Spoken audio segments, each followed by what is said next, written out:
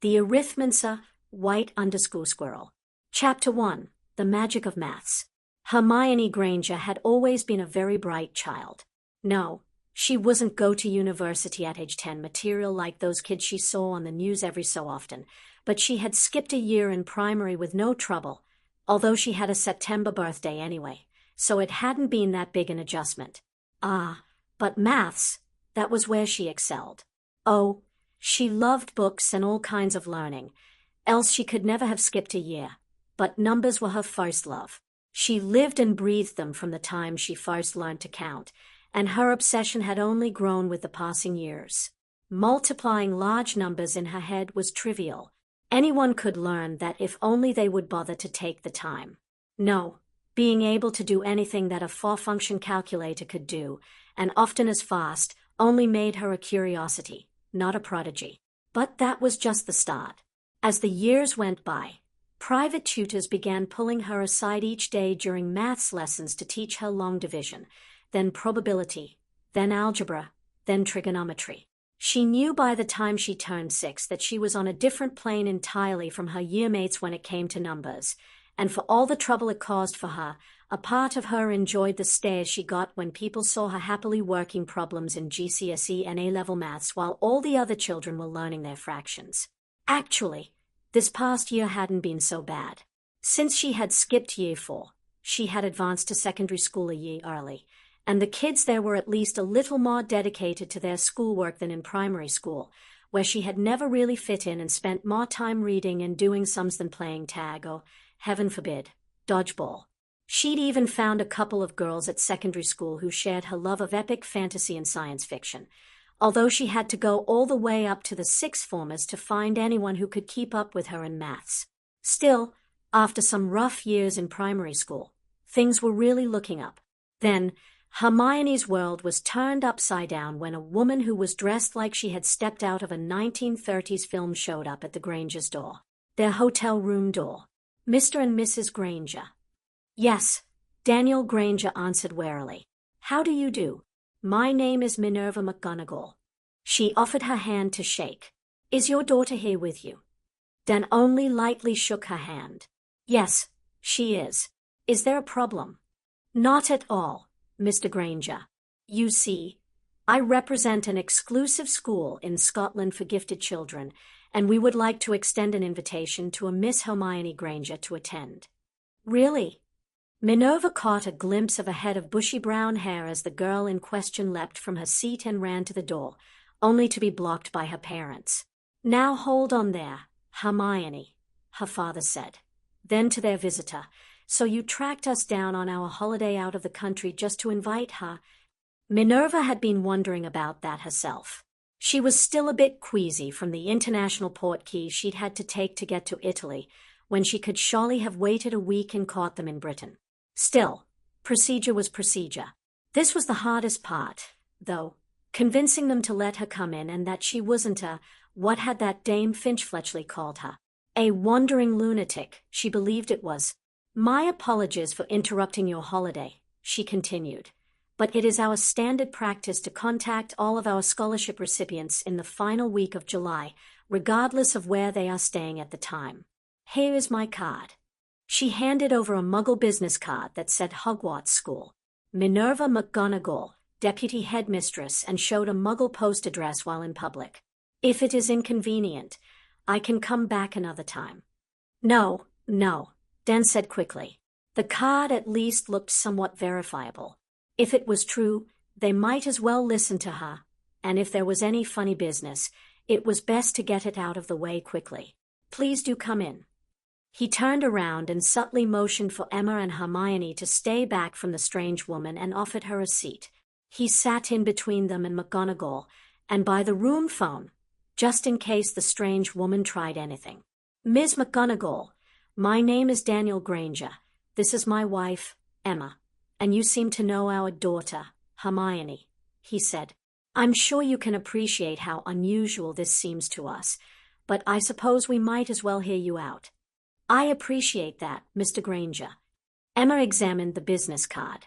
I don't think I've ever heard of a Hogwarts school, Miss McGonagall, she said. Do you have any actual documentation with you? I do, Mrs. Granger, Minerva answered. You would not have heard of it before because the full name of the school is Hogwarts School of Witchcraft and Wizardry.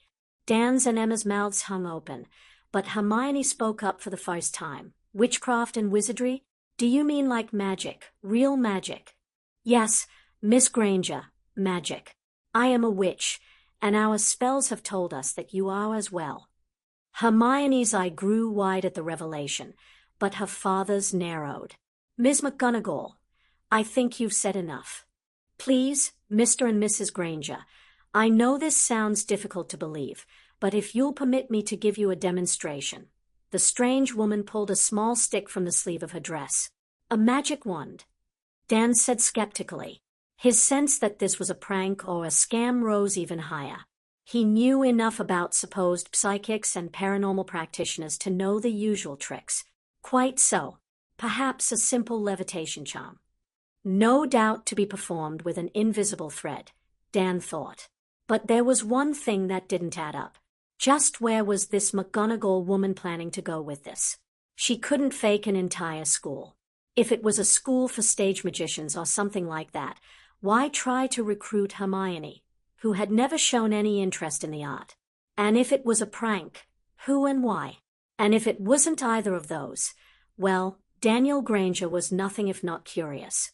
Hermione hadn't got it all from her mother.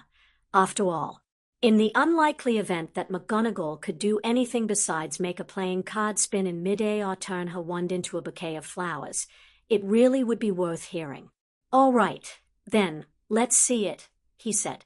McGonagall waved her stick and muttered something in what sounded like dog Latin, and then the coffee table in middle of them rose into the air. Holy! Dan fell right out of his chair. That was a lot more than a playing card. Emma paled at the sight, and Hermione gasped in surprise. He ran his hands all around the table, over and under, looking for wires or invisible supports. But how? As I said, Mr. Granger, magic. The table spun around twice in the air and then settled back down to the floor. Wow, Hermione said. Magic, Emma stammered. Magic, so, Hogwarts School of Witchcraft and Wizardry, you said. Emma stammered. That's right, McGonagall answered. I am deputy headmistress of the school as well as professor of transfiguration. Transfiguration? Hermione asked. Spells to change one thing into another. For example, she touched her wand to the coffee table and muttered another incantation. The table turned into a large tortoise. Dan very nearly fell off his chair again. That was definitely no trick. He pinched himself. Not dreaming, either. Hermione actually applauded the sight. Once McGonagall restored the coffee table, Emma said, So you're saying Hermione can do those things, too? She will be able to, with appropriate training, of course. That was a very advanced spell.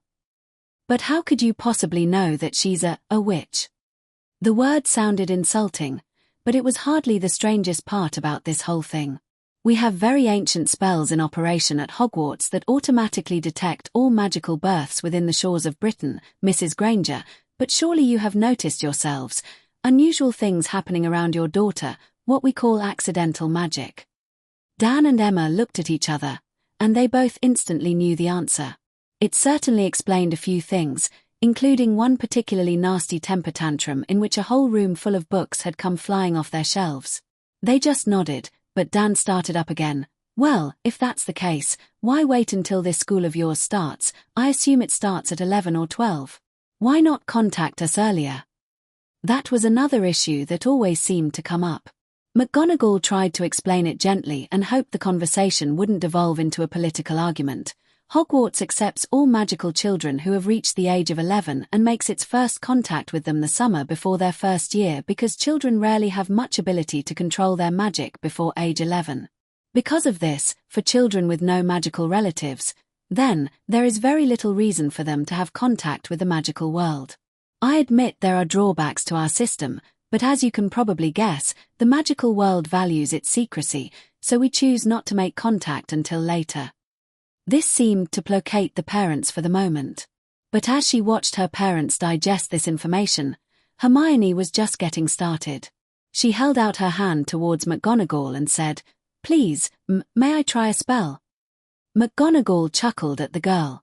That particular question was surprisingly rare, even from Muggleborns. "No, I'm afraid not, Miss Granger," she said. "A wand must be specifically suited to your own innate magic, or you will find it very difficult to use, especially at your age. You will need to purchase your own wand before the term begins. However, I can give you your official Hogwarts acceptance letter." She pulled an envelope out of her handbag and levitated it over to the girl. Hermione was almost entranced by the old-fashioned envelope. It was made of parchment, she noted, and addressed with flowing script in emerald green ink. She took it in hand gingerly and read the front aloud. "Miss H. Granger, the smaller bedroom, suite 405, Hotel San Zulian, Venice, Italy." Dan shot to his feet. "How did you know what room our daughter was sleeping in?" Minerva sighed. This was happening more and more every year. Perhaps it was time to change the addressing spells. "I did not know, Mr. Granger," she said. "The letters are addressed automatically. So you can just automatically find anyone wherever they are." "For the most part, yes. There are ways of concealing one's movements when they are called for, but that's hardly the concern of a student. In any case, tracking charms like that are strictly regulated." Grumbling, but mollified for the moment, Dan sat back down. Hermione broke the ornate wax seal and slid the letter out of the envelope. She read, "Hogwarts School of Witchcraft and Wizardry Headmaster, Albus Dumbledore, Order of Merlin, First Class, Grand Sork, Seth Warlock, Supreme Mugwump, International Confed of Wizards. Dear Miss Granger, we are pleased to inform you that you have been accepted at Hogwarts School of Witchcraft and Wizardry. Please find enclosed a list of all necessary books and equipment. Term begins on the 1st of September. There will be an orientation for incoming students of non-magical parents held at 9 a.m. on the 27th of July at Platform 10, King's Cross Station, London, at which time you will be able to submit your enrollment forms. Yours sincerely, Minerva McGonagall, Deputy Headmistress. Your orientation is in a train station." Emma asked. "That is the beginning of the orientation, Mrs. Granger. The itinerary will include a tour of important magical sites in London, as well as time to purchase school supplies." McGonagall dug into her handbag again, raising eyebrows when her hand dove in deeper than the size of the bag, and pulled out a large brochure. "I have some basic literature on Hogwarts here for you. Classes offered, extracurricular activities, profiles of the professors, and so forth." "That's very helpful, thank you. Do witches actually wear pointed hats?"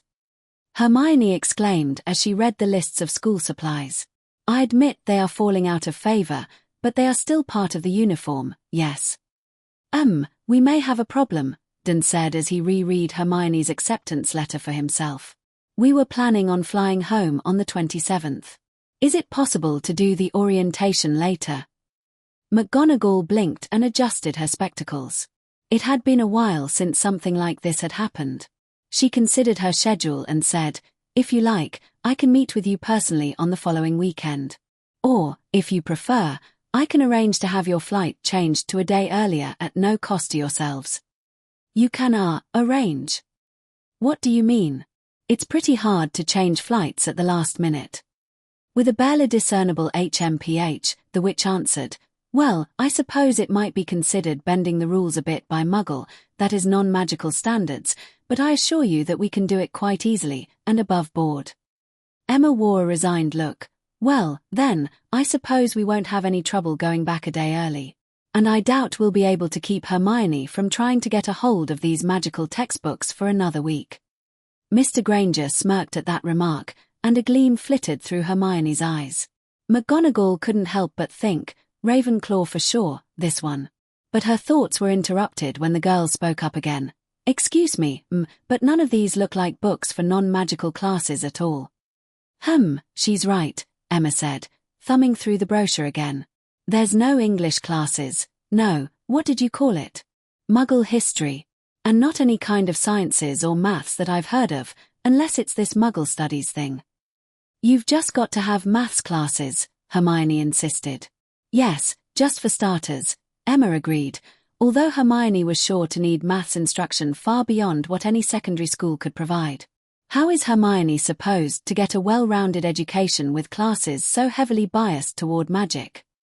She wondered to herself how she had got to the point of stringing those words together. McGonagall held up a hand to stem the tide of questions. This was a common question, though not one to which she had an ideal answer. Now, then, it's not quite as bad as it may look just from the course listings. Most of our classes have an essay component that is graded on language as well as content, so English is certainly not neglected.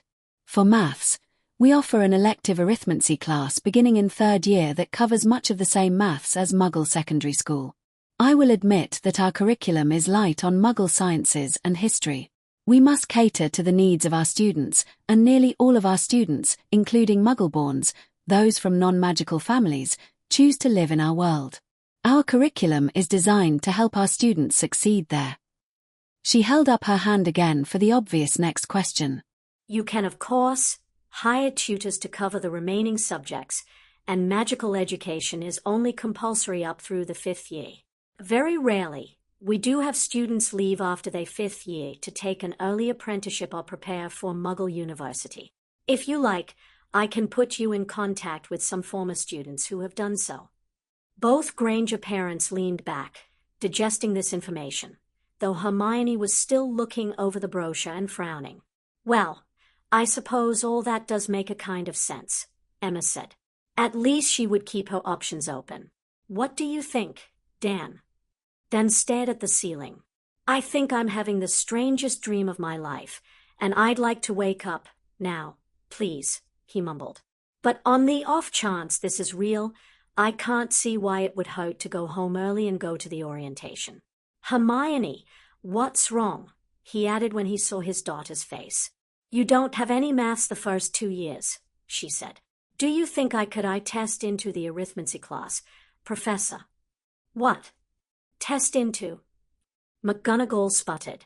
Well, that would be highly irregular, and I'm afraid that few students could do well in that class at your age, even clearly gifted ones like yourself. Oh, you haven't seen our Hermione around numbers yet, Professor McGonagall, Emma defended her daughter. I could show you what I've been working on, the girl said, and before McGonagall could protest, she had disappeared in a flurry of brown hair and soon returned with a large book that she opened to a spot a little ways in and presented to her. This is what Mr. Andrews has been teaching me this summer. I haven't got that far yet, though. I've only got up through differentiation of rational functions. McGonagall's eyes narrowed in confusion, then slowly grew to the size of saucers as she began to thumb through the book. It was a Muggle textbook, yes, but this was the kind of maths used in NEWT level arithmancy, and in much more detail. McGonagall had forgotten most of it, and she wondered if even Professor Vector knew all of it. My goodness, you can really do this kind of work. Of course.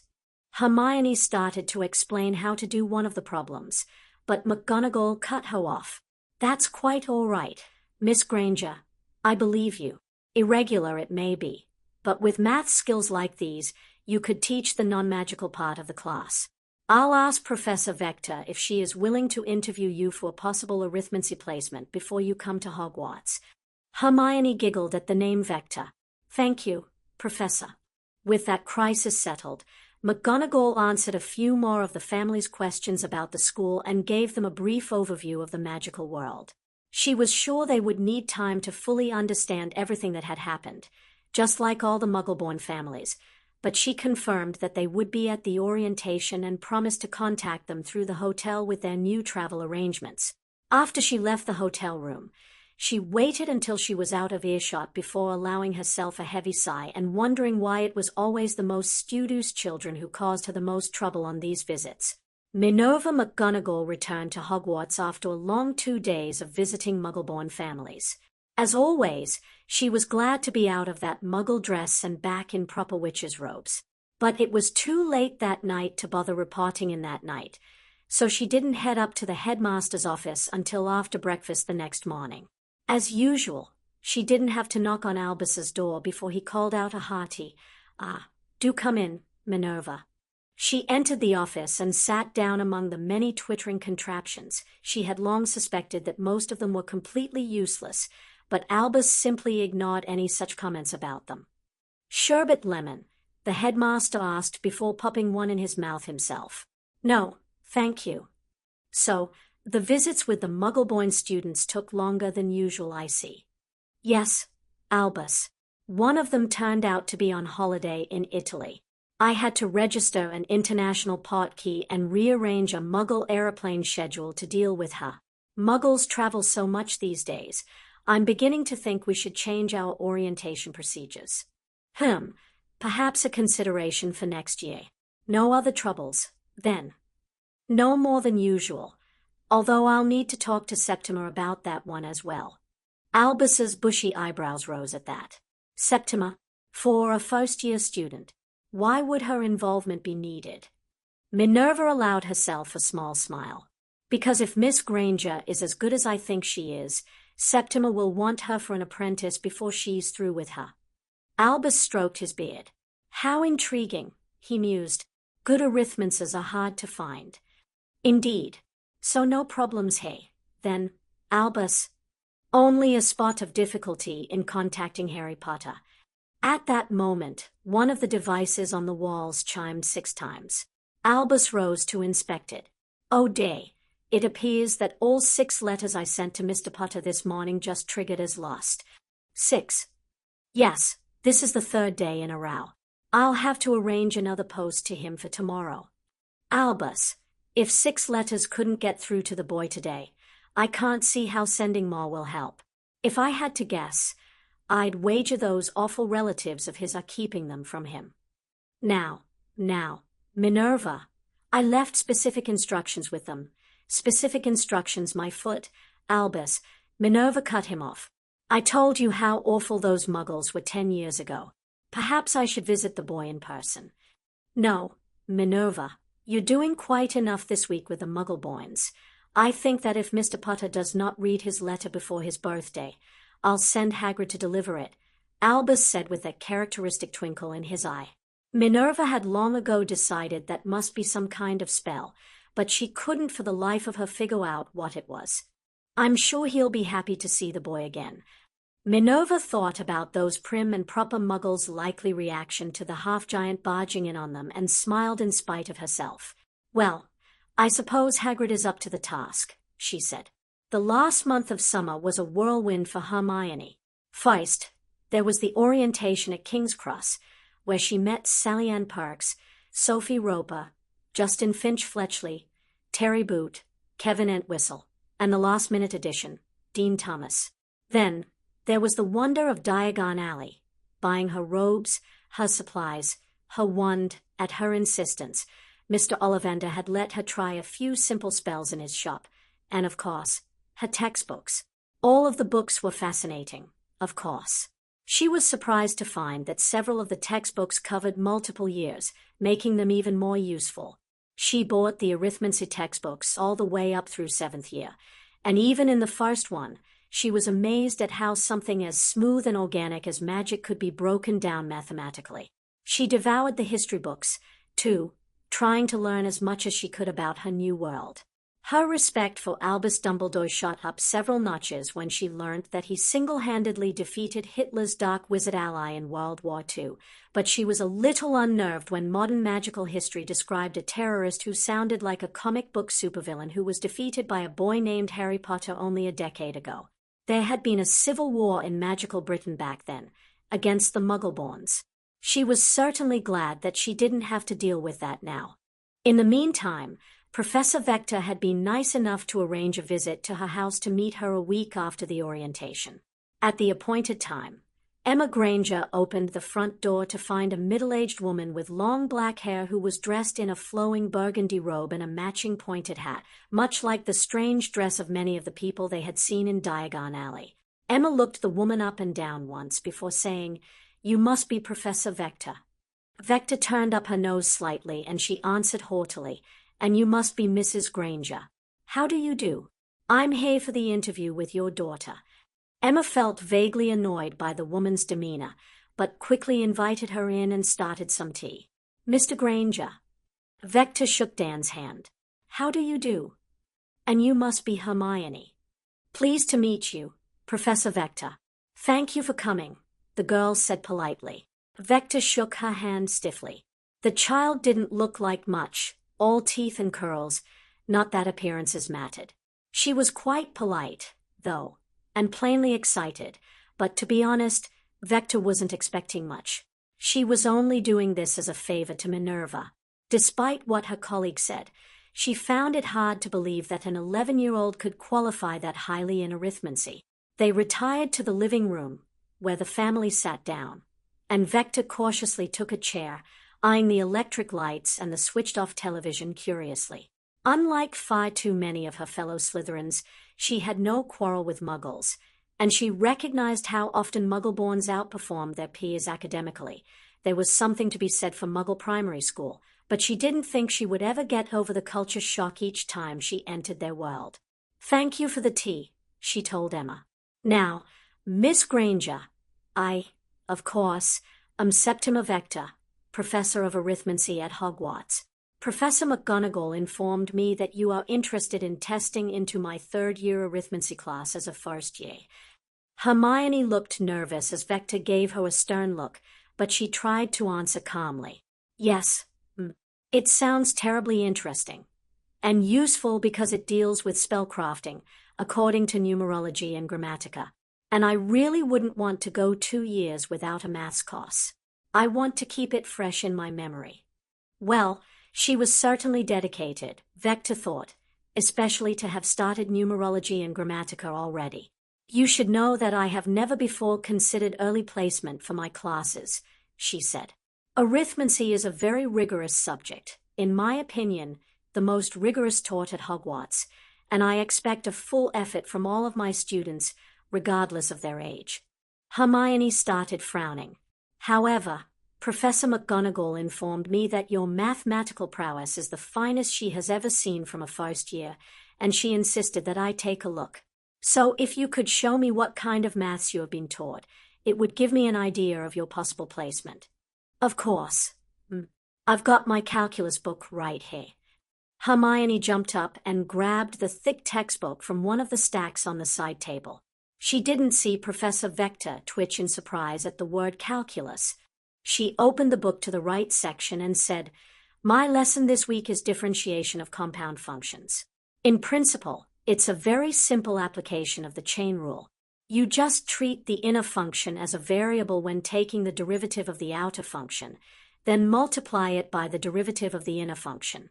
Of course, with more complex functions, it can be very complicated. Miss Granger, Vector cut off the enthusiastic child.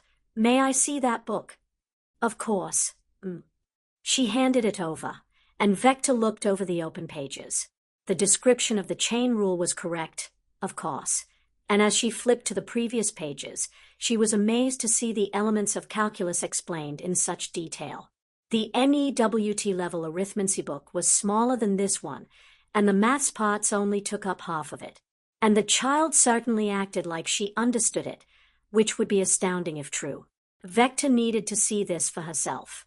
Miss Granger, if I gave you an equation based on this material, would you be able to solve it for me? Yes, she nodded emphatically. Very well. Do you have any parchment?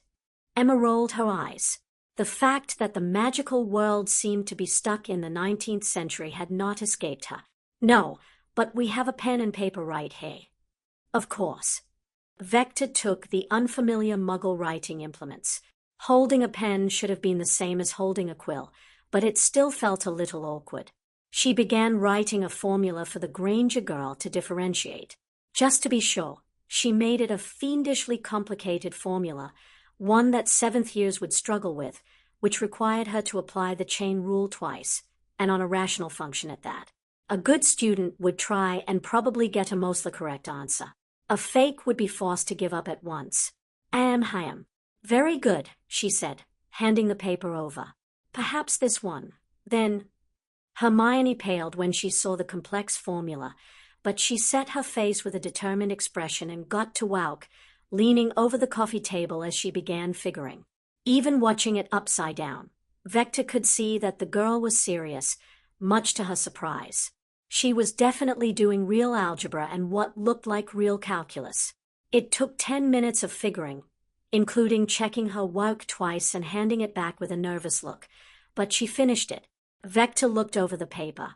In neatly written letters, Hermione had shown her work in great detail.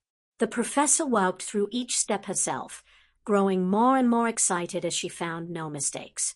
As she reached the end, she felt faint as her haughty, skeptical facade crumbled, and she was forced to conclude that the answer was correct.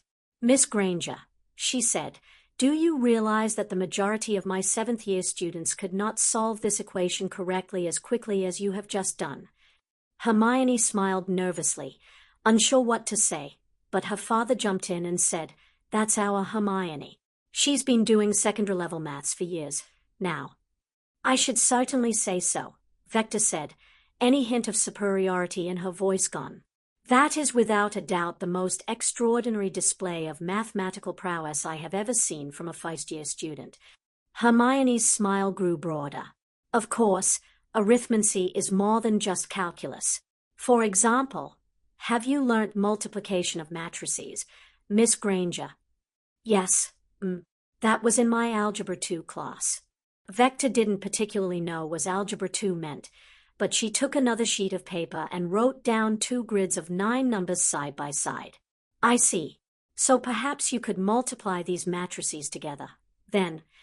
"Yes, Hermione took the paper and started figuring.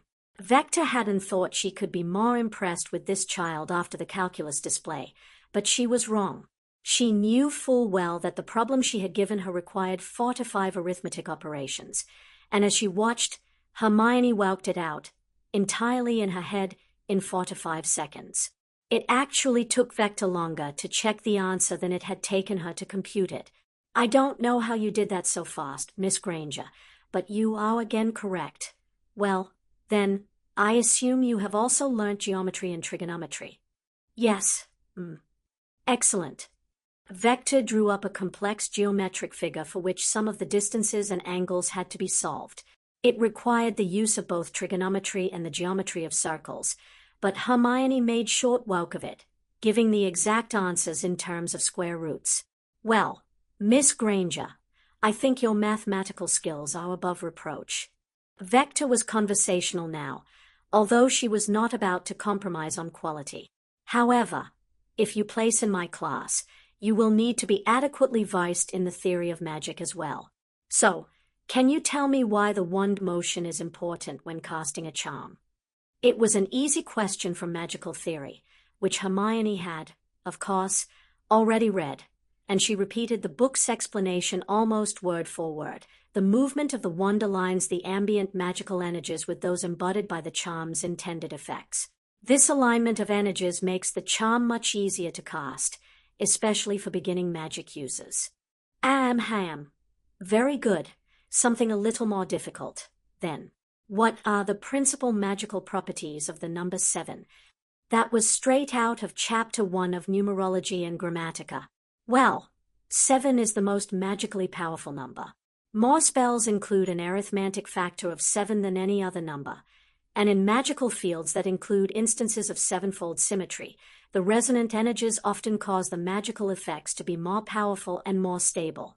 Numerologically, arranging objects in groups of 7 can. That's enough, Miss Granger. Thank you. It's clear that you have read the course books very thoroughly. The important thing is that you can apply what you have learnt.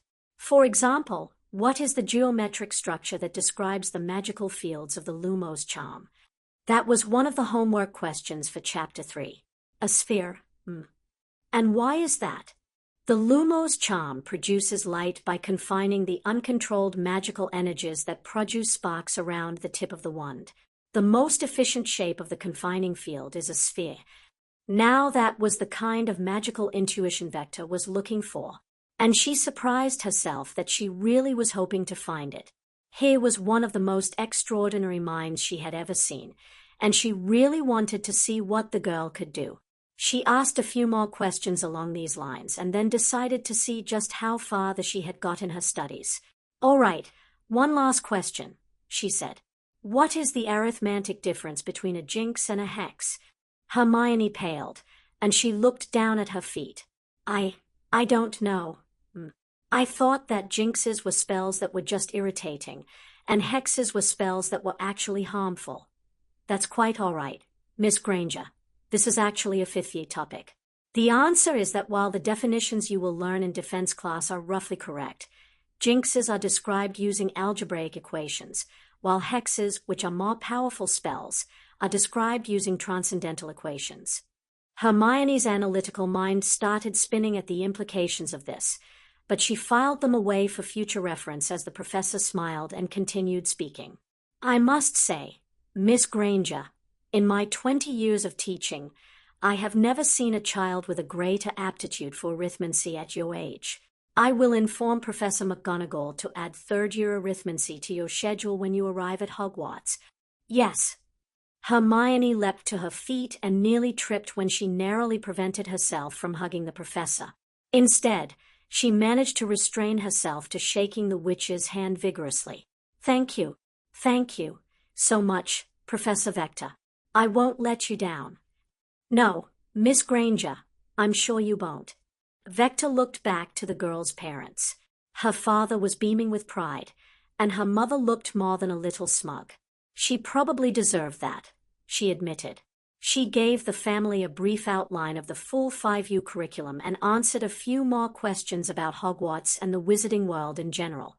She noted that Emma was quick to ask about career prospects, but of course she could say they were quite diverse for a skilled arithmancer. As a bit of a courtesy and a suddenly renewed curiosity, Vector asked a few questions about the Muggle world, and in particular, what they used their advanced maths for. While she only understood about half of their answers, that half was impressive. The applications to Muggle sciences were amazing, like that mission of sending people to the moon that Professor Sinistra always raved about. Equally impressive was Hermione's knowledge of these endeavors, even if they weren't up to her level in pure maths.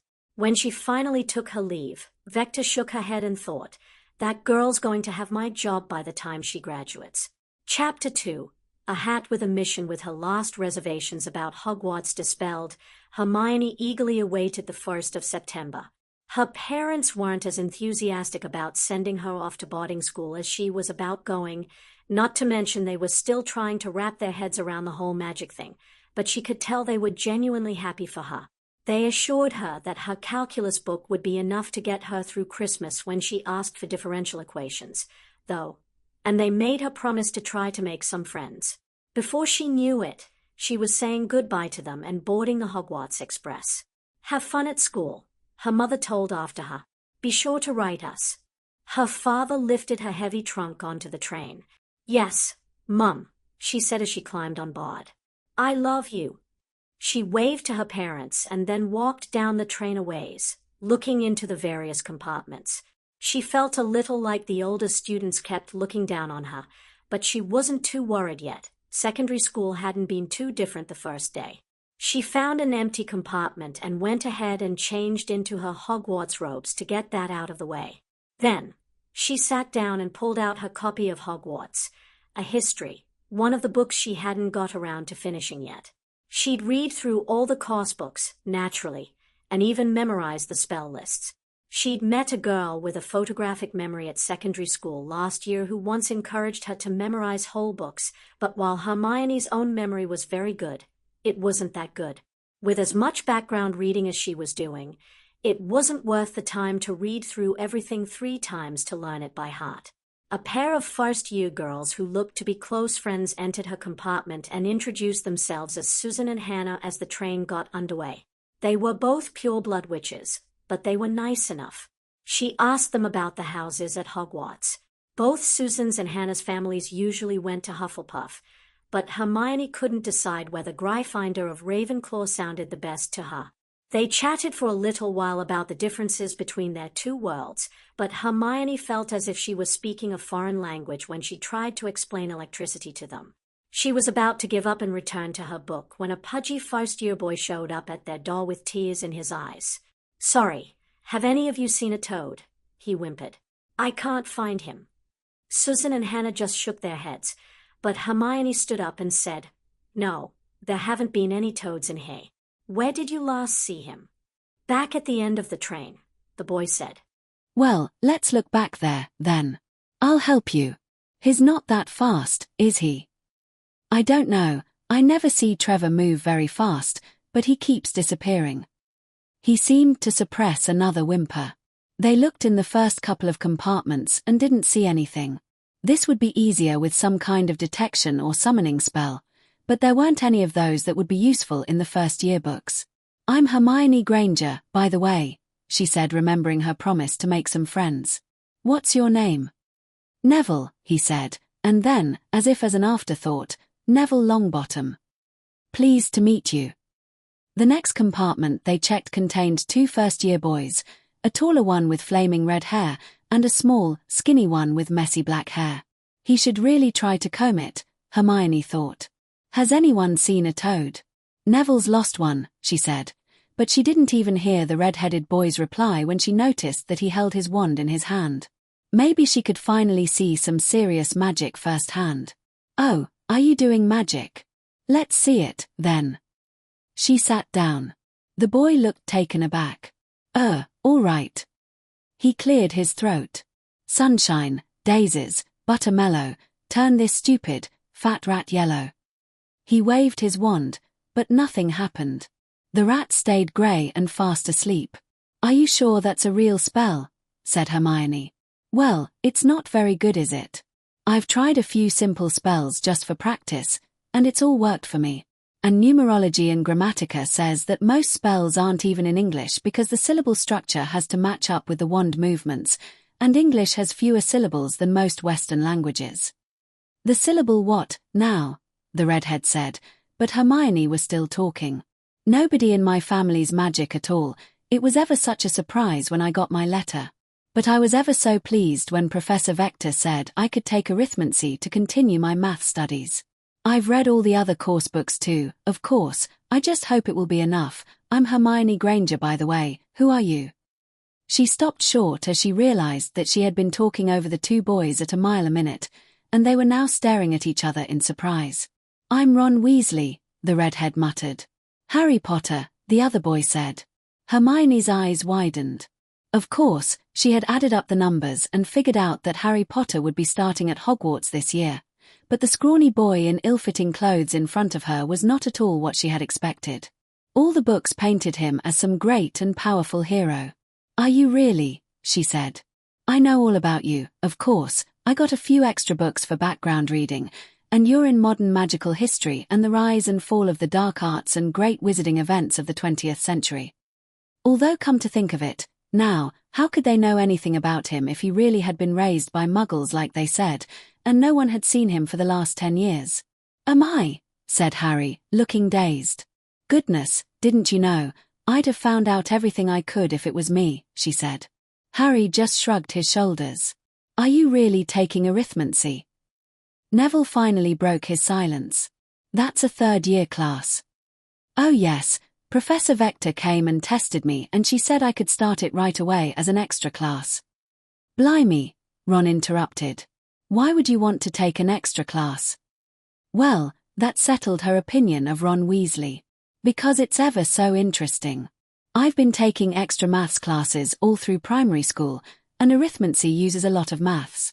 And in the 5th-year class, we even get to invent our own spells. Anyway, we'd better try to find Neville's toad before we arrive. I expect we'll be there soon. The 2 of them went on to the next compartment. Do you know what house you'll be in, Neville? She asked. Probably Hufflepuff, he said sadly. But my gran wants me to be in Gryffindor like my dad. A couple of compartments later, they finally found his toad, and the boy shook her hand and thanked her profusely. That problem solved, Hermione began wonder how much longer it would be. It was getting dark outside. Well, nothing for it, she thought. She worked her way to the very front of the train, past the first car that held the prefects who were not on patrol. She made sure to memorize as many of their faces as she could in case she needed help later, until she reached the conductor. Excuse me, sir, she called to him. Could you tell me when we'll arrive? Aye, we're almost there, lass, the conductor said. About 20 more minutes, We'll be at Hogsmeade Station. Thank you. She hurried back to her compartment to get her luggage, but as she approached, she heard a commotion. There was shouting coming from a few cabins down. As she approached the cabin, the one she recognized as containing Harry Potter, a prefect came from the other direction, and suddenly the door burst open. A smarmy-looking blonde boy and two larger, tough boys came storming out towards her down the hall. They pushed past her roughly with the prefect following close behind, shouting at them. How childish, she thought. She ducked into the cabin to escape the chaos only to find it again on the inside. The two boys' piles of sweets were scattered all over the floor, and Ron Weasley was picking up his pet rat by the tail. What has been going on? She said. And why are you hurting your poor rat? He won't feel it. Those gits knocked him out, Ron said, examining the rat closely. No, wait, I don't believe it. He's gone to sleep again. He set the rat back on the seat. So you've met Malfoy before, he said to Harry. Malfoy? Hermione said. Is he one of those boys that— Yeah, the little blonde ponce, Harry said with surprising annoyance. I ran into him when I was getting my robes in Diagon Alley.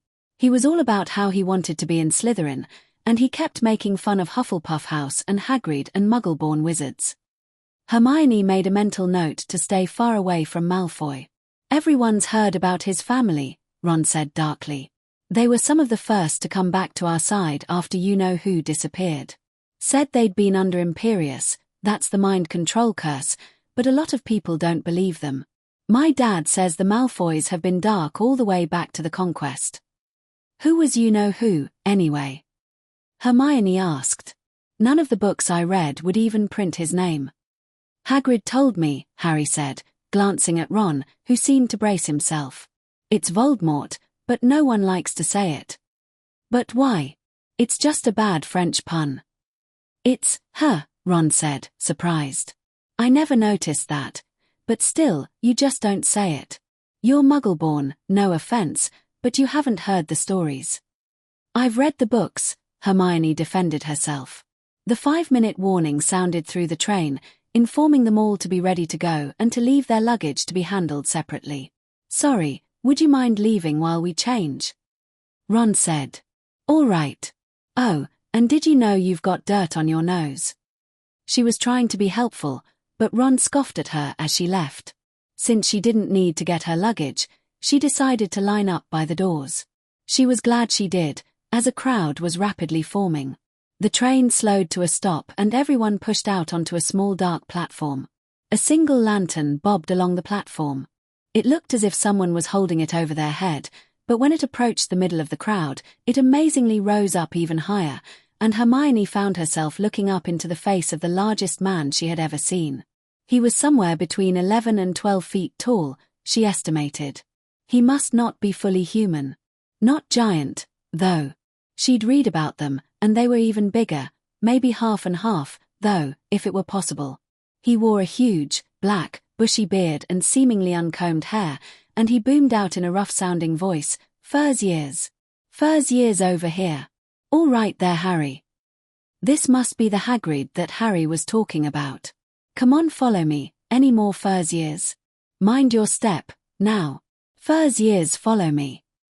Hagrid led them down a steep, narrow path that appeared to be cut through a forest. Hermione thought they ought to put in handrails or stairs or something to navigate it in this darkness. She couldn't see any of the grounds from here, but then the path opened onto the edge of a loch, the water blacker than pitch under the starry sky. Beyond the loch was a high mountain atop which sat Hogwarts Castle, its windows glittering against the backdrop of stars. Even Hermione couldn't help wooing at the beauty of the castle with the other students. She had read all about it on the train, and it was not too different from how she had pictured it, with its many turrets and towers, but it was huge, 7 stories tall, and the highest towers had to be over 200 feet, taller than any Muggle castle she'd ever heard of. Some of the architectural features she was certain could only be supported with magic. She barely noticed as she found herself in a little boat with Neville, Ron, and Harry, being entirely focused on the castle as it loomed higher and higher and drew closer and closer. The lake was as smooth as glass. The many boats barely made the slightest ripple. That must be part of the magic, too, she realized, and her mind blossomed with the possibilities for using magic to enhance the beauty of nature on such a grand scale. Trevor! Where's he gone, now? Neville cried, looking around the boat for his toad. Heads down! Hagrid ordered. They all ducked as they reached the entrance to a cave and passed through a curtain of ivy. They were in a long dark tunnel, but Hermione thought she saw glints of light off the wall. She let her eyes adjust and saw angular shapes. Crystals. They were in a crystal cave that would have to be incomparably stunning if it were lit properly, but the wizards seemed to be all but ignoring it. They sailed far enough in that they must be underneath the castle when they reached a small underground harbour. The harbour was lit by a few torches, but they still only gave a haunting hint of the splendour of the walls of quartz surrounding them, though she supposed that, lit as if by starlight in the flickering flames, it had a kind of subdued beauty all its own. She saw a large staircase rising from one side of the harbour and another dark tunnel extending directly forward. The first years clambered out of the boats onto rocks and pebbles and little bits of quartz. Hermione discreetly picked up a few of them and put them in her pocket to look at later. She had an odd feeling about them. Hagrid, she noted, found Neville's toad again, not in their own boat, but in a different one. Hagrid was about to lead them up the stairway, when Hermione stepped forward and pointed down the dark tunnel. "Please, Mr. Hagrid, where does that go?" "That? Oh, that goes to the foundation stones of the castle, of course," the huge man said, as if that explained everything. She added it to her mental list of things to look up in the library when she had the time.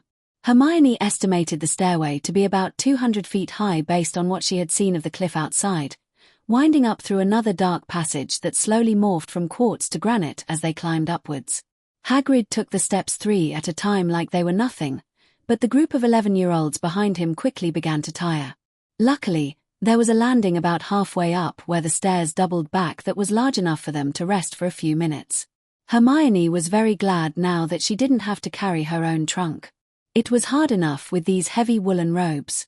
The stairs came out in a small, grassy courtyard just at the edge of the cliff. If Hermione's sense of direction hadn't failed her, the dark tunnel to the foundation stones must have ended up under the largest tower. The students staggered out into the open and up to the great oaken front doors. Even Hagrid looked small against those doors, but he still made plenty of noise when he raised a fist the size of a bowling ball and pounded on them 3 times. The doors swung open in a rush, revealing Professor McGonagall. Hermione sighed with relief when she saw the familiar witch standing in the entranceway wearing an elegant emerald green robe. The first years followed her inside, their footsteps echoing in the enormous entrance hall. The sheer scale of the place was incredible.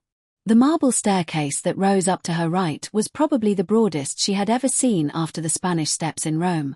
She could hear a drone of hundreds of voices somewhere up ahead, but Professor McGonagall first led them into a small annex near the doors in order to explain the sorting, the houses, and the house cup. This was probably a review for most people whose parents had gone to Hogwarts or who had read the brochures, but it was good to remember. "How exactly do they sort us into houses?" Harry asked Ron. "Some sort of test, I think." Fred said it hurts a lot, but I think he was joking. A test? Hermione thought. That seemed unlikely since they all knew little to no magic. And it didn't seem like the houses were ranked like a test would do. And they certainly wouldn't hurt the students to sort them. Would they? All the other first years looked very nervous, and Hermione was finding it was contagious. She guessed it was some kind of tradition not to tell the first years how the sorting was done, a tradition she was approving of less with each passing moment. She whispered the spell lists she had memorized to herself to calm her nerves, but this only made the others around her more nervous. Then she screamed. She felt embarrassed at once, as she had read about the Hogwarts ghosts that afternoon, but it was still jarring to see pale, transparent spirits floating out of the wall and gliding on toward the feast. Dead people. That was going to be hard to get used to. At least she wasn't the only one who screamed. Harry had leapt about a foot in the air. And yet, what a wealth of knowledge. Some of them had lived centuries ago. Between the ghosts and the magical portraits she had read about, there was probably more history to be told than was contained in the library. McGonagall soon returned and led them out of the annex and across to the double doors of the Great Hall. Hermione had been waiting to see this most of all, and she wasn't disappointed. It was easily the most magical place she had yet seen, and her anxiety at the impending sorting was momentarily forgotten as she took in its splendor. The long wooden tables were impossibly luxurious, with golden, or at least gold-plated, plates and goblets. The professors were lined up at another long table at the head of the hall, and at the center, the most powerful wizard in the world, Albus Dumbledore himself, sat on a golden throne. Above the tables, floating candles filled the hall from just over the students' heads to the ceiling, a little over 9,000, at a quick estimate, filling the hall with a warm, homey sort of light. They flickered as the ghosts floated through them, seemingly oblivious. The ceiling itself was velvety black and dotted with stars just visible through the candles.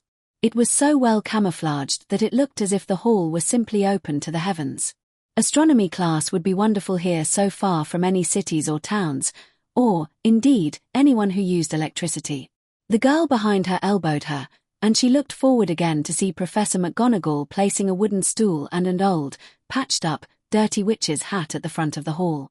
There was complete silence, and she wondered how a hat could be part of the sorting when a seam on the hat ripped open and it began to sing. The Hogwarts sorting hat's musical skills left much to be desired. Hermione actually winced at the loyal toil rhyme. But when the song ended, the hall burst into applause. She politely clapped along. Then McGonagall called the roll. Hannah and Susan went first, back to back. Sure enough, they both went to Hufflepuff. Hermione admired the brilliant simplicity of the sorting process, even if she was a little unnerved by the idea that a hat could read her mind. Seriously, there's nothing hidden in your head the sorting hat can't see, sounded kind of creepy. Seamus Finnegan went to Gryffindor. After the hat sat on his head for nearly a minute, and Hermione's apprehension grew again. What if the hat couldn't sort her? What if the hat threw her into Slytherin, where all the unsavory characters seemed to be going? She barely noticed as Anthony Goldstein went to Ravenclaw, and Gregory Goyle was almost instantly sent to Slytherin. Granger, Hermione, McGonagall called. She ran to the podium, mainly because she was so tense that her only other option was to turn on her heels and run away.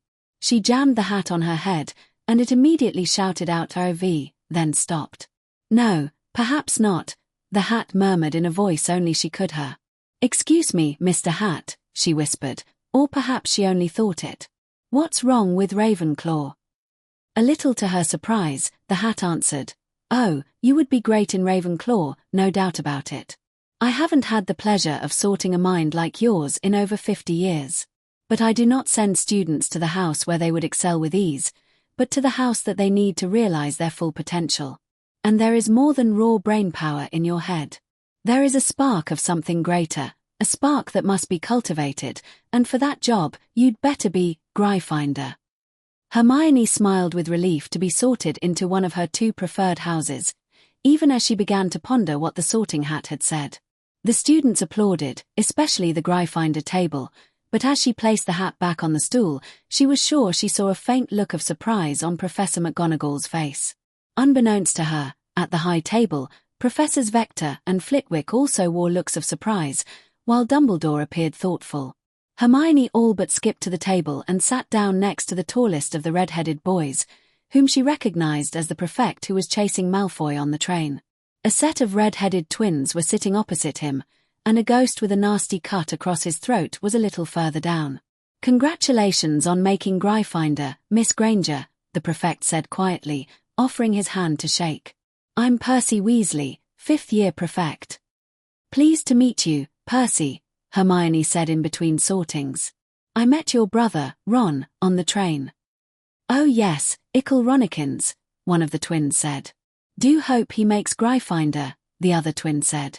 "Can't imagine what would happen if he were in Slytherin. The green would clash horribly with his hair.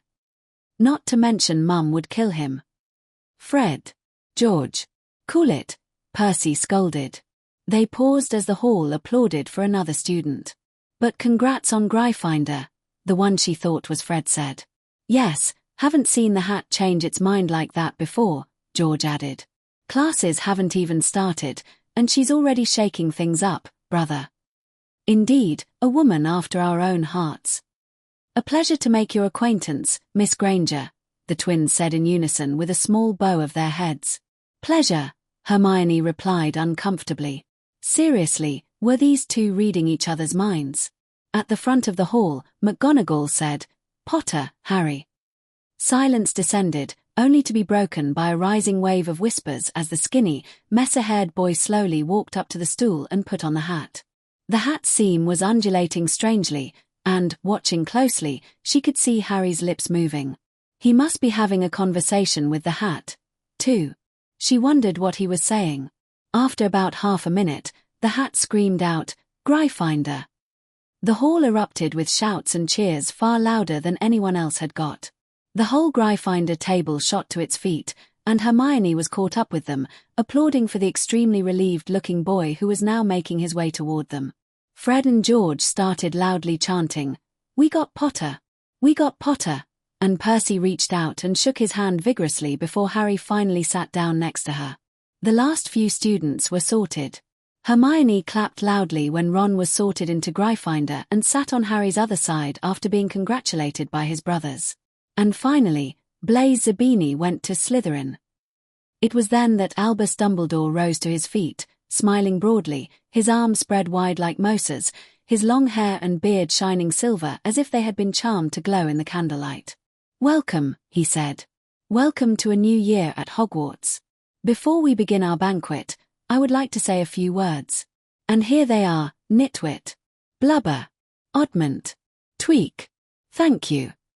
Hermione sat still, her eyes wide. This was the greatest wizard alive. The chief warlock, supreme mugwump, and defeater of Grindelwald.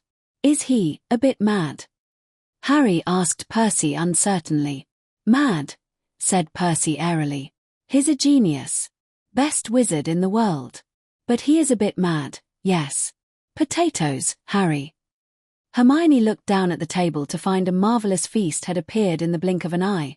7 kinds of meat, piles of vegetables, ketchup, gravy, and peppermint humbugs. Not her first choice, but still, the rest of it looked delicious, and it most certainly was, until she took a sip out of her goblet. Ooh, she said, screwing up her face. What is this stuff? Pumpkin juice, Percy said lightly. Pumpkin juice.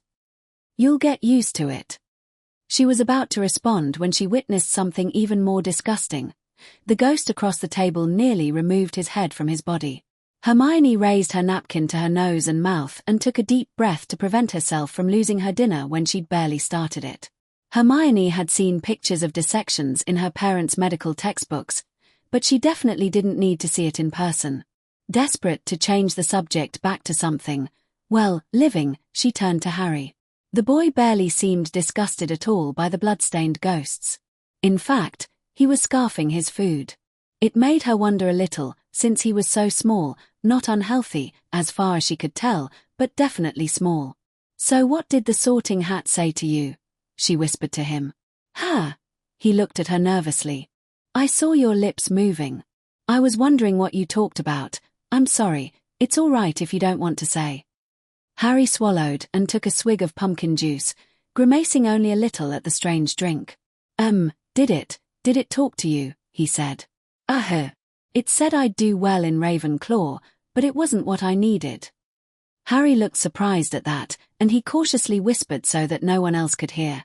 It said I'd do well in Slytherin, but I asked it not to put me there. You can do that. Well, I think if you didn't want to go there, it probably wasn't right for you, anyway.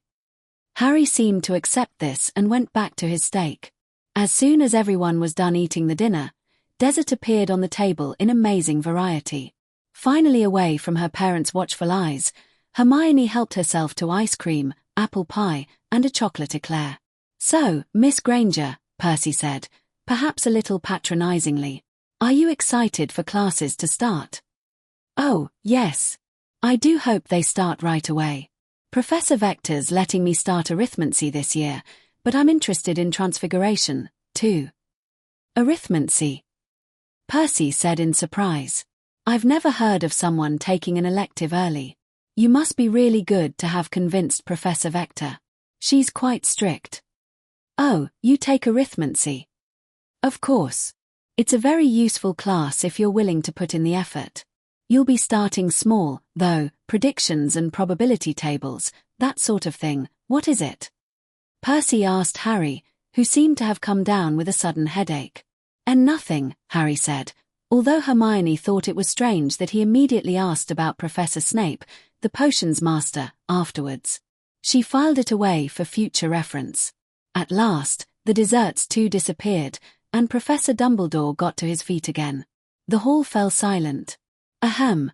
Just a few more words now that we are all fed and watered. I have a few start-of-term notices to give you. First years should note that the forest on the grounds is forbidden to all pupils. And a few of our older students would do well to remember that as well." Dumbledore's twinkling eyes flashed in the direction of the Weasley twins. Hermione decided that she should definitely be careful around those two. "I have also been asked by Mr. Filch, the caretaker, to remind you all that no magic should be used between classes in the corridors." Good to know, she thought. Quidditch trials will be held in the second week of the term. Anyone interested in playing for their house teams should contact Madam Hooch. And finally, I must tell you that this year, the third-floor corridor on the right-hand side is out of bounds to everyone who does not wish to die a very painful death. What?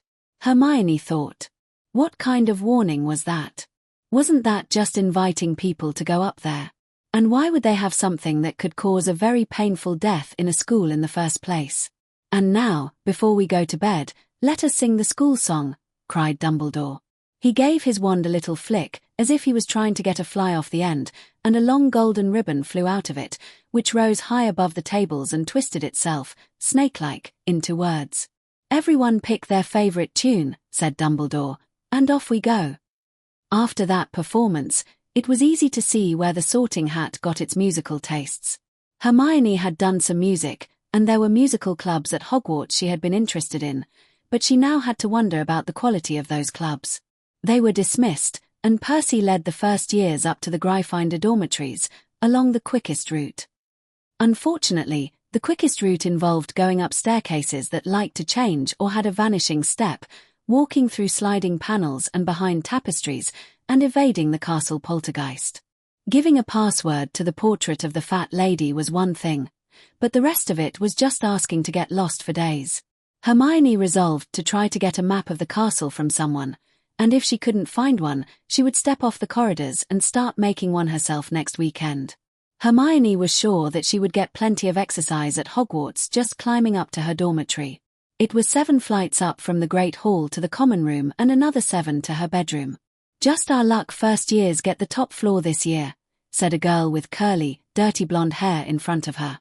"I know, I can't believe they expect us to climb up and down these things every day," said one of the Pottle twins. Parvati, she was pretty sure.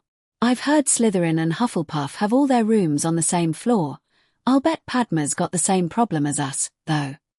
"Or, finally," the blonde-haired girl said. Hermione nearly ran into her as she reached the door. "Oh, hi, I'm Lavender Brown," the girl said, turning around. "Hermione Granger." "Parvati Pottle," the other girl said in as they opened the door. Their bedroom was nearly semicircular, with 5 4-poster beds lining the outside wall, alternating with windows. A small lavatory was visible through a door at the far end. A trunk had been placed at the foot of each bed, along with a calico cat sleeping on one of the beds. Hermione saw her own trunk at the spot nearest the door. "It looks like the beds are assigned," she said. "We can switch them if you want," Lavender offered. "No, thanks. I think I'm good." They stopped as they heard a huffing and puffing sound, and a moment later, 2 more disheveled-looking girls came staggering into the room supporting each other. "Sally-Ann, are you okay?" Hermione rushed to help the ethereal, dark-haired girl she had met at the orientation. "I'd like to file a complaint with whoever designed this place," Sally-Ann said weakly, spotting her trunk and making her way to her bed. The other girl, who wore light blonde hair in multiple, asymmetric braids, leaned against the door and explained, "That boy, Neville, tried to come up our stairs by mistake, and they turned into a slide, and we fell on top of him." "Oh, no," the other 3 girls groaned. "My name's Lily Moon, by the way," she added. The other girls all introduced themselves. "Pleased to meet you," Sally-Ann told them wearily. "I'm gonna go to sleep, now." She flopped down onto her bed and was out like a light. They watched her queerly for a moment, then turned their attention back to Lily. "Is that you, Cat?" Lavender asked, pointing at the calico. "Yes, that's Wendelin. Oh, she's so adorable." "Yeah, just watch out when she wakes up. She'll steal your socks." The other girls giggled. Hermione considered doing some more reading, but she found that she was so tired after the train ride and that big feast that it wasn't worth the trouble. She settled on organizing her books for the week's classes on her bedside table before going to sleep, wishing the professors would hand out the schedules more than an hour before classes started. Chapter 3. Arithmancy breakfast the next morning was served Scottish-style with black pudding, lawn sausage, and tat-tie scones alongside the bacon, eggs, and toast. The floating candles from the feast the night before were gone, and the hall was brightly lit by the sunlight streaming through the windows and the blue sky on the enchanted ceiling above. Overhead, a whole parliament of owls came winging its way into the hall, delivering letters and the occasional parcel to students and professors alike. Hermione hadn't quite believed, or wanted to believe, that owls were the main component of the post system in the magical world, but she couldn't deny it now. Hermione sat near Percy again. The other Weasleys were scattered around a few seats away. Percy fielded a few questions from the other first years until Professor McGonagall approached him. "Mr. Weasley, the first year's class schedules," she told him. "Thank you, Professor," he said, rising to pass them out. McGonagall then touched Hermione on the shoulder and told her, "Miss Granger, your first class will be Transfiguration with me in classroom 1B on the first floor. Please come early. I will need to discuss your schedule with you personally." "Yes, she said, wondering if there had been a problem with the scheduling. She hoped there wouldn't be anything to disrupt her plans. She was snapped out of her thoughts by one of the second years across from her whispering, "There, look, next to the other Weasley. Wearing the glasses," the boy's friend said. They were obviously talking about Harry Potter. "Yeah, that's him. I can't see a scar from here. Did you see it?" "Yeah, like a lightning bolt, just like everyone says." "That's not very polite, you know," Hermione interrupted them. They stared at her in surprise. "Talking about him behind his back like that." "It's Harry Potter," the first boy said, as if that made it all right. "So, he's just here to learn, like the rest of us." The second boy rolled his eyes. "You must be Muggle-born." "And what's wrong with that?" "Nothing," the first boy said quickly. "It's just that you wouldn't know how important Harry Potter is to the rest of us." "Well, he doesn't know it either. I met him on the train yesterday, and he said he was Muggle-raised, but there was a clatter as the two boys dropped their silverware and leaned toward her over the table, wide-eyed. "You met him?" the second boy said. "What's he like?" She groaned to herself. "You know, you could just talk to him like a normal person." She finished her breakfast quickly after that, trying to avoid being asked any more such questions, and trudged up to her dormitory for her Transfiguration book. She considered taking the whole stack, but she decided she'd never be able to haul them back up the stairs that afternoon. Most of those books were pretty big. She made it to classroom 1B at 8:45, easily the first student in the room, despite the difficulty of finding her way. There was only one fully enclosed connection between the residential and academic wings of the castle, and it was down on the ground floor. Professor McGonagall was waiting for her when she arrived. "Miss Granger." "Good," McGonagall said. "I have your class schedule here." There was only one small difficulty. The third-year Arithmancy class conflicts with the first-year Gryffindor Ravenclaw History of Magic class. Now, I was able to remedy this by placing you in the Hufflepuff Slytherin section, if that's all right with you. "Oh, of course, Professor," Hermione said quickly once she realized she'd been asked a question. "Good. I've placed your name on Professor Binns's roster for that section. However, as Professor Binns's memory for anything that's happened since 1954 is questionable on the best of days, it is possible that he may fail to recognize you or call on you. Please see me if you have any problems with him." Well, that was reassuring. "Yes, Here is your schedule, Miss Granger. I'll also write you a pass for Professor Quirrell's class so you have time to get your other books after this." "Thank you, Hermione took her seat and looked over the slip of parchment. She had defense, herbology, and history today. She would need her gloves as well as her books, and charms and arithmancy tomorrow. She balked when she saw Thursday. Astronomy ended at 2 in the morning, and she had to be up in time for charms at 10:30. Then potions only met on Friday for some reason, though the word on Professor Snape didn't exactly have her looking forward to that one. The other students began to file in, her fellow Gryffindors and the Hufflepuffs. Hannah and Susan waved to her as they took their seats. Ron and Harry were the last to arrive, running in and just barely beating the first bell. Then Professor McGonagall stood and addressed the class. Excellent. 5 points to Gryffindor and 5 points to Hufflepuff for everyone getting to their first class on time. She must have a very good memory to rely on a head count and skip calling the roll after having only seen most of them at the sorting, Hermione thought. Transfiguration is some of the most complex and dangerous magic you will learn at Hogwarts, she said. Anyone messing around in my class will leave and not come back. You have been warned. It is extremely important that you understand the fundamental rules governing transfiguration because it is easier here than in most branches of magic for something to go wrong. I want you all to write this clearly at the top of your notes and memorize it. She wrote in large letters on the blackboard. Some transfiguration is permanent, and some is not. Some transfiguration is permanent, and some is not, she repeated aloud. Hermione nodded to herself as she wrote the words at the top of her notes. This had been explained in graphic detail in the first chapter of A Beginner's Guide to Transfiguration, but it was serious enough to require a strong reminder. For example, McGonagall said, "This is not a permanent transfiguration." She waved her wand over her desk, and the desk changed into a pig. The class cheered and some of them laughed, but McGonagall held up her hand. They instantly fell silent again. "This is not a permanent transfiguration," she repeated. Left alone, it would change back into a desk within a few hours. Nor is it, in strictest terms, a pig, but only a magical construct that looks and behaves like a pig, and that only as well as my own knowledge of pigs allows.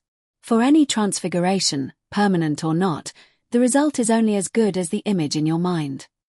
She changed the pig construct back to a desk and picked up the chalk again, writing a number 1 under the first line.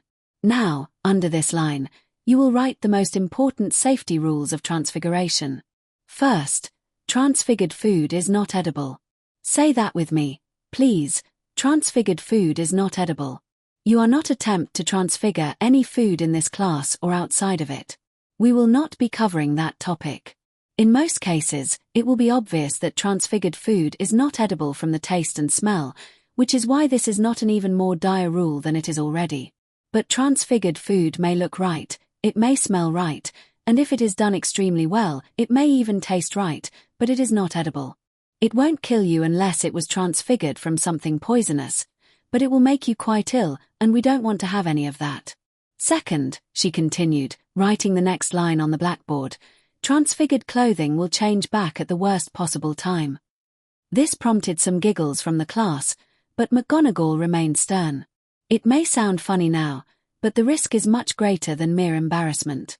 You don't want to have to worry about your robes untransfiguring themselves when the worst possible time is in a dark alley, or in the middle of a snowstorm. That sobered the class up.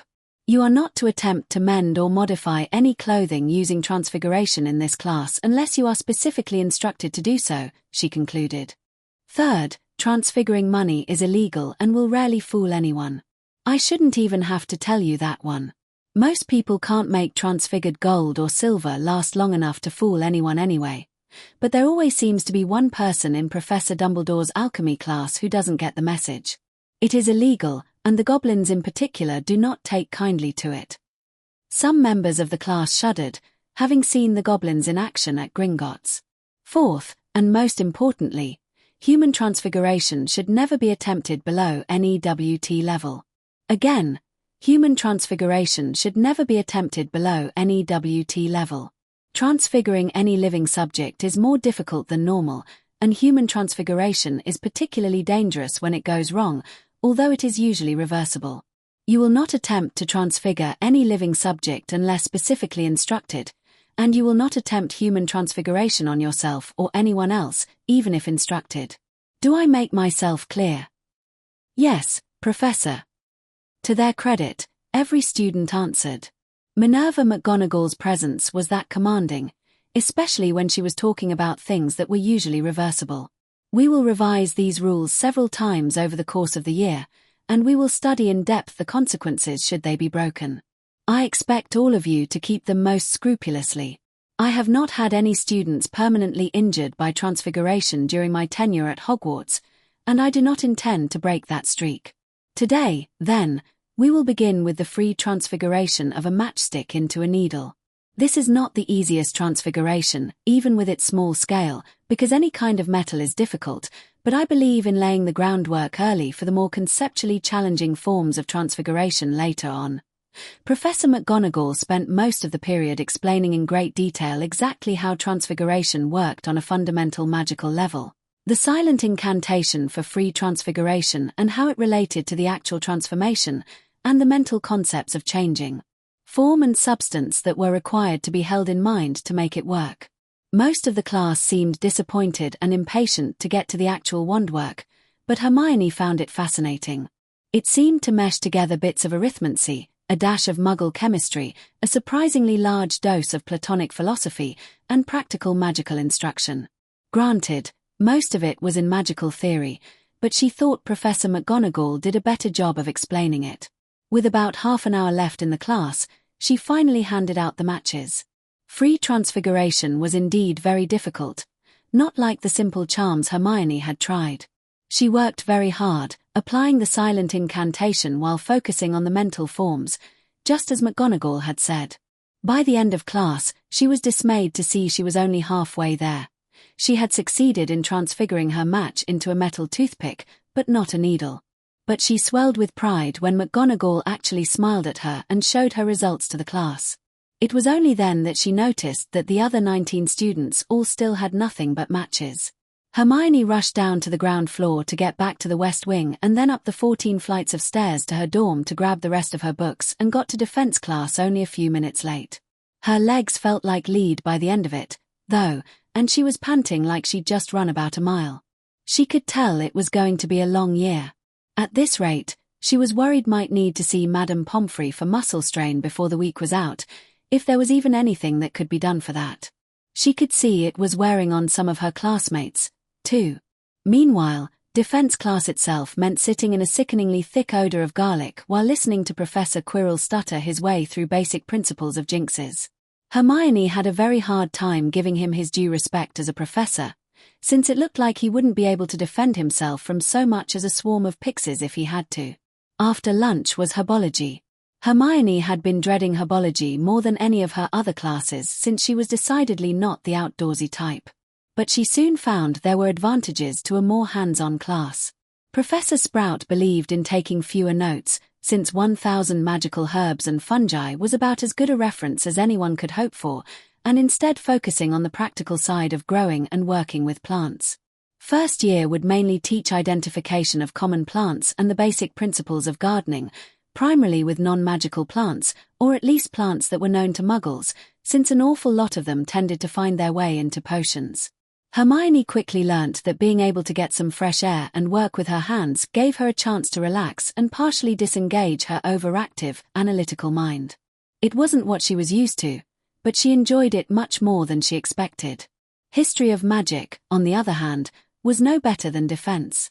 Professor Binns successfully called her name once on the roll and then called her Miss Grant every other time he addressed her, presumably after someone he had taught in 1954. She'd have to keep an eye out to make sure her grades got in correctly.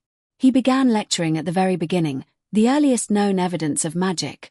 Stone circles unearthed in Turkey that were estimated to be 10,000 years old, twice as old as Stonehenge. Hermione had enjoyed a history of magic, but Professor Binns was so mind-numbingly dull that she could barely stay awake. The Hufflepuffs in the class could barely stay awake, too, and the Slytherins were too hypnotized to make any trouble, for which she was grateful.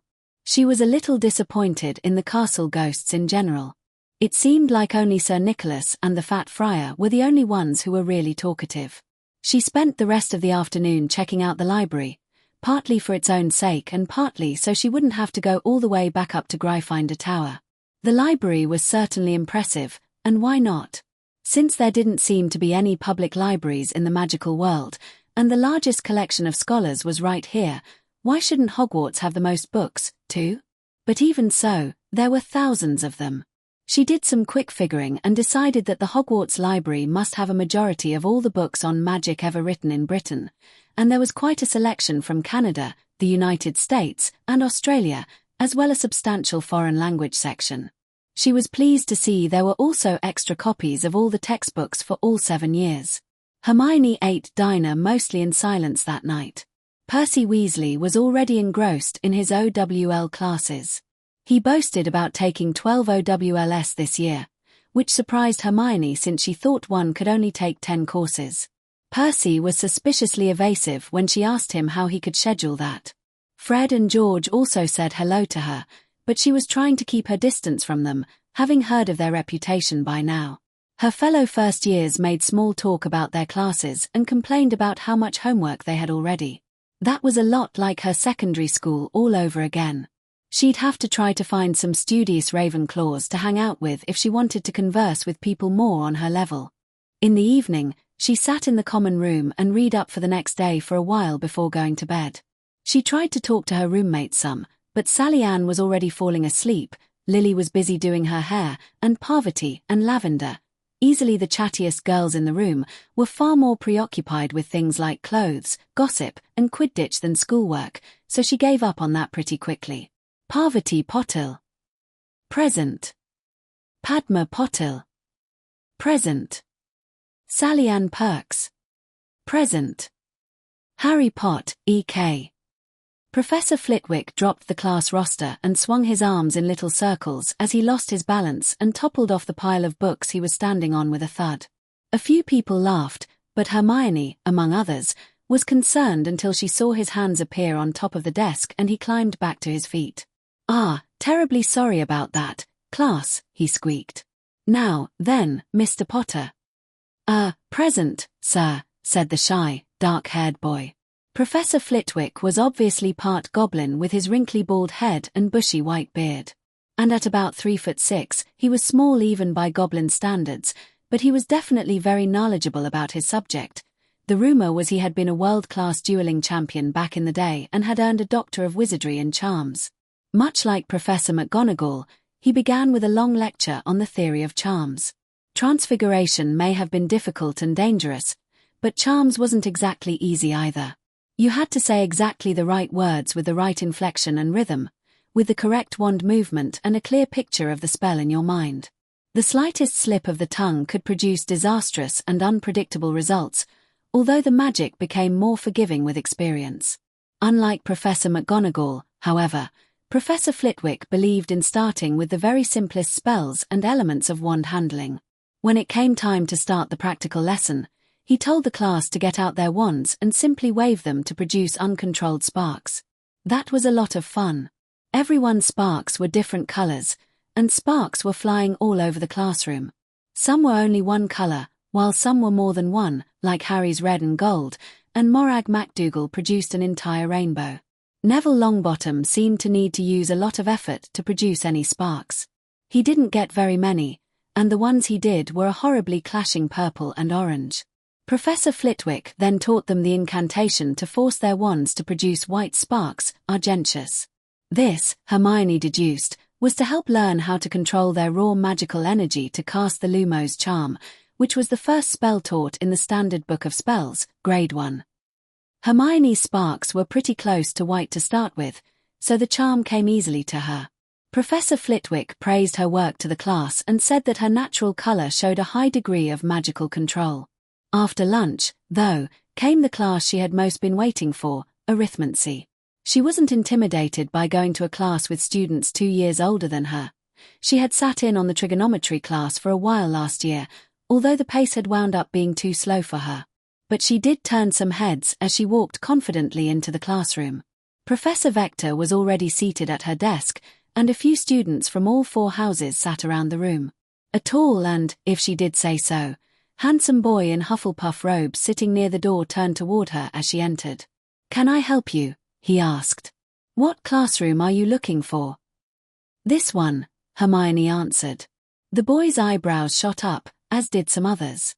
Miss Granger will be joining our class this year, Mr. Diggory, is it? Vector explained, checking her roster for his name. What? Spat a black-haired boy in Slytherin robes. She can't be in this class, she's just A.M., furs tie. Mr. Montague, I have interviewed Miss Granger personally, and I am confident that she can handle the material, Vector defended her. And you will show appropriate respect. Montague settled in, grumbling, and Hermione smiled a little. With only Professors Snape and Vector and Madam Hooch from Slytherin among the staff, that house really didn't get as much internal control as it needed. Professor Vector, it seemed, made sure to do her part. Hermione sat down next to Alicia Spinnet, the reserve Quidditch chaser she had met at breakfast. About a minute later, a Ravenclaw wearing his hair long came in and sat on her other side. He looked past her and gave Alicia a questioning look. Hermione Granger, Alicia whispered. She tested in. Hermione, this is Roger Davies. He's on the Ravenclaw team. They nodded in acknowledgement to each other just before Professor Vector stood to call the roll. The class was nearly half Ravenclaws, with only 3 Gryffindors besides herself. With a few notable exceptions, most Gryffindors didn't seem to be the analytic type. Welcome to Arithmancy class, she told them. Arithmancy is perhaps the most analytical and challenging branch of magic. It is not for those who are looking for an easy O. But it is also useful in ways that other forms of magic cannot hope to match. Most modern spellcrafting and even some potions innovations are done by arithmancy.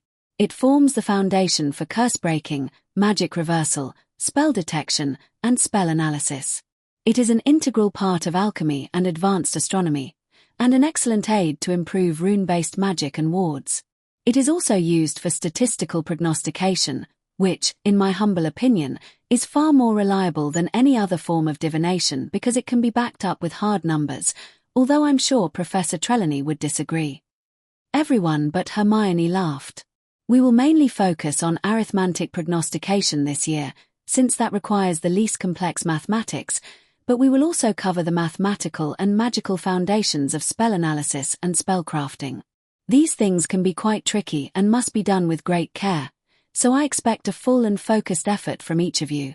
In particular, there is to be no fooling around with untested spells.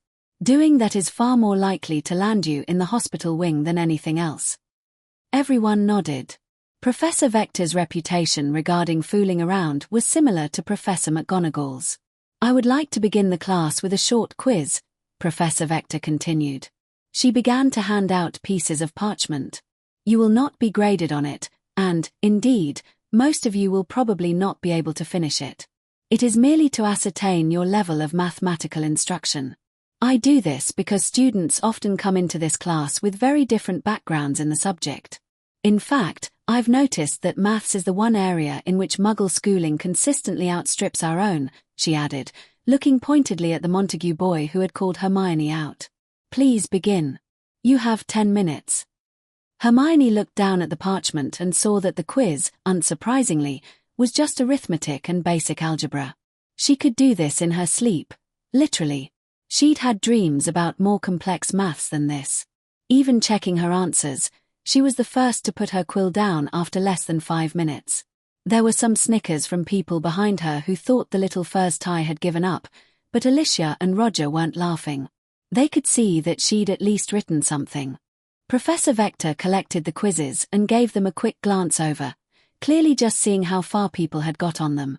She paused over one of them and scanned it from top to bottom, checking it against an answer sheet. Then she smiled at Hermione knowingly before continuing on, prompting some surprised and confused looks from the rest of the class. Good.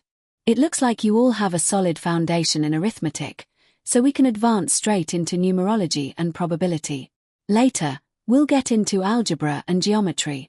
The OWL exam in arithmancy requires proficiency in these topics as components of basic spellcrafting and spell reversal. In fact, the maths portion of the exam is remarkably similar to Muggle O-levels, or whatever they're called now. Should you choose to continue at any WT level, we will study more advanced spellcrafting, an introduction to curse breaking, and the equivalent of Muggle A-level maths, that is, trigonometry and calculus. For a first look today, We will study the magical properties of the number 7 and the ways in which 7s appear more often in magic than you would otherwise expect. Hermione found the first lecture not to be very interesting, but sitting through a couple weeks of tossing numbers around would be worth it when they got to the actual magic. She quickly concluded that Professor Vector was more subtle than any of her other professors in the way she interacted with her students, but they seemed to be on the same wavelength.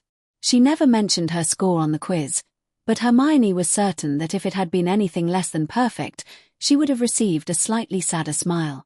"No, really, Cedric, she wrote the answers in like 2 minutes," she heard Roger Davies say to the Diggory boy on their way out. "Wait, there she is." "Hey, Granger, when did you learn to do maths like that?" he asked. Hermione blushed slightly as she tried to think back to her chaotic lesson schedules. That maths in particular. It must have been 2.5 years ago."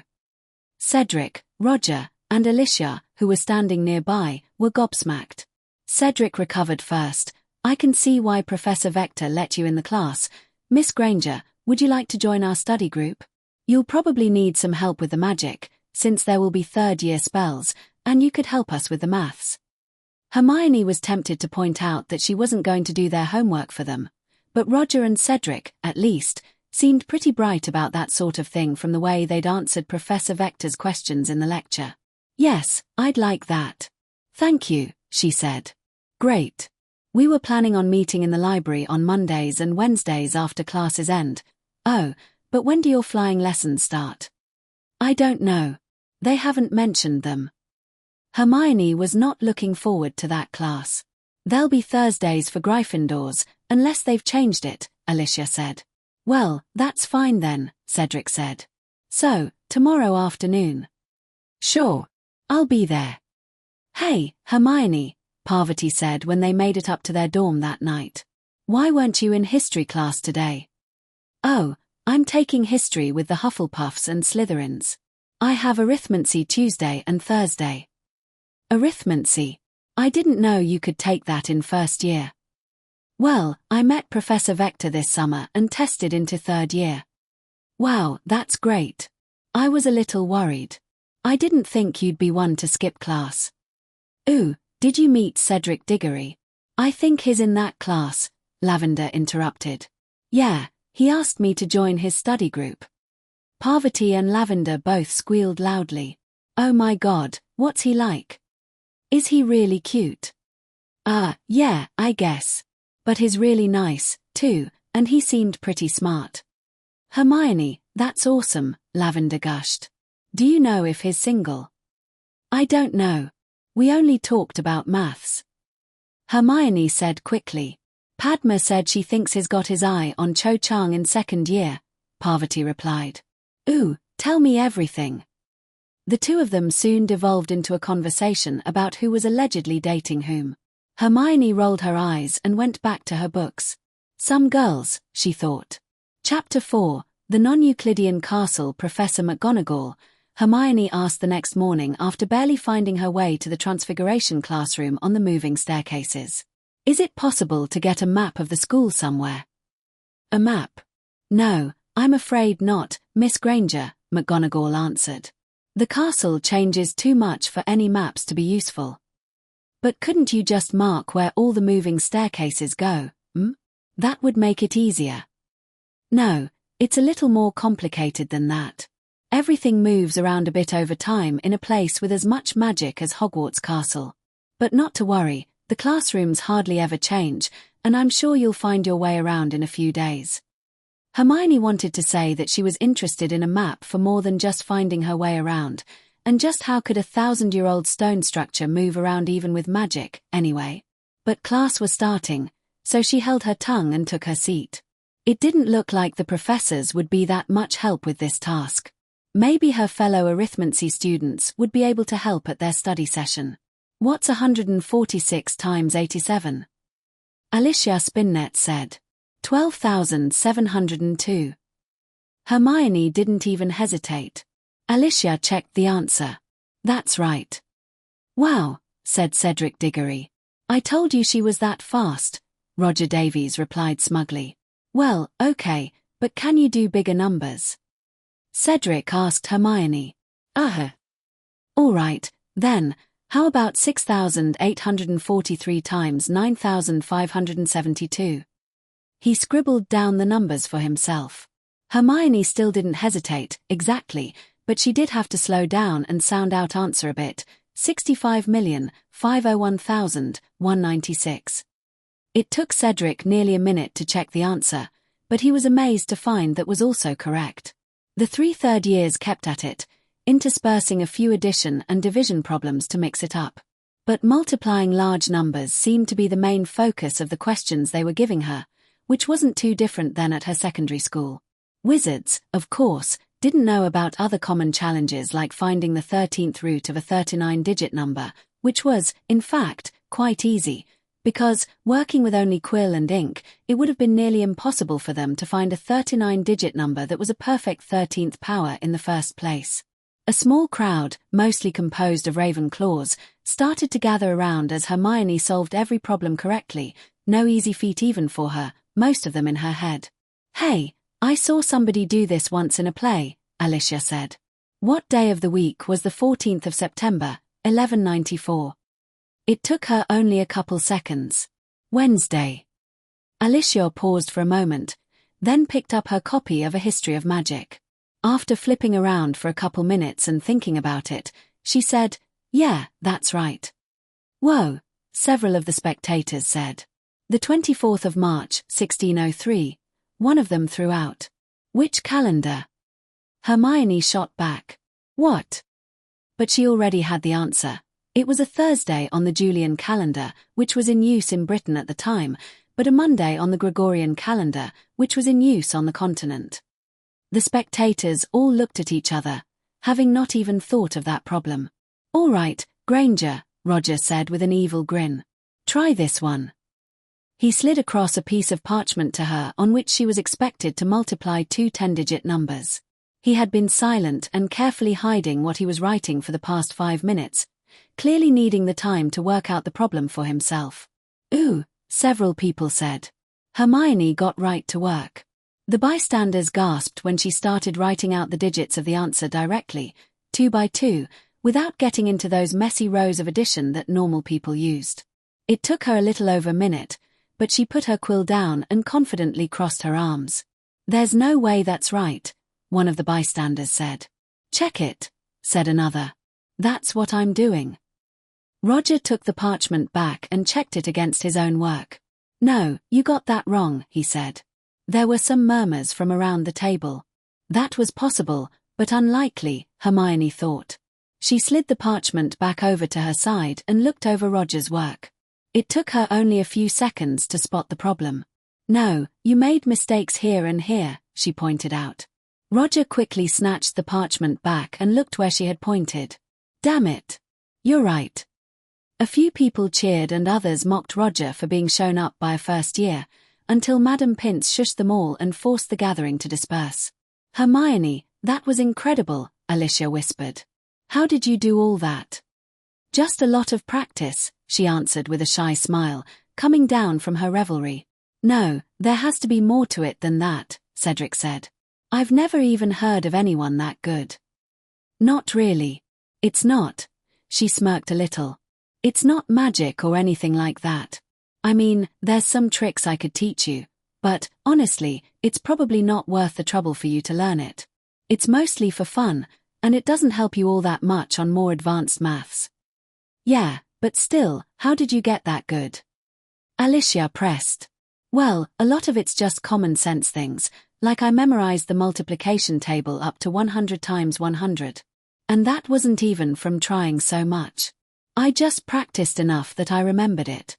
You have to memorize a lot of things, logarithm tables, prime numbers, and there's a bunch of seemingly random multiplications. Like, do you know what 37 times 27 is? "Ha, no. You're the human slide rule," Roger said. "It's 999. And that makes it really easy to multiply things by 37 because it's close to a round number. I've memorized a lot of those kinds of factorizations. Like 499,999 is 3,937 times 127. "Okay, I can kind of see what you're saying," Cedric said, But even knowing all that, I don't get how you can do bigger numbers that fast. Well, it's a little hard to explain. I can just kind of see it. But how? It's, well, look, you're all Quidditch players, right? Yeah, they all said. I'm sorry, I don't know much about sports, but I assume you have formations and plays, and there are some that are probably standard to the game. Of course, said Roger. And when you first start playing, it's got to be hard to keep track of 14 players on the pitch, right? Well, sure, if you're a beginner, Alicia said. But if you practice, you start to understand the formations. Cedric and Roger nodded as they started to get the picture. Exactly, Hermione said. If you practice enough, you stop seeing individual players and start seeing formations, and you can react faster. Well, with me, if it's something like multiplying 4-digit numbers, say, after I practiced enough, I stopped seeing multiplying the digits and started just seeing the answer. That is amazing, Alicia exclaimed. I didn't know you could that with numbers. I've read that you can do that with almost anything, but we should probably get started on the homework. Right, Cedric said, taking out the assignment that reportedly was already mystifying much of the class. What are the chances that a random pair of socks from this drawer will match? What does this have to do with making predictions? Oh, you have to think of choosing the 2 socks as 2 separate events, Hermione said. Making predictions is all about tying chains of events together. Okay, but what's this probability matrix? I mean, I read about it, but I don't really follow it.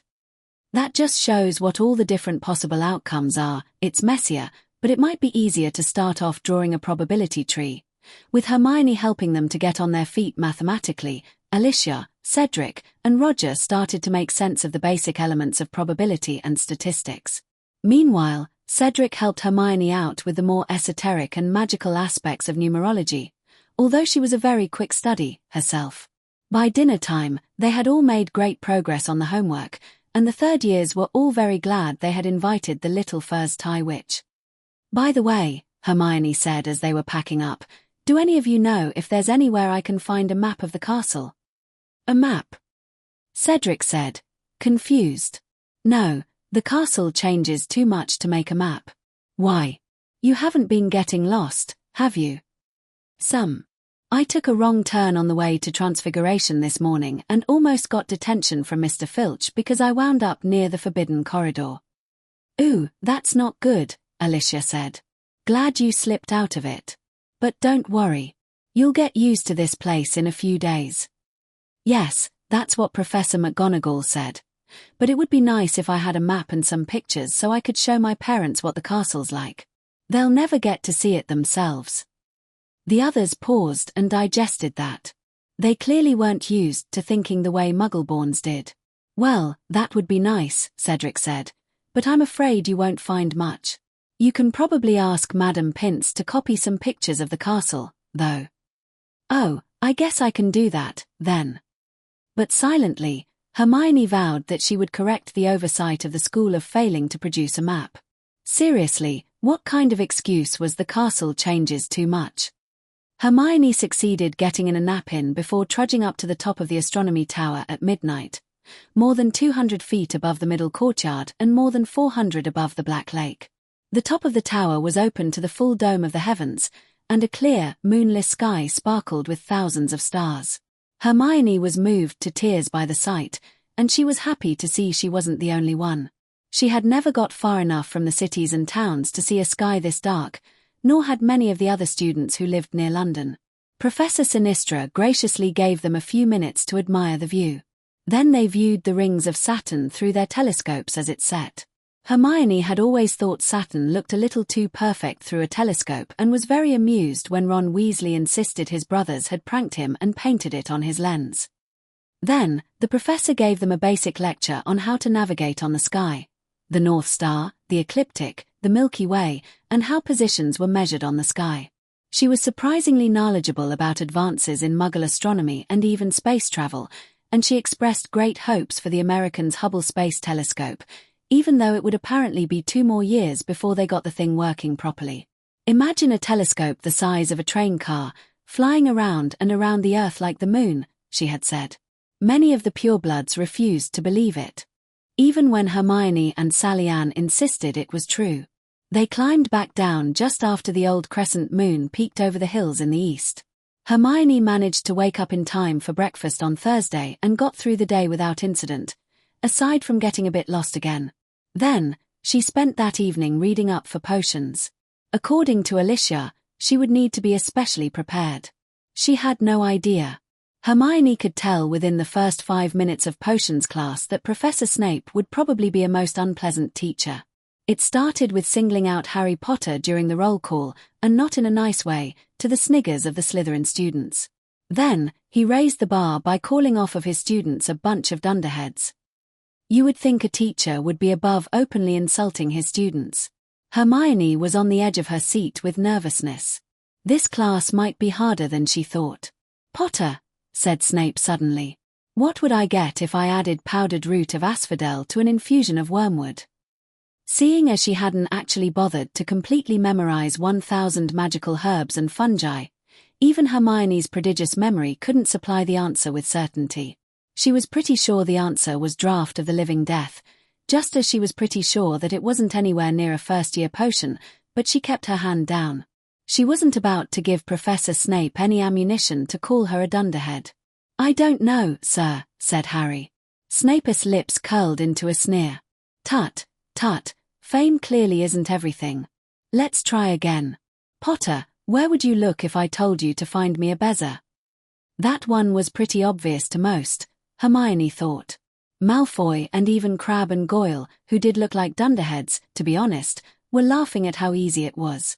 She could bet that a boy from an old, rich family like Malfoy would know all about poisons and their cures. But Harry was muggle-raised, she recalled. Sure, she had read far enough ahead to know about bezoars, but it wasn't fair of Professor Snape to assume Harry had. She tentatively raised her hand, partly to try to deflect attention away from the boy, but Professor Snape ignored her. I don't know, sir. Thought you wouldn't open a book before coming, eh, Potter? What is the difference, Potter, between monkshood and wolfsbane? To his credit, Harry was still staring straight into Professor Snape's eyes. Hermione raised her hand firmly this time, although she might not have remembered that one, either, except that she had seen references to wolfsbane here and there in other books. I don't know, said Harry quietly. I think Hermione does, though, why don't you try her? A few people laughed. Harry caught Seamus's eye, and Seamus winked. Hermione blushed. That wasn't exactly the kind of attention she had been going for, and it only got worse when Professor Snape snapped at her. Put your hand down, you silly girl, before explaining the answers to his questions and taking a point from Harry for his cheek. Well, that settled it, Hermione thought. Professor Snape was officially the worst teacher she had ever had. She didn't even have to wait to see how unhelpful he was in the actual lesson, which was very. In the Muggle world, any teacher that openly rude and unfair would be sacked in a year. Professor Snape had been here for at least 7, according to the upper year students. She would have to remember to look up if there was a formal complaint process available. As it happened, Snape, Hermione mentally stopped adding the professor part about halfway through, wasn't much of a lecturer. One could charitably say that he believed in learning by doing, like Professor Sprout, except that Professor Sprout demonstrated most of the things she taught to them first, not to mention that she was actually nice. Snape just told them to brew the potion to cure boils from Chapter 1 of Magical Drafts and Potions and then wandered around the classroom, inspecting their methods. His long, black cloak billowed out behind him as he walked, as if blown by a light breeze, even though the air in the dungeon was stagnant. Far more stagnant, in fact, than it had any business being given the fumes they were producing. Hermione suspected there was a spell in play on the first point and could only hope there was a spell for the second as well. Snape offered both compliments and helpful advice to the Slytherins, especially Malfoy. She was careful to write this down. Advice was good any way she could get it, but he seemed to have only condescension for the Gryffindors in general and Harry Potter in particular. Hermione had been paired with Dean Thomas, who wasn't too bad at potions himself, even though he was also Muggle-raised, unlike the unfortunate duo of Neville Longbottom and Seamus Finnegan. The potion to cure boils wasn't the simplest potion, or the easiest to make, though it scored better than most on both. But it was included in Chapter 1 of Magical Drafts and Potions because it was one of the few potions that required no wand work at all. In principle, even a muggle could brew it if they had the ingredients. Most potions required at least one spell, and often several, but many of the first years would not be good enough with a wand to cast them reliably for a few weeks. The most common spell in potion making was the charm to make the ingredients dissolve properly. After all, snake fangs and porcupine quills would not dissolve very well under any normal circumstances. But here, the dissolving charm would not interact well with the ingredients, so it was not used. Instead, concentrated Bunderman secretion was added to the water to take care of that. Another common spell was the sealing charm that prevented any further dissolution of the ingredients once the potion was finished. Instead, this potion used mashed blueberries to counteract the corrosive effects of the Bunderman secretion. There were other spells, too, used for more advanced potions. Spells to add magical energy directly to the mixture, spells to protect any living matter that got into the cauldron, reducing the need for gloves, spells to only dissolve certain ingredients, or to speed up or prevent certain reactions between them. Unfortunately, there were trade-offs in everything, and this potion that required no wand work turned out to be temperamental in other ways, as Neville learnt painfully when he melted down Seamus's cauldron, giving himself severe boils instead of curing them. Since Snape was so unhelpful, just sending the two of them to the hospital wing without explanation or sympathy. It took Hermione a while flipping back and forth through the coursebooks later to figure out what had happened. And to do it, she had to forget almost everything she knew about chemistry, or even cooking for that matter, and start thinking. She couldn't think of any better analogy, like a poet. The Bunderman secretion was corrosive and also caused decay. The porcupine quills were barbed and thus scratched things badly, much more than the snake fangs. The fire weakened the soft pewter. The three different types of damage shouldn't have particularly amplified one another, but they did. Any two of them the magically reinforced cauldron could withstand, but all three together were too much for it. When Neville added the porcupine quills without taking it off the flame, the cauldron melted. Unfortunately, every ingredient had interactions with every other ingredient that had to be kept track of, which was the most important thing that governed the order they were to be added. No wonder inventing new potions was supposed to be so difficult. But it all made sense in a poetic, medieval sort of way if you thought about how you might expect things to work if you'd never been taught actual science. Some of the ingredients were used the way you would expect anyway. Bunderman secretion was a solvent. Nettles had known medicinal properties. Horned slugs were a thickening agent. Yet on another level, the ingredients seemed to be almost metaphorical. Live horned slugs didn't do much. Therefore stewed ones didn't interact much with other ingredients. Porcupine quills and snake fangs were best known for penetrating the skin. Therefore, even crushed, they would help the skin absorb the final product. Blueberries grew in acidic soil. Therefore they could counteract the corrosive effects of the Bunderman secretion. This metaphorical dimension also probably had something to do with why some ingredients had to be prepared at a certain time of year or phase of the moon in more advanced potions. Hermione thought that Magical Drafts and Potions did a really poor job at explaining all of this because it treated all the ingredient properties and interactions the same. That would be fine for a catalogue or reference book, but to teach the conceptual principles on potion demanded more discussion on the multiple ways in which one needed to think about the same ingredients. One other good thing about the potion to cure boils, setting it apart even from the other recipes in Chapter 1, was that it was easy to see how well it turned out from the final colour. Brewed properly, it was supposed to be a soft, soothing light blue. This allowed Snape to grade the potions on the spot when they turned in samples at the end of class, a nice touch for the first class, Hermione thought, although she suspected Snape really did it so he could get in a few more digs at them. Sure enough, Draco Malfoy and Gregory Goyle, whom Malfoy didn't allow to do any difficult work, got an outstanding grade. Harry and Ron were graded poor. Hermione and Dean received, grudgingly, she thought, and exceeds expectations, while poor Neville and Seamus got a 0 for the day. Hermione woke on Saturday morning to the excited chatter of her roommates who were happy to have a free day. Free was a relative term, of course, since they still had homework, but Lavender and Parvati seemed to be in the mood to put that off until tomorrow. Hermione, on the other hand, had got as much as she could done in the free period yesterday afternoon and last evening. She was looking to take a break from schoolwork herself today, but for a different reason. What about you, Hermione? What are you doing today? Parvati asked her. Me? Oh, I just thought I'd explore the castle for a while, she said innocently.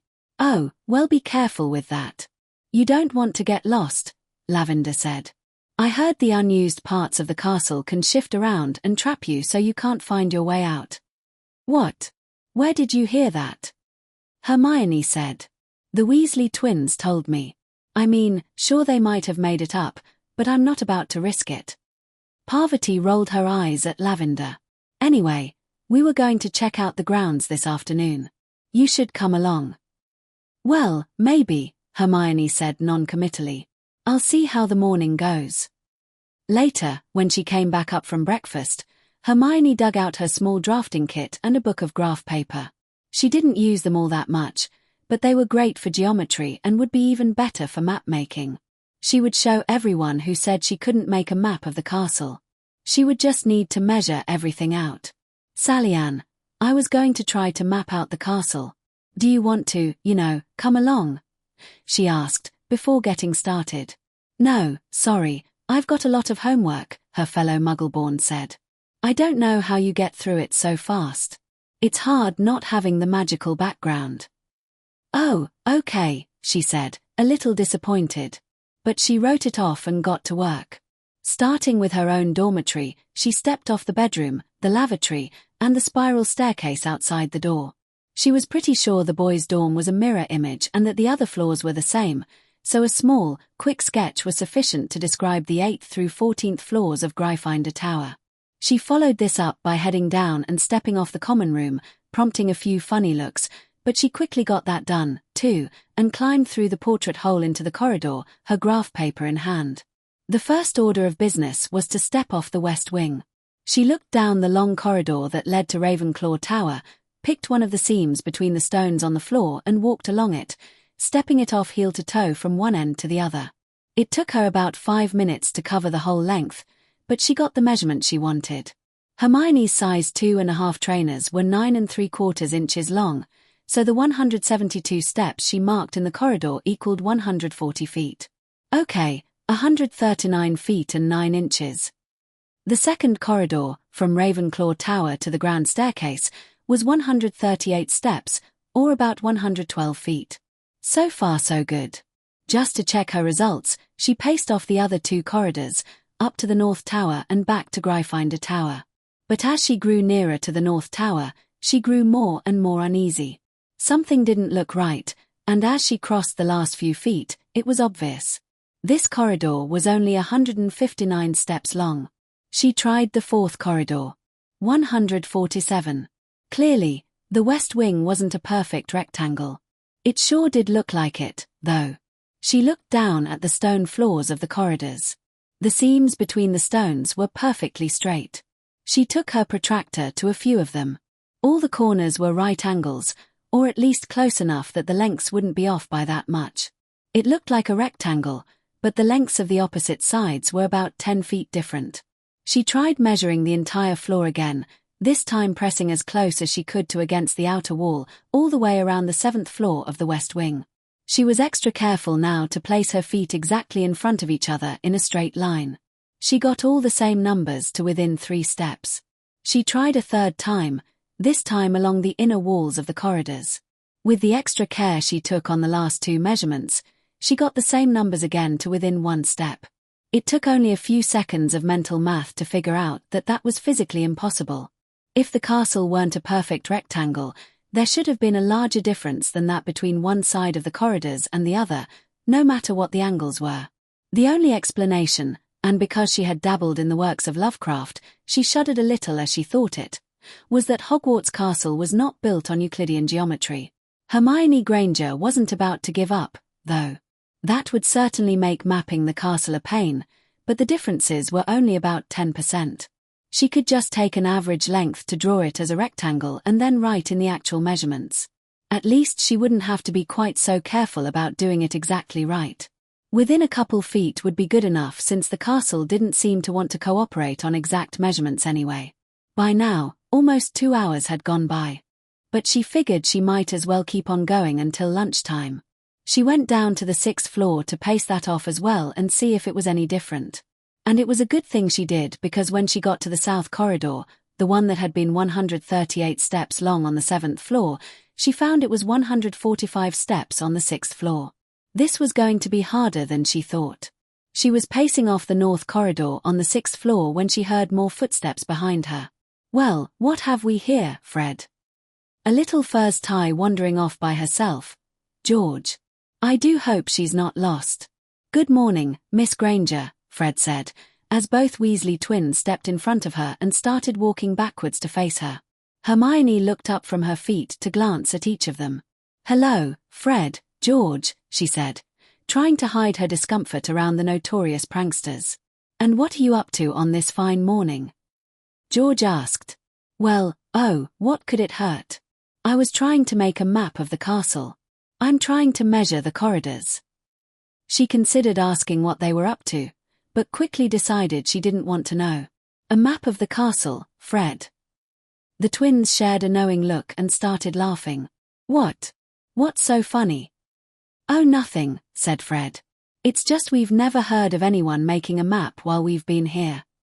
"And measuring the corridors with your feet," George added. "I'd say that takes quite some dedication, wouldn't you, Fred?" "That I would, George." "Are you even counting your steps, Miss Granger?" "Of course," she said. 121, 122, 123, through this entire conversation?" George asked. "Yes." "Without losing count?" Fred added. She smirked in spite of herself. This proved to be a bad idea, since they took it as a challenge. "Oh, so you wouldn't mind if we called out random numbers like 162, 105, 139, 77. But she didn't even slow her pace. Hermione Granger did not lose count. 135, 136, 137. "I think we've been had, Gred." "Well, Forge, we did hear Alicia talking about this one. We'll have to keep on our toes around her." "She's certainly a clever one. 147, she said, reaching the end of the corridor. That one was the same," she mused as she marked the measurement on her map. "The same as what?" one the twins asked. She'd lost track of which now. "The 7th floor." They stared at her in confusion. "The south and west corridors are different lengths on the 7th floor, she explained. "What?" the twins said at once. "And all 4 sides are different from each other, even though the quad is a rectangle." "Is that even possible?" One of them snatched her map out of her hand and started looking over her measurements. "This can't be right. We would have noticed it on." He stopped as the other twin coughed. "Now I really think we're being set up, George." "Indeed, Fred," George said with an evil grin. "If you're looking for a prank war, Miss Granger, we'd be happy to oblige." It's not a prank," Hermione said nervously, taking a step back. "Why, you can step it off for yourselves." Fred and George looked at each other, no longer mischievously, but with genuine curiosity. "I think this calls for investigation, brother," said Fred. "I quite agree. If Miss Granger can discover something about the castle in a week that we haven't in 2 years, she could be a valuable ally." "Well, I'm not looking to prank anyone, if that's what you mean." Fred and George looked unconvinced. "May I have my map back, please? I want to try to pace off a couple more floors before lunch." "Of course." Fred handed back her graph book. "And good luck with your mapping." "Thanks."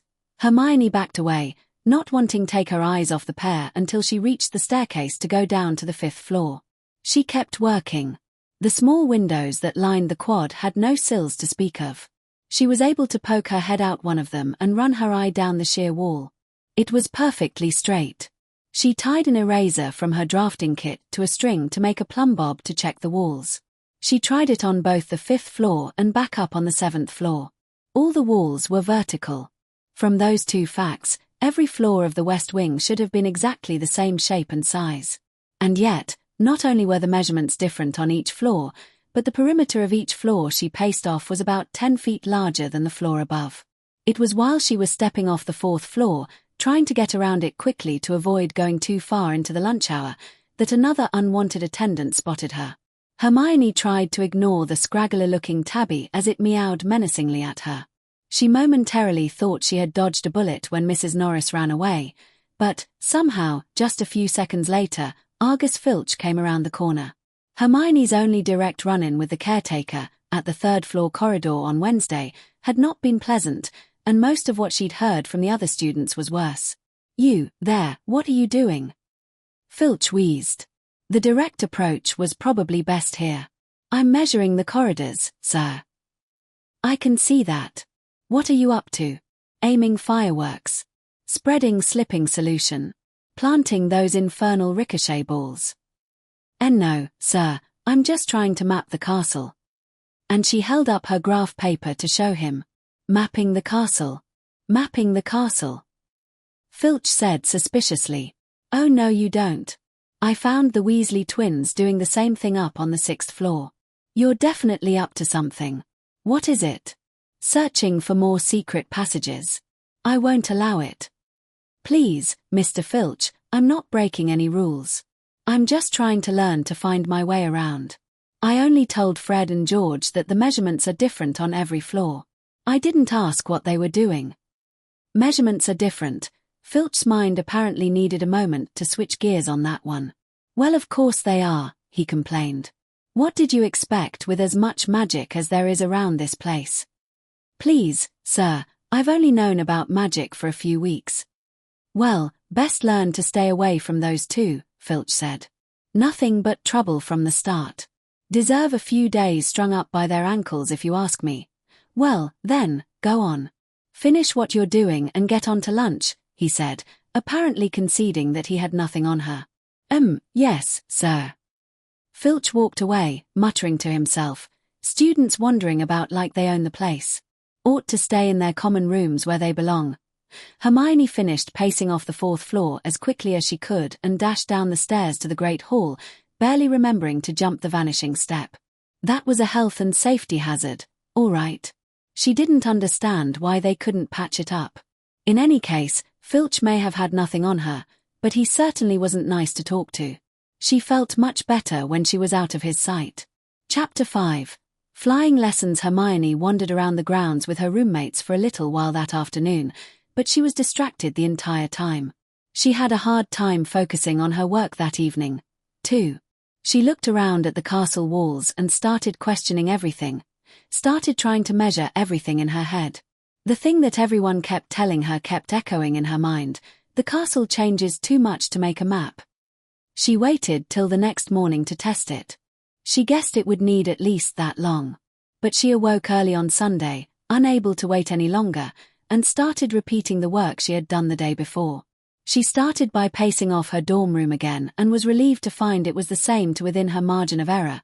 But that was the last reassuring bit of information she would get. She had only first bothered to count the steps up from the common room to her dorm until last night. There didn't seem to be any need before.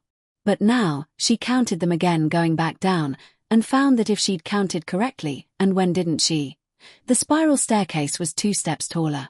With a sinking feeling in her stomach, Hermione left through the portrait hole and began pacing off the east corridor, the one from Gryffindor Tower to Ravenclaw Tower. It was supposed to be 172 steps long. She had measured it 3 times yesterday. It was 172 steps long. Today, it was 166. Oh, you have got to be kidding me. Well, that did it. She as well and truly through the looking glass. Hogwarts Castle not only changed shape and size from floor to floor, but also from day to day. No map of the castle would ever be more accurate than about 10%, because it wouldn't stay put like any sensible building, and she had a sneaking suspicion that her dorm room would eventually change, too, when she wasn't looking. She supposed she could try to measure the outer dimensions of the castle, but she doubted that would work any better. The one good thing about it was that she wouldn't have to measure the place more accurately than 10% either. She took a couple minutes to step off the corridor at her normal walking pace to figure out the conversion. That would easily be accurate enough, and it was about 4 times faster. Even so, It was with an exasperated sigh that she finally sat down in the Great Hall for breakfast. It didn't help that she had barely started eating when a pair of redheads sat down on either side of her. "We commend you, Miss Granger," they said in unison. "Huh." Hermione answered lamely. "Your measurements of the castle," the one on her left said. "You were quite right," the one on her right continued. "The floors don't line up at all." "Oh, yeah, that," she said in annoyance. "We didn't think anyone knew the castle better than us, did we, George?" "No, indeed, Fred. Not even Filch. However did you do it, Miss Granger?" "I just asked a question that nobody else bothered with," Hermione said, hoping she could get rid of the two troublemakers quickly. Everyone else said the castle kept changing, so they never tried. Unfortunately, they were right. The measurements were different this morning. The twins stared at each other to digest this information. Learn something new every day, don't we? It seems we do. So, if you don't mind our asking, how do you intend to complete your map? "Well, I guess I'll just have to draw it approximately. I don't have time to measure everything 3 times and take an average. It won't be an architectural drawing, but I'll at least be able to find my way around." Fred and George grinned to hear that she would be keeping up her exploration efforts. "Well, best of luck to you then," Fred said. "Please let us know if you make any more discoveries," George added. "And if you should find yourself in need of a favor, such as if a certain Slytherin JT needs a good pranking, we would be delighted to assist you." "Of course, we might do that anyway." "Thanks, I'll keep that in mind," she said nervously. "Pleasure doing business with you," they replied together. Unfortunately for her, they stayed right where they were and got back to eating, but thankfully their brother, Ron, showed up and got them into a conversation about Quidditch. Hermione just tuned them out. She had some transfiguration to finish and a letter home to worry about. She also wanted to finish some sketches she had started. She wasn't much of an artist, but geometrically defined architectural features she could handle.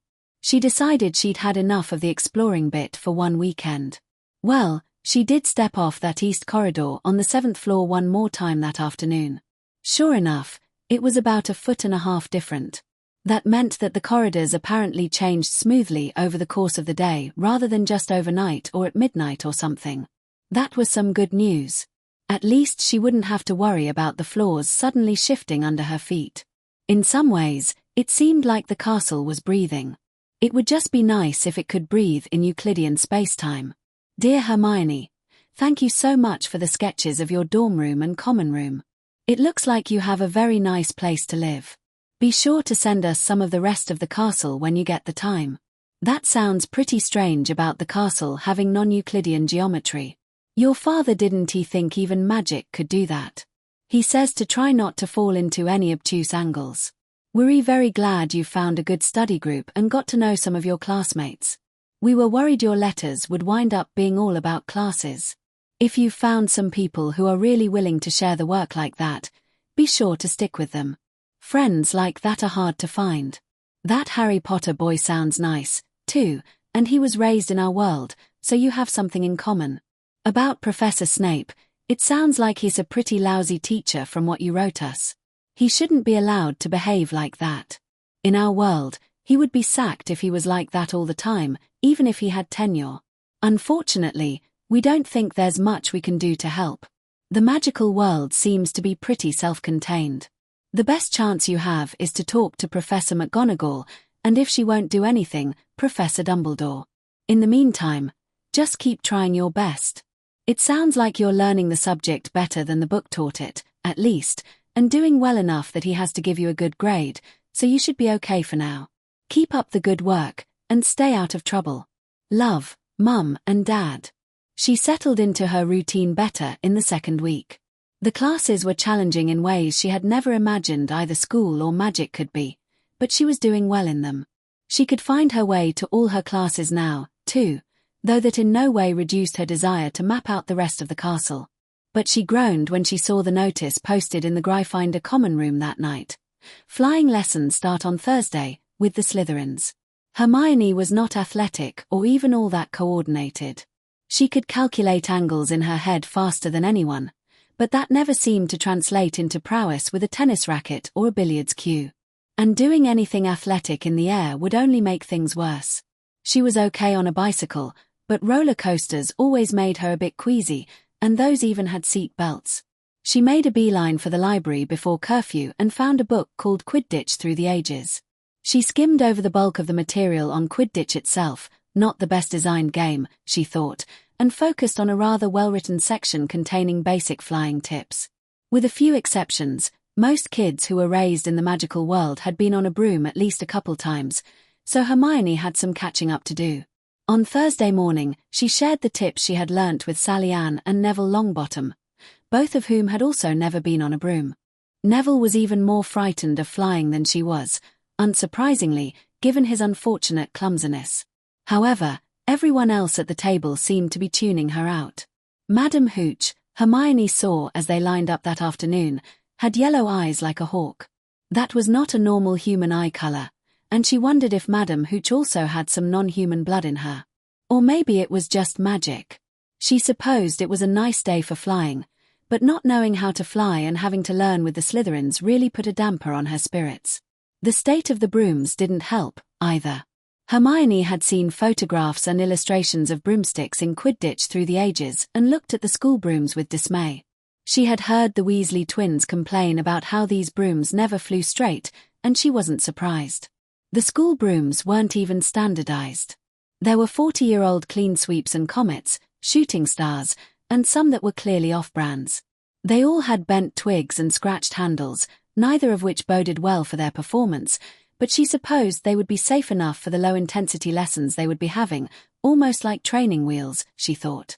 "Stick out your right hand over your broom," called Madam Hooch at the front, "and say up." "UP," everyone shouted. Hermione's broom twitched and rolled over. On her left, Neville's hadn't moved at all, but on her right, Harry Potter's broom leapt directly into his hand, as had a couple of others, including Draco Malfoy's. Evidently, most magical children didn't learn that part of broom handling early. Hermione was sure she could do better than that. This was like casting a spell, wasn't it?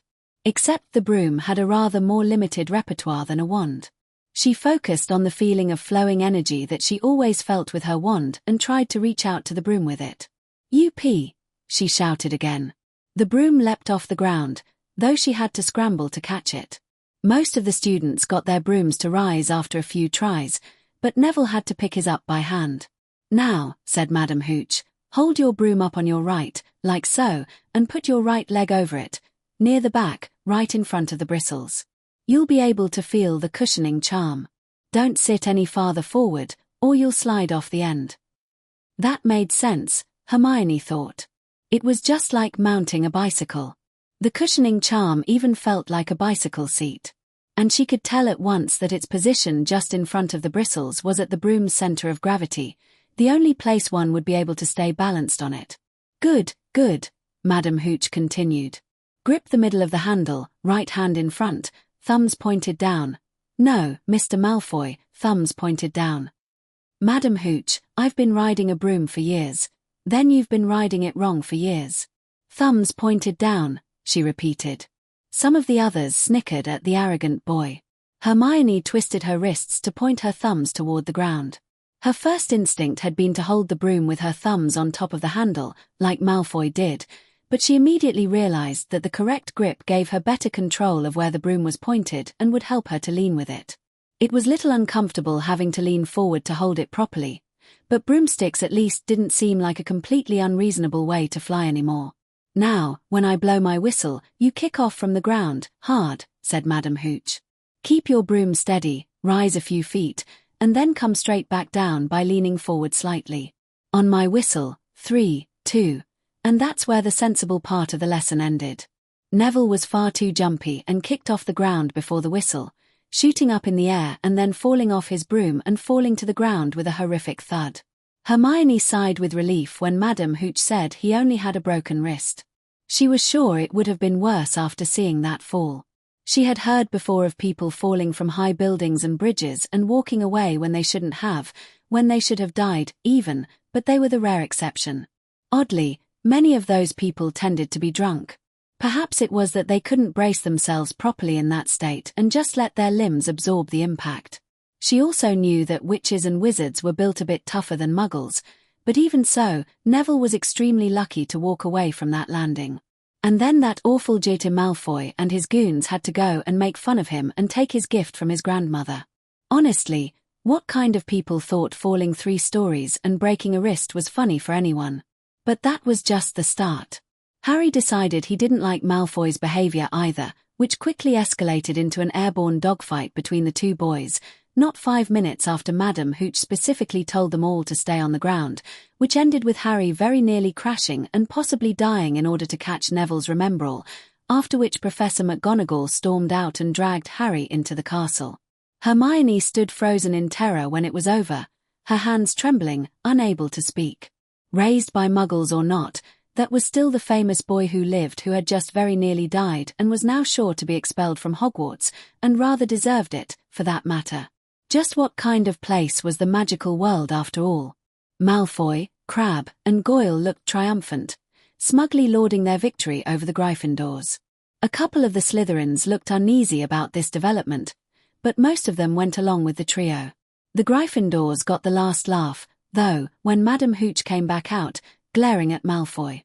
She benched him for the rest of the lesson, gave him a detention, and took 10 points from Slytherin. Hermione was a little disappointed that he wasn't out of Hogwarts faster than he could say Quidditch, as she had threatened, but it was still worth it to see the GIT wilt under those hawkish eyes. Now that's settled, we still have some time for the lesson, she told the rest of the class. When I blow my whistle, kick off from the ground, hard. Hover at a few feet, and then lean forward slightly to descend. Ready. 3, 2, 1. Madame Hooch blew her whistle, and Hermione kicked off the ground and rose into the air. She was wobbly, like when she'd first learnt to ride a bike, but she was hovering successfully.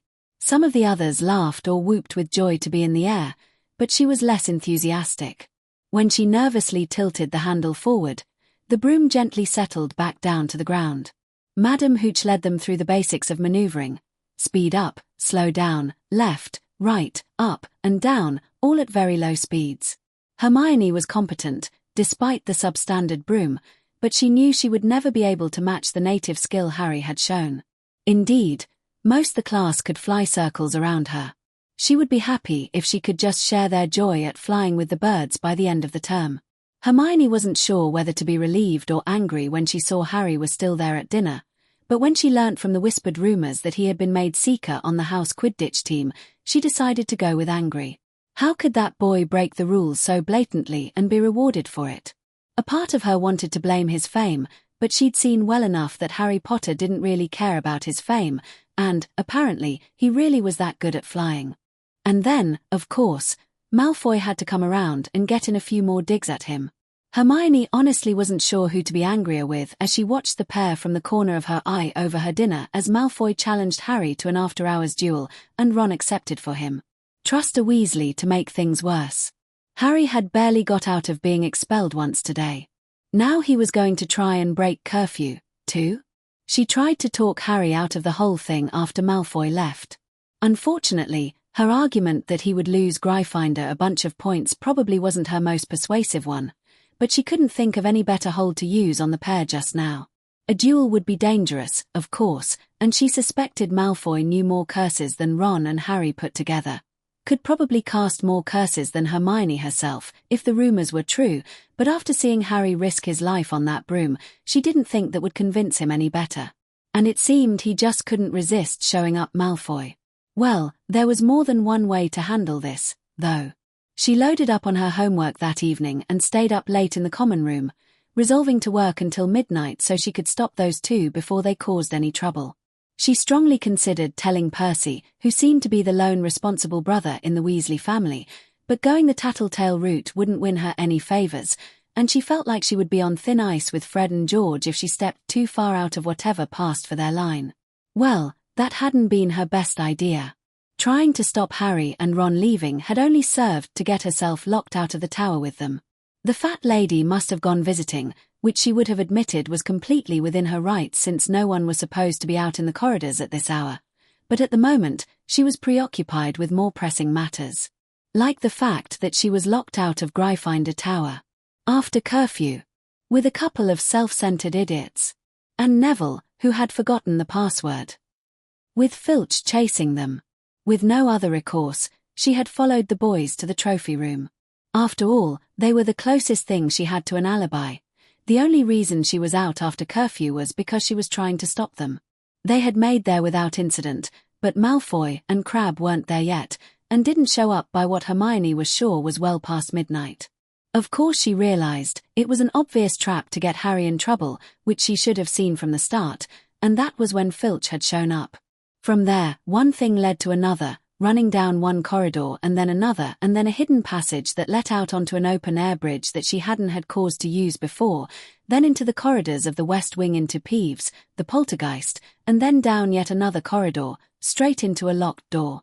Ron was sure this was the end. Gee, where was that attitude earlier? But Hermione wasn't panicking quite yet, though. She was pretty sure from the whispers of the older students that most of the locked doors in the castle would open with a simple unlocking charm like the one the rest of the class would catch up with in the spring. At this point she'd take breaking another rule or two to keep out of Filch's clutches. God, what was happening to her? But, no, she'd forgotten her wand in the tower. How could she get in now? Wait a minute. Harry was coming here for a duel, wasn't he? Using someone else's wand was tricky, but if she could put enough power through it— Oh, move over, Hermione snarled. She grabbed Harry's wand, tapped the lock, and whispered, Alohomora. The lock clicked and the door swung open. They piled through it, shut it quickly, and pressed their ears against it, listening. But Hermione didn't hear what was being said. She didn't hear anything just now, since she saw movement in the corner of her eye, and when she turned to look, she promptly froze stiff. She'd got turned around with all that running. Oh, why hadn't she spent more time on her map? But when she looked now, she instantly knew where they were, and why no one had been using the stone bridge on the 3rd floor. They were in the forbidden 3rd floor corridor. The one that contained a very painful death, and Hermione knew now that Dumbledore hadn't been exaggerating. There was a dog in the corridor. It was 10 feet tall. It had 3 heads. It had 3 heads. The sight of those 3 heads would haunt her dreams forever if she lived through this. 3 pairs of rolling, mad eyes. 3 noses, twitching and quivering in their direction. 3 drooling mouths, saliva hanging in slippery ropes from yellowish fangs. The dog came to its senses upon seeing them in its corridor and started growling at them. They were all going to die, she thought. They were at the gates of the underworld. It was right through that trapdoor under the feet of Cerberus, the dreaded hellhound of Hades, and they were all going to die. And then, thank Zeus or Jehovah or Merlin or whoever, she didn't much care right now, she fell backwards. Harry had opened the door. They ran again, not even looking to see if Filch was chasing them. They ran and didn't stop, even while climbing up 4 flights of stairs, until they reached the portrait of the fat lady and dove into the Gryffindor common room, where they lay on the couches and the floor a while until they could speak again. What do they think they're doing, keeping a thing like that locked up in a school? Said Ron finally. If any dog needs exercise, that one does. Could he really be that thick? Hermione wondered. She'd sunk into a mythology-fueled hysteria, and she'd still spotted it right away. You don't use your eyes, any of you, do you? She snapped. Didn't you see what it was standing on? The floor. Harry suggested. I wasn't looking at its feet, I was too busy with its heads. No, not the floor. It was standing on a trapdoor. It's obviously guarding something. She stood up, glaring at them. I hope you're pleased with yourselves. We could all have been killed, or worse, expelled. Now, if you don't mind, I'm going to bed. She trudged up the 7 flights to her bedroom, not waiting around to see if any of the boys had any bright ideas about what the dog was guarding, or worse, going back to find out. While she could agree with Ron about the madness of keeping that monstrosity in a school, that was about the only intelligent thing that any of those 3 had said all night. She was all the way into bed before it hit her. Or worse, expelled, she whispered. Good Lord, I really am losing it. Hermione went down to breakfast the next morning tired and, if she were honest, more than a little cranky. How could she sleep after coming face to faces with that dog? The only good thing about the whole ordeal was the look on Draco Malfoy's face when he saw that Harry and Ron were still there, and even that was tempered by the fact that those two now seemed to think it had been a great adventure. Harry tried to tell Hermione about a little package that Hagrid had moved from Gringotts to Hogwarts and that he thought that's what the dog was guarding, but she didn't want to hear it. In fact, she picked up her plate and moved a few seats down. She was going to stay far away from those two nutters from now on, as they were sure to cause more trouble sooner or later. At least Dean Thomas was more or less normal. He even liked normal sports, like football. They had potions again this morning, and Hermione hoped she could still keep her head in that class after last night. Today's potions lesson was to brew the simplest of the various kinds of awakening potions, something she could use some of herself to start with. She was a little distracted, and she knew it, which didn't bode well either. She wanted to keep an eye on Neville and Seamus in case they blew something up again, and keep an eye on Harry and Ron in case they tried something, all while doing a good job with her own potion. Awakening potion, Dean said as Hermione started the burner. I thought we already had that. It's called coffee. Fortunately, Snape either didn't hear him or chose to ignore it. Boil 1 small, greened potato for 15 minutes. Lavender read the first instruction. Because the greened potato had sprouted eyes, of course. Why are we cooking lunch here? Because greened potatoes are poisonous, and the heat neutralizes the poison, Hermione explained, happy to see there were a few things Muggles knew better than wizards about potioning.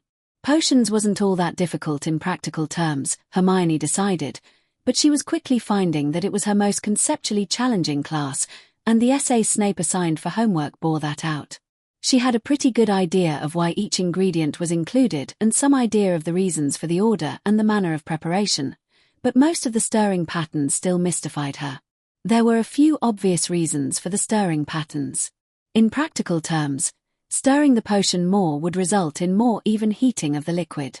Alternating clockwise and anti-clockwise stirs would create turbulence and mix the ingredients faster, while keeping in the same direction would mix them slower. The number of stirs was harder, although there were clear numerological elements to it. Many of the instructions said to stir 7 times, or for 7 minutes, or a multiple of 7.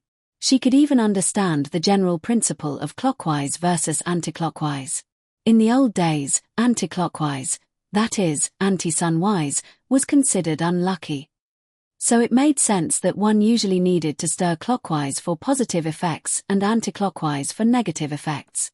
But that didn't explain all of the switching off between the two, like alternating 3 times clockwise with once anti-clockwise. Or the straight back and forth stirs that they needed to do at one step.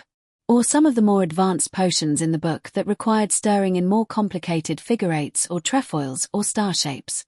Hermione didn't have a clue what the arithmantic foundations of those were, if they were arithmantic at all, though she wondered whether even fancier patterns like Lysage's curves and hypatricards would have any interesting effects. Still, just following the instructions shouldn't be that hard. They had just got done adding the sunflower petals, which, predictably, made the potion briefly glow the color of sunlight, and moved on to the dwarf bamboo leaves when they started to notice their potion was a little off. Hold on, is that supposed to happen? Hermione said after adding the leaves. The potion was much more faintly, but distinctly, glowing like sunlight. Dean checked the book. It doesn't say anything about glowing at this step. Then I wonder why. She was interrupted by a blinding flash followed by the sounds of people stumbling and a lot of cursing. She looked around for the source of the trouble, but she could only see spots in front of her eyes. When she could see again, she looked around to find Neville and Seamus, looking very embarrassed in front of a cauldron whose contents seemed to have caught fire. Imbeciles! Snape snapped at them as he drew his wand and dispelled the flames. The instructions clearly state to add 2 preparations of sunflower petals, not 3. You could have blinded someone with a stunt like that. 2 points from Gryffindor. The sunflower petals. Hermione whispered to Dean. But we only added 2 preparations, didn't we? Yeah, just the 2. What do you think happened? I'm not sure. Just a moment. Hermione pulled out 1,000 magical herbs and fungi to look up the ingredients. She hummed to herself as she found the correct page. There. Dwarf bamboo can grow in very low light and is extremely sensitive to sunlight. Of course, did you see how bright that flash was? The potion must be a lot more sensitive to the sunflower petals after adding the dwarf bamboo leaves. And that means, she grabbed a scraper from the preparation kit and scraped it across the cutting board. Sure enough, when she pulled it away, there was a bit of yellow residue on the blade. Oh, Dean made the connection. The leaves were contaminated with residue from the sunflowers. Exactly. We saw it doesn't take much. We should have cleaned off the cutting board, she said with annoyance. Now, we'll only get an E at best. Is there any way to fix it? He asked. She thought for a moment. She was sure there would be another dash of dwarf bamboo or an extra stir somewhere, but even the simplest modifications to potions were third-year material and most were higher than that. She wasn't about to risk trying to guess it. Not that we could do now. We'll have to finish it as is and be more careful about cleaning everything next time. And she wrote in her notes to do just that. They added the blueberries to seal the potion and turned in their sample along with the rest of the class. The weekend passed quickly for Hermione. She started expanding her map, with her first priority being to pace off the whole non-forbidden part of the third floor so that she could be sure not to run into that awful dog again. She also took the time to pace off some of the classrooms and was annoyed, though unsurprised, to find that their combined length was slightly longer than the length of the corridor they ran alongside. Between that, working on her homework, trying to avoid Harry Potter and all of the Weasleys, and venting her frustrations in a letter to her parents, mostly definitely not mentioning that dog, she'd rather not deliberately keep it from them, but you couldn't just go and say something like that. It took up most of her time that weekend, and before she knew it, she was back in her Monday classes, not that she minded, of course. She was Hermione Granger, after all. The following Thursday was her birthday, but she wasn't expecting any special recognition, mostly because she hadn't got around to telling anybody about it. It seemed like a terribly awkward thing to slip into a conversation if one wasn't directly asked. It didn't improve her mood when she saw a team of 6 owls drop a large, suspiciously broomstick-shaped package in front of Harry Potter. But, of course, she was happy to see an owl head toward her that morning with a package from her parents. "Oh, today's your birthday," Parvati said when she saw the colorfully wrapped parcel.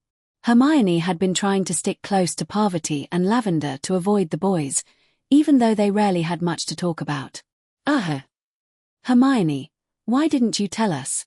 Happy birthday." She shrugged her shoulders. "Thanks, it just never came up." She unwrapped her package to find it was actually 2 presents. The first was a surprisingly large box of biscuits, and the second was a round, thick piece of plastic marked over with constellations. "Oh, wow, that's a really nice planisphere," she said. "A what?" asked Lavender. "A planesphere. Muggle astronomers use it. It's like a cross between an astrolabe and a star chart, for astronomy class," Hermione answered. "You see, you set the time and date like this, and it shows you the right star chart." "Wow, that's really cool. I didn't know they'd come up with something like that." Hermione nodded and opened the attached letter. "Happy birthday, Hermione. We don't know if this will get to you on Monday or Thursday. We addressed it to be delivered on Thursday, but we don't know if Hogwarts will hold packages like that. Either way, have a great birthday. We thought your classmates might like to try a sample of our Muggle desserts, so we sent enough biscuits for you to share, and we know you were complaining about having to use astrolabes, so your father found a nice planisphere to help with your studies. We're sorry to hear some of your classmates are causing trouble. We're a little surprised about that, Harry Potter. You wrote before that he didn't seem to let his fame go to his head. Anyway, it's probably best if you avoid those 2 when you can. And we're glad you didn't get in trouble, but you need to be more careful about getting locked out of your dorm. We hope your study group and your roommates will make better friends, though. You Haven't told us much about them. Can you tell us what they're like? How they grew up? You probably know a lot more than we do about wizard families by now. Most everything is the same as always down here. We miss you, of course. Everyone asks us what you're up to, and we have to get a little creative with the answers. But we're so proud that you're doing just as well at magic as in Muggle classes. Keep up the good work. Love, Mum and Dad. She put the letter down, a little ashamed that she hadn't got to know the people around her better. Between schoolwork and trying to avoid certain people, she hadn't put much effort into getting close to any others. Plus, small talk had never been her strong suit, and being raised in a different culture didn't make things any easier.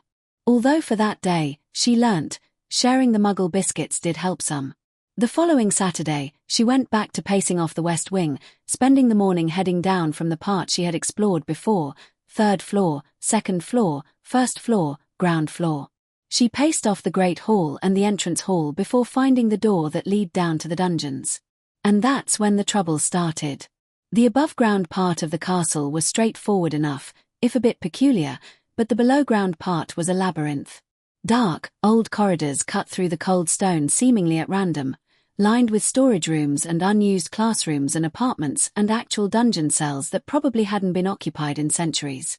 The place seemed to be constantly lit as if it were late at night and carried such a heavy air of creepiness that she wondered if it might have been intended to scare off non-Slytherins. She wasn't too worried about the labyrinth itself. She was making a map, after all. And if she did get lost, she could always brute force it by only turning right until she got back to where she came in. No, the corridors weren't the problem. It was the people. She knew the dungeons were mostly the Slytherins' domain. She had been hoping to not meet any more people on her explorations so that she wouldn't have to explain what she was doing, again, but it was not to be. As she went deeper and deeper into the bowels of the school, she heard a voice call out behind her, quite possibly the voice she was least hoping to hear. "Granger, what are you doing here?" It was Draco Malfoy. She kept pacing. "I know it's you. I'd know that ridiculous bushy hair anywhere. Look at me when I'm talking to you, Granger." Hermione slowly turned around, clutching her sketchbook tight to her chest, trying to reach for her wand without being too conspicuous about it. She hadn't forgotten the rumors about Malfoy being practiced with a few choice curses. He was not someone she wanted to meet in a dark corridor, which was exactly what she was doing. "So that's what you're up to," he said triumphantly. "Snooping around trying to find our common room." She tried to keep her voice even. "No, Malfoy, I was just, oh, I know what you say you're doing," he sneered. "Everyone's laughing about it. The little buck-toothed muggle-born girl thinks she's going to make a map of the castle. As if anyone can do that." "I see can," she defended herself. "It's not quite to scale, but everyone was laughing about it." Malfoy slowly stalked closer to her. She started backing away. "You'd better learn your place, Granger. Bad things happen to people who don't." Please," she stammered. "This is a public area. I'm just trying to learn my way around." He came right up to her. "Now. Well, then, let's see what you've been working on, if you're not causing any trouble." He grabbed the top of her notebook and tried to pry it from her grasp. "No." She pulled it back, affording him only a glimpse of the map she was making of the dungeon. He grabbed it again. "Give it here." Malfoy spat. He yanked it out of her hands and inspected it. "Aha," he gloated. "I think I'll just take care of this for you." He ripped the map of the dungeon off the pad and started to crumple it up in one hand. "No," she yelled again, lunging to try to get it back. There was a flurry of swinging arms as Malfoy tried to smack her away and Hermione tried to block him. By accident, she happened to land a decent slap on his face, which distracted him long enough for her to grab both her notebook and the loose page and run away. Unfortunately, Malfoy didn't take kindly to that. "You'll pay for that, mudblood," he shouted. "Locomotor Wibbly." An instant later, Hermione felt her legs collapse out from under her, and she went sprawling painfully on the floor. Malfoy strolled up to her, smirking to himself, undoubtedly with his wand at the ready. Hermione Granger wasn't a fighter. She'd dealt with a few bullies in her time, but it was mostly by ignoring them. She certainly wasn't used to them hexing her in the back. She wasn't one to break rules in general, much less get into an actual fight, but the sound of the boy standing over her, laughing almost leeringly at her prone form, awoke something new in her, a visceral anger mingled with a desperate need for escape. If this boy was going to start breaking the rules and hexing her in the corridor, then maybe it was time she fought back. She didn't know many strong spells yet that she was certain she could cast just now, but she could at least shoot sparks at him. She got hold of her wand and clutched it tight in her hand. She'd only get one shot, but if she could hit him in the face. Hey! What's going on down here?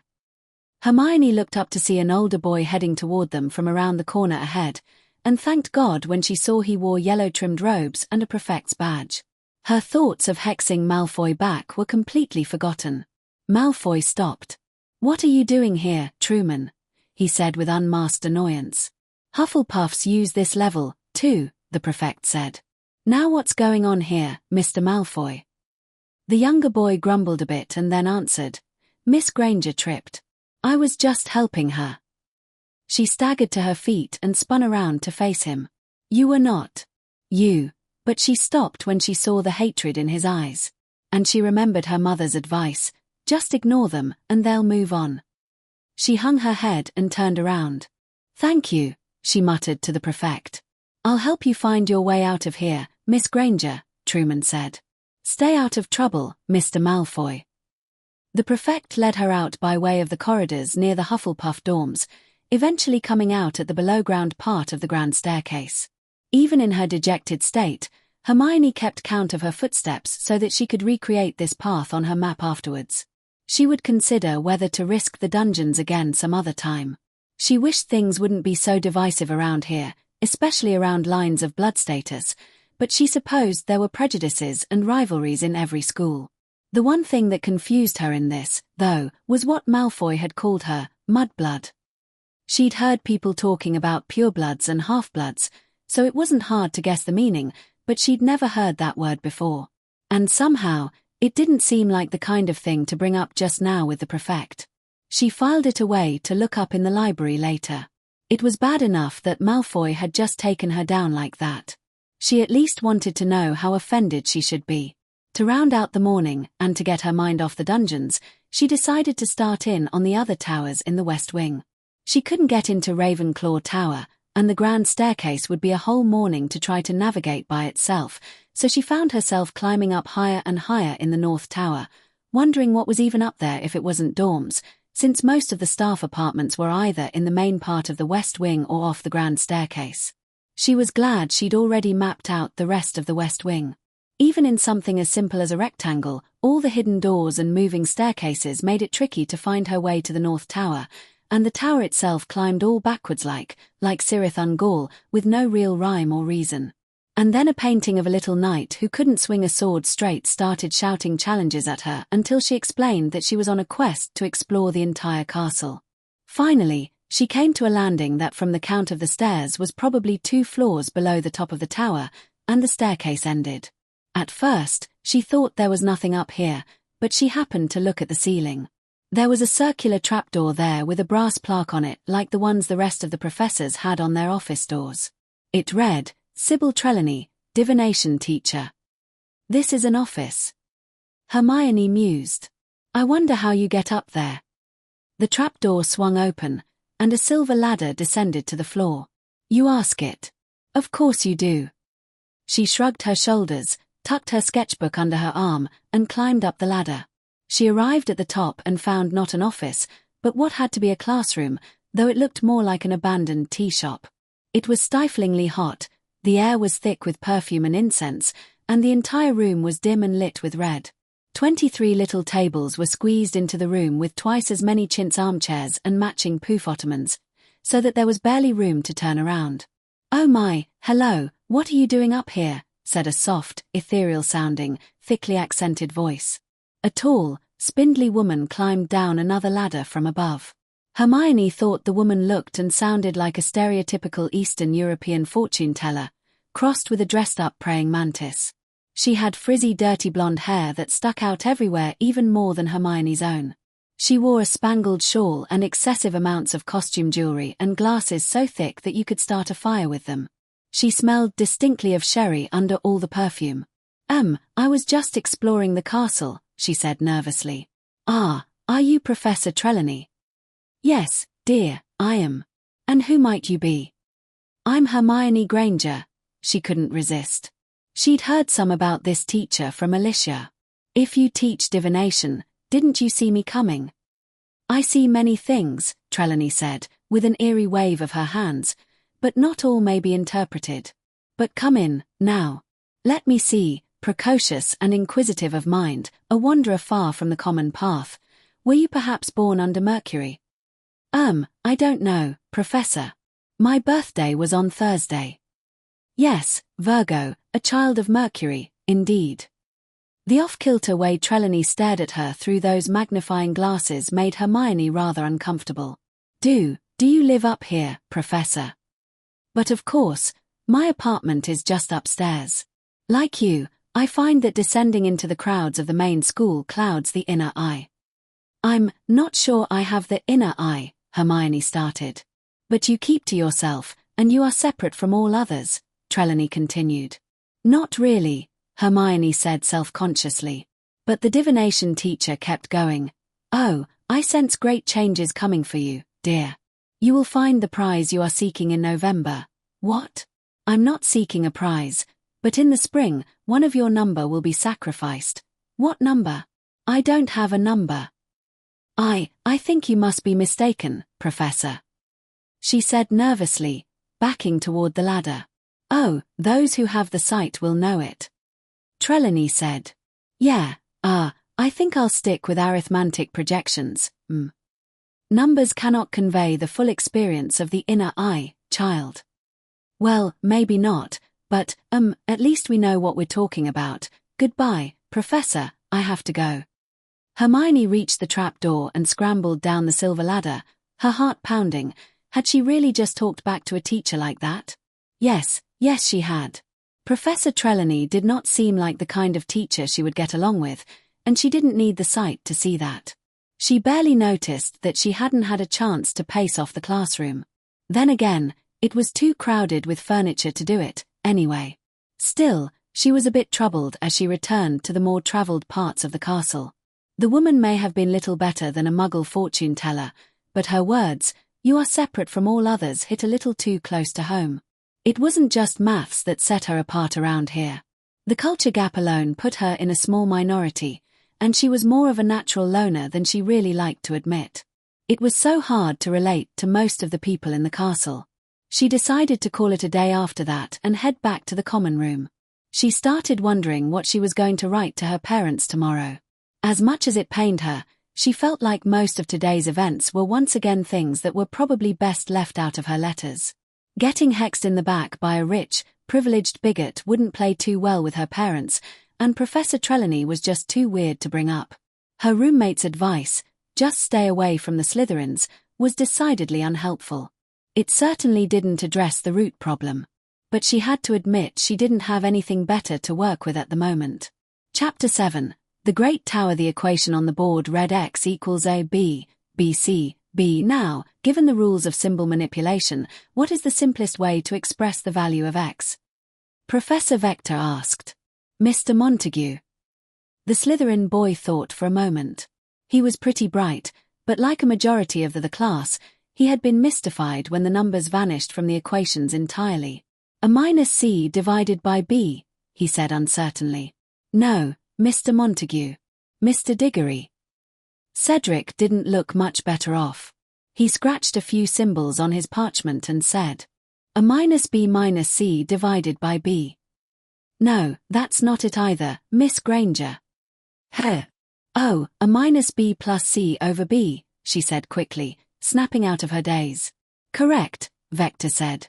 Miss Granger, I'm aware you had astronomy last night, but I do expect you to stay awake in my class. Yes, Professor, she said sheepishly.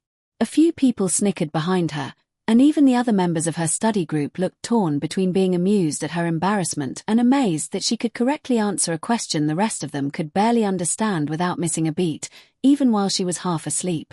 Hermione had stopped bothering to raise her hand in Arithmancy class pretty quickly, at least when it came to the maths lessons. Sometimes, Professor Vector would call on her after a couple of her classmates had got a question wrong, and sometimes she would just work it out on the board. The trouble was that this wasn't how Hermione was used to doing things, and on Thursdays, it could be difficult to stay awake if she wasn't adequately engaged. The worst part, though, was it wasn't just Thursdays anymore. While the weekly 2 o'clock jaunts for astronomy class affected her worst, she was having trouble sleeping in general, staying up much later than she ought to reading every other night. It had started as an effort to try to learn more about the magical world so she could relate better, but it was fast turning into just a plain old bad habit. While she was all but lost in thought, Professor Vector worked through the steps of simplifying the equation on the board to demonstrate her answer and then called on Alicia. "Miss Spinnet, would you care to solve this equation for B?" Alicia quickly, but very carefully, scribbled out the steps on her parchment, muttering to herself. A plus C divided by X plus 1. Correct. Alicia looked quite pleased with herself, as did Hermione, seeing that she had got the point across to at least one member of her study group. She had to stifle a laugh a moment later when someone asked if it was magic that made the numbers appear and disappear from the equations like that. It was odd the way some people thought about magic when they were raised with it. It was a chilly, foggy autumn day, the kind of day that made one glad of the thick, woolen Hogwarts robes. Sitting out here in the viaduct courtyard, everything was quiet and still. Even the birds were eerily silent in the fog. The loudest sounds were the whisper of autumn leaves and the scratching of her mechanical pencil. Hermione gazed up at the exterior of the castle and carefully sketched what she saw. This would be her first sketch of the outside of the castle to send to her parents, and she could see a fair bit from here. The entrance hall, the great tower, the whole face of the west wing, and several of the towers of the east wing. But she paid particular attention to the great tower, the huge column that housed the grand staircase. She had finished breakfast quickly that morning to get an early start exploring the space around largest and most complicated of Hogwarts's 142 staircases. She started from the lowest part she could get to, the dungeon level, and worked her way up. There was a large set of doors on the dungeon level that indicated the staircase went lower, but they were locked. She hesitated there, about to head back up, but something stopped her. It wasn't like anyone else followed the rules around here. She approached the doors, checked to make sure no one was around, then discreetly drew her wand and whispered, "Alahomora." The doors didn't budge. Oh well, it was worth a try, though it did make her wonder why the third-floor corridor wasn't protected by something stronger. Maybe someone had to feed the dog. She shuddered at the thought. With 3 large, interlocking squares of rises and landings, there were lots of different ways for the stairs to go, and some part or other of the grand staircase was always in constant motion. She had to stop at one point when the flight she was on changed to connect to the forbidden corridor on the 3rd floor and wait for it to change back. That wasn't a mistake she was going to make again. She counted the steps going up, making note of each room around the staircase, but as soon as she hit the 8th floor, above the entrance to Dumbledore's office, things started to turn strange. First, the complex interlocking and changing staircases shrank down to a single square. It was still 20 steps on a side, but it later narrowed to 15, then 10 as she ascended. The rooms off the staircase were also smaller here, and most of them seemed to be unused, while the few that were seemed to be either storage for specialized items or contained unusual experiments, presumably of Dumbledore's, unless any of the other professors worked on such oddities as inside-out clocks and upside-down fountains up here. On the 17th floor, the portraits started to look off. They looked fuzzy and distorted, as if they were copies of copies. The figures no longer spoke to her, and they moved in strange, jerky ways. Around the same time, the neat, cut stones of the walls became more and more irregular until they were little more than a rubble of rocks held together by mortar. A few floors later, the square staircase changed into a tighter spiral staircase, but the steps were crooked, and from counting the steps, she was sure she ought to be about 50 feet above the top of the tower by now. She couldn't see how much higher the stairs went because of how the tower tapered, but she kept seeing a floor or two above her, so she kept going.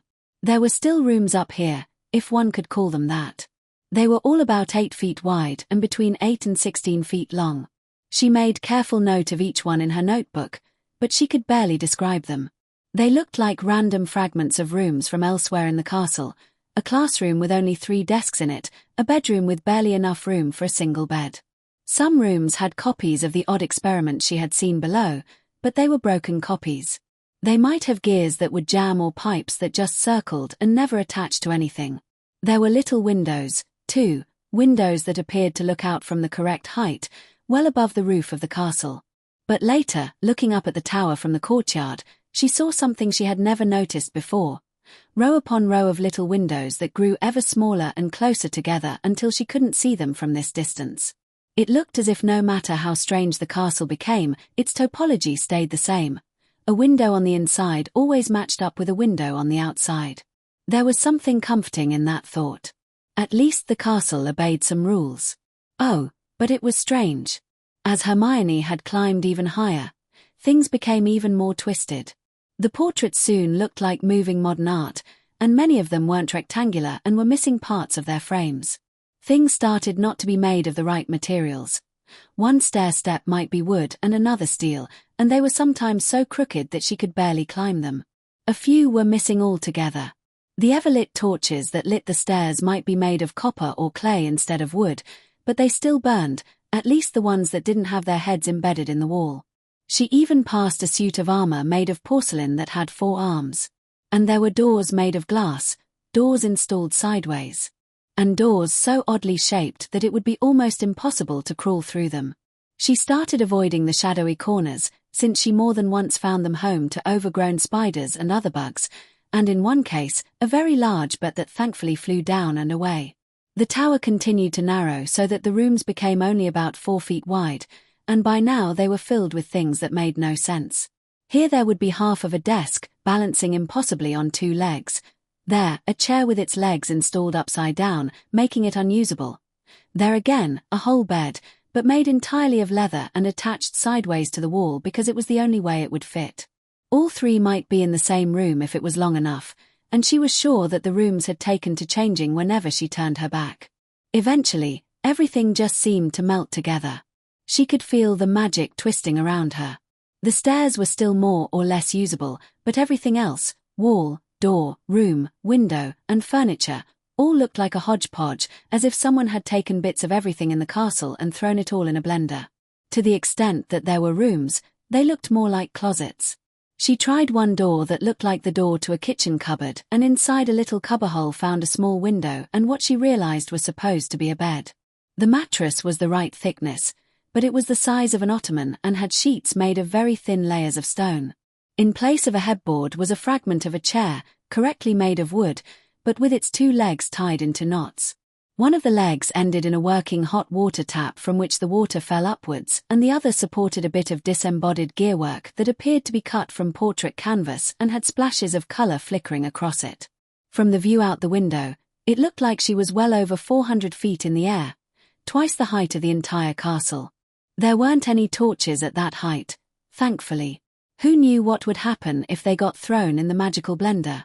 The only light came from windows that cut past the rooms directly into the staircase. After looking at the odd bed thing, she heard a noise up ahead, a high-pitched chirping like a bird song. She moved up toward the noise, but when she did, a mouse the size of an Irish terrier leapt out of one of the cubbyholes, took one look at her, squealed like a pig, and bolted up the stairs. Hermione ran screaming all the way back down the tower. It was only by a miracle that she didn't trip on any crooked or missing stairs. She was done. There was no top of the tower, she was sure about it now. It just kept climbing higher and higher and got smaller and smaller until it dissolved into atoms and pure magic, and she was sure she would be eaten by a giant cockroach long before then. She didn't stop until she had run down the 300 feet of steps back to the 7th floor, where she very nearly collided with Albus Dumbledore as he was exiting his office. She hadn't had cause to meet the headmaster in person, yet, and this was not the way she wanted to do it. This was the chief warlock, supreme mugwump, and defeater of Grindel for Pete's sake, and here she was, sweating, unkempt, scared out of her wits, and so out of breath that she found herself slumping against the wall to keep her feet. But Albus Dumbledore only looked concerned at the state of his young student. "Miss Granger," he asked, "whatever is the matter?" I was up there, and there was a," Hermione tried to articulate between breaths, pointing upward. The headmaster's face became more worried. "Up in the tower? How high up did you go?" Way above the top, sir," she stammered. "There was a big mouse. She held her hands a couple of feet apart to indicate the size. "Oh dear, that high. Miss Granger, I think you'd better go see Madame Pomfrey for a calming draught. And in the future, you should not venture any higher than the top of the tower ought to be without the help of a professor." She nodded profusely. Yes, sir. However, Dumbledore said with a smile, it is rare to see such curiosity about the castle from the students. His eyes twinkled a bit as he continued, 5 points to Gryffindor for your initiative. Hermione's mouth hung open for a minute until she came to her senses and squeaked, Thank you, Professor, before dashing off toward the hospital wing. That hadn't exactly been the best way to start the day. After Madame Pomfrey had given her a calming draught and some lunch, given the time, she headed out to the relative safety of the outside of the castle for a nice, normal afternoon alone, sketching whatever she could see. That seemed to be the way things ended up on the weekends. Hermione wasn't ashamed of liking her peace and quiet, but it did feel a bit isolating at times. No one was likely to be out here on a Saturday, out on the training grounds, maybe, but not here, overlooking the lake. Hermione. Her head snapped in the direction of the sound. Dean. What are you doing out here? Dean Thomas was strolling toward her across the courtyard. I was gonna draw some pictures of the castle for my folks, he said. Really? That's what I'm doing. Oh. I didn't know you were an artist, too. I'm not, she said quickly. I just know enough geometry to manage with buildings. He sat down on the bench next to her. All right, then, let's see what you've got. She slowly turned over her sketchbook to show him, nervous about having her work analyzed by an actual artist. It's not bad, Dean said. Shading needs some work, and I don't know if you were really going for the fine detail like the ivy and stuff. He flipped back to the previous pages. What's this? Hermione snatched the sketchbook back defensively. I was trying to map out the grand staircase, she said. It didn't go well. Oh, sorry. The two of them sat mostly in silence as they sketched, neither one wanting to say much after that, although Dean gave her a few drawing tips. She felt uncomfortable about snapping at him, but she wasn't ready to talk to anyone about her little adventure just yet. When she thought she was more or less done, she gave him a somewhat awkward goodbye and headed back inside. Today, we will begin our first unit on untransfiguration, Professor McGonagall began. Because transfiguration can be quite error-prone, it is vital to know how to reverse a transformation. This is a complex art in itself, which requires a mastery of a number of different spell tools, depending on whether the transfiguration is permanent or not, how much you know about the original form, and whether there are any other spells applied, especially form-locking spells. Now, for many temporary transfigurations, like most of what you've been doing so far, a simple finite incantatum will suffice, but this will not work on stronger or more permanent transfigurations, and at the same time, it will cancel many other charms and spells that you may not want to. So we will begin with the most general untransfiguration spell for when the original form of the object is known, reparafage, so that you will be able to reverse your own work if you make a mistake. Professor McGonagall looked pointedly at Hermione at the next part, as she often did when explaining the more esoteric points of her subject. Reparafage is approximately the arithmantic inverse of the general free transfiguration spell, which makes it effective at reversing a wide range of transfigurations, but not as powerful. And just as free transfiguration requires one to hold the target form clearly in mind, the inverse spell, reparafage, requires one to hold the original form clearly in mind. Hermione was surprised to find she didn't know that bit. Numerology and Grammatica spoke much more about charms and jinxes than about transfiguration, something she considered a bit of an oversight. She knew the principle, of course, even if she didn't know the breakdown for that particular spell. Take a reciprocal of the arithmantic elements and build the spell from the first few algebraic terms, probably just the first 2 terms. She suspected that a spell this low level would only be a first-order approximation. She eagerly wrote down in her notes Professor McGonagall's explanation and a few of her own speculations and questions based on it. As usual, she was the first to get the new spell to work, successfully untransfiguring her oak leaf back into a quill.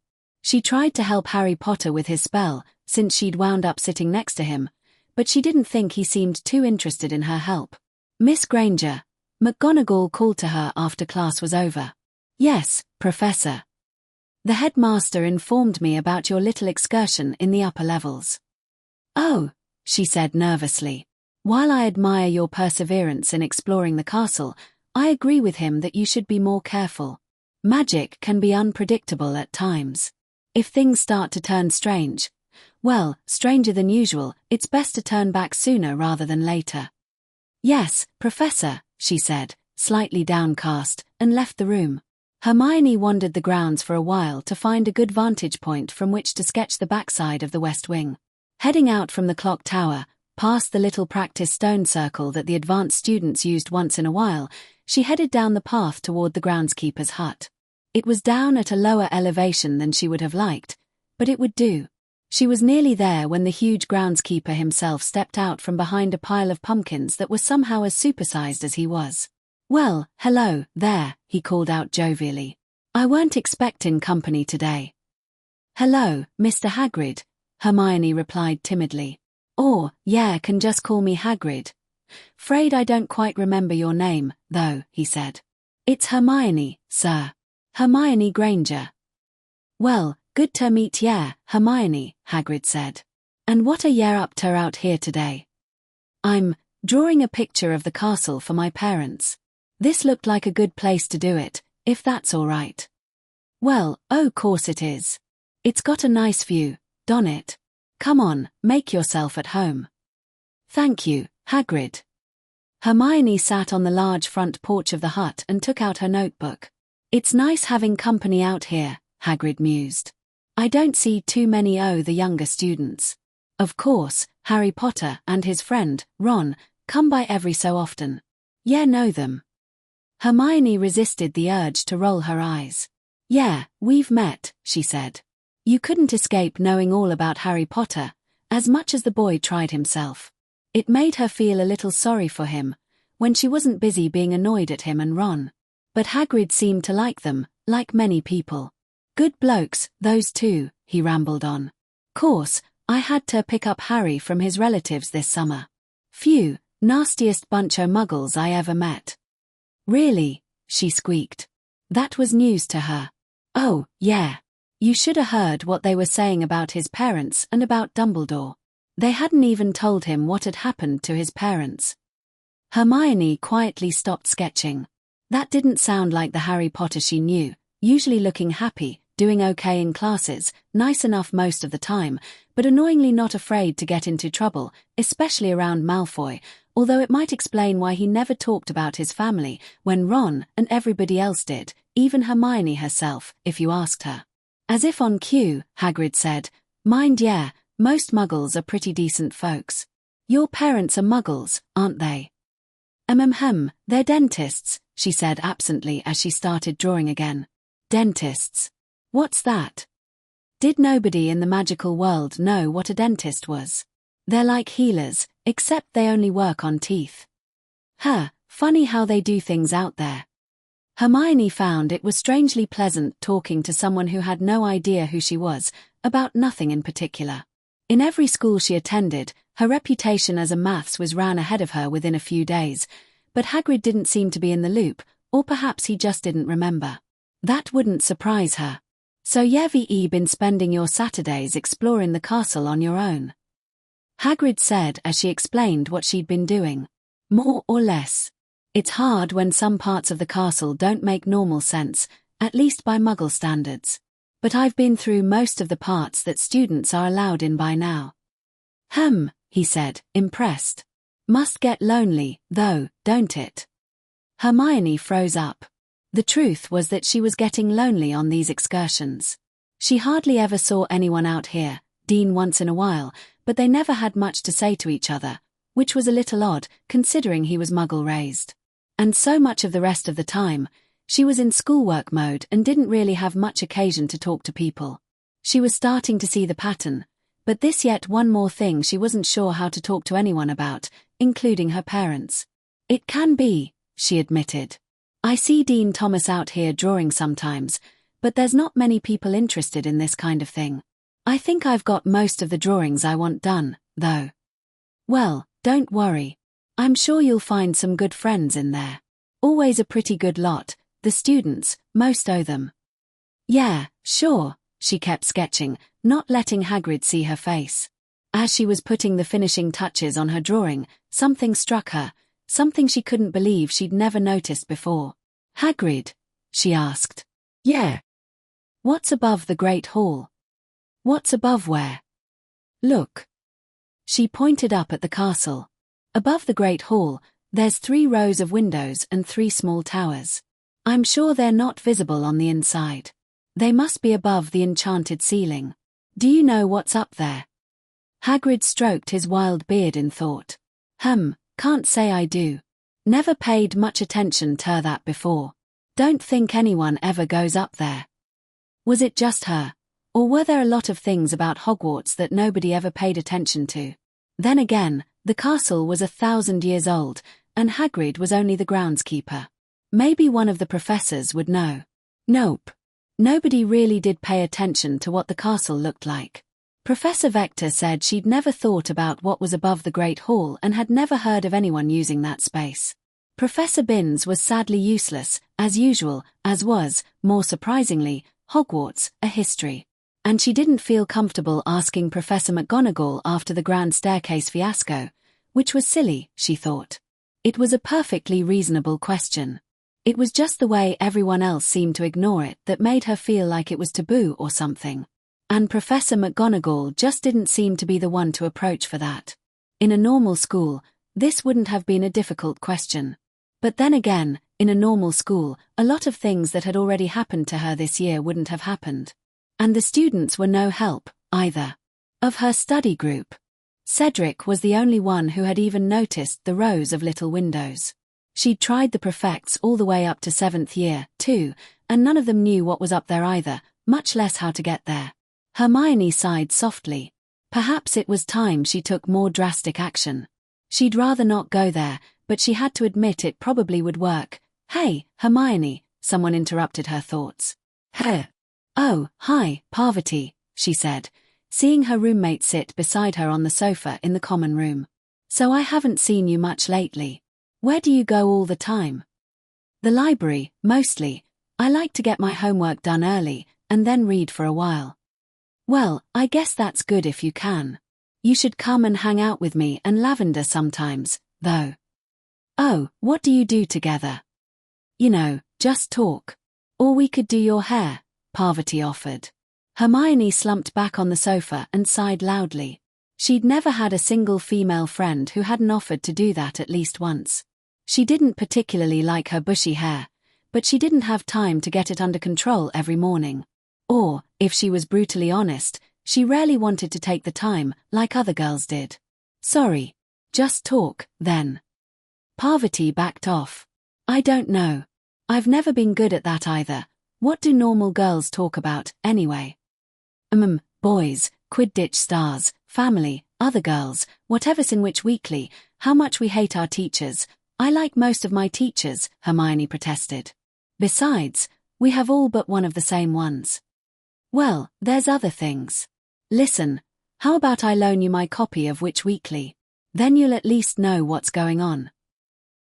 Sure, thanks, she said unenthusiastically. Great. She tried reading Parvati's copy of Witch Weekly that evening. She really did. But she gave up halfway through. She just couldn't slog through all of those gossip columns. It didn't help that she didn't even know who Gwenog Jones was, much less why she should care about her correspondence with Curly Duke of the Weird Sisters. She didn't care for that in the Muggle world, and here was no different. What did she talk about with her friends back at home? Besides school, anyway. Books. Movies. Sure, there was a fair bit of that, but most people in the magical world didn't even know who Tolkien was, let alone Arthur Clarke, and they'd certainly never seen a Muggle film any more than she'd seen a magical play. Relationships. Well, they were starting to in secondary school, but she'd been out of her element there, too. Honestly, Hermione liked maths, science fiction, fantasy, chess, classical music, history. She could find other girls like that in the Muggle world, but at Hogwarts, at best, she was in the wrong house for that. When it came down to it, she just had to admit that she had almost nothing in common with Lavender or Parvati. And Lily and Sally Ann weren't much better. They mostly just hung out with each other, and she rarely saw them outside of class since they were both even more morning people than she was. She was starting to wonder if the Sorting Hat had been right not to put her in Ravenclaw. Meanwhile, her lingering problem of figuring out what was above the Great Hall was still tugging at her mind, and she was rapidly coming to the conclusion that she had only one useful resource left. Well, this was it, she thought. This was her last, best hope for solving the mystery. It was risky, but if she was a Gryffindor, she might as well put it to some use. "Hello, Fred, George," she said uneasily when she caught the Weasley twins in the common room. "Why, hello, Miss Granger. What can we do for you?" one of the red-haired boys said, probably Fred. She was starting to notice that Fred was the more outgoing of the two and more often the first to speak. "Ah, you two know a lot about the castle, right?" "Do we know a lot about the castle, Fred?" the second twin said, laughing. "I'd say we know a fair bit, George. Trying to find a way to sneak out, are we?" "No. I was just wondering if you could tell me what's above the Great Hall." They stared at her in confusion. "Come again," George said. "There are 3 rows of little windows above the Great Hall. I was wondering what's up there. Even Professor Vector didn't know." Now the twins stared at each other. "I never noticed that," George said. "Me neither," Fred replied. "I've never seen them mentioned anywhere." "Do you think we should check with, George lowered his voice. "Yes, I think we should. Miss Granger, could you give us a few minutes while we check our sources?" Sure. "Come on, George, let's go." They dashed up the staircase to their dorm room. Hermione wondered what that was all about. If she found out those two had had a map this whole time, she would, well, she wasn't sure what she would do yet, but she'd at least reconsider her stance of not antagonizing them. Up in their room, Fred and George quickly made sure there was no one inside, shut the door, and took out their most prized possession, the Marauder's map. The Marauder's map was one of the most impressive bits of Charm's work they had ever seen. They'd filched it from Filch in their first year, from his confiscated and highly dangerous file, no less. At first, they'd thought it was just a piece of parchment Charm to make snarky comments at people, but, apparently sensing the presence of a couple of pranksters, it had led them on until they'd discovered the passphrase, "I solemnly swear that I am up to no good." They spoke the passphrase now, and the map came to life, drawing in the names of Moony, Wormtail, Padfoot, and Prongs, those great unknown patrons of magical mischief-makers. It was a complicated piece of work.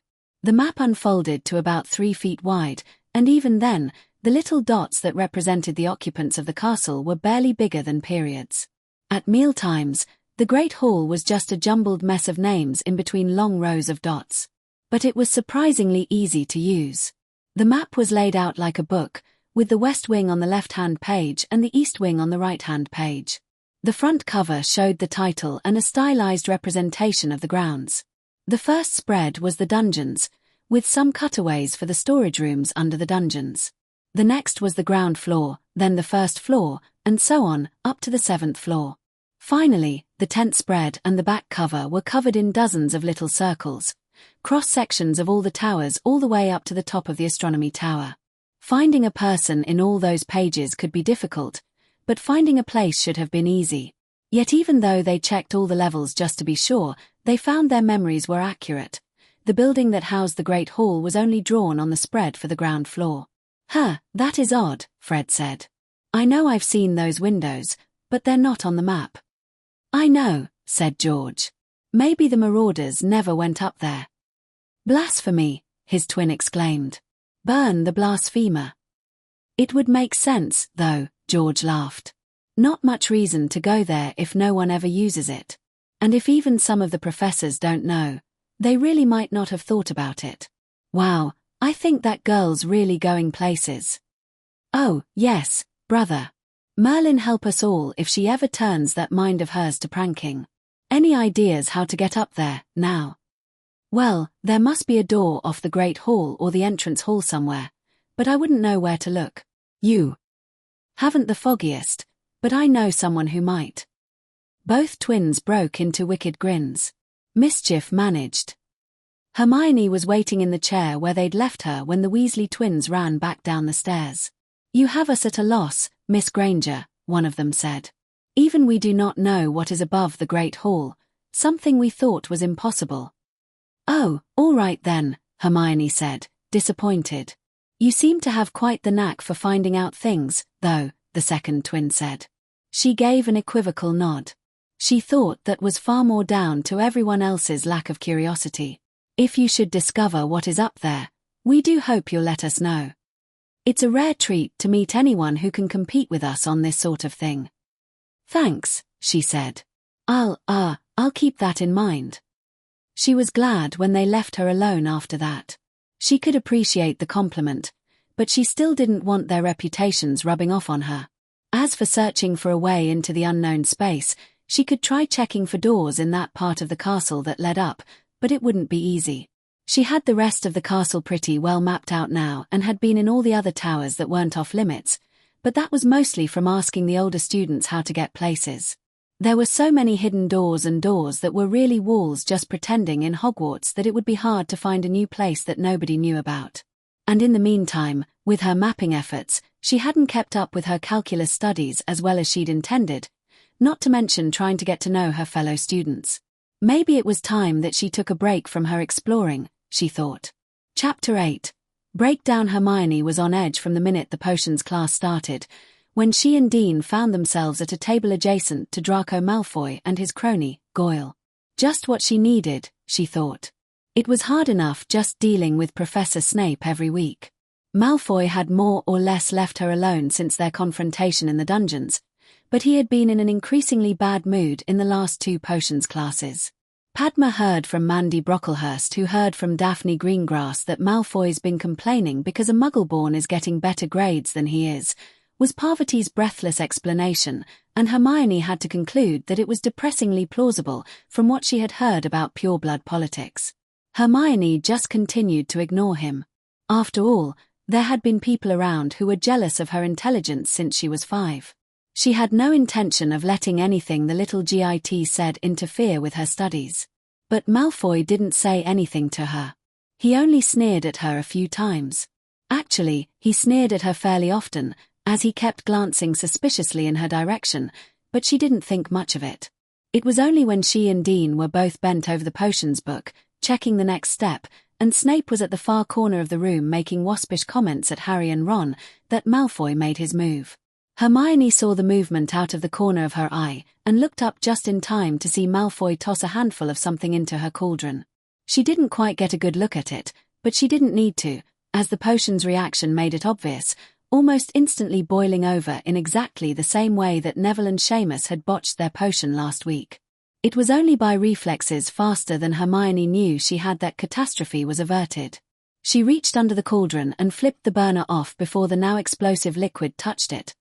The blast last week had been enough to send Seamus to the hospital wing. As it was, she got a scalded hand for her efforts, but that was the least of her problems, and Snape had turned toward the shouts and was approaching with a wicked grin. "Tut tut," he said, casually vanishing the spilt potion with his wand. "Pine nuts again. Thought you'd try to experiment without permission, Granger? Or did you actually manage to read the wrong page?" "Neither, Professor," she stammered. Malfoy threw them in. "I did not," Malfoy said indignantly. "I can't help it if you don't know how to brew a simple potion." "But I saw you throw them." "Prove it." Hermione turned a hair paler and looked at Dean pleadingly, but he shook his head slightly. He hadn't been looking that direction, and, Gryffindor though he wasn't about to lie to Snape. "Well, I'd say this work rates are poor," Snape said. Hermione's eyes grew to the size of saucers in horror. "No use trying to salvage what's here, and I'm afraid you won't have time to start over."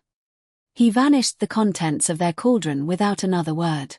"Professor," she tried again, "we don't even have any pine nuts set out here. The potion doesn't call for them. We didn't put them in." "I still see no proof," Snape said viciously. "You should not make unfounded accusations, Miss Granger." "But and 5 points from Gryffindor for talking back." Hermione let out a small squeak and clenched her fists tightly under the table. She wanted very much to walk out right now, but she knew that would just make things worse. Lavender and Parvati gave her a sympathetic look. "I'm sorry about that," Dean whispered when Snape moved on. "I wasn't paying attention, and, just forget it," Hermione said. She turned away from him and sat down and read the textbook for the rest of the period. Unfortunately, she couldn't even get off that easily. As she left the classroom, not looking up from her feet, she'd only made it a short way down the corridor when she heard a voice call out, running off crying to McGonagall, "Are you, Granger?" She whirled around. "I am not crying," she shouted, which was quite true. She was far too angry.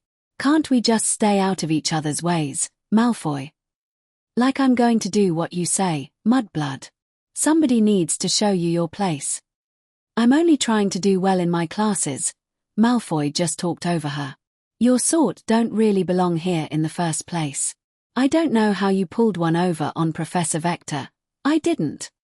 But I think you can see Professor Snape knows how to handle people like you properly." Malfoy drew his wand and, almost faster than she could follow, cast Simpima. She tried to dodge, but the spell hit her left shoulder, and she could attest then that the stinging jinx lived up to its name. "Ouch! Please, I don't want any trouble." Hermione raised her own wand defensively and backed away. All three of them took a step toward her, grinning evilly. "No prefects around to save you now," Malfoy said. She yelped as he hit her with another stinging jinx, evidently unafraid of retaliation. She needed to get away from them, and fast. She needed to keep them from following and hexing her, which meant she needed a way to slow them down reliably without using too much power. One of the very few jinxes they'd learnt so far in defense class was the obvious solution. She raised her wand, still vaguely horrified at the blatant rule-breaking of it, and uttered, "Coloshu." Crabbe, who was nearest to her, toppled forward, his shoes stuck firmly to the floor. She turned her wand on a surprised Malfoy, but before she could cast again, she heard a gruff voice say, "Vermilius," and she got a face full of red sparks from Goyle. Then, as she blinked them away, Malfoy yelled, "Mordio Digiti." The toe-biting jinx hit her in the stomach, but that didn't matter. She felt her trainers constrict painfully around her toes, so much that she stumbled and collapsed onto her bum, struggling to scoot away from them. Crabbe unstuck himself, and the three boys started advancing on her again. She raised her wand to defend herself, desperately trying to think of a spell that could even the odds. With a cry of Verdimillious, she created a cloud of green sparks large enough to cover all three of them, but even as she uttered the spell, the boys were lowering their wands. "Magic in the halls. I'm sure you know that's against the rules, Granger." Out of nowhere, Professor Snape was looming over her. She managed to scramble to her feet, though she still couldn't feel her toes. "But, Professor, 10 more points from Gryffindor, and be thankful it's not more. Now, get a move on," he snapped. The boys smirked at her silently. Hermione stood stock still for an instant, every muscle on a hair trigger, and then spun on her heel and ran down the corridor. Not so much because she was upset, though she was, but because she knew instinctively that if she opened her mouth again, she would say something she would regret. It was a pure fight-or-flight response, she thought afterwards, and that was definitely not a fight she could win. She spent most of that afternoon in her dorm room. After losing 15 points in one morning, all of them completely unfair, she could be forgiven for not wanting to face her housemates any more than necessary. She never thought she'd be so glad to see the weekend. Hermione sat in the library on Sunday, trying to fight off one of those afternoon attacks of sleepiness that seemed to be hitting her more and more often. It was her own fault, of course, for staying up past midnight so often. She almost felt like she'd been bewitched. It was so hard to break the habit. She'd spent the weekend, like the last couple, off by herself, reading. The time she didn't need for homework, anyway. She felt vaguely like she ought to be hanging out with her roommates or something. But anymore, it felt like by the time she got to the weekend, she needed the time alone to rest up mentally. Besides, she enjoyed taking some time out to read what she wanted to, whether it was about the second derivative test or animal ghosts of Britain or just taking a closer look at 1,000 magical herbs and fungi when she could stay awake, anyway. She might well have dozed off for a few minutes, her head hanging low over the table. At a sharp sound, she snapped awake. It was only an older Ravenclaw slamming a book shut, but at least she was reasonably alert again. She reread the page she was on so she could actually remember it and kept going. With a start, she soon noticed the light through the windows was fading. She checked her watch and started fuming. She was late for dinner. This was happening far too often lately. She couldn't understand where the hours went. She would barely have time after dinner to scribble out a letter to her parents and send it before curfew, and while her homework for tomorrow was done, she still had a charms essay that she'd somehow managed to put off for the whole weekend.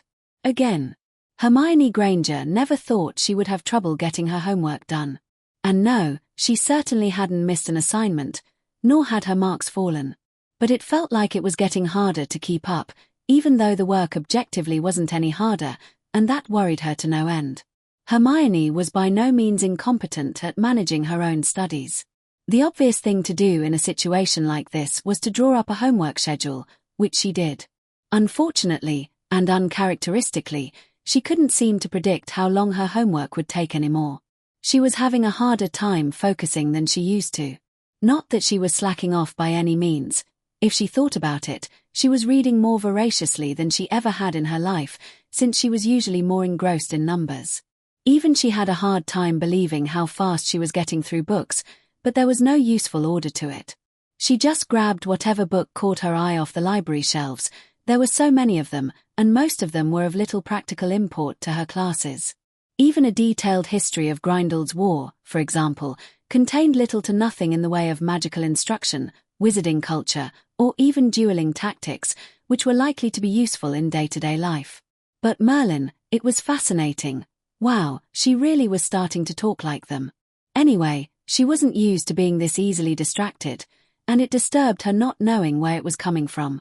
It disturbed even more her that she was barely motivated enough to finish her homework on time, and she really didn't know where to turn. It would be hard enough to tell her parents in person, let alone in a letter, and this just wasn't the sort of thing she could tell a teacher. Not with her reputation. And there was nothing academically wrong with her. Well, besides Snape, so why bring it up? Hermione ate dinner quickly, paying little attention to what was on her plate and speaking only a few curt words to anyone who spoke to her. She felt exhausted, and the day wasn't over yet. Plus, she still didn't really feel like dealing with people right now. When she was done eating, she then trudged up to the owlery. It was actually starting to feel like a chore writing these letters home every Sunday, which was probably another bad sign. She didn't dislike it. In fact, she would have liked to spend more time on it, but the problem was that time was something she never seemed to have enough of, even when she thought she ought to. And, more to the point, she never really knew what to say anymore. But her mum and dad were expecting her to write, so she went up and hesitatingly wrote out a short note, just putting down whatever came to mind. Oddly, most of the unpleasant things that had been going on literally didn't come to mind, not until she was sitting up in the common room wondering why not, and if she really would have written them anyway. She tried to get started on her charms essay and managed to write about a foot that she would probably have to rewrite tomorrow, since she kept dozing off in her chair, rendering it far more disjointed than her usual work. In an unusually clear moment of self-awareness, she decided that she must be even more sleep-deprived than she thought. Normally, if she was behind on her work, and this was behind for her, she would stay up late to finish it, but that wasn't working anymore, since she just couldn't stay awake to do it. She'd have to finish the essay up tomorrow. She wearily climbed the 7 flights to her bedroom and, like Sally Ann had their first night, fell asleep on her bed without even changing out of her robes. Daniel and Emma Granger waited in the kitchen at breakfast on the Monday before Halloween for her daughter's weekly letter to arrive.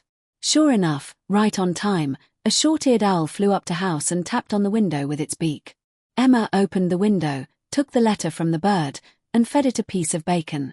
It hooted happily and flew up into the tree, where it would wait for them to write a reply. The Grangers were still amazed at how intelligent the post owls were. Emma opened the envelope and sighed. Hermione's letters had been getting progressively darker over the past few weeks. It wasn't anything major. It just seemed like the mentions of her classmates were growing fewer, or when she did mention them, it was more often to complain about them. And while she was doing well in her classes, it was becoming clear that history, defense, and potions all frustrated her endlessly. The letters had grown a bit shorter and sparser, too. She could tell her daughter wasn't sure what to write anymore. It was hard for any parent to see their child begin to grow up and grow apart from them. But it was a lot harder when she was living in an entirely different world and apparently not adjusting well.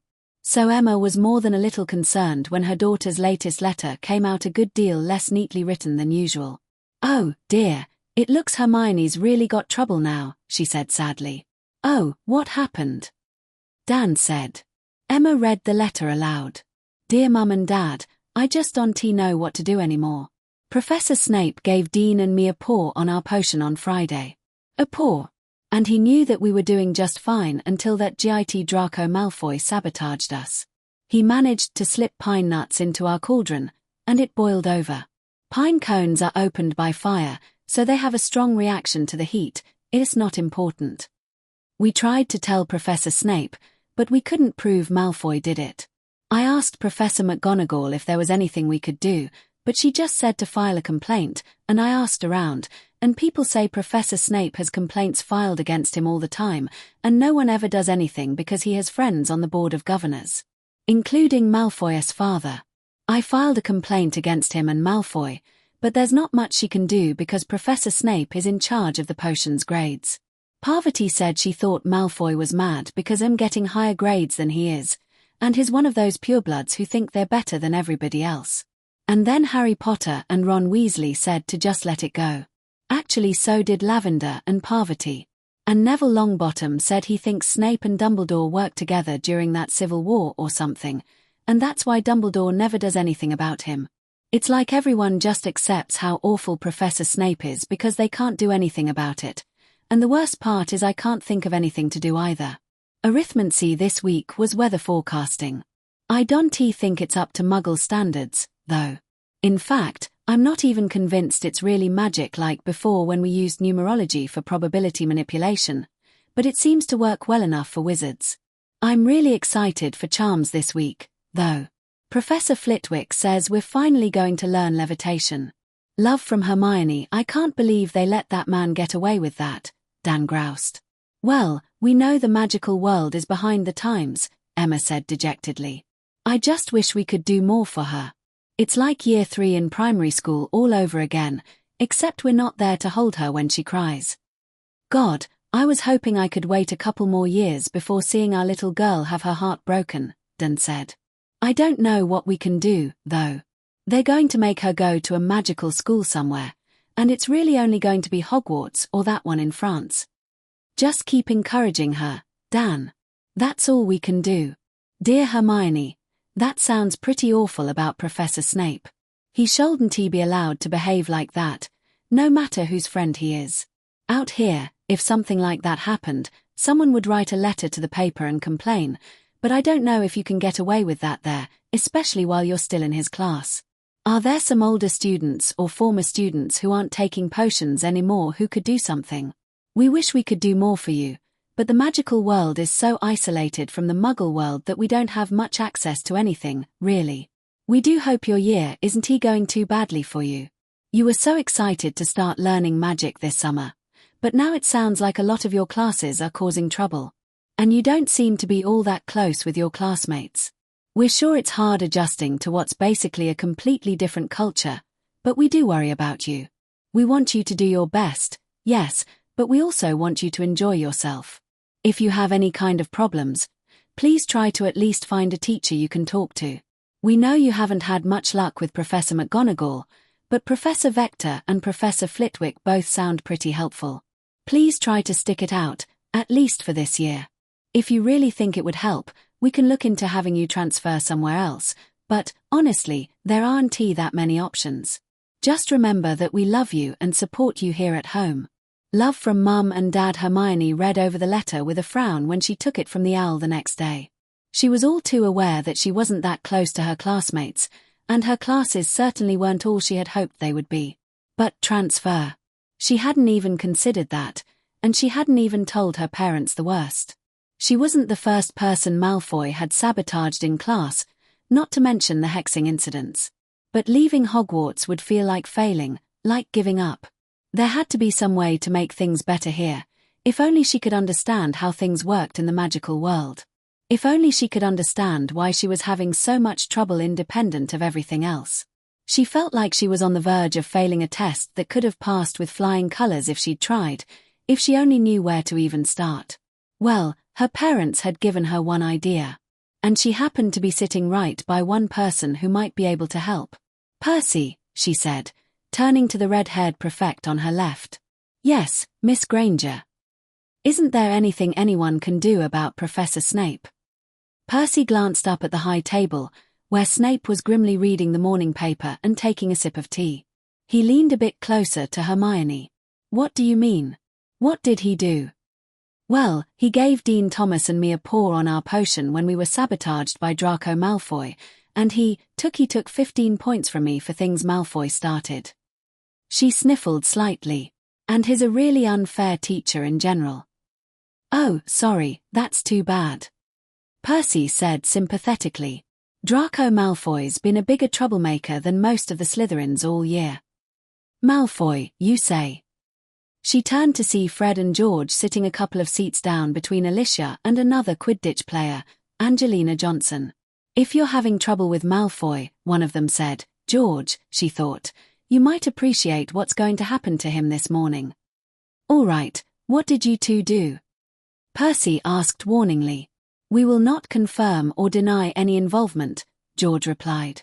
"You've got nothing on us," Fred confirmed. "Why, maybe it was Lee who did it.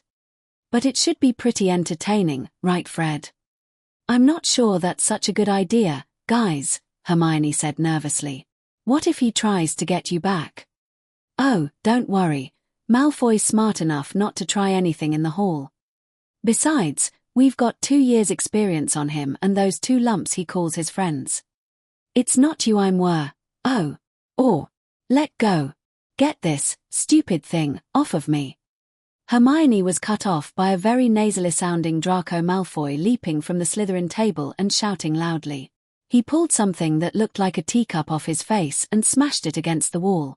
With half the school laughing at his now unusually red nose, he glared across the hall at the Weasley twins, who were laughing the most hysterically of all. Most of the professors looked quite displeased by the incident. And Snape had swooped down to make a show of taking care of things at the Slytherin table, but Malfoy had already sat down, since he really couldn't try anything with so many eyes on him, and started muttering angrily to Crabbe and Goyle. "A nose-biting teacup!" Percy exploded. "And in the middle of the Great Hall. Really?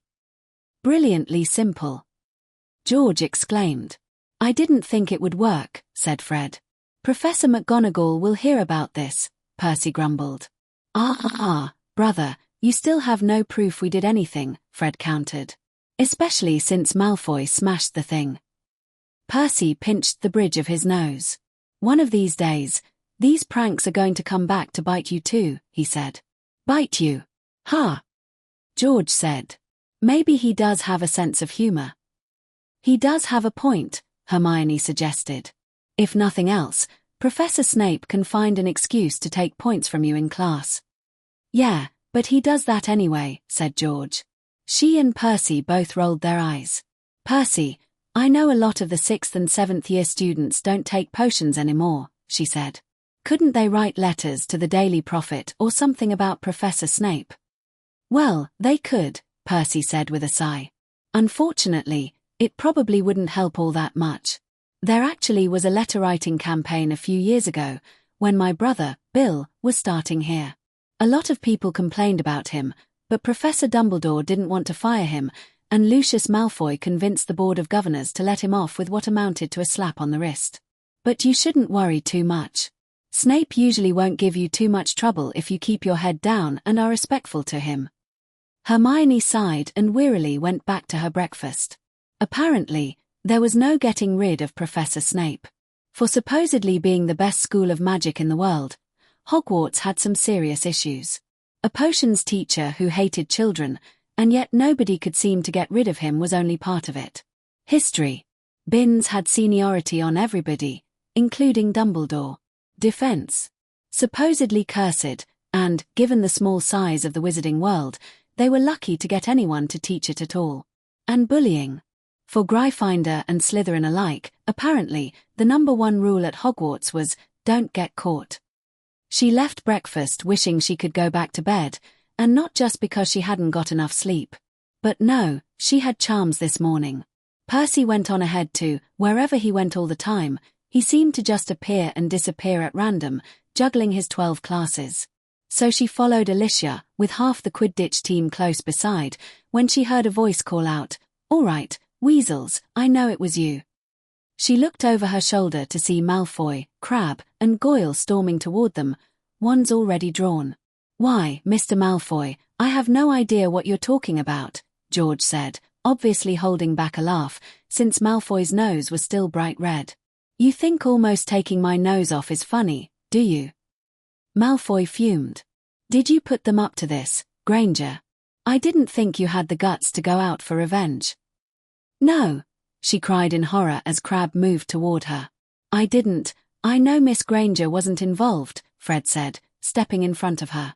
"She's far too much of a killjoy for following the rules." "You should not make unfounded accusations, Mr. Malfoy," George added, mimicking Snape's voice. "After all, can you prove that any of us was involved?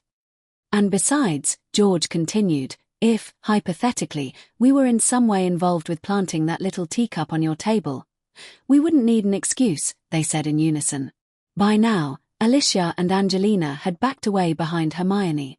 Hermione had started backing away, too, but not fast enough because Malfoy and his friends and Fred and George all started casting spells.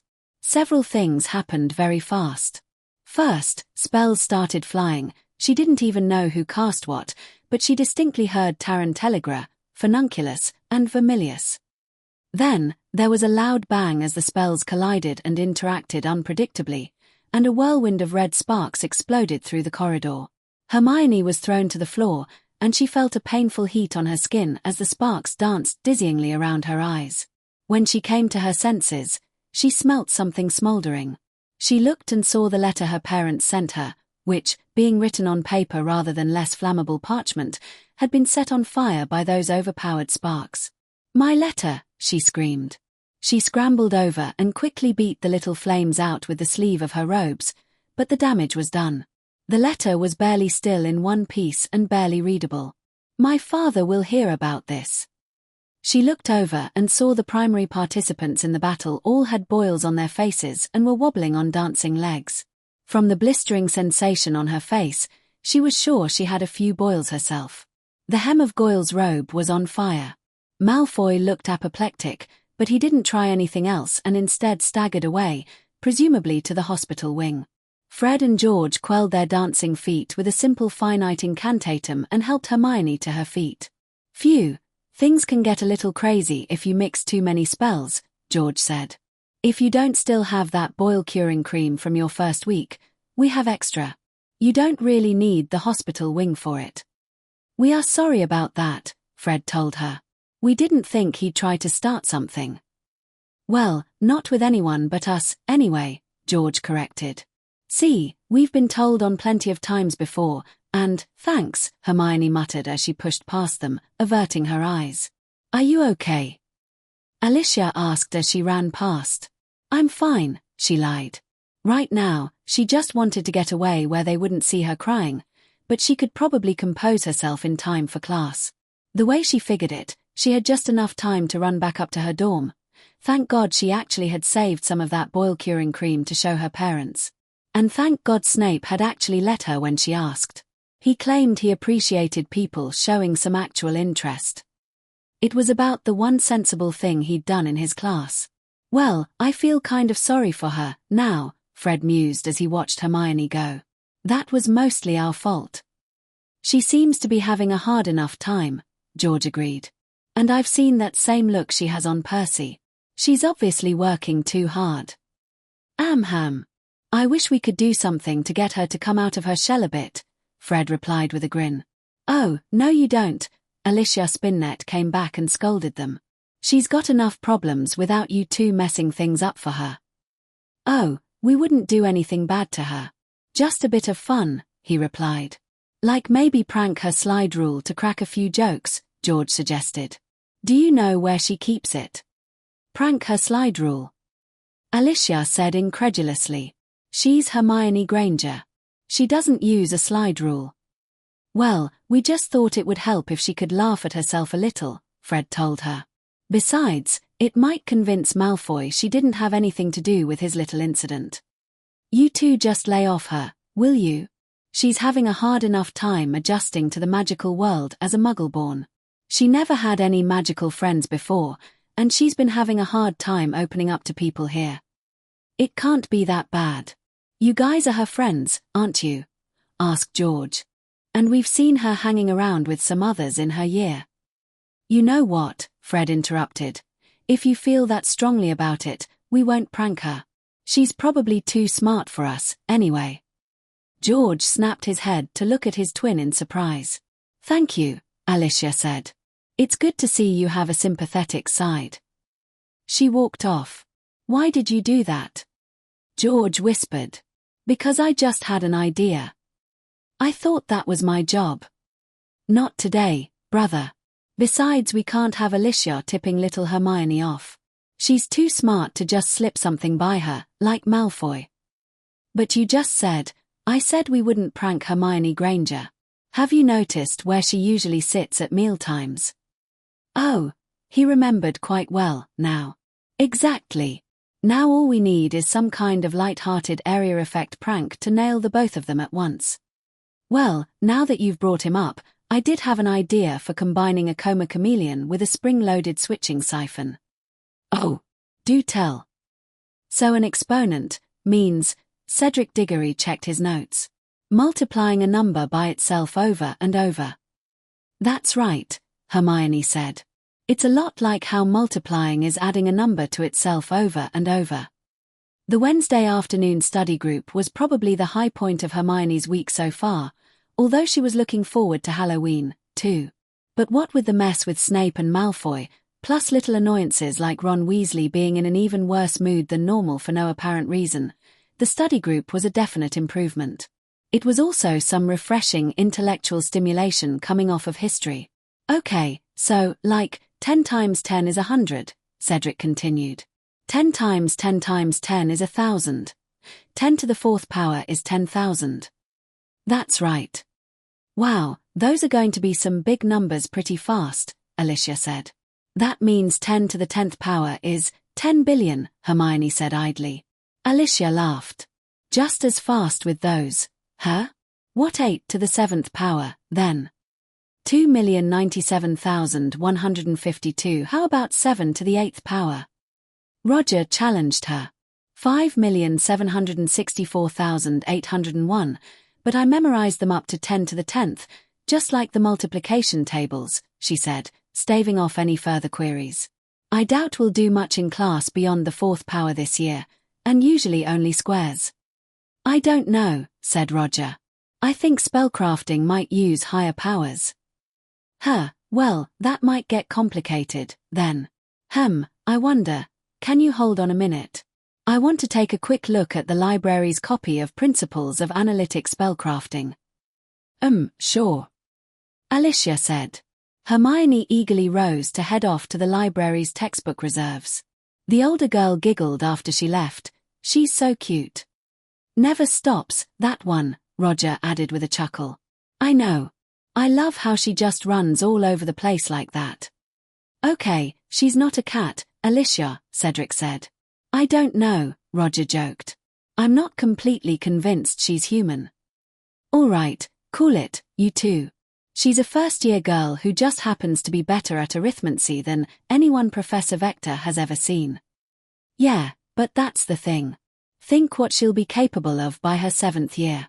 She'll probably be the youngest dueling champion ever or something. Hey, maybe she can finally get rid of Snape, Alicia added. All three of them laughed. Yeah, like anyone could get rid of Snape, Cedric finally joined in. Maybe if McGonagall, Flitwick, and Sprout all chased him out an upstairs window, he'd go away. Hermione stood very still by the reserve stacks. It must be something about the acoustics of the library, she thought. They must not realize she could still hear them. She tried to shake it off. After all, it was just good-natured ribbing. But still, as nice as her arithmancy classmates were, she couldn't entirely shake the feeling that they really did think of her as their little pet furs tie, or else something exotic to be put on display, like she didn't quite fit with them. And getting rid of Snape.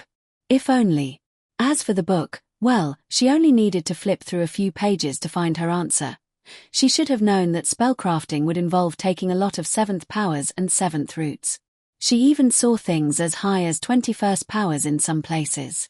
She put the book back and returned to the study table, trying her best to smile as if nothing out of the ordinary had happened. After all, why should she let it worry her? If the others noticed anything amiss, they didn't say it. It happened at dinner that night. Hermione ate in her usual spot, mostly in silence aside from an occasional comment to Percy Weasley beside her. Between the main course and dessert, an impressionable second-year Gryffindor named Katie Bell came up to Percy from his other side and spoke to him. "Excuse me, Percy," she said, holding up a small box. "Could you take a look at this, please?" She stepped to the side slightly, so that she could see both Percy and Hermione. "What is it?" he asked, taking the box.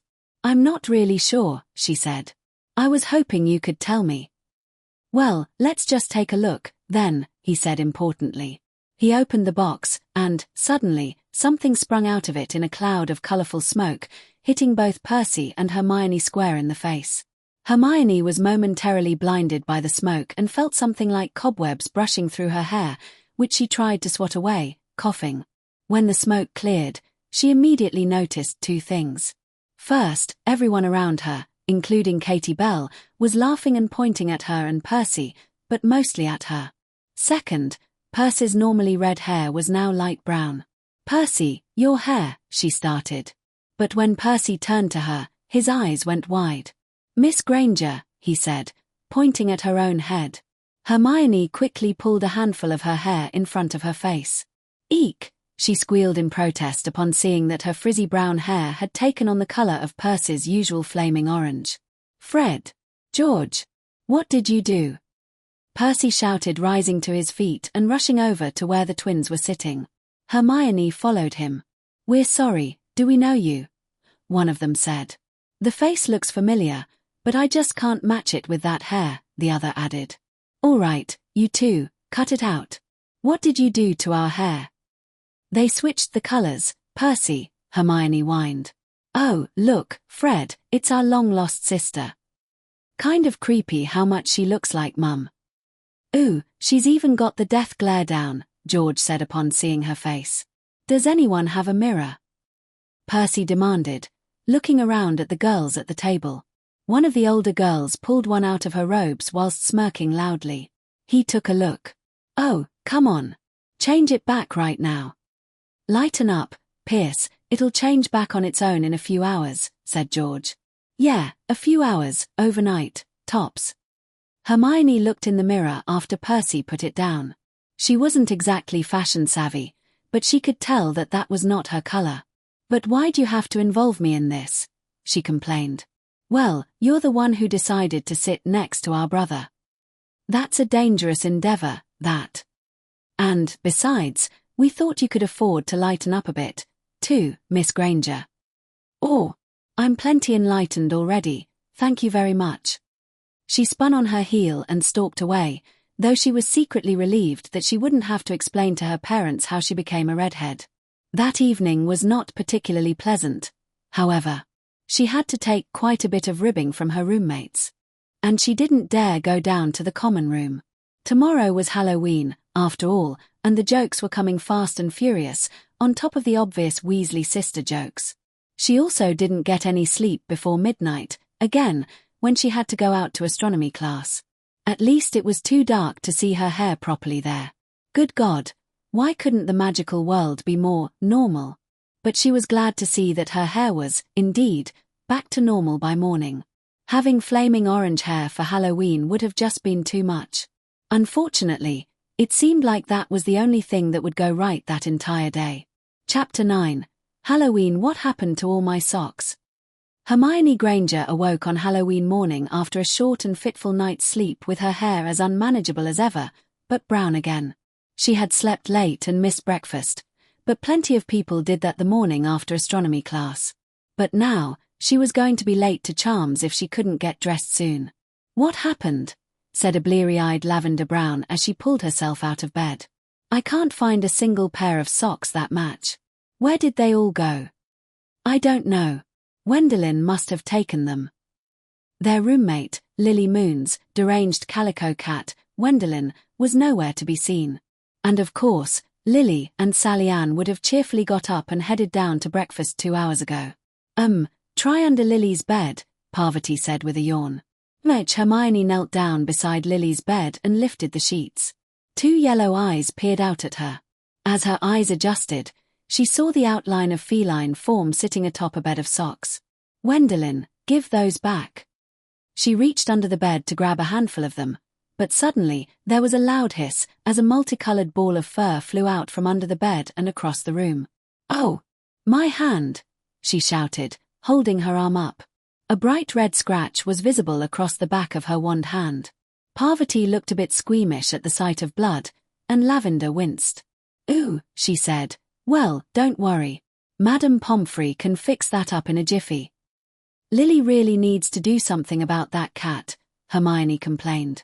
She wrapped her hand with some tissues while she finished getting dressed, and then ran over to the hospital wing to get her hand healed. Madame Pomfrey was sympathetic, but she barely heard anything the Mediwitch said because she was more worried about getting to Charms on time, and with that detour, she barely made it.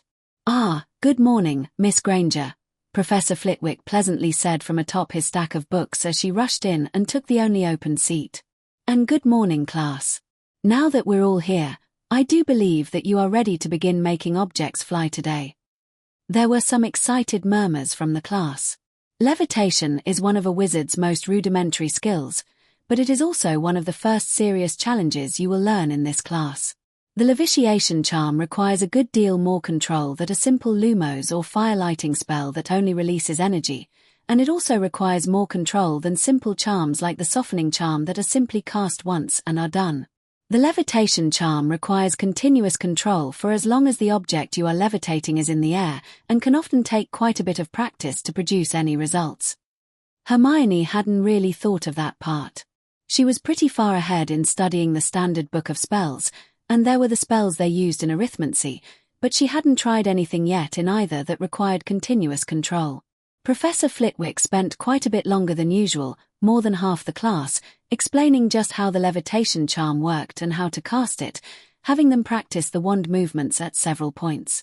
At 8 syllables, Wingardium Leviosa was one of the longest incantations they had learnt, and lining it up with the swish and flick motion was tricky. But by the time they moved on to the practicals, Hermione was pretty confident in her ability to cast the spell. We'll do this in pairs, so that one of you can act as a spotter, Flitwick said as he began to levitate feathers to the students' desks. This charm can be temperamental to those who are first learning it. Now, then, Mr. Potter and Mr. Finnegan, I think. Hermione looked to where the boys were sitting. Harry Potter looked relieved and Neville Longbottom, who had been looking in his direction, looked dismayed. And Mr. Longbottom with Mr. Thomas. She wouldn't be paired with Dean. Her eyes swept over where everyone was sitting and made the connection. Oh no. And Mr. Weasley with Miss Granger. Ron groaned loudly, and Hermione nearly did herself. This was just not her week. Ron scooted his seat nearer to hers as Professor placed a feather on their desk. Hey, he said. Hey, she replied wearily. Your hair's back to normal now, Ron told her. Thanks for noticing, Hermione grumbled. Hey, I know Fred and George can be annoying, but they never do anything really bad to anyone who doesn't deserve it. She rolled her eyes at the boy. Yeah, that's so reassuring. Now remember to put all the parts together, squeaked Professor Flitwick. Be sure to use that nice wrist movement to let the magic flow freely, swish and flick, swish and flick. And saying the incantation correctly is just as important. Remember, the incantation triggers the specific action of the magic, and things can go very wrong if you don't say it just right. Don't forget the story of Juan Carlos Barufio, who scored a knockout on himself in the 1957 World Dueling Championships when he said S instead of F and dropped a buffalo on his own chest. The class giggled and shuddered in equal amounts at one of Professor Flitwick's many humorous stories from his days on the dueling circuit. If that were really true, that had to say something bizarre about how magic worked, Hermione thought. After all, why would a slip of the tongue produce a spell so powerful that most wizards probably couldn't do it deliberately, even if it was very rare? It was something to investigate in Arithmancy later. She watched around the room as people began trying to cast the levitation charm, without much success. At the next desk, Harry and Seamus both swished and flicked, but their feather didn't even twitch. Hermione suppressed a yawn. "Why don't you go first?" she said wearily. "Sure, thanks." Ron tried to swish and flick, but he didn't produce any results either. She let him go on a few times, just watching to make sure he didn't do anything temperamental. She wondered how she had got to this point. She'd barely spoken to the boy since the dog incident, or his friend, Harry, for that matter, and largely by choice. Percy was pretty good, and the twins at least tried to be helpful in their own bizarre and, frankly, troublesome way, but she hadn't seen anything to improve her opinion of Ron all year. But then again, she was starting to feel a little conflicted about thinking that. After all, she'd barely talked to Ron and Harry before that night, let alone after it. Sure, they were dumb and reckless, scratch that, they were boys. She mentally rolled her eyes. But those two objectively didn't get in anywhere near as much trouble as Fred and George, and their troublemaking was what had really rubbed her the wrong way in the first place. Well, that, and Ron was pretty short with her when she tried to talk to him before. Still, she wasn't sure if the duo had got in any trouble since then.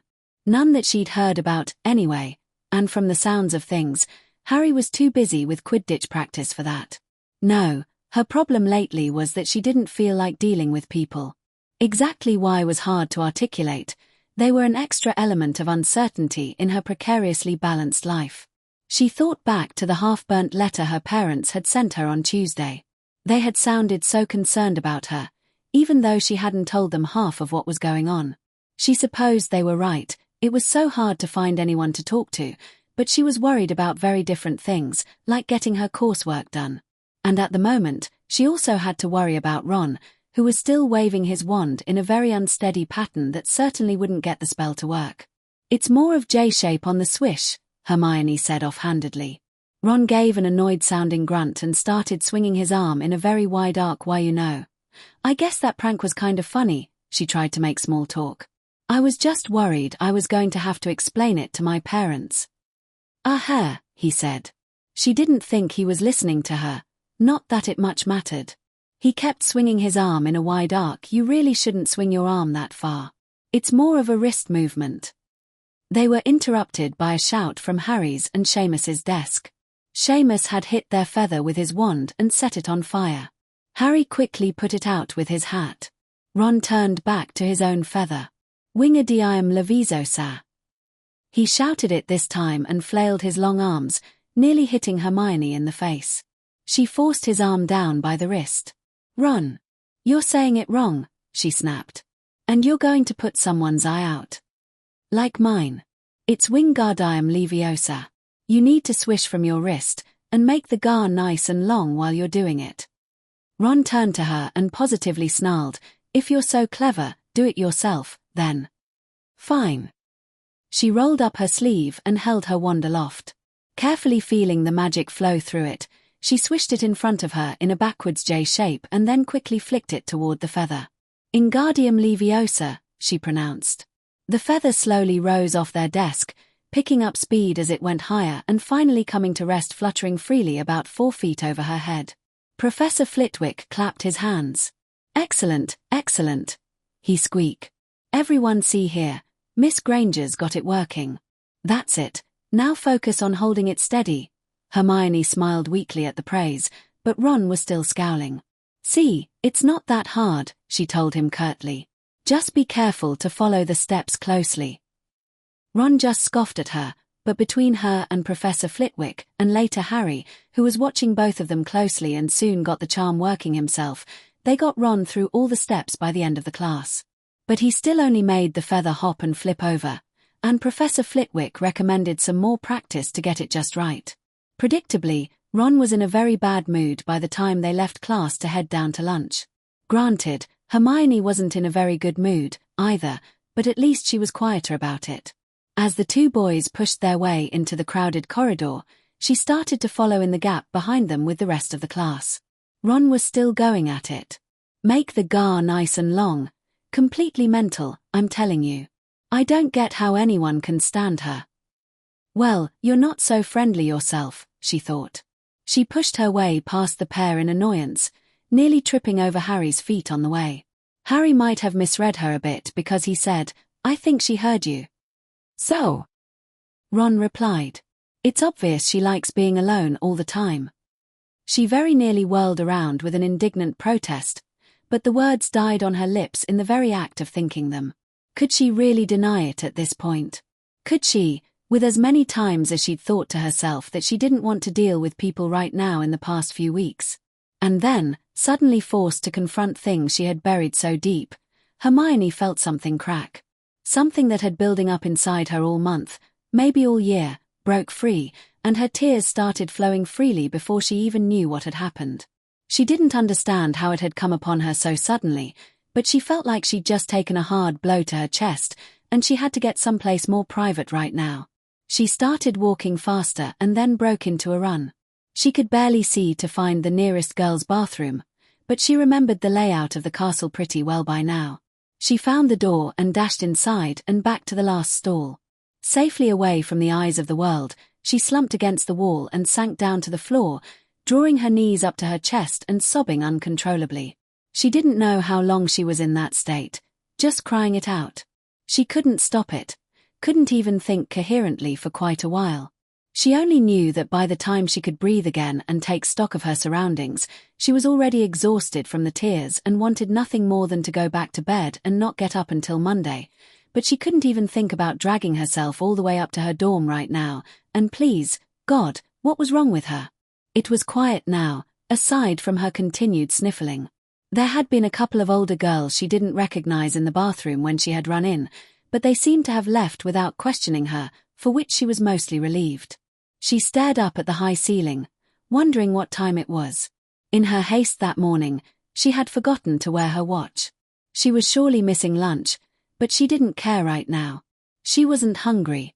She felt the tears coming on again as she finally thought back on what Ron had said, on her whole stupid week, on her whole year so far, really. Where had it all gone wrong? What was wrong with her? She couldn't do this anymore. She lowered her head and covered her face with her arms. Maybe she should just stay here a while longer. Septima Vector looked out over her third-year class and saw, to her surprise, that her top pupil was not there. As far as she knew, Hermione Granger had never missed any class before, and she was pretty sure she would have heard of it if she had. It could be for any number of reasons, of course, but it did give her cause for concern. "Miss Spinnet, where is Miss Granger?" she asked. "I don't know, Professor," Alicia said, looking uncomfortable. Fred told me at lunch he thought his little brother said something that upset her, but I don't know where she went." She sighed. Children could be so cruel sometimes. She could tell the girl had been having difficulties already. Still, there was nothing she could do right now. "Well, the next time you see her, please tell her to come and see me so that she can pick up her assignments." "Yes, Professor." Hermione had barely moved from her spot slumped against the back wall of the loo. She'd sat atop the toilet lid, laid flat on the floor, and leaned with her forehead against the wall at times, shifting whenever her legs got too stiff. She ventured out of the stall only once, to wash her face, but she was discouraged by how disheveled and puffy-eyed she looked in the mirror and quickly ducked back inside, alone with her thoughts. "I'd know that ridiculous bushy hair anywhere." "You'll pay for that, mudblood. Somebody needs to show you your place." She couldn't do this anymore. She'd been called names before. Not outright slurs, but there were always a few people who would make fun of her unmanageable hair or her oversized teeth, or, more recently, about how plain she was, and worse than that, too. Back in year 3 of primary, a few of the boys started calling her a freak because she was getting maths tutoring and doing things like long division and multiplying large numbers. She'd broken down several times and barely made it through that year with a lot of support from her parents. It was the only time before now that they'd considered switching her to a different school, but the next year was when she skipped to year 5, and everything was fine again, and she'd learnt to develop a thicker skin since then. She ought to be able to handle bullies by now, even of Malfoy's caliber, and if that were the only problem, she easily could have done. The hellhound on the 3rd floor. Malfoy jinxing her in the corridors. Anything involving the Weasley twins. She couldn't do this anymore. Her parents had always been there for her, And they still gave her all the support they could, of course, but she felt like she couldn't fall back on them anymore. Not like before. It was more than just that she was away from home. She hadn't told them half of what was going on around here. There were so many things that she felt like she couldn't, that they wouldn't understand. She didn't understand herself. It was maybe for the same reasons that she wasn't completely comfortable talking to any of the professors, not to mention that parts of it could get her in trouble. But after week of this, it just felt so isolating, and she was having enough trouble with that as it was. You keep to yourself, and you are separate from all others. I do expect you to stay awake in my class. Must get lonely, though, don't it? What do normal girls talk about, anyway? Chronic sleep deprivation. You don't seem to be all that close with your classmates. Barely being able to keep up with her homework. I don't know, I'm not completely convinced she's human. Not really even wanting to talk to anyone about it anyway. She couldn't do this anymore. It wasn't what Ron had said that had sent her over the edge. She'd been called a lot worse before. No, what really got to her was how much of it was true, and what really ate her up inside was how much she had brought this on herself.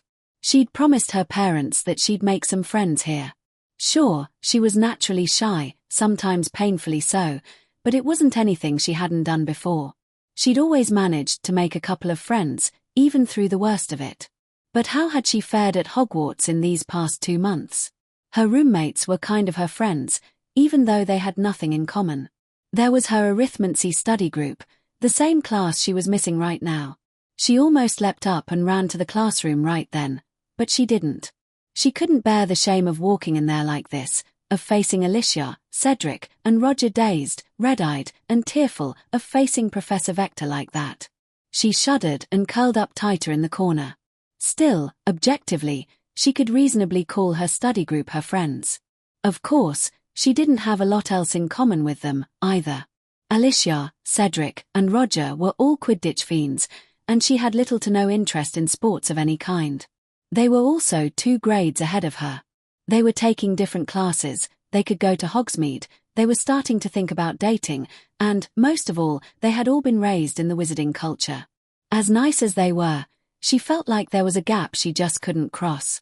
Not to mention how Roger kept calling her the human slide rule. But why was she pushing them away so much lately? She'd got off to a good start and made some friends, and then everything fell apart. She closed herself off in her own little world that she loved and hated at the same time. She stopped talking to people, drowned her sorrows in books, and all but stopped sleeping. She was acutely aware that it wasn't academically or psychologically sustainable, but she'd gone so deep into it that she didn't know how to get out anymore. She felt like she could barely say she had friends now, and it was her own stupid fault. What was wrong with her? She couldn't do this anymore. She couldn't do this to herself anymore, and she had no idea how to fix it.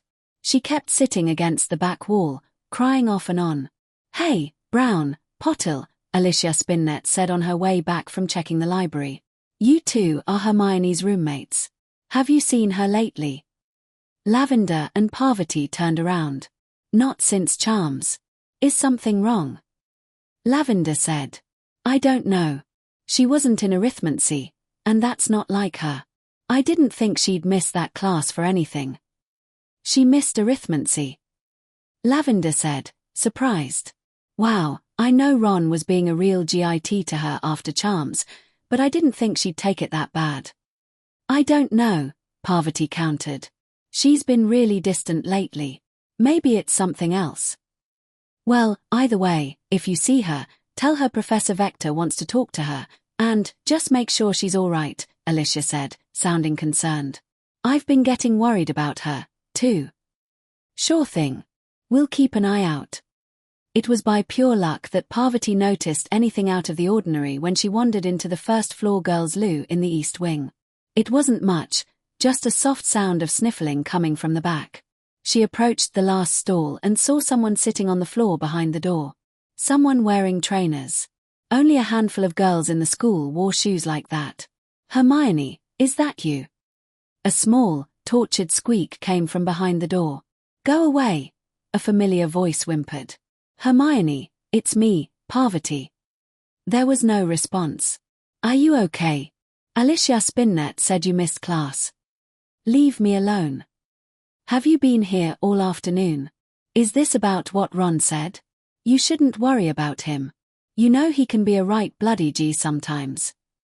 Please, Parvati, I just need some time alone to think, Hermione said, her voice hitching with tears. Parvati frowned. There didn't seem to be much more she could do from here. Well, okay, Hermione. Just remember to come down for dinner. And if you want to talk to us girls about anything, you can. We do worry about you. Oh, and Professor Vector wants to see you when you have a chance. Hermione sniffed loudly. Thanks, Parvati, she whined half-heartedly. Parvati left the bathroom, feeling defeated. As Professor Vector looked out over the Halloween feast, she was one of the few people who was not celebrating. She scanned the Gryffindor table from end to end. That bushy brown hair was easy to spot, and she was certain Hermione Granger was not at the table. She did see the other first-year Gryffindor girls talking to Alicia Spinnet in hushed tones. Perhaps someone had seen her, at least. Vector even looked at the other tables, but the girl was not to be seen in Cedric Diggory's circle of friends, nor in Roger Davies's. Everything all right, Professor? Hagrid leaned over to ask her as the feast began. Oh, just worried about one of my students, she said. I think, but she was cut off as Quirrell, of all people, burst through the doors of the Great Hall. She hadn't even noticed he was missing, and ran up to the high table in front of the headmaster, screaming. Troll in the dungeons. Troll in the dungeons. East Wing. Headed this way. Then he gave a high-pitched squeak and muttered, Thought you ought to know.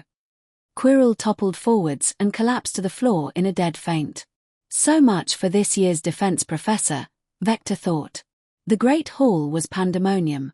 Many students leapt to their feet and started running around like headless chickens, trying to escape, but mostly colliding with each other.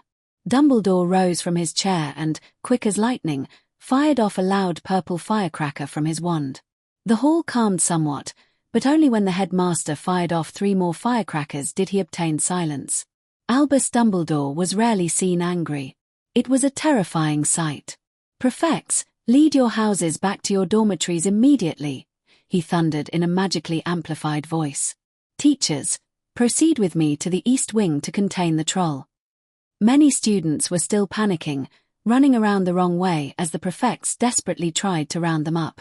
About half of the teachers left the hall at once, headed toward the bridges into the East Wing to prevent the troll from getting to the Slytherin and Hufflepuff dorms in the West Wing dungeons. The other half were slowed down helping to corral the students. Snape seemed to be running off in a different direction entirely. Dumbledore's little side project, Vector remembered, the one he had asked her to help set up. The troll would be a perfect distraction.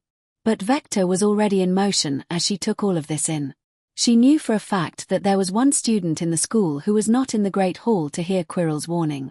She rushed over to the Gryffindor first years as Percy Weasley confidently led them up the grand staircase. Perhaps sensing the danger, the staircase had frozen in place for once to let them pass quickly. She caught 2 of the girls and asked, quickly, do any of you know where Miss Granger is? Parvati Potil and Lavender Brown blanched. Oh, Merlin. Professor, she's been in the bathroom all afternoon. Parvati exclaimed. Which one? Ah, first floor, by the charms classroom. Stay with your prefects. I'll go find her. Vector rushed off toward the East Wing, hoping the troll was still in the dungeons. She hadn't noticed that 2 first-year boys had already gone on ahead of her. Hermione still sat against the back wall of the bathroom, her tears mostly spent, but still contemplating her situation bleakly. She thought she had dozed off for a little while, laying on the floor, but she couldn't even be sure of that, which she was sure was a bad sign. She'd probably missed flying class by now, at a guess. Was it dinner time yet? She didn't know anymore and couldn't quite bring herself to care. She kept sitting there and considered her options. Why had her mum and dad brought up transferring? She hadn't even told them everything that was going on here, and she hadn't been thinking about it at all, but now she couldn't get it out of her mind.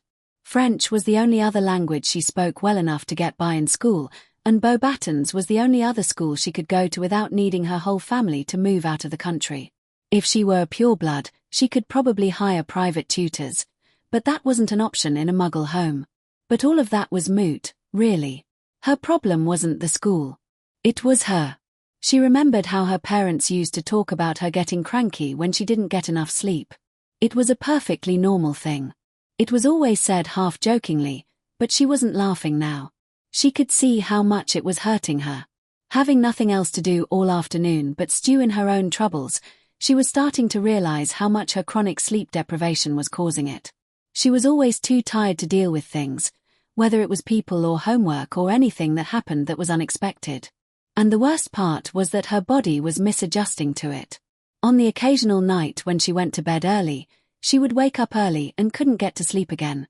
She might actually have to work at it to change it back. The other problem, the one that she was aware of already, but far more acutely now, was that she had no one to confide in. Usually, she didn't want to, lately, but even someone as reserved as she was needed to actually talk to people, and she'd barely even been trying. She couldn't get that thought out of her head. She'd barely been trying to maintain her friendships. She'd barely been trying, by her standards, to do her homework. She hadn't been trying to get a good night's sleep in weeks. And all that had to change. The problem was that she couldn't even think about that right now. She felt spent in more ways than one.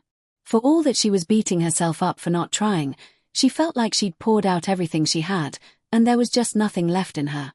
Like she was just limping along, barely keeping pace where she was and not able to spare the mental energy for anything more, not because it was too hard, far from it, but because she'd already wasted too much of it to keep going. She couldn't do this anymore. She was jolted from her thoughts by a heavy shuffling sound followed by a door slamming, and then a very, very foul odor filled Hermione's nostrils. It smelled, well, a lot like a toilet, actually, but one that had clogged and hadn't been cleaned all week. Thinking the only thing that came to mind, that someone had had a very unfortunate accident, she wearily opened the stall door and staggered out to see if she could help. She stopped when she found herself face to face with a hulking wall of flesh. The creature stretched up taller than Hagrid and seemed to be all lumpy torso and big, swinging arms that dragged a wooden club as large as a man behind it. It had thick folds of granite grey skin like a rhinoceros that turned horny and knobby on its huge feet. High above, a small, bald, disturbingly ape-like head sat atop its lumbering body, betraying its tiny brains. The disgusting smell that was emanating from it told her it must have abominable hygiene for anything capable of wearing trousers. Hermione recognized the creature at once from Fantastic Beasts and Where to Find Them. It was a mountain troll. It was an extremely dangerous Class 4X creature that required specialized knowledge to handle, or, in other words, to not get flattened by its giant club. And it was coming toward her. She screamed. She was sure she screamed louder than she ever had in her life, and she flattened herself against the back wall, her mind a complete blank as to what to do, its proverbial gears skipping and skidding. There was nowhere to run, precious little to hide, and no weapons at hand of any kind. Wait a minute. She was a witch, wasn't she? She whipped out her wand from her robes, forced as much magic as she could through it, and, hardly thinking about it, shouted, "Collar shoe!" The shoe-sticking jinx hit the troll in the knees, but whether it was because the troll wasn't wearing shoes, or because it was just too big, it has no discernible effect. Simpima! Hermione yelled. Tarantallegra! Locomotor wibbly! Help! Nothing worked. She just didn't have enough power. The troll was 30 times her size. It didn't react to any of her spells except to growl and advance on the source of the shouting. Time seemed to move in slow motion as the troll advanced on her. It groaned and raised its club in anger at the noise. Smashing the sinks off the walls and spraying water all over the bathroom as it approached her, step by shambling step. This was it, she thought. There was no escape this time, no door that she could fall backwards through and run away. She couldn't fight. She couldn't even accidental magic herself out because you couldn't apparate inside Hogwarts. She was completely cornered, and there was a Class 4X creature coming to squash her flat. With the hellhound, she had turned hysterical. It wasn't really that hard to get out, and there had been no time to see her life flash before her eyes. Not so now. Her wonderful memory reminded her of everything, that is, except for anything that would get her out of this alive. She was going to die. She was going to die. She was going to die alone and as good as friendless in a bathroom, hundreds of miles from home, at the end of the worst week, maybe of her entire life. Her parents' last memory of her would be a letter telling them that after all of 2 months in the magical world, she just couldn't take it, and when they found out what had happened today, if they found out what had happened today, they would learn she was even more right than they thought, that it had actually killed her. And there was nothing she could do about it. For someone who couldn't stand to get a B on a test, or an acceptable here at Hogwarts, there were no words to describe the feeling of facing certain death at age 12 and knowing in that moment that she had utterly failed at life.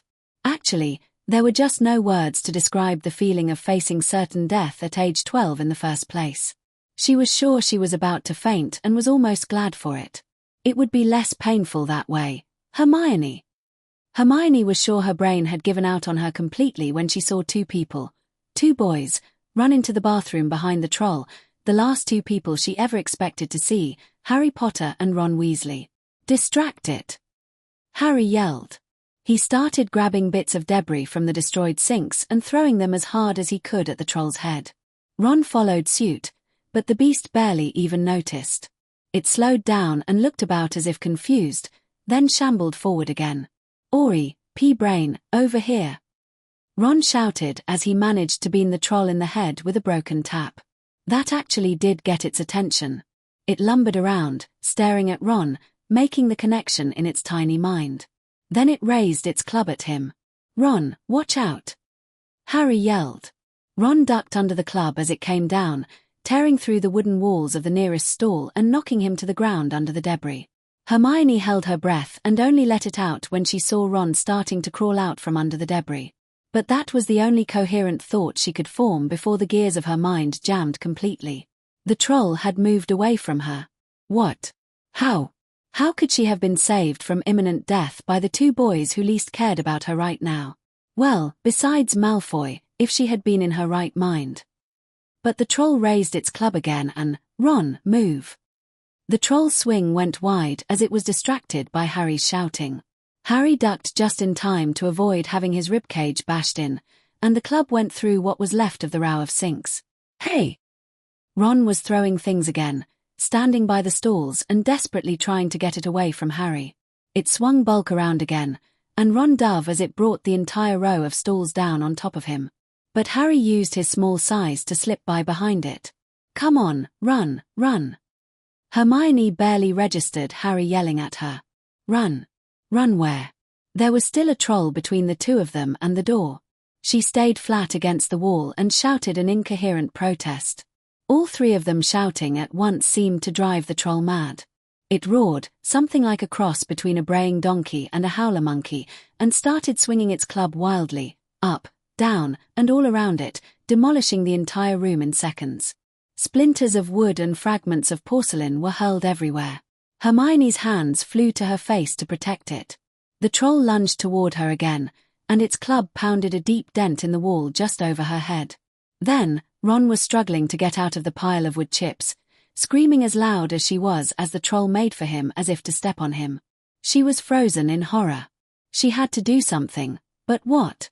She couldn't just stand there and watch Ron die. That this was all his fault in the first place was the furthest thing from her mind right now. But her brain still wouldn't engage.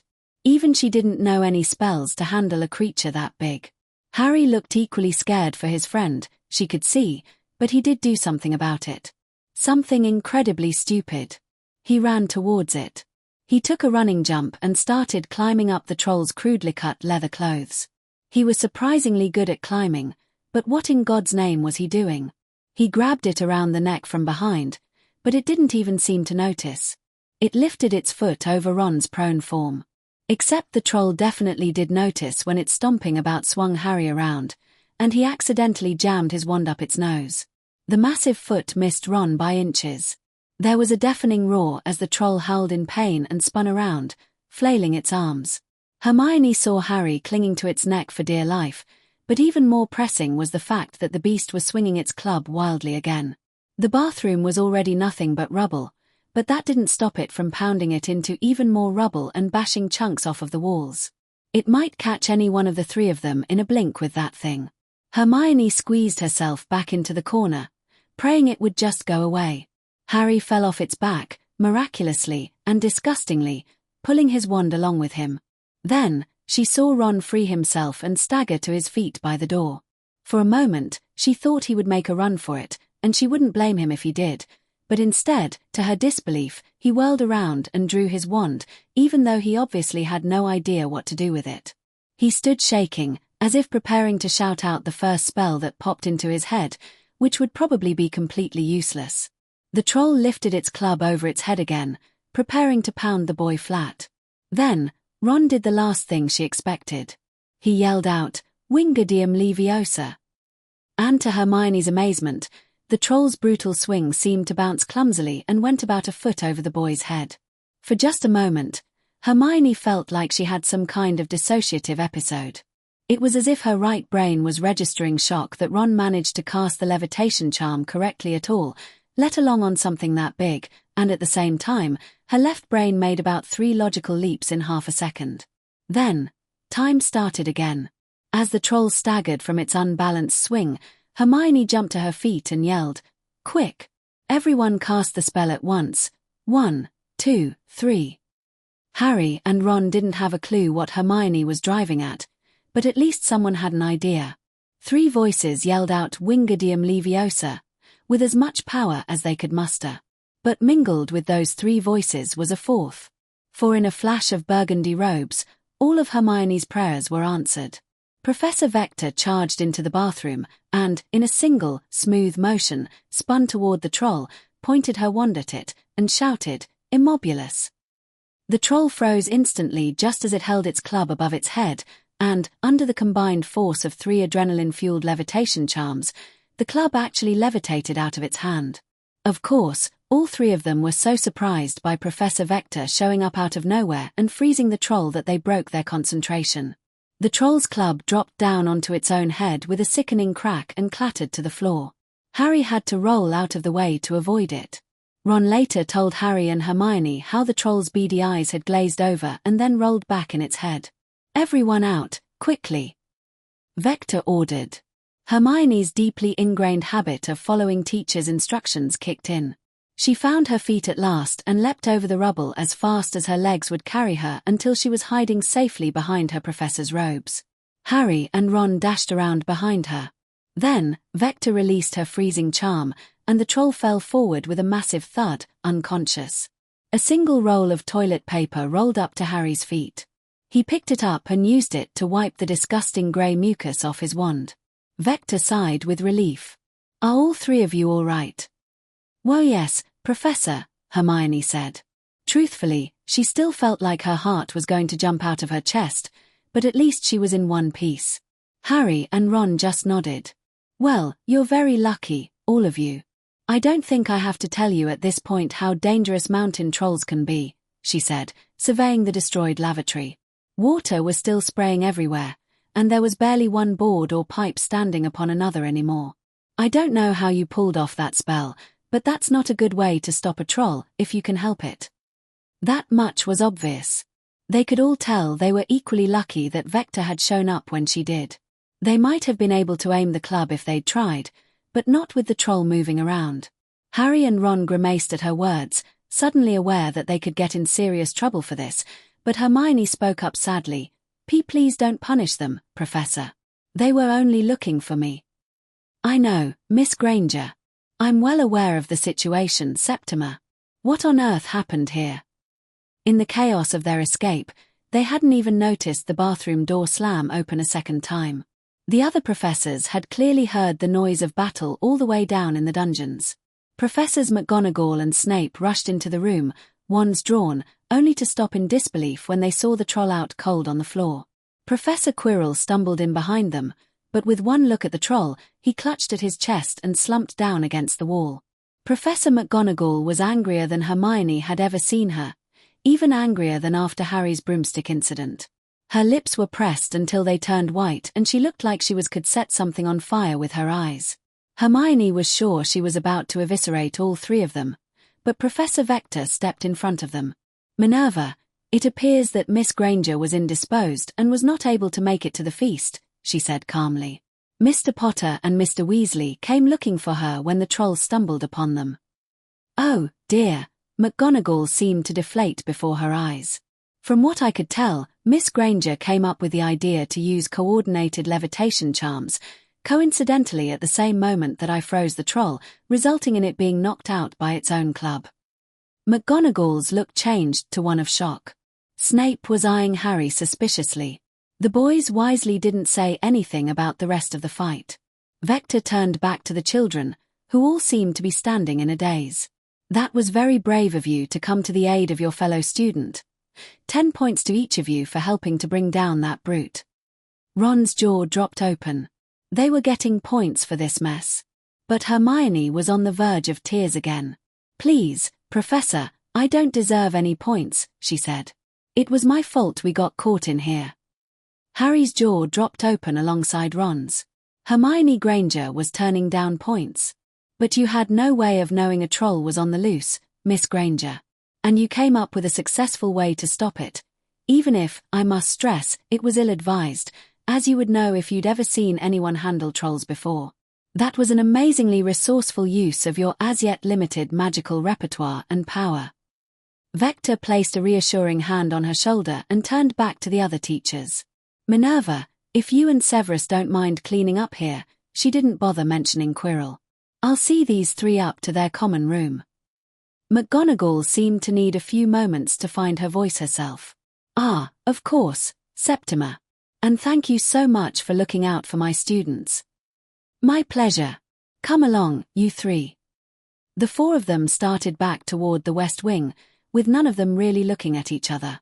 "Miss Granger, do please come see me tomorrow morning before classes," Vector said as they walked. "You can turn in your homework then and pick up the next assignment." She should have sounded cross, Hermione thought, but she didn't. In fact, her professor seemed surprisingly tender and understanding. "Why yes, thank you."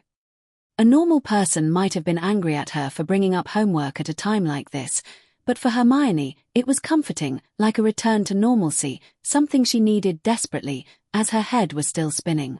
She'd nearly been killed by a mountain troll, and she was saved by two boys whom she'd barely spoken to all year, whom she thought actively disliked her. She'd skipped class, and she didn't get in trouble. And Professor Vector knew she'd been in there crying all afternoon and hadn't embarrassed her by mentioning it. And through all this, she couldn't get one image out of her mind. Professor Vector storming into the bathroom like some legendary heroine and stopping the monster with a single spell. The three of them had barely squeaked through that fight with their lives, and yet she made it look easy. And then, a minute later, she was just a teacher again. Hermione didn't really have a word to describe the transformation except that it was, well, like magic. But she knew at once that she wanted to be able to do that someday. Then, just when she thought nothing else could surprise her, Ron spoke up. She couldn't have known, but Ron was looking even more uncomfortable than he had all afternoon. Sorry, Professor Vector, is it? Listen, I don't really deserve any points, either. It was my fault Hermione was in there in the first place." "I know that quite well, Mr. Weasley," Vector said, to the boy's surprise. She gave him an approving look.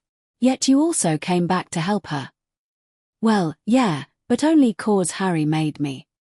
"Mr. Weasley," Vector said firmly, "a moment ago, I saw an 11-year-old boy stand his ground and raise his wand to a full-grown mountain troll to save his friends, even when he had an easy escape route. You are truly a credit to your house." "Well, I couldn't just let Hermione and Harry get flattened like that," Ron said, looking as if he wasn't sure whether to turn red or green. "Look, I'm really sorry," he glanced at Hermione apologetically, but he mostly kept looking at the floor. "I shouldn't have said those things. I know you were just trying to help." And her brain jammed again. Risking his life for her and now actually apologizing to her. It wasn't about that, really," she started, shaking her head. "And I could have been nicer, too." "No, really, you weren't that bad," Ron insisted. "I couldn't cast that charm right if you hadn't helped me. And I know there's plenty of people who like you here." Well, Hermione bit her lip, unsure of how to respond. She didn't know that Ron had been hearing her friends loudly tell him just that all afternoon. But that was only half of her problem. "And that, Mr. Weasley, is exactly why you do deserve those points," Vector saved her. "Not just anyone could have faced a mountain troll, and sadly not everyone can own up to their mistakes like that. Well, here we are. She stopped in front of the portrait of the fat lady. Try to stay out of trouble the rest of the evening. Yes, Ron said. What happened to, the fat lady began. Pig snout, Harry cut her off. The portrait swung open, and the two boys climbed inside. Hermione turned back to Vector. Thank you, Professor, she said. My pleasure, Miss Granger. I wouldn't want to lose my best student. You know, if there is anything you need, you can come speak to me anytime. Now, off you go. I'm sure you're hungry. The feast's been moved into the common rooms. Yes, Hermione said, realizing for the first time that she hadn't eaten anything all day, and she was, in fact, starving. She climbed in through the portrait hole. Chapter 10. Friends. The common room was crowded and noisy. The Halloween feast had been set up on a buffet table in the middle of the room, and the couches and chairs were overflowing, with many people eating whilst sitting on the floor.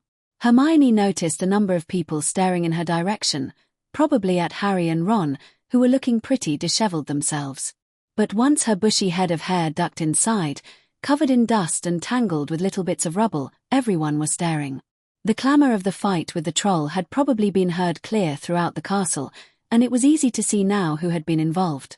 Before she could speak a word, Hermione found herself mobbed by 3 hysterical witches. Oh my God, Hermione, are you okay? Hermione's mind went blank as Alicia caught her in a bone-crushing hug. Meanwhile, Lavender and Parvati both got in her face, talking non-stop so she could only catch every other word. Everyone was so scared of the troll, we didn't even think, and then Professor Vector, and we were like, oh, Merlin. What happened? We thought it ate you. Did you get hurt? Girls. I'm fine. Hermione stammered, pushing them away to give herself some space.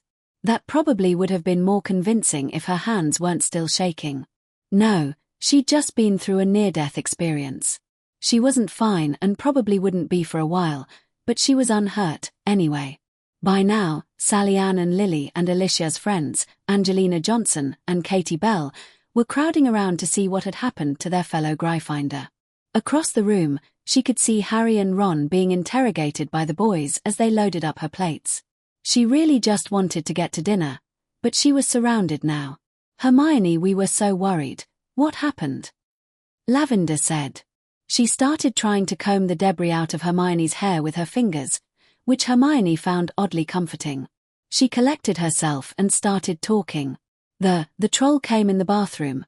Several of the girls squeaked in fright. It came after me and smashed up the sinks. None of my spells were strong enough to do anything. But then, Harry and Ron came and saved me. Ron saved you? Alicia said.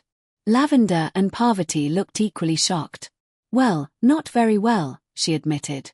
Then Professor Vector came in and saved all 3 of us, and she explained about Harry's and Ron's incompetent rescue attempt, her lucky break with the levitation charms, and how Professor Vector had run in and stopped the troll in 3 seconds flat, and how she had defended them to the other professors. I can't believe you did that. Alicia said. I can't believe Harry and Ron did that. Parvati said. I can't believe you got 30 points. Katie Bell added. I can't believe you didn't get detention, said Angelina Johnson. I can't believe nobody got eaten. Lavender exclaimed. The other first years stared at her. Eaten? Hermione asked nervously. Aha, I heard a mountain troll can take your leg off with 1 bite. The others all grimaced. Alicia quickly changed the subject. Look, Hermione, about what Ron said, he's all wrong. You know we're you friends, right? Me and Cedric and Roger. Aye, and so are we, Parvati said. The other first years nodded in agreement. And us, too. She jumped as Fred and George Weasley were now standing over her shoulder. Those 2 still weren't her first choice, but she guessed that was nice of them. Yeah, she said, breaking into a smile. She was starting to feel misty-eyed again. It was good to know she really did have that many friends, but she still didn't feel like she'd been a very good one herself. And don't be too hard on Ron, she said. They all gave her surprised looks. Well, he already apologized, and, really, I just needed to work through some things on my own. Well, a lot of things, actually. And still did, she thought. But she could worry about that when she wasn't about to faint from hunger. "Excuse me, please, I haven't had anything to eat all day," she said timidly, hopefully deferring any further questions until later. The crowd parted for her, and she made her way to the buffet table. A great feast was laid out, like the welcome feast, making her mouth water. She quickly loaded up a plate with enough food to give Ron a run for his money, then looked around for a place to sit. She saw Harry and Ron sitting on the floor in one of the emptier parts of the circular room, near the fire. She thought about how upside down this day had been and decided it was well past time to reevaluate those two. She walked over and, still a little uneasily, sat down next to them with her plate in her lap. "Hi," she said. Thanks for saving me." Harry smiled kindly. "Anytime," he said. "You helped, too," Ron observed. "What was that?" "Well, I saw when you cast that spell, I saw the Trolls Club kind of bounce, so I just figured, with 3 of us, we might be able to lift it." "Wow, well, I'm sure glad that worked." Hermione nodded and hesitantly took a few bites as she tried to put her thoughts into words. "I still can't believe you came for me," she said. "I mean, I've barely even spoken to you since school started." "Well, somebody had to do it. We couldn't just leave you alone like that," Harry said. "Besides, we, did kinda lock it in there with you." "What?" "We were gonna try and find you, but then we saw the troll go into the room and decided to trap it. We didn't realize you were in there until we heard you scream." "Oh, yeah, we didn't even know what room it was," Ron said, or at least she thought that's what he said, since he still insisted on talking with his mouth full. It figured these two would make things worse before they made them better. "You really should pay more attention," she said in spite of herself. Ron rolled his eyes, but Harry didn't seem to mind. "Yeah, I guess," he said. "I was kinda more worried about not getting hit with that club," Ron protested. "That thing was horrible." "You're telling me," Hermione squeaked. Her knife slipped and scratched loudly on her plate as she tried to steady her hands. I was sure I was about to die before you came in." "Yeah, and it's a good thing Professor Vector came looking for you, too. I still don't know what I was trying to do casting that spell. Mind, the crazy part is it actually worked." "I couldn't think of any spells," Harry commented, remembering how his best idea was to climb up the troll's back. "But that was amazing how Professor Vector froze it like that." "I know," she exclaimed. "I've read about things like that, but I've never seen anything like it. I've got to learn how to do that spell." "Me too," Ron added. "My brother, Bill, he had to be really good at arithmancy and stuff to become a cursebreaker, but I thought that kind of stuff was all in defense." "Your brother's a cursebreaker," she said interestedly. He works for Gringotts in Egypt getting the curses off all the old tombs and stuff." Hermione was duly impressed. She'd heard Ron talk about his brothers before, but never paid it much mind. But Professor Vector said curse-breaking was some of the most difficult magic there was. It would take someone really good to do it for a living. "Hey, Hermione, that reminds me. Did I tell you about that package Hagrid got from Gringotts?" said Harry. She shook her head. "I think I was trying not to listen." "Oh, sorry." "No, it's fine. Go ahead and tell me about it." "Well, when Hagrid took me to Diagon Alley, we got some money from my vault in Gringotts, and then we went to this other vault that was really high security, but there was only one little thing in there. It was wrapped in brown paper, and it was about this big." Harry indicated something that was small enough to fit in his hand. "And Hagrid took it out, and he said it was very secret Hogwarts business, and he wouldn't tell me what it was. But I read in the newspaper that someone tried to rob a vault that had just been emptied later that same day." "So you think the dog is guarding whatever was in the vault?" "Yeah. Hagrid said Gringotts is the safest place to keep something except Hogwarts." You haven't gone back in there, have you?" Hermione asked nervously. "No. Of course not. I mean, if Hogwarts is really that safe, it's not like it's in any danger, right?" "I wonder what Snape was doing, though," Ron mused. "Snape?" said Hermione. "We saw him headed towards the 3rd floor when we came to find you," said Harry. "That's odd." I don't know what someone would be doing there at a time like that. I wonder what's so valuable that they'd have to keep it here like that. Or so dangerous, Ron suggested. Or that. It's probably some kind of jewel or talisman or something if it's that small. Maybe we could research it and narrow it down. What, more homework? I'll pass, Ron protested. I don't get how you do it. You've already got an extra class. Arithmancy's not that hard, Hermione protested. Of course, she realized, she'd been telling her muggle friends that about maths for years and still hadn't convinced them. Maybe for you. How you get so good at arithmancy, anyway? Just practice, and a little luck, I guess. I've always been able to do maths well, as long as I can remember. Anyway, I think we should try to find it out. It could be important. Then why don't you do it? It doesn't really matter, does it? Whatever the thing is, it's safe, right? Well, I just thought. She stopped and sighed. Sorry. I know I can be a bossy know-it-all sometimes. You're not that bad, really, Harry said.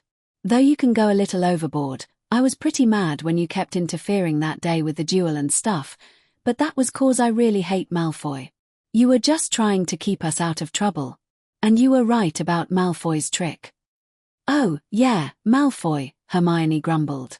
Now there's somebody I wouldn't mind seeing attacked by a troll, Ron said, and Hermione had a hard time disagreeing. Harry laughed a little. Yeah, he's been really awful all year, Harry said. To you, too, Hermione. I saw him sabotage your potion last week. She agreed. He's even worse than that, though. He actually hexed me in the back once. What? Harry yelled. When did he do that? Ron choked on his steak. Do you remember when I was making my map of the castle? Ron scrunched up his face, trying to remember. Yeah, I think Fred and George said something about it. How'd that go, anyway? She shrugged her shoulders. Well, I think I got most of the school that students are allowed in, but the measurements keep changing, so it's not exact. You mean the castle changes shape? Harry said in surprise. Of course it does, mate. It's magic, Ron said, as if it were obvious. So what happened with Malfoy, then? Well, I was mapping out the dungeons when he saw me and accused me of spying on Slytherin. And then he used a Jellileg's jinx on me. Oh, man, what did you do? Nothing, she said in embarrassment. A Hufflepuff prefect saved me. That little git. You want us to hex him for you? Ron asked. No. That'll just make it worse. He already jinxed me and got me in more trouble after potions last week. And he accused me of setting Fred and George on him on Tuesday. I just want him to leave me alone. I don't get what his problem is. It's his whole family, Ron said. Dad says Malfoy's family's been really anti-Muggle pretty much forever. His family should have just stayed in France, then, Hermione complained. Maybe the French kicked them out, Ron joked. You know, they said, any jamais faire confiance à un mec don't le nom signifie mauvaise foi. Hermione's eyebrows shot up. Tu parles français? OUI, he shrugged. Sorry. I don't, Harry said. He said, never trust a bloke whose name means bad faith, Hermione explained. Harry smirked. When did you learn French? Mum made us all learn when we were little, Ron replied. He sounded annoyed about it. I guess Mum and Dad were thinking about moving to France during the war, and they still wanted all us kids to learn it, just in case. A little German, too, though I don't know why. The Weasleys would never be caught dead at Durmstrang. You speak 3 languages. Ron shook his head. Mostly just the 2, but I guess I know enough German and Spanish in case I got lost there or something. Oh, has esto do en España? No, viajan mucho? Sorry, we don't travel much. Viajamos, Hermione corrected absently. Right. Mum and Dad go to visit Bill or Charlie once in a while, but we can't really. Ron started turning red as the conversation drifted a little too close to home. Hermione could tell he got a lot of his things second-hand. So how'd you learn so many languages? He asked her. My parents like to travel. She felt like she should leave it at that. I'm probably not that much better at Spanish than you are, though. I have enough trouble with just English, Harry said uneasily. Well, French isn't that hard, Ron said, surprising Hermione, who didn't expect him to describe anything that way. So, what were you making that map for, anyway? Asked Harry. Just to find my way around, and to show my parents what the castle is like. It's so confusing here with all the hidden doors and moving staircases. It seemed silly that they couldn't give us maps to at least show us where everything is. Yeah, that would be nice, Harry said. We almost got busted by Filch our first day because we got lost by the third-floor corridor, Ron added. Me too. They need to put up a sign or something. Anyway, after we met that dog, I memorized as much of the castle as I could so it wouldn't happen again. The whole castle. Everything on my map, she confirmed. There are some parts one still don't know anything about. Like the third floor, Harry said. That's one of them. And some of the towers are always locked. And, have you ever looked at the Great Hall from outside? Harry and Ron looked at each other. Yeah, I guess, Harry replied. Have you seen the little windows on top? Both boys shook their heads. Well, they're there. I'm sure they're above the enchanted ceiling, but no one seems to know how to get up there or even what's up there. Even Fred and George didn't know. Ron looked suitably surprised. They didn't. I thought they knew everything. So did I, but they couldn't find out anything about them. I was gonna try and find a way up there myself, but I haven't got around to it yet. We could help you out, Harry suggested. Really? Hermione's eyes went a little wider. Sure, when we can, anyway. I've got a lot of Quidditch practice for the match next week. Oh, right, Alicia's been going on about it. Harry was obviously very excited about the first Quidditch match, as was most of Gryffindor, since it had been so long since they'd been able to field a competitive team. Hermione politely sat through Harry's and Ron's detailed description of exactly how Quidditch worked. She still thought the part with the snitch was more than a bit silly. It almost seemed as if it were designed to be deliberately frustrating, but she held her tongue out of respect for the boys' obvious enthusiasm. They talked for a long time about nothing in particular. They tried to talk about their families. What they could, anyway. Ron was from a wizarding family, so neither Harry nor Hermione understood the finer points of that. Only Harry knew what a dentist was or understood much else that Hermione had to say about her parents, and Harry didn't want to talk about his relatives, who, from what Hermione could gather, didn't sound very nice. Still they kept at it, moving on to books and films and plays, although they didn't have a lot they could share there either. Ron didn't seem to be much of a reader, even of wizarding books, and Harry had apparently led an extremely sheltered childhood. Objectively, she really didn't have much more in common with these two than she did with Parvati and Lavender, except that they did just face a mountain troll together. That definitely counted for something, so she didn't mind so much, now. Honestly, she felt like she didn't mind all that much about the girls at the moment, either. Maybe it was just a matter of perspective. The plates were taken away after a while, and a while after that, people started heading up to bed, but the three of them kept talking, oblivious.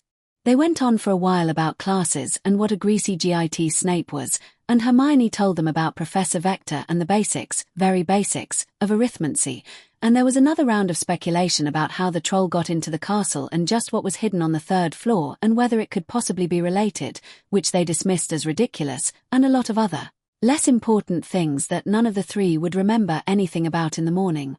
And as they sat and talked, the pieces of Hermione's life slowly seemed to fall back into place, and she felt the tension slowly drain out of her limbs for what felt like the first time in weeks. She was utterly exhausted, but that wasn't what did it. Indeed, it was when the darkness closed in late at night, and she couldn't fight back sleep anymore whether she wanted to or not, that she agonized most over everything. But tonight, even though she was dead tired, she kept talking because tomorrow, she would worry about getting enough sleep and fixing everything else, too.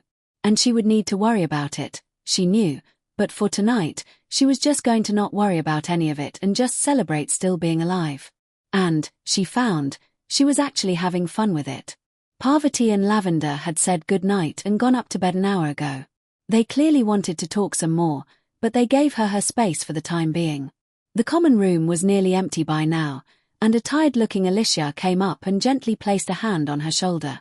"Hermione, I'm going to bed. Are you doing okay?" she asked. Hermione's brain derailed for a moment. "Yes," she said instinctively.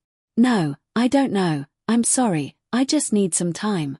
It's been a hard week." "Okay, well, we can talk tomorrow if you want," Alicia assured her. "And don't stay up too late. You don't want to miss any more class. That goes the same for you, too," she told Harry. "We don't need you getting in any trouble before the match."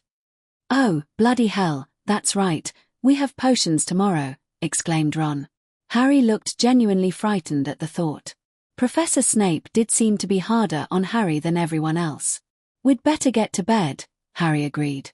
He stood up slowly and leaned against a sofa. "What do you think we'll be brewing?" "Probably a dizziness draft, based on how Professor Snape's been following the book," Hermione suggested, standing up herself and leaning on a chair. "Or, man, I didn't even look at that one," Ron whined. "Me either," Harry said nervously. "I have," Hermione said.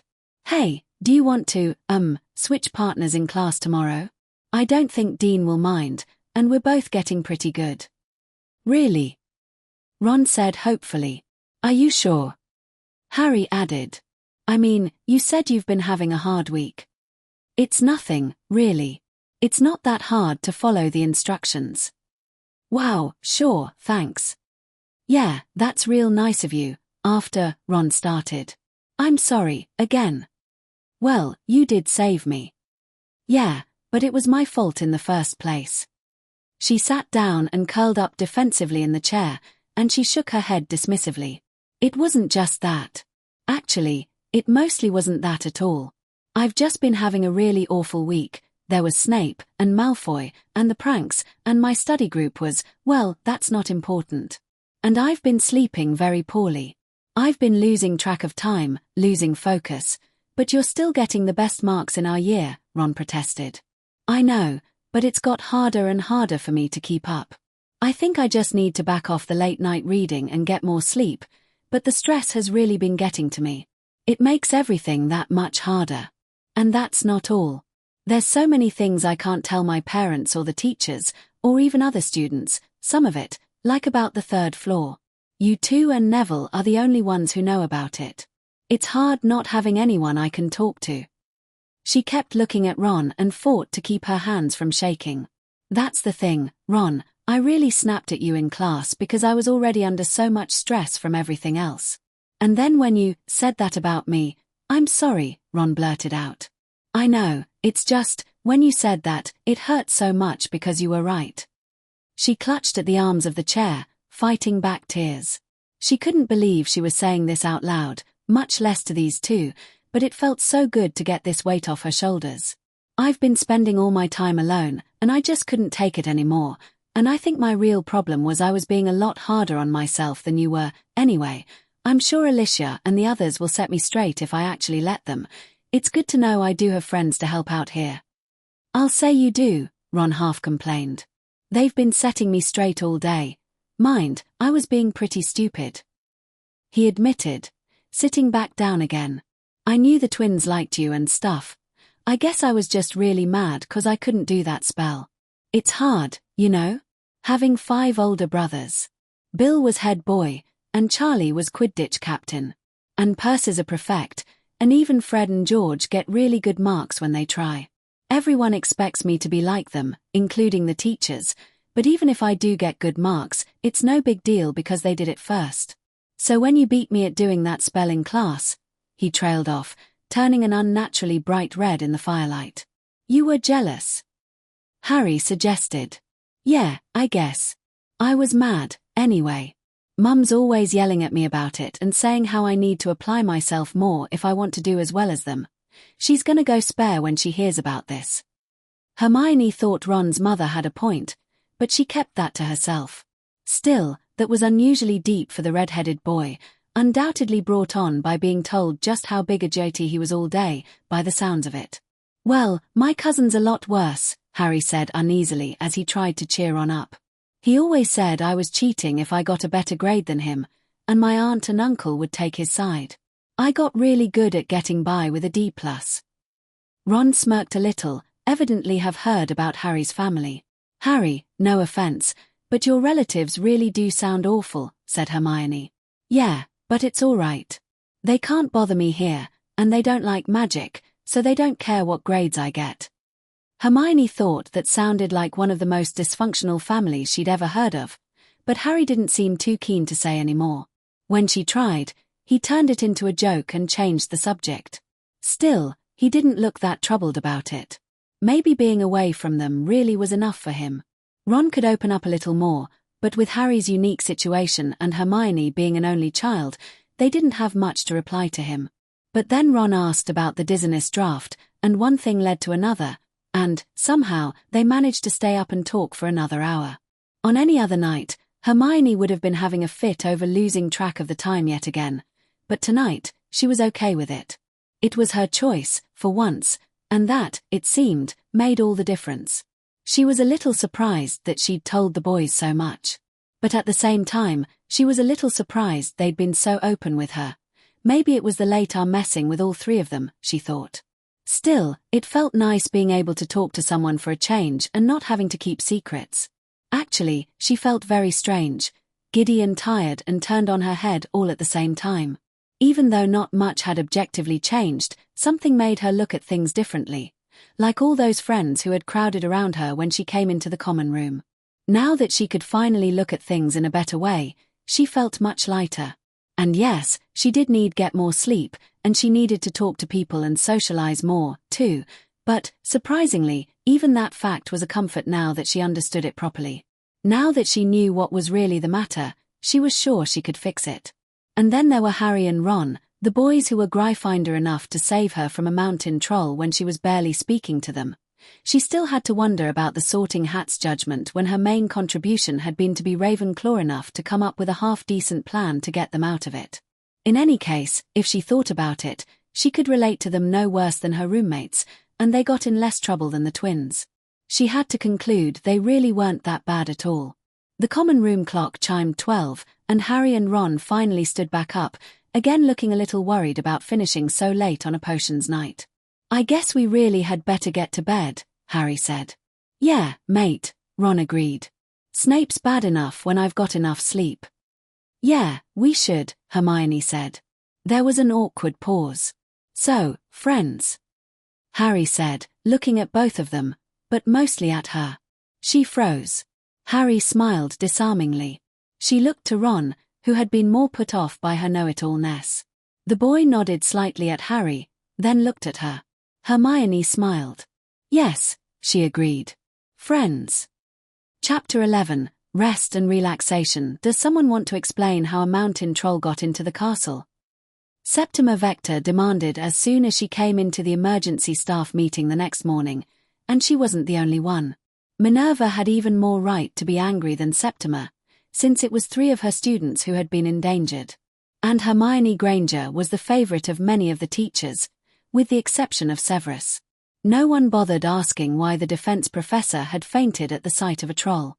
That was almost to be expected these days. I think we would all like to know that, Septima, Minerva said acidly, glaring at Quirrell. Once again, if any sort of disaster happened, it was the defense professor who was usually the first suspect. But now, the headmaster approached the table. I inspected the wards myself last night, he said grimly. The troll entered the castle from the ravine through the drainage tunnels in the sub-basement. From there, it began climbing, eventually reaching the first-floor washrooms. But why didn't the wards alert us when it entered the grounds, much less the castle? Minerva protested. The wards had been specifically opened to permit trolls to pass through without report, the headmaster said, to the surprise of most of the table. Quirinus, do you have anything to say about that? Quirrell turned even paler than usual and started stammering fearfully. I opened the WW wards to bring in a TT troll, his voice squeaked loudly. For the PP protections on the stone, must not have closed them properly, he whimpered. About half the staff groaned and raised their hands to their foreheads. Severus glared at Quirrell suspiciously. The defense professor had taught Muggle studies for years, but taking a year off and switching positions was a quick way to get turned into an outsider. After all, with the apparent curse on the position, they already knew he probably wouldn't be around next year. Septima felt a bit sorry for him at times, but not anymore. Actually, she had to wonder how a troll would be that big of an obstacle in the first place, but if it were charmed magic resistant, it might be. Your mistake nearly got 3 of my first-year students killed, Quirinus, Minerva hissed, slipping deeper into her Scottish brogue. Frankly, you're lucky we don't have anyone to replace you at the moment, or you'd be out of here by the end of the day. As it is, that is not possible, Albus said gently. I resealed the anti-troll wards last night and checked all the other wards for good measure. The castle is once again secure. Secure against anything but more incompetence, Bathsheba babbling commented. There is another issue to be addressed, Septima said harshly. I move that we review our emergency procedures. In the chaos last night, only I and 2 of Miss Granger's classmates remembered that she was not at the feast. It is unacceptable that we would lose track of a student like that. Miss Granger's extraordinary arithmancy skills might well have saved her life, since it seems no one else remembered to look for her. Minerva turned noticeably pink at that. The prefects should be required to do a head count in such a situation and report anyone who is missing. Phileas and Pomona instantly agreed to that, and the motion carried quickly, with the 3 of them drafted to make the review. Very good, Albus concluded. Now, Severus, I believe you had an additional security concern. Yes, the potions master said. Letting the troll into the castle would have been the perfect distraction for someone to try to steal the stone. Perhaps a mission of opportunity, or perhaps not.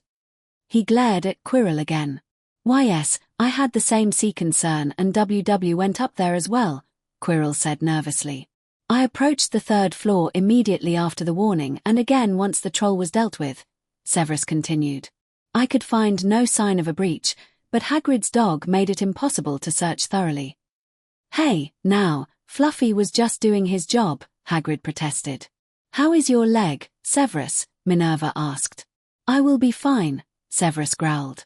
He glared back and forth between Quirrell and Hagrid. Let us just hope that we have no more similar incidents in the future. Are you sure it's even the best idea to keep that thing here in the first place? Septima asked. The headmaster nodded firmly. As I have said, it is vital that we keep the stone secure. You know that I would not allow it to be kept within the walls of Hogwarts if the students could not be kept safe, and if it would not be even more dangerous to the wizarding world to keep it elsewhere. Unless I can convince Nicholas and Perenelle to dispose of it, it must stay here. A majority of the staff grumbled at that, but they knew the stakes just as well as he did. And the protections were sound. Everyone involved agreed that no one person besides Dumbledore himself could get through them. Certainly, Septima was sure no one could get through her part. They would conclude that they had to accept the arrangement, just as they had when he had first proposed it. Now, then, to the repair work. Argus, what is your assessment of the damage? Albus asked. Argus Filch looked even more disgruntled than usual today. He wasn't exactly the type for dealing with catastrophes like this, and not only because he was a squib, but as caretaker, it was technically his job to organize repairs to the castle when it was damaged. There's about nothing left in there, he wheezed angrily. It'll take you lot all weekend just to clear out the debris. I don't have the tools for that. We'll have to knock out parts of the walls and rebuild them if we want to do it right. Reinstall all the fixtures from scratch. Why'd you have to go and make such a mess of things, Quirrell? My apologies. Thank you, Argus, Albus replied. I myself will oversee the repairs. The ancient magic within the walls of Hogwarts is a rather tricky medium to work in. Once the walls are repaired, it should be simple to install new plumbing fixtures. We should be able to reopen the bathroom in a very few weeks. Hermione was correct that they were to brew the dizziness draft in potions class. Dean had no objection to working with Harry, so she helped Ron muddle through. It was a little trying on her patience, especially as Ron had not got into the habit of keeping his workspace clean, but she did it, and they produced a draft that she thought would be worth an E grade.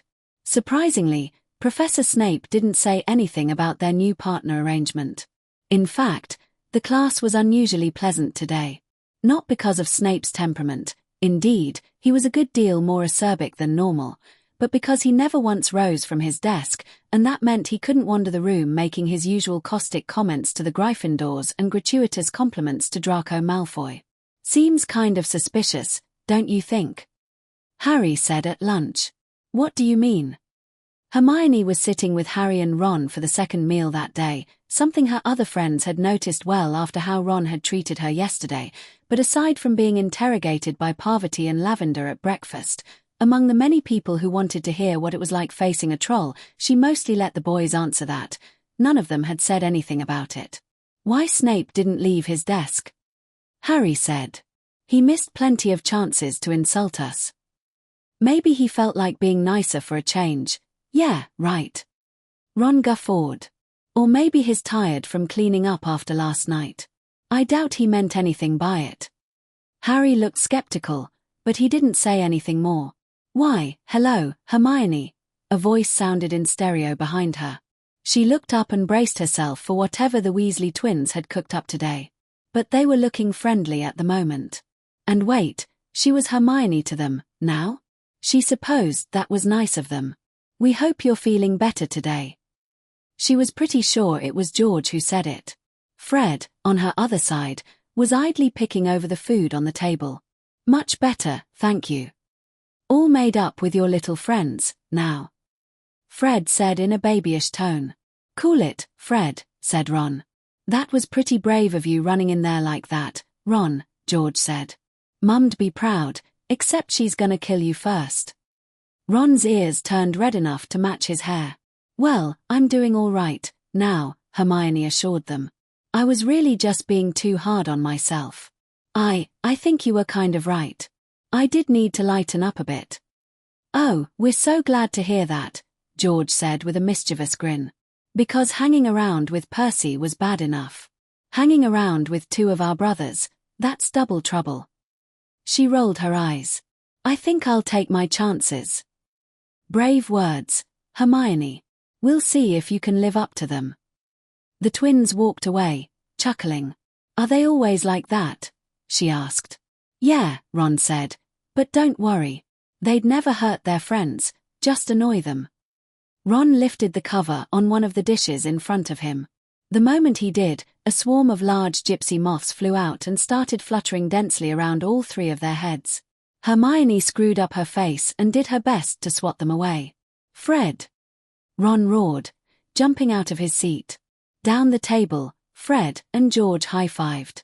So, yeah, I know Ron was being a git, but he figured that out on his own pretty quickly. And I only really let it get to me because he'd hit so close to the truth.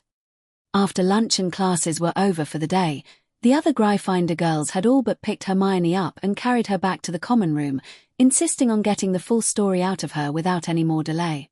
Now that she had accepted it for herself, or had started to, Hermione managed to get through the story with only a few tears. In fact, between them, the girls around her were showing more tears than she was.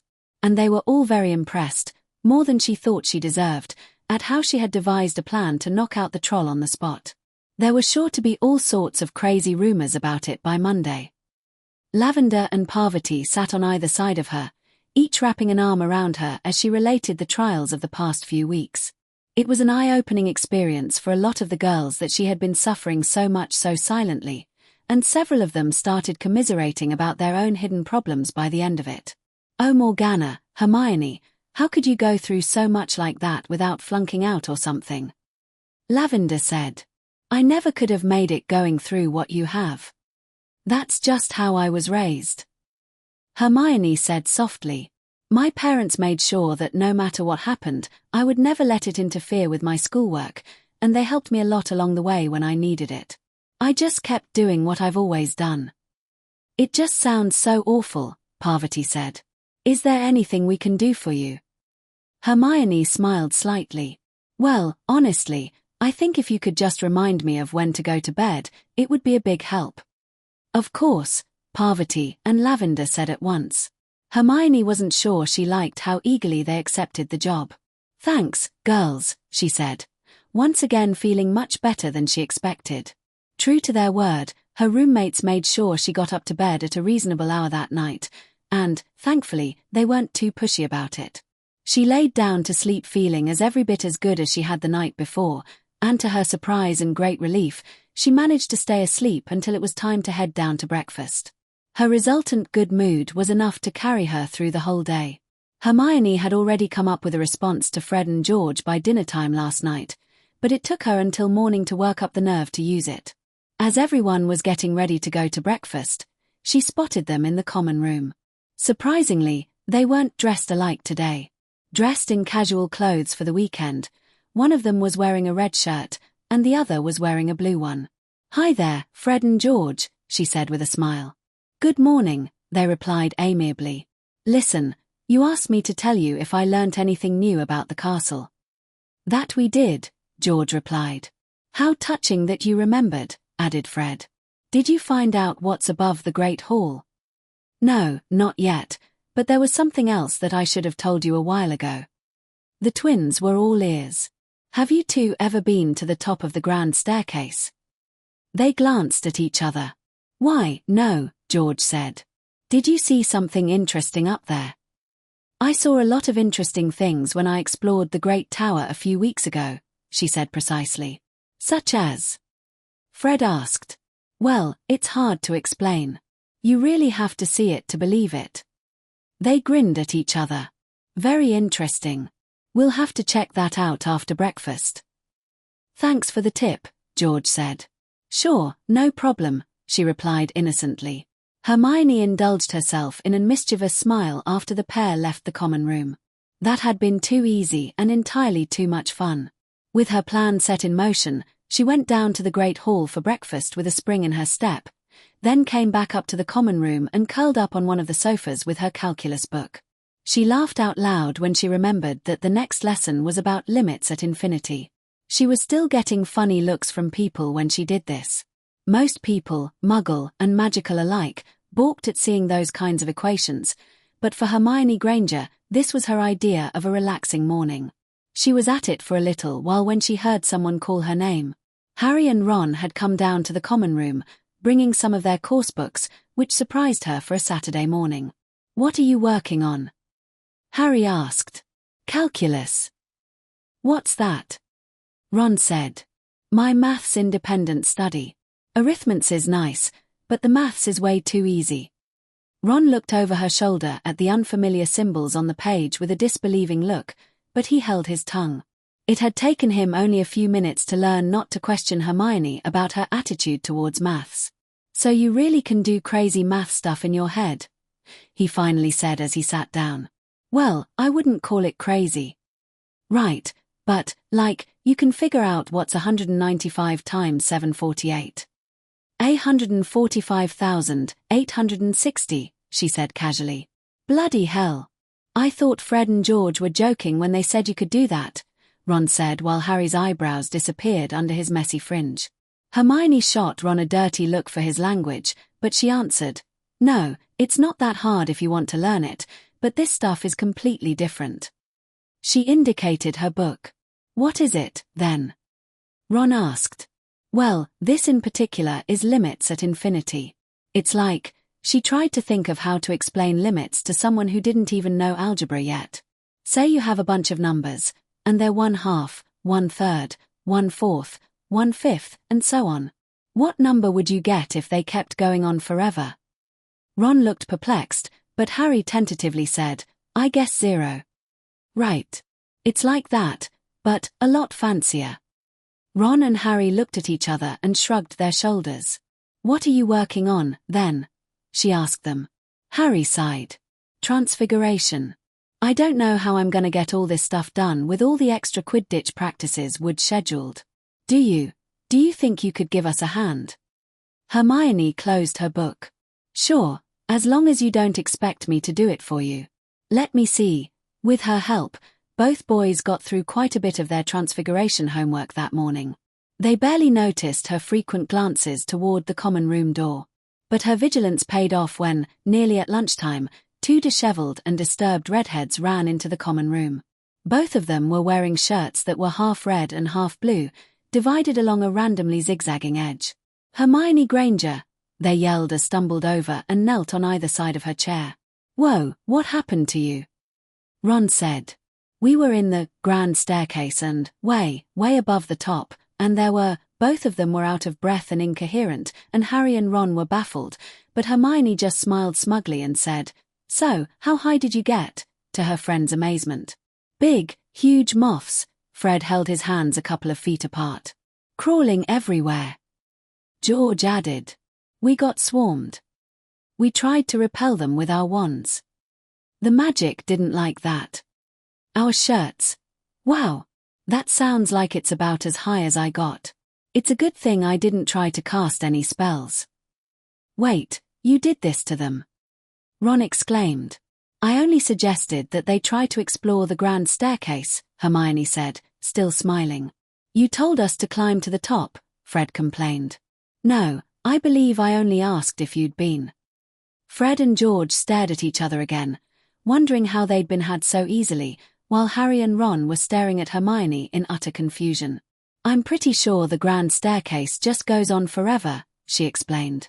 But it all has to fit in the tower, so it keeps getting smaller, and the bugs and mice and stuff look huge when you get high enough. And there's so much magic that it mixes everything up, like their shirts. And you knew all along. Did you put those moths up there, too? George demanded. No, of course not. I'm not going back up there. That was just luck. I told you, brother, Fred said. Merlin help us if Hermione starts using those brains of hers for pranking. Now, we're all in trouble. Hermione giggled slightly. Indeed, George replied. You are a worthy opponent, Miss Granger, they said in unison, tipping imaginary hats. They stood and backed up the boys' staircase, as if not wanting to take their eyes off her. Wicked, you actually managed to prank Fred and George. Ron said. Oh, I've got to write Ginny about this. I didn't think you'd be one to break the rules, though. Well, plenty of other people do, she groused. Besides, I don't think that was technically against the rules, just not advisable. Well, it's nice to see you have a Gryffindor side after all. You know they're going to try and get you back, though, right? Yes, she sighed. But at least they know I'm not an easy target, now. That should keep me a little safer. They started to pack up their things for lunch. Oh, by the way, Harry, I still have Quidditch Through the Ages on loan from the library. Do you want to read it? Yeah, that'd be great, thanks. Hermione wanted to try exploring the Great Hall again, but with Harry's Quidditch practice and reading the book plus Ron being behind on homework, they didn't have all that much time. They went around the Great Hall once after lunch trying everything that looked like it might be a door, but plenty of doors in the castle were too well hidden for that. Afterwards, they told her she could keep going without them, but she didn't feel like it. She needed to finish her own homework and address something that had been a growing concern in the back of her mind for the past 2 days. What was she going to tell her parents? Dear Mum and Dad, I want to start off by telling you that I'm fine, and even though some really bad things have been happening, they're over now, and I got through them all right. I hardly even know where to start, but I suppose I should get the worst out of the way first. On Halloween, a mountain troll got into the castle and attacked me. And then they would be too hysterical to read the rest. Hermione crumpled up the parchment, threw it in the bin, and started again. Dear Mum and Dad, I'm sorry I've been so distant, lately. The truth is that I'd got myself into a bad habit of not getting enough sleep, which I'm just starting to get out of. Honestly, things are quite a bit better here than I think I've let on. And that was a blatant lie. There was no reasonable way she could objectively say that except that she just felt that way. Try again. Dear Mum and Dad, I think things are finally looking up here at Hogwarts. This was ridiculous. Was she really going to keep it from them? Why should she? But why shouldn't she? They'd have her out of Hogwarts before she could say Wingardium Leviosa if they knew the truth. But she just couldn't take the secrecy anymore. They deserved to know, didn't they? She would just tell them she was old enough to make her own decisions. Even if they involved extremely dangerous creatures, it was hopeless, wasn't it? Dear Mum and Dad. Hermione threw her quill down in disgust and slumped back in her seat. On a whim, she pulled out her wand and decided to try out a new charm she'd read about in the library. Locanum inflammari. A little blue flame shot out from the tip of her wand and landed on the parchment. It spread, and the parchment began to smolder.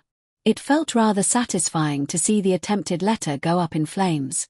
From what she had read, the bluebell flame charm was supposed to consume very flammable things like parchment and cloth, but it didn't actually need fuel, and it was supposed to be cool enough to handle if one was careful. She reached out tentatively and brought her hand up to the flames. The fire felt like hot water as it licked her fingers, maybe uncomfortably hot, but not scalding. She laughed and scooped the flames into a spare jar from her potions kit before they started to scorch her wooden nightstand. The flames in the jar would make a nice little portable lamp and heater. Anyway, there was no way she was going to figure this out on her own. Maybe her new friends, or her old ones, could help. Tell your parents. Are you mental? Ron Weasley yelled. They won't understand. My mum completely freaked out when Percy told her, and she's a witch. They'll withdraw you, and the ministry'll snap your wand and erase your memory. Harry looked positively horrified at the suggestion. Ron, they don't do that to people who withdraw, Hermione corrected. They'd only make me transfer to another school, like Beauxbatons. Harry sighed with relief. But you can't want to leave Hogwarts, can you? Ron said. Of course not. But I can't keep keeping secrets from my parents. I need to be able to talk to them honestly. Well, I don't know. You can try if you want, but I'm telling you, no good'll come of it. Hermione sighed. That's what I'm afraid of. Harry, are you going to tell your relatives? No, they'd probably just be mad that I didn't die on them. Harry, it's fine, really. I'm sorry, I really wouldn't know what to do either. Well, thanks anyway. I think I need to think about it some more. The other students all had similar responses, either rejecting the idea of telling her parents about the troll out of hand, or not really being able to come to an opinion. Her fellow Muggleborn, Sally Ann, was among the latter group and was one of several who suggested that she ask a teacher for advice. More than one person had suggested that she go to Professor McGonagall, but Hermione was reluctant to do so. She still didn't consider her head of house to be the most supportive teacher, though her housemates had few problems with her. And more to the point, she was a little worried about the consequences of any stories other than the glossed-over version she'd told reaching the ears of the deputy headmistress. It took her longer than it ought to have, well into Sunday afternoon, before she remembered that there was one adult in the castle who did know the full story, or more of it than the others, anyway. Of course, it was Sunday, and no one held office hours on Sunday, if she deluded herself into thinking she'd get the letter done today at all, so Hermione screwed up her Gryffindor courage and took a different tack. Few students besides the Weasley twins ever thought about where the teachers slept at night. Professor Trelawney, of course, stayed cooped up in her tower, and Professor Dumbledore's apartment was known to be above his office. Married staff often commuted, at least on the weekends, but most of the teachers weren't married. They were never really seen going in and out of their residences, as they usually stayed out until curfew themselves. It was only by paying careful attention while she was mapping the school that she figured out that the staff apartments were located in the Great Tower and the body of the West Wing. Her main clue had been the cluster of unusually notable portraits in that area. Her attention was first drawn there by a portrait that she was amazed that she could recognize as John Flamsteed, the first Astronomer Royal, who had been appointed before the Statute of Secrecy was enacted. The rest she could only identify as notable thanks to her overzealous reading habits. The Irish druidess Cleodna, a known animagus and one of the greatest transfiguration mistresses of the medieval period, appeared on one stretch of the corridor. Charms Mistress Hedwig of Vienna graced the corridor nearby. On the floor below was the preeminent Renaissance potioneer, Zygmunt Budge. But what had really tipped her off was when she studied John Flamsteed's portrait for so long that he asked her what she wanted and informed her for no apparent reason that Professor Sinistra was in her office. From that, it all became clear soon enough. Each portrait was a leading historical figure in his or her field, and each guarded the door to a professor's apartment, just like the fat lady guarded Gryffindor Tower. Once she looked up all the portraits, it was easy to piece together who lived where. She had decided not to tell Fred and George that little tidbit, although it wouldn't surprise her if they already knew it. And so it was that Hermione followed her map to the portrait of Bridget Wenlock, the founder of modern arithmancy. Bridget Wenlock wore purple and had wild black hair and half-moon glasses. She didn't particularly look like she came from the 13th century. Unfortunately, she rather sounded like it. Even more unfortunately, Bridget Wenlock was known for both paranoia and absent-mindedness. "Excuse me, Madam Wenlock," Hermione said tentatively. "Forsooth. Taught purpose as though, child," the portrait said, or at least that's what Hermione thought she said. I was just wondering if Professor Vector was in," she replied, doing her best to interpret the Middle English. "And ho Emma thought bay." "Professor Vector. The arithmancy professor." "Arithmancy," the portrait shouted. "Ecum tie arithmancy Professor Hyre. Has this Vector stolen me Theos?" "What? No. Eke will not have hit." "Madam Wenlock, you're a painting," Hermione pleaded. "You haven't been the arithmancy professor for 700 years. I was hoping I could speak with Professor Vector. This is her apartment, isn't it? I could come to her office tomorrow if she's not in." "Students are not to be given access," Wenlock started, but then the portrait frame swung open, and Professor Vector was standing in the doorway, smiling. "Miss Granger, what a pleasant surprise," she said. "Hello, Professor," Hermione said nervously. "I was wondering if I could talk to you." Of course. Please come in." Vector led her into a small parlor with a tea table and a couple of chairs and a desk in the corner. The room was furnished in the same general style as the Gryffindor common room, but with green accents. A kitchenette was visible through one door and a short hallway extended from one side of the room. Hermione decided it was a fairly nice apartment for one. "Have a seat," Vector said, indicating the chairs. "And don't worry about Bridget. She gave me that for a year after I started teaching here. I take it you figured out the clues from the portraits?" "Yes, I'm not surprised, with someone like you. Would you like some tea?" Sure, thank you, The professor produced 2 cups of tea and sat down across the table from Hermione. The first year sipped thoughtfully. "I was hoping you would come to see me, Miss Granger," Vector said.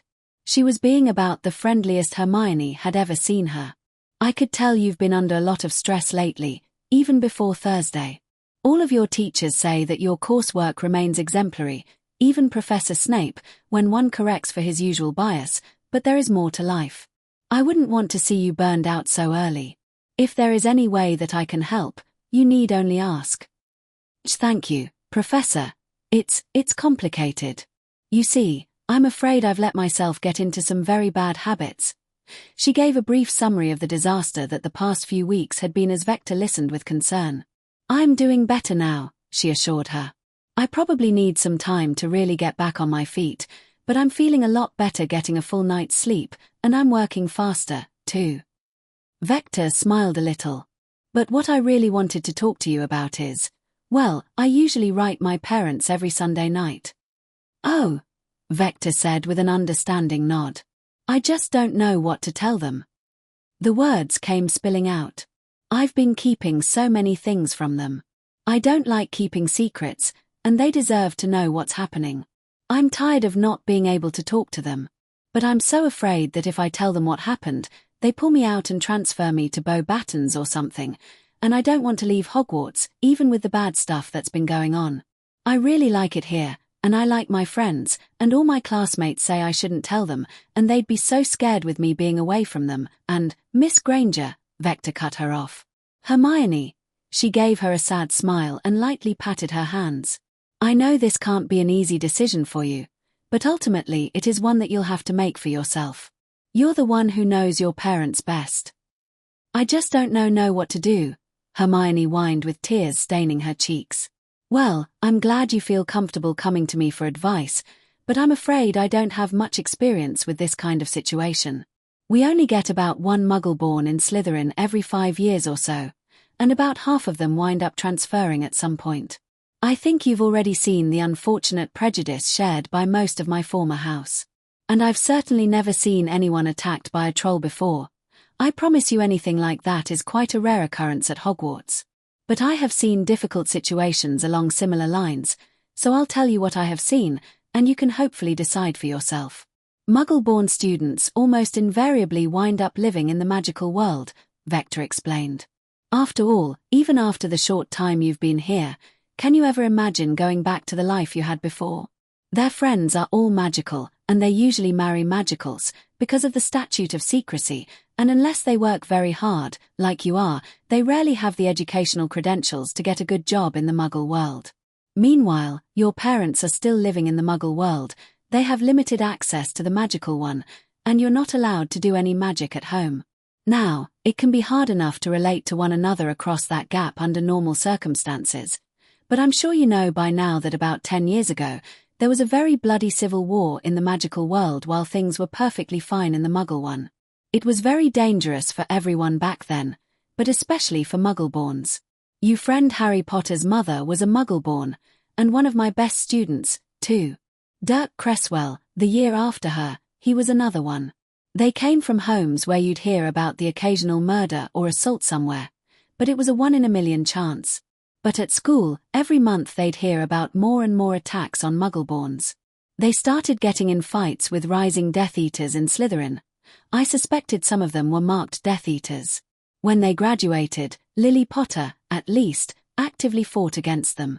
Growing up in that world, they had an even more serious decision to make than you have, and to my knowledge, neither of them ever told their families, never told them how much danger they were in. Whether they didn't want their parents to worry, or they didn't want to create a rift in their families over it, or they wanted to stand and fight for justice, or some combination of the three, I don't know. Whatever their reasons, they kept it up, they never told them, but it hurt them deeply. They hid it, of course, but you learn to recognize it as a teacher. You could see in their eyes how much it tore them up inside. Living through that does things to a person, and as far as I know, they both became completely estranged from their families, stopped contacting them altogether. Now, I'm not saying that will happen to you. Your situation is different, and your parents are different. I just thought you should know how I've seen things go before. Hermione was doing her level best not to start sobbing over the table. She would have been mortified to be seen like this around a teacher in public, but here in her parlor, it wasn't so bad. She was so grateful for Professor Vector being so frank with her, no matter how painful her words. Professor, she squeaked. I have to tell them. I can't let that happen, I can't. I understand, Hermione. If you like, you can tell me when you send your letter, and I can send one of my own to help explain the situation. If you are concerned about their reaction, a professional view might help. That's very generous of you, thank you. My pleasure. I'm glad I could help. Hermione finished her tea and slowly composed herself, but her mind was already racing thinking about what needed to go into her letter. It was fast looking like it would wind up being longer than most of her homework essays. She was certain she wouldn't be able to send it tonight, and she could only hope her parents wouldn't be too worried about that. Finally, she felt ready to get up to leave. Thank you again, Professor, she said. No trouble at all, Hermione. Please come see me anytime if you need help. Hermione nodded and stood up, but then she remembered something. Professor. Yes. There was one other thing I was wondering about. How did you stop that troll so easily? Professor Vector smiled. It was actually quite simple.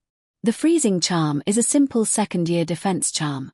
I just put a lot of power into it, although even then, if you hadn't knocked it out, it only would have held long enough to get you out. Really? That's all it was? Yes. A crude method, I admit, but trolls aren't very bright, so it's all you need. There is a time, even in combat, to be really clever.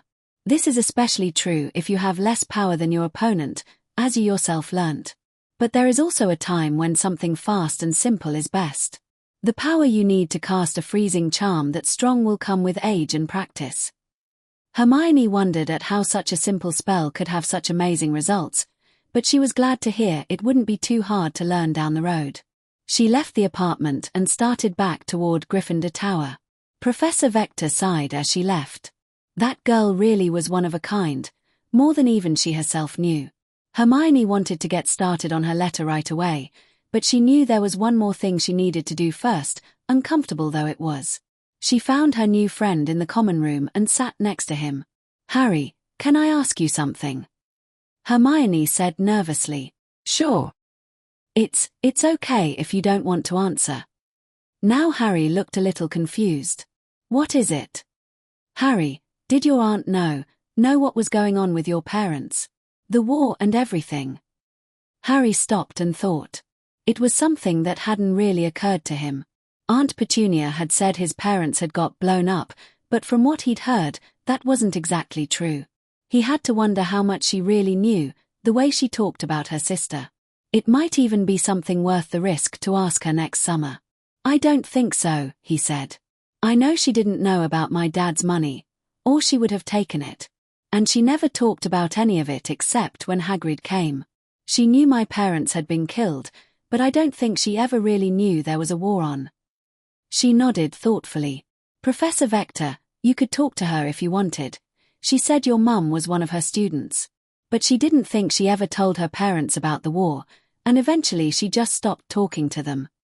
"Well," Harry said slowly, "my aunt thought she was a freak from the beginning, so, she did? Why would she do that to her own sister?" "I don't know. I guess some people are just like that. Kinda like Malfoy." Harry didn't have any more to say after that. Hermione pondered his words as she climbed up to her dorm room. She started writing. But it was going to take a while. Chapter 12, Letters Home. You actually managed to prank Fred and George Weasley. Alicia Spinnet said.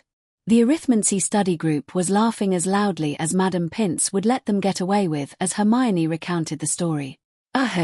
It worked even better than I expected," she said happily. "It was pure luck that they got swarmed by gypsy moths up there." "Hermione, I take back everything I said about mapping the castle being a silly idea," Roger said. "That is awesome." "I know," Alicia added. "Most of us have been dreaming of pulling one over on them for the past 2 years. I bet a lot of the teachers have been thinking it, too, even if they won't admit it," Roger added. Hermione smirked at that. She was reasonably sure Professor McGonagall secretly wanted to give them a taste of their own medicine, but that wouldn't fit her stern teacher image. "Thanks. I just thought I needed to assert myself a little more. Now they know I can get them back." "Well, it's good to have our Hermione back," Roger said. "We, might not have shown it that well, but we were all starting to worry about you, even before, Halloween. You seemed pretty out of it last week." That certainly surprised Hermione. Roger had always seemed like the most distant of the three of them. She couldn't help feeling a twinge of guilt, too. She still felt like most of her problems were self-inflicted, but she tried to force the feeling down. "Yeah, I'm sorry I didn't think to look for you. I guess I got distracted with the feast and all," said Cedric. Alicia and Roger quickly registered their agreement. "I would have thought the prefects would have kept track of everyone," he added. Alicia let out a low whistle. "They should have." Percy Weasley got a real hiding from McGonagall for not noticing that 3 of his first years were missing. Hermione remembered that. It was the first time she'd heard Professor McGonagall shouting. Percy had been depressed all weekend and had since become so uptight that even she thought he was annoying. "Is it true that you beat the troll with a levitation charm?" Cedric asked. "Well, sort of. It took all 3 of us to lift its club and drop it, and I don't know if it would have worked if Professor Vector hadn't frozen it." "Okay, that makes more sense," said Roger. "Some people were trying to say that you started swinging its club back at it." Hermione and Alicia both rolled their eyes. Hermione supposed she should consider herself lucky that the rumors had only gone that far. "How did you come up with the idea to use combined levitation charms, though?" Cedric asked. "People rarely do anything like that." "It wasn't that hard," she insisted. "I just saw that one spell partially deflected it, so I thought 3 might be able to lift it." "Well, we're all glad you got out of there," Alicia said. "We wouldn't want to see you get hurt, especially with the rough time you've been having." "Thanks." Hermione smiled meekly. "Anyway, we'd better get to work," she continued, looking down at their exercises on proportions. "I don't think I'll be able to make it on Wednesday. Wood's scheduled a bunch of extra practices." "I know. Harry's getting really nervous about the match," Hermione said. He's already under a lot of pressure with the whole boy who lived thing and being the youngest player this century. And I guess it doesn't help that he's especially important being a seeker in the Hogwarts League. What do you mean? Asked Alicia. Well, since the seeker almost always wins the game, having the snitch only really makes sense in a tournament context where there are a lot of games and the actual scores matter. But in the Hogwarts Quidditch Cup, each house only plays 3 games per year, which makes the whole thing extremely seeker-dominated. The others stared at her, open-mouthed. What, isn't that obvious? Cedric cleared his throat. Sorry, Hermione, it's just that we didn't think you even liked Quidditch, and for a minute there, you sounded like a sports writer or something. Well, honestly, I don't that much, she admitted sheepishly. I don't think it's very well balanced, and I don't enjoy flying all that much. But most of my friends love it, including you, and it's not hard to figure the numbers, so I might as well have fun with it. It's nice of you to get into it, then, Cedric said. I guess I've always thought it was a little silly that we play so few games here. When you only play each house once, you never really get a chance to develop a strategy. We could easily play each house twice like in the professional league without disrupting classes. Yeah, that would be nice, Roger said wistfully. My grandpa says they used to do that in the old days. Maybe you should start a petition, Hermione suggested. The others all chuckled at that. Yeah, maybe we should, Roger replied. So can you use maths to figure out who's gonna to win on Saturday? And don't worry about offending Alicia. Hey! Well, that's difficult with 3 new starting players on the Gryffindor team, Hermione said as she thought over the numbers. Based on last year's statistics, percentage of chaser shots made and so forth, I'd say Gryffindor has a slight advantage on the chaser side, but, of course, the wild card will be Harry. I've only seen him fly the one time, but if he's as good as everyone says, I think I give Gryffindor a 75% chance of winning. Well, I guess it's up to us to make sure it's 100%, Alicia quipped. Wow, Cedric said. Hermione, have you ever considered a career as a Quidditch analyst? Not really, she said flatly. I'd rather do something that has more advanced maths in it. Yeah, I hate to admit it, but your brains would be wasted on that, Alicia said. I'm sure you're gonna be inventing spells that aren't supposed to be possible someday. Hermione smiled nervously. That seemed like an awful lot of pressure, even if they were just joking around. Well, I try, she finally said, trying to lighten up a bit as they really got to work. She had to admit she was still a little distracted, though, for other reasons, for as they worked, she found her thoughts wandering back to the letter she was writing to her parents, which now stood at 4 pages and counting. It was hard work, and she was sure she still wouldn't be able to finish tonight, but she would get there eventually. Daniel and Emma Granger had been a little concerned when No Owl arrived Monday with a letter from their daughter, especially after last week's distress note. Still, she might just have been revising for an exam or something. When Monday stretched into Tuesday, and Tuesday stretched into Wednesday, they became more concerned. They wanted to say perhaps Hermione had just missed a week, but it was hard to say it, knowing how hard a time she was having. Finally, on Thursday morning, they got a shock when not 1, but 2 owls showed up at their kitchen window. One was carrying a small letter in an official Hogwarts envelope and addressed in emerald green ink, but Emma set that one aside for a moment because she was more interested in the second letter, addressed with Mum and Dad in their daughter's neat handwriting. But this was by far the fattest envelope Hermione had sent them, and when Emma opened in on the kitchen table, pages and pages of parchment spilt out, obviously written over several days and at least as many moods. Some of them were her written in her usual tidy script, while others were roughly scribbled and tear-stained and everywhere in between. Oh my, she exclaimed. Whoa, what happened? Dan asked. I don't know. This is either a really good sign or a really bad sign. She organized the pages to find the top one and started to read with growing apprehension. Dear Mum and Dad, I'm sorry I didn't get this letter to you on time. This is going to be really hard for me to write, and I know it's going to be hard for you to read, too. You're going to want to sit down for this and maybe make an extra strong cup of tea. I was really afraid to tell you all this stuff because I know how you'll react. I was going to just hide it and pretend it didn't happen. I really wanted to, But Professor Vector told me how she'd seen Muggleborns keep things from their families back in the war and grow apart from them and lose all contact with them, and how much it hurt them, and I don't want that. I don't think I could bear it without you there to support me. So please, just hear me out. I know it's going to sound bad, but it turned out better than I ever could have hoped. It turns out I was all wrong about Harry Potter and Ron Weasley. Actually, I was all wrong about a lot of things.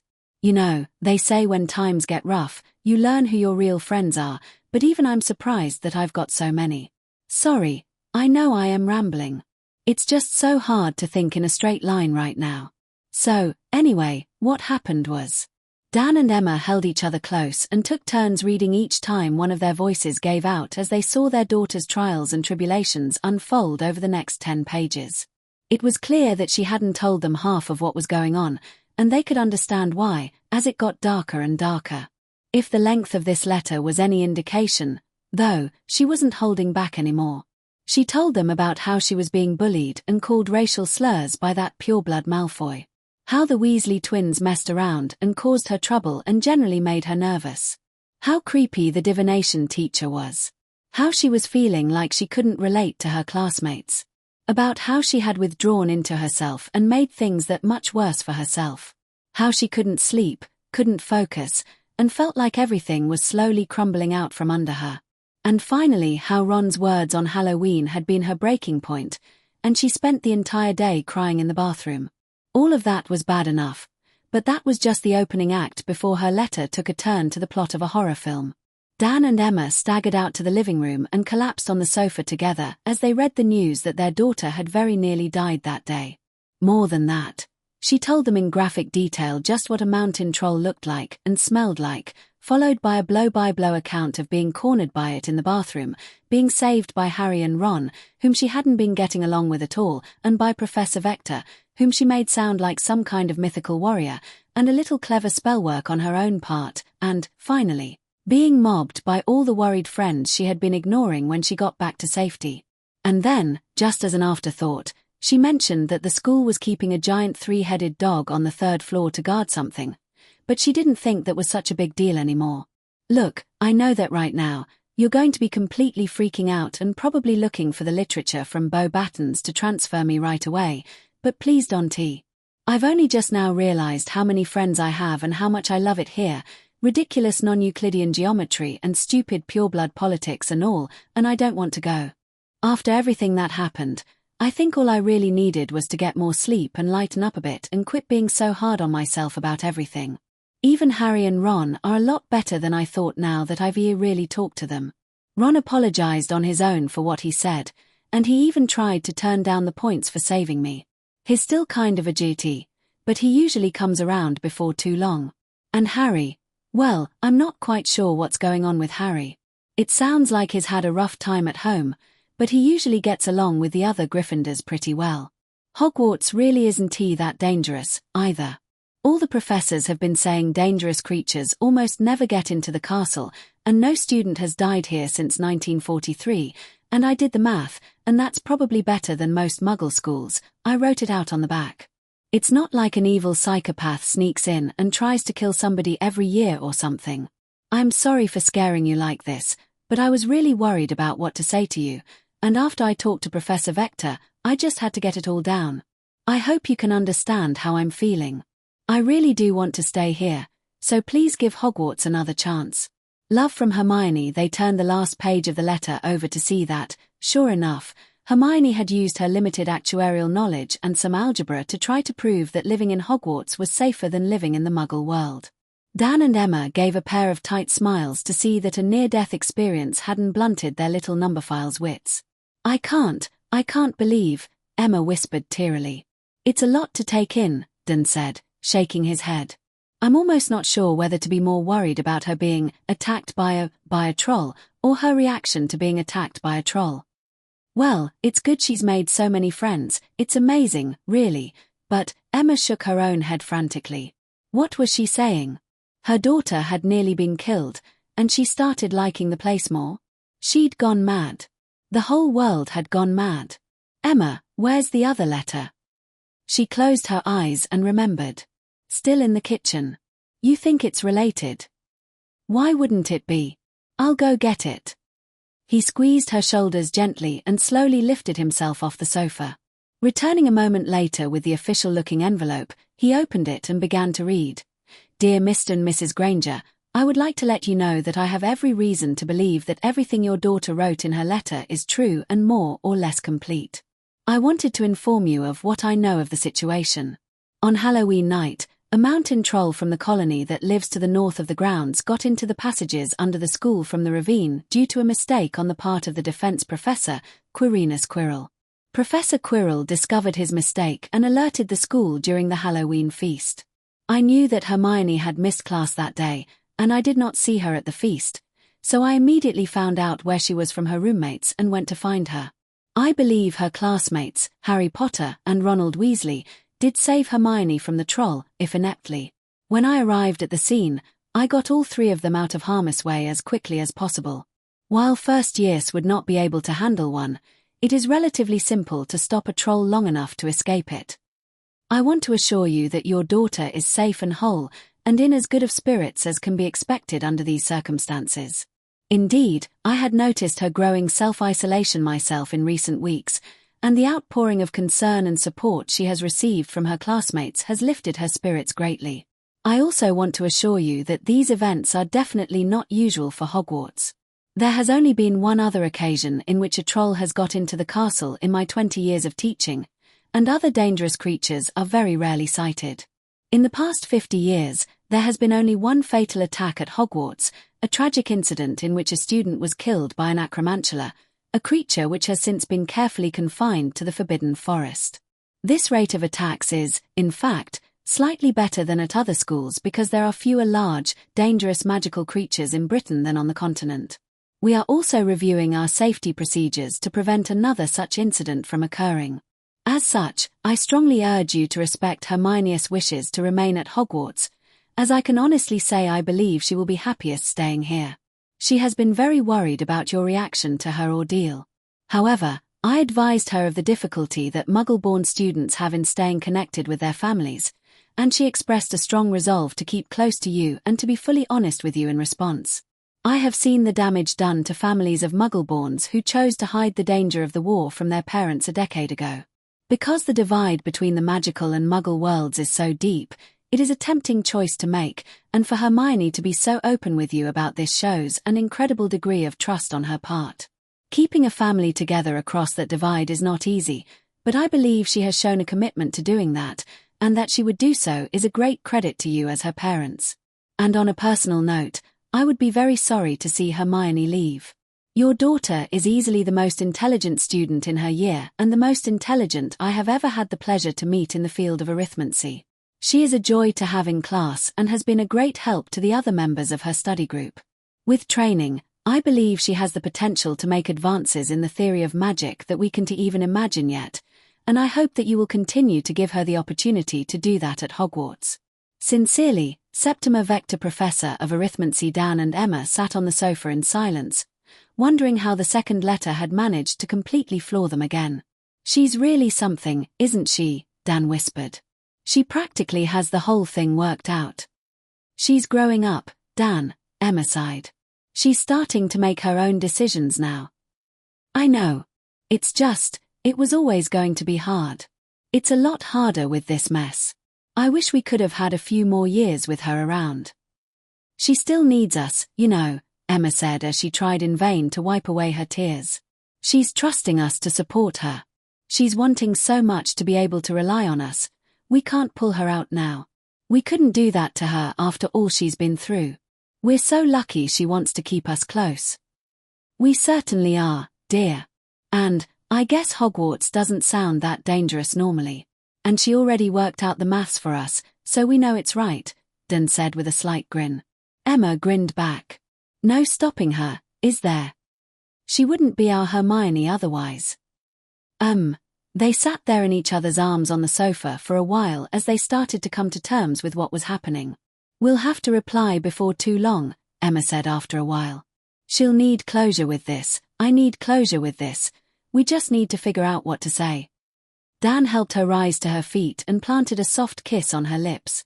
Well, we'd better get started, then. Dear Hermione, wow, this is hard, isn't it? We hardly know what to say after your last letter. It was probably the most terrifying thing we've ever read in our lives. And saddening and disturbing and confusing and somehow wonderful all at the same time. We couldn't have imagined anything like a troll attack happening in a school, or even some of the other things you mentioned. You know, you never really told us about all of your friends at school, and it sounds like you didn't really see things clearly yourself until now. We can't say how proud we are that you're fitting it so well at Hogwarts, even though we wish you could have realized it under less dangerous circumstances. Professor Vector sent us a letter explaining things. She understandably made the whole incident sound a lot more cut and dried than you did.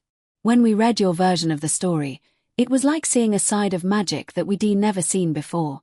Be sure to thank her for us for saving you. We don't know if she told you what she wrote, but she speaks very highly of you.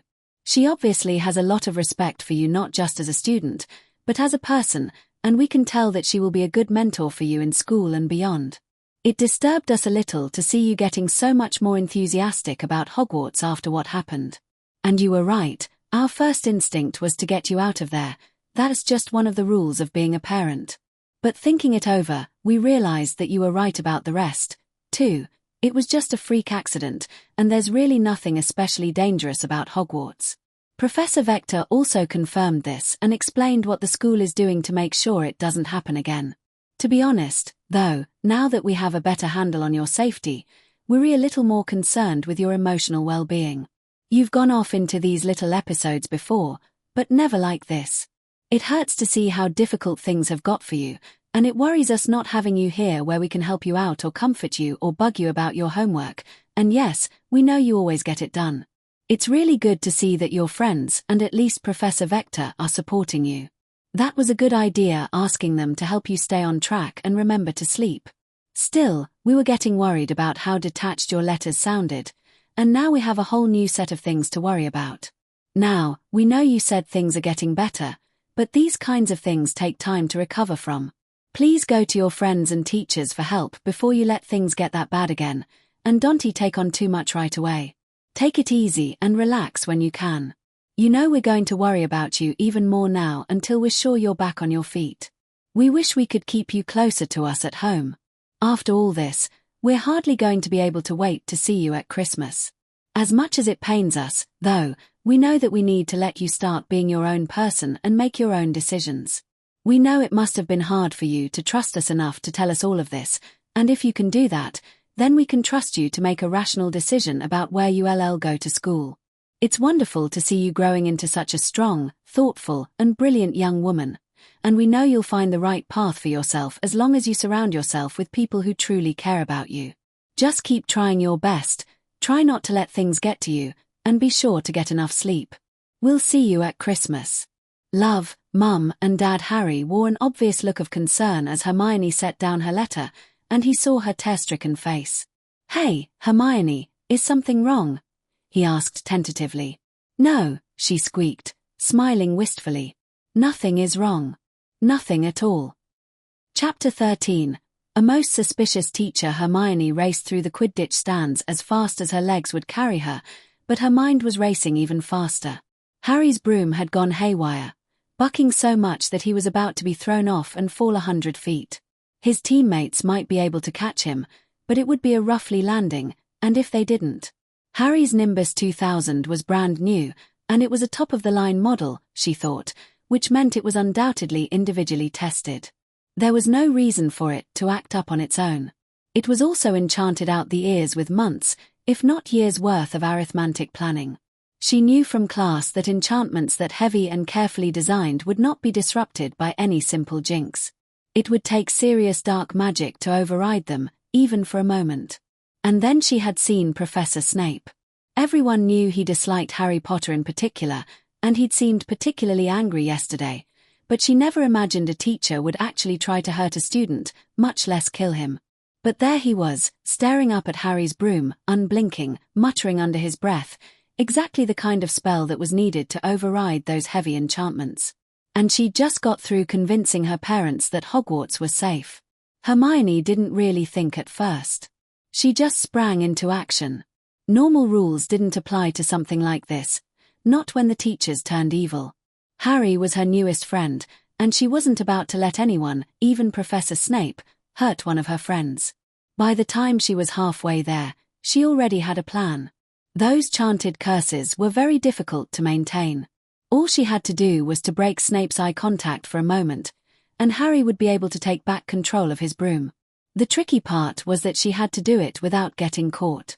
The whole thing nearly fell apart when she tripped over Professor Quirrell and knocked him forward into the front row. She leapt over the back row and scampered behind the seats, hoping nobody had seen her. A moment later, and she was behind Snape, apparently undetected.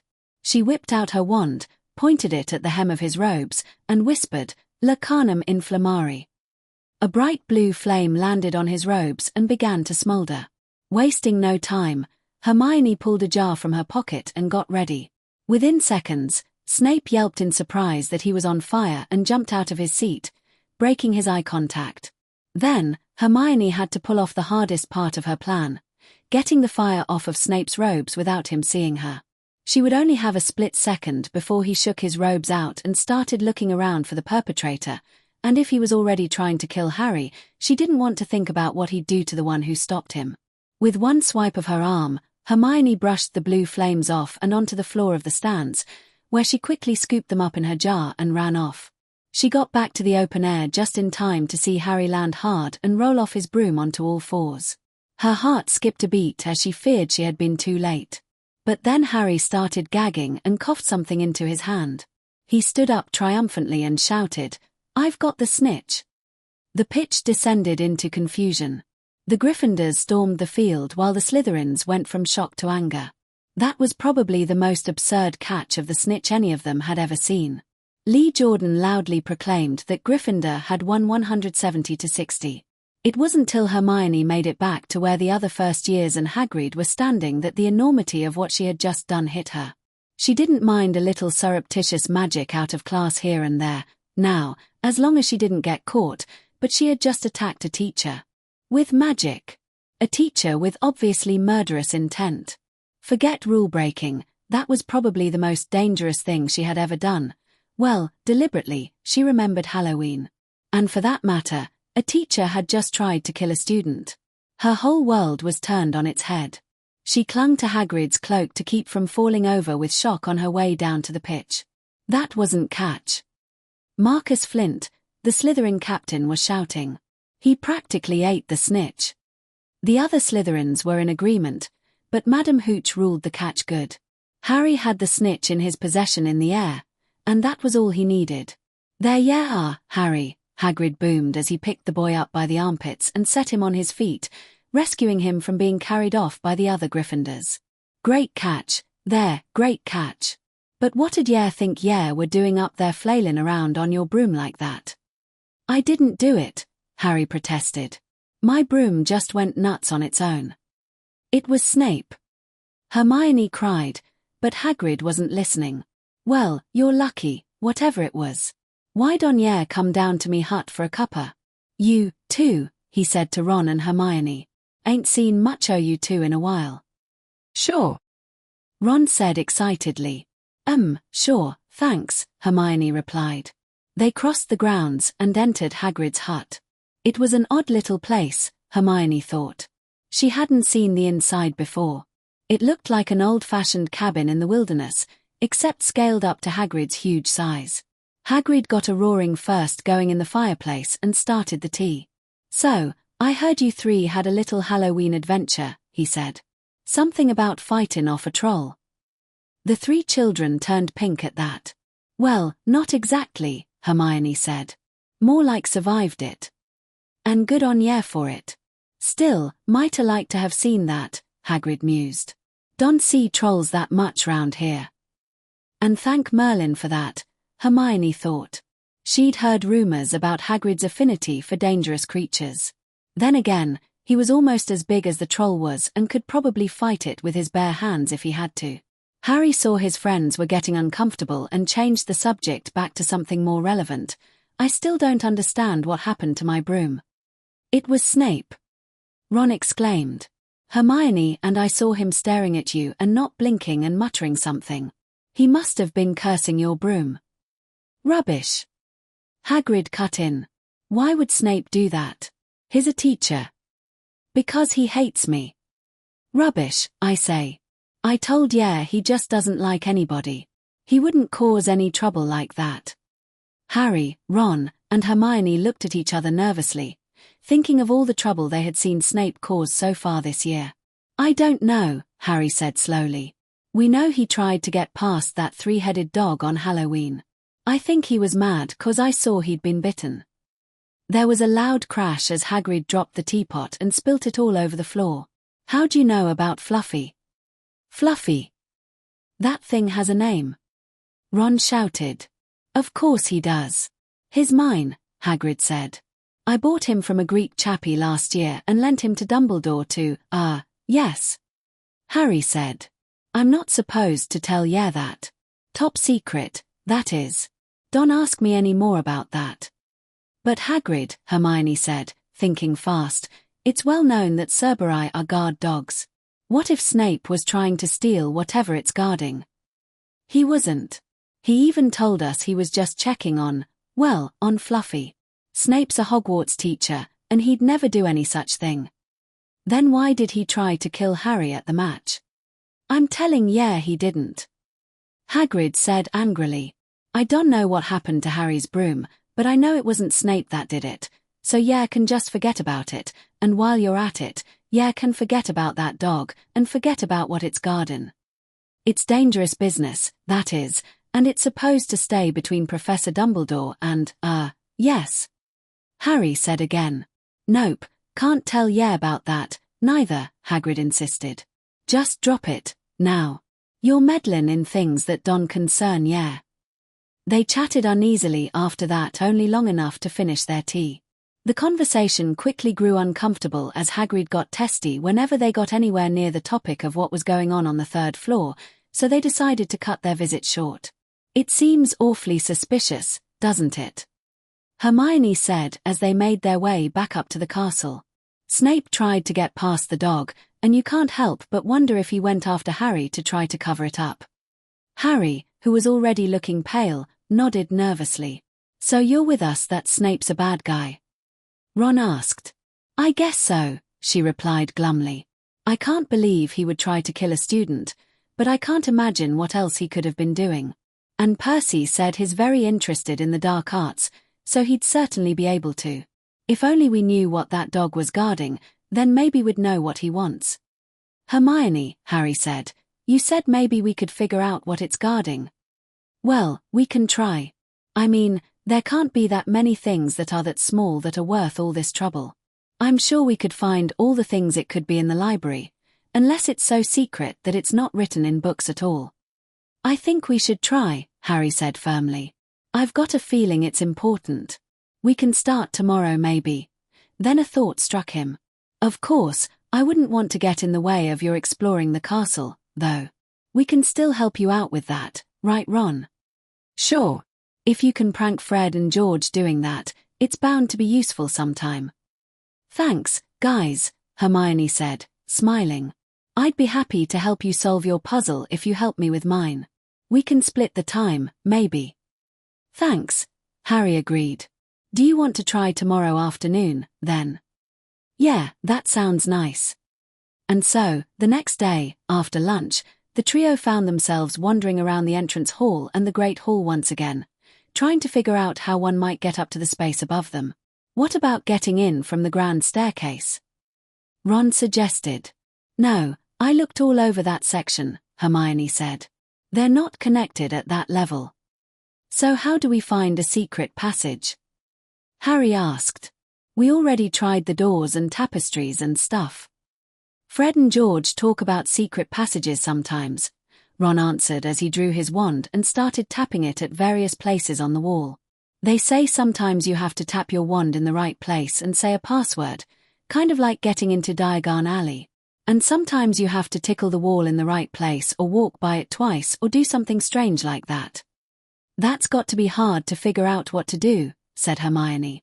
In Muggle stories, you always have to press on the right brick or pull the right book of a shelf, and it's like a door handle. She got an idea and pulled one of her empty flame jars from her robes, put it to the wall, and pressed her ear to it. Then, she started knocking in various places on the wall. "What are you doing?" Ron asked in confusion. "I'm listening to hear if any places behind the wall sound hollow. It's what they always do in Muggle stories." Neat. I'll have to tell my dad about that. He always likes hearing about Muggle stuff. Course, it won't work if there's a silencing charm on it." Hermione shrugged. "It's worth a shot." Hermione went down the wall in an orderly line, while Harry and Ron haphazardly tried out the ideas Ron had thought of, but the wall remained stubbornly solid. They tried the next wall and were just about to give up on that one, too, when Harry cried out, "I found something." "You found the way up?" Hermione said excitedly. "No, it's just, I guess it's a little broom cupboard," Harry said, disappointed. Sure enough, a hidden panel in the decorative stonework around the architect's statue had opened up, revealing a small cupboard, only about 4 feet high and filled with cleaning supplies. There didn't seem to be anything remarkable about it, except that it was hidden, and that it probably didn't quite fit in the floor plan of the castle, Hermione thought with annoyance. In a normal building, one could add up all the internal and external dimensions and figure out where all the hidden rooms could and couldn't be. But at Hogwarts, that wasn't going to work. "Well, that's something," she admitted. "How'd you find it?" asked Ron. Harry turned a little pink. "I tickled the statue's foot." Ron guffawed. "No way." "I did." Harry let go of the panel, which swung back into place and blended seamlessly with the wall. He tickled the statue's foot, and, sure enough, the panel opened again. That's odd," Hermione said. "I wonder if..." She reached out and tickled the statue's other foot. There was a soft scraping sound, and an identical little cupboard opened on the statue's other side. "Wicked," Ron commented. They tried to see if the statue did anything else, as far as they could reach, which wasn't much above the knees with it being on a pedestal, but no other hidden panels appeared. Going around the rest of the entrance hall, they managed to find 2 more panels that opened onto what looked like small storage cupboards, but they were empty. "That's probably all we're going to find in here," Harry decided. "Do you mind if we go up to the library now? We can keep looking if you want." "Sure, I mean, it's fine, I guess," Hermione answered. "We've probably spent enough time on this for now. Let's go." They wandered up to the far corner of the castle to reach the library and quietly walked past Madame Pince before Hermione led them to the history section. "So what are we looking for?" Ron asked. Treasures would be a good start," Hermione mused. "Famous wizarding jewelry, that kind of thing. We know that whatever it is small. But we might also look at biographies, since it could be a relic from Merlin or one of the founders or something. Hogwarts, a history had a little about that kind of thing, but the only thing that would be small enough would be Salazar Slytherin's locket. We could also look up famous battles and see if any special weapons or cursed objects were used that might be powerful enough to keep locked up like this." "That sounds like a lot of work," Ron complained. "I know it's a lot of ground to cover," she admitted. "We really don't have much to go on. I think we should make a list of anything we find that might fit, and maybe we can narrow it down by looking up the history of each item." Ron still looked unhappy at having even more work, but he held his tongue. "It'll be all right," Harry assured him. "It's not like we're in a hurry. We can just work on it when we have time." "Let's start by look for books about jewels and treasures," Hermione suggested. "Those will probably have the most leads." They got to work. In Hogwarts's vast library there were a number of books that were specifically about those kinds of things. They turned up a lot of possible leads, especially if one considered that the jewels might have been separated from the necklace or diadem or sword they were mounted in. But there was very little that looked to be of break into Gringotts' caliber. The best leads they found were Slytherin's locket, which looked to be of no more than historical value, plus the jewel from Merlin's staff and the one from Morgan Le Fay's diadem, both of which were supposed to be lost for nearly 1,000 years. By the time they had to go down to dinner, it was becoming clear that this would take quite some time. The days passed quickly for the nascent trio. Hermione was feeling much better now that, with her roommate's help, she was consistently getting enough sleep again. They had to practically drag her up the stairs a couple of times, but they got her back onto a normal schedule. Of course, She still woke up early against her will at times. When that happened, she would sit up and talk to Lily and Sally Ann until the others were awake, but that problem was quickly going away. Now that she was talking to them more and had got to know her new friends better, Hermione's suspicions were confirmed. Recklessness aside, Harry Potter was a completely normal product of the Muggle world, like herself. Well, not completely normal. He remained very reticent to talk about his home life, which concerned her a little, but he was otherwise a pretty normal kid. Ron Weasley, on the other hand, had been something of a surprise. If you cut through the glaring inferiority complex and the Quidditch obsession, he turned out to be pretty nice.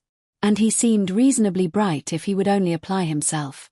He was good to have around, too, since he was the only one of the three with experience in the wizarding world. Suddenly, it seemed silly that she had written them off as troublemakers at the start of the term. Harry was getting adulation and anger and mockery from the Slytherins, all week for his most unorthodox Quidditch victory. Hermione found it a little off-putting, but Harry actually seemed to prefer that to the constant boy-who-lived talk.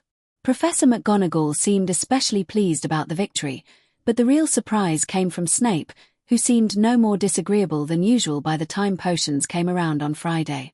Harry speculated that it was because he wasn't limping anymore. They spent a fair bit of their spare time in the library, working on their private research project. It was slow going.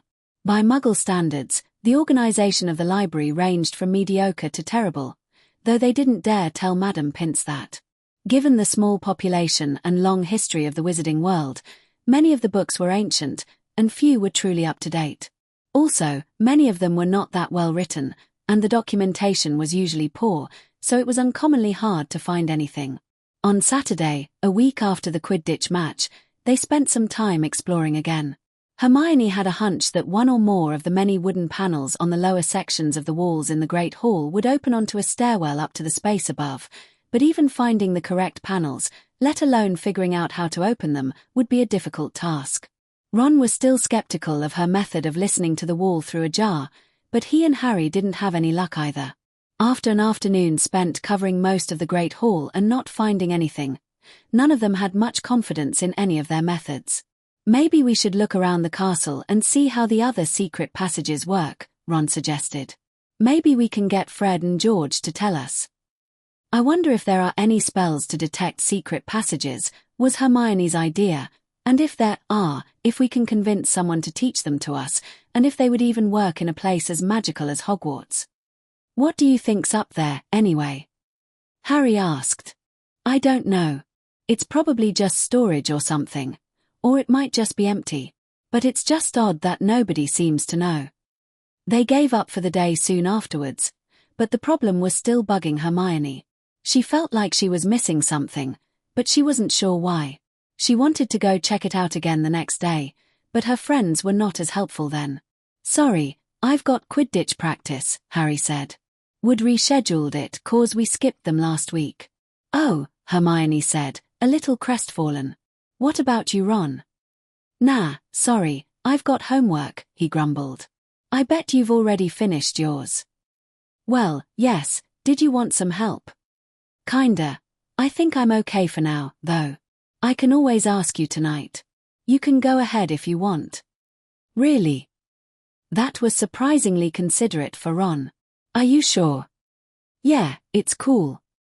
Sorry we can't help you out, Harry added. But you don't need to let that stop you if you don't want. We can still help you some other time, though. Well, thanks, I did want to take another look around today. I'll see you later, then, I guess. Yeah, CYA, they called after her. Hermione walked down to the Great Hall alone. It was unfortunate, but she could understand their problems. She felt a little awkward going off on her own. She really shouldn't feel that way, she thought. After all, it was her project. But they were more or less working together, now, and she knew Harry and Ron would be disappointed if she found something while they weren't with her. Oh, well, she'd certainly show them right away if she did. They'd looked over most of the obvious parts of the Great Hall yesterday. The largest area left to be searched was the wall behind the high table, where the teachers sat at meal times. It seemed a little bit wrong to go behind there, but she needed to be thorough, so she strode up cautiously to the back wall, placed a jar against one of the wood panels, pressed her ear against the glass, and knocked on the wood. She heard the same dull thud of all the other panels that were mounted on the solid stone wall. It was entirely possible that Ron was right, and she wouldn't be able to find anything by sound, but she couldn't help feeling that it should be easier than that there should be an easy way to find things that were hidden. She kept going, panel by panel until, wait. She knocked again and carefully compared the two adjacent panels. Yes. She could hear the reverberation. There was definitely a hollow space behind this one. Whether it was a stairway or another cupboard she didn't know, but there was something. Now she just had to figure out how to open it. She ran her fingers around the edges of the panel, but nothing was out of the ordinary. She knocked on the adjacent panels and got a good idea of the size of the door. It was small, like the cupboard doors. But there were no distinguishing features to them. They looked just like all of the other panels in the hall. She tried pushing on them. She tried tickling them here and there. She tried tapping her wand to them. But nothing worked. Maybe she had to tap the 6 panels in a certain order. That meant 720 permutations though. Or maybe the latch was somewhere around the door. Or maybe she had to speak a password. Or maybe there was a button on the headmaster's chair, which was just behind her and a few seats over. There were too many possibilities to contemplate and absolutely no clues to work with. It didn't make sense that the door should carry no indication that it was even there. The trick should be easier than that, shouldn't it? Then, she looked down at her wand in her hand. Suddenly, that nagging feeling she'd been getting clicked into place. She wondered why she hadn't thought of it sooner. Maybe this wouldn't work on all hidden doors, but if it worked on the door that housed a giant 3-headed dog, of all things, it was worth a try. She pointed her wand at the hollow panel and whispered, "Alahomora." There was a click, and the panel popped open. That was almost certainly not the intended way to get in. Leave it to wizards to not think about the most obvious solution. With the panel open, Hermione could see where the latch was, although she still couldn't make out how it was supposed to open normally. But more interesting was what she saw inside the panel. It wasn't a cupboard. Instead, it was a miniature spiral staircase, looking like it was built for dwarfs, which extended both up and down from the ground floor. This was it. The only place it could possibly go up from there was directly over the Great Hall. She was so excited that she barely even gave a thought to Harry and Ron. She'd give them a tour once she knew what was up there, she decided. She hesitated on the threshold, though. This door had to be locked for a reason. No, not locked, just hidden, she reminded herself. She didn't know for sure if it was locked. Still, it was a strange, cramped little space. It might be off-limits, or even dangerous. You'd think places like that would be more carefully secured, but the thought of that dog dispelled that idea. On the other hand, this was a place that even the teachers didn't know much about. It was probably not off-limits just because no one thought to make a rule about it, or no one remembered it if there was one. And certainly no one had ever told her that it was off-limits. That would have to count for something, right? She took a deep breath and stepped into the stairwell. The staircase looked almost like something out of a dollhouse. The steps were only about 4 inches high and 6 inches deep. She could barely get her shoes to stay on them, and with the low ceiling, she quickly found it was easier to crawl up the stairs on her hands and knees, as uncomfortable as it was. The space was also very narrow. A large man would have a hard time squeezing through it. Hermione propped the door open with her jar, just in case, ascended a few steps, paused to make sure she would have enough room to turn around if need be, then started climbing. The spiral stairs wound around and around tightly as she climbed. There was no way to see how far they went in either direction. She just kept crawling. By counting the shallow steps, she could tell she was climbing high. 150, or 200, she guessed, would put her at the level where she wanted to go. There were no pauses or landings in the staircase, not surprisingly, since the only thing on the other side was a solid wall. On the other side, there were only slits for windows, and the staircase was lit by some kind of enchanted glowing lights, rather than torches. Finally, about when she judged that she'd reached the level of the ceiling, the stairs stopped and let out onto a small landing, which ran a few yards until it turned left into a cramped little hallway that ran directly down the entire length of the spine of the Great Hall's enchanted ceiling. Hermione tried to stand, but the ceiling in the hallway was only about 3 feet. 9 inches high, from what she could tell, measuring with her hands. Like the stairs, the space was also only 1 foot, 10 inches wide. But the strangest part was that the entire hallway was lined with little doors, perfectly ordinary looking, but half the normal size. She tried the first one. Locked. She considered trying to spell it open, but she saw a flickering light at the far end of the hallway, so she decided to investigate that first. This probably counted as one of the stranger things she had done, crawling on her hands and knees in what amounted to the attic of a magical castle. Wondering why anyone needed a half-scale hallway up here and why no one downstairs knew about it. It was quiet up here, no sound but her shuffling and no sign of movement besides the flickering light ahead. Hermione had got about halfway down the long hallway when it happened. One of the little doors opened, and something stepped out. The creature looked like a tiny person, but it was very skinny, and it had large, bat-like ears on either side of a bald, wrinkly head, plus an angular, oversized nose, and huge, blue eyes the size of tennis balls. It was wearing a toga with the Hogwarts coat of arms on it, which was very fuzzy-looking and appeared to be made out of a tea towel. The creature looked directly at her and froze in place. "Ah!" Hermione shouted in surprise. "Ah!" it yelled back in a squeaky voice. "Oh! Oh!" Chapter 14, House Elves Are. "Oh!" The squeaky little bat-eared creature stared at Hermione fearfully with those huge blue eyes. What was it, she wondered. She hadn't read about anything like it in any books. Hogwarts, a history didn't even mention that this place existed. Was it out of bounds?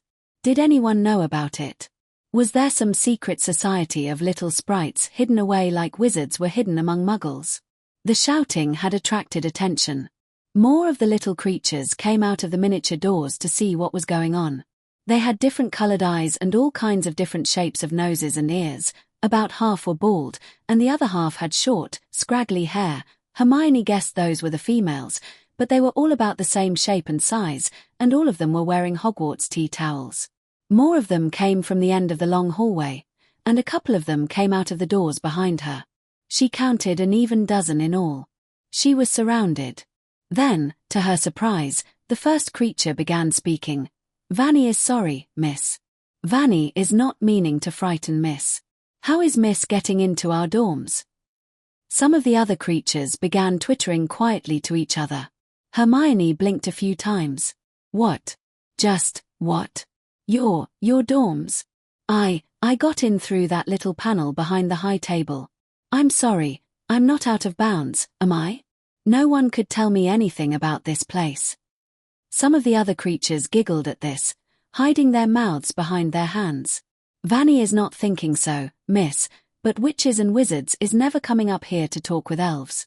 Elves is not usually being seen, miss." Hermione was so confused that she barely even noticed the creature's bizarre grammar.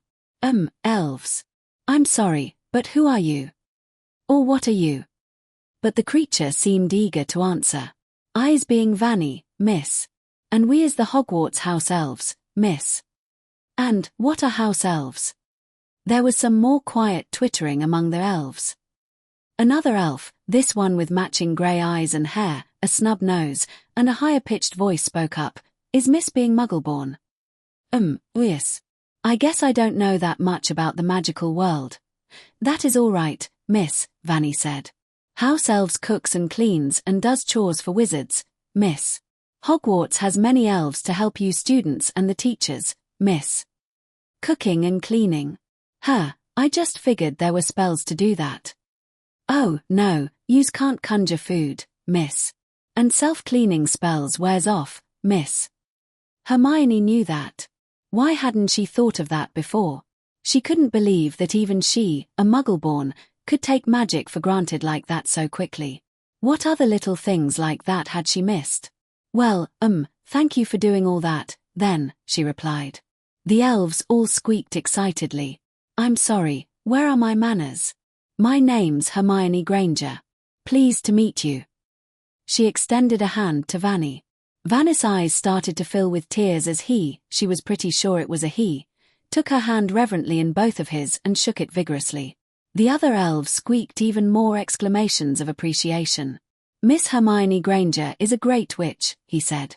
Witches and wizards is hardly ever introducing themselves to elves like equals. Well, that's not very friendly of them.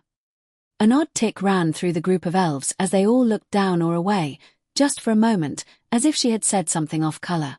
Witches and wizards is not often meeting elves at all, miss, the grey-haired elf said with the air of explaining something to a child, which, admittedly, she was. Good elves is not being seen. Witches and wizards is liking if it looks like things runs on their own.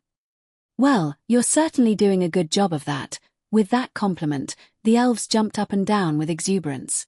They must take their jobs very seriously, she thought. Miss Hermione Granger is too kind to us elves, Vanny said. The others made similar comments. And what is your name? She asked the grey-haired elf when they had calmed down. She was sure she saw the elf blush slightly. Eyes being Tilly, Miss Hermione Granger. Tilly is in charge of teaching the elf children. That would explain the elf's tone, she thought. Some of the other elves started to introduce themselves. They were quite an odd bunch, Hermione thought, most of them having names ending in Y and all of them seemingly having the energy of a kindergartner on a sugar high. She did her best to remember their names, but many of them were hard to tell apart, at least at first glance. Miss Hermione Granger should not be staying in the hallway. Will Miss Hermione Granger be coming to our common room to sit? Vanny asked nervously, as if it were some great imposition. Common room? Sure. Hermione again became acutely aware that she was kneeling in the middle of a hallway that was barely big enough for her. Some of the more shy or busy-looking elves ducked back into what she assumed were their bedrooms, while the others ran ahead, further down the hall. This way, miss, Vanny said, motioning her forward, just in case there was any confusion. Hermione crawled forward until the tiny hallway opened into a fairly large room that actually had a ceiling high enough for her to stand upright. The elves' common room didn't look that different in style from the Gryffindor common room, except that it was rectangular, and everything was about half the normal size. There were 2 rows of little windows at either end of the room. There must still be something above this room, she thought, since there were 3 rows visible from the outside, not to mention the little towers. There was also a miniature staircase at each end of the room, leading to the upper floors. Interestingly, the room was decorated in Hufflepuff yellow and black. In spite of the strangeness of the elves, it all looked so normal. There were elf-sized chairs and tables and lamps and sofas, but most were not currently in use. In one corner, a group of elves were playing Exploding Snap with a miniature deck of cards. Some older-looking elves sat around the fireplace talking with each other or reading books. The books seemed to be the only normal-sized things in the room, but even some of them were elf-sized. 2 tiny little elf children, no more than 18 inches high, ran through the room having a sword fight with toy brooms, only to be scolded by one of the grown-up elves. Hermione thought they were incredibly cute. The few elves who hadn't heard the commotion in the hallway turned to look at what was happening. This is being Miss Hermione Granger, Vanny introduced her. She is finding her way in from the Great Hall. The other elves hopped up to introduce themselves. It was only Hermione's years of memorizing mathematical tables that gave her the skill to, hopefully, remember all of them. Vanny motioned to one of the sofas and said, "Please sit, miss." Hermione cautiously sat down. She took up practically all of the miniature sofa, which creaked under her weight. Now she knew what Hagrid must feel like all the time. "Thank you. So are there more elves around here?" she asked. The room seemed pretty empty. "Yes, miss. There is only a few elves here now. Most of the elves is cooking dinner, miss." "Ah, why is Miss Hermione Granger coming to talk to the elves?" Vanny asked. "Well, I mean, honestly, I didn't know who or what was up here.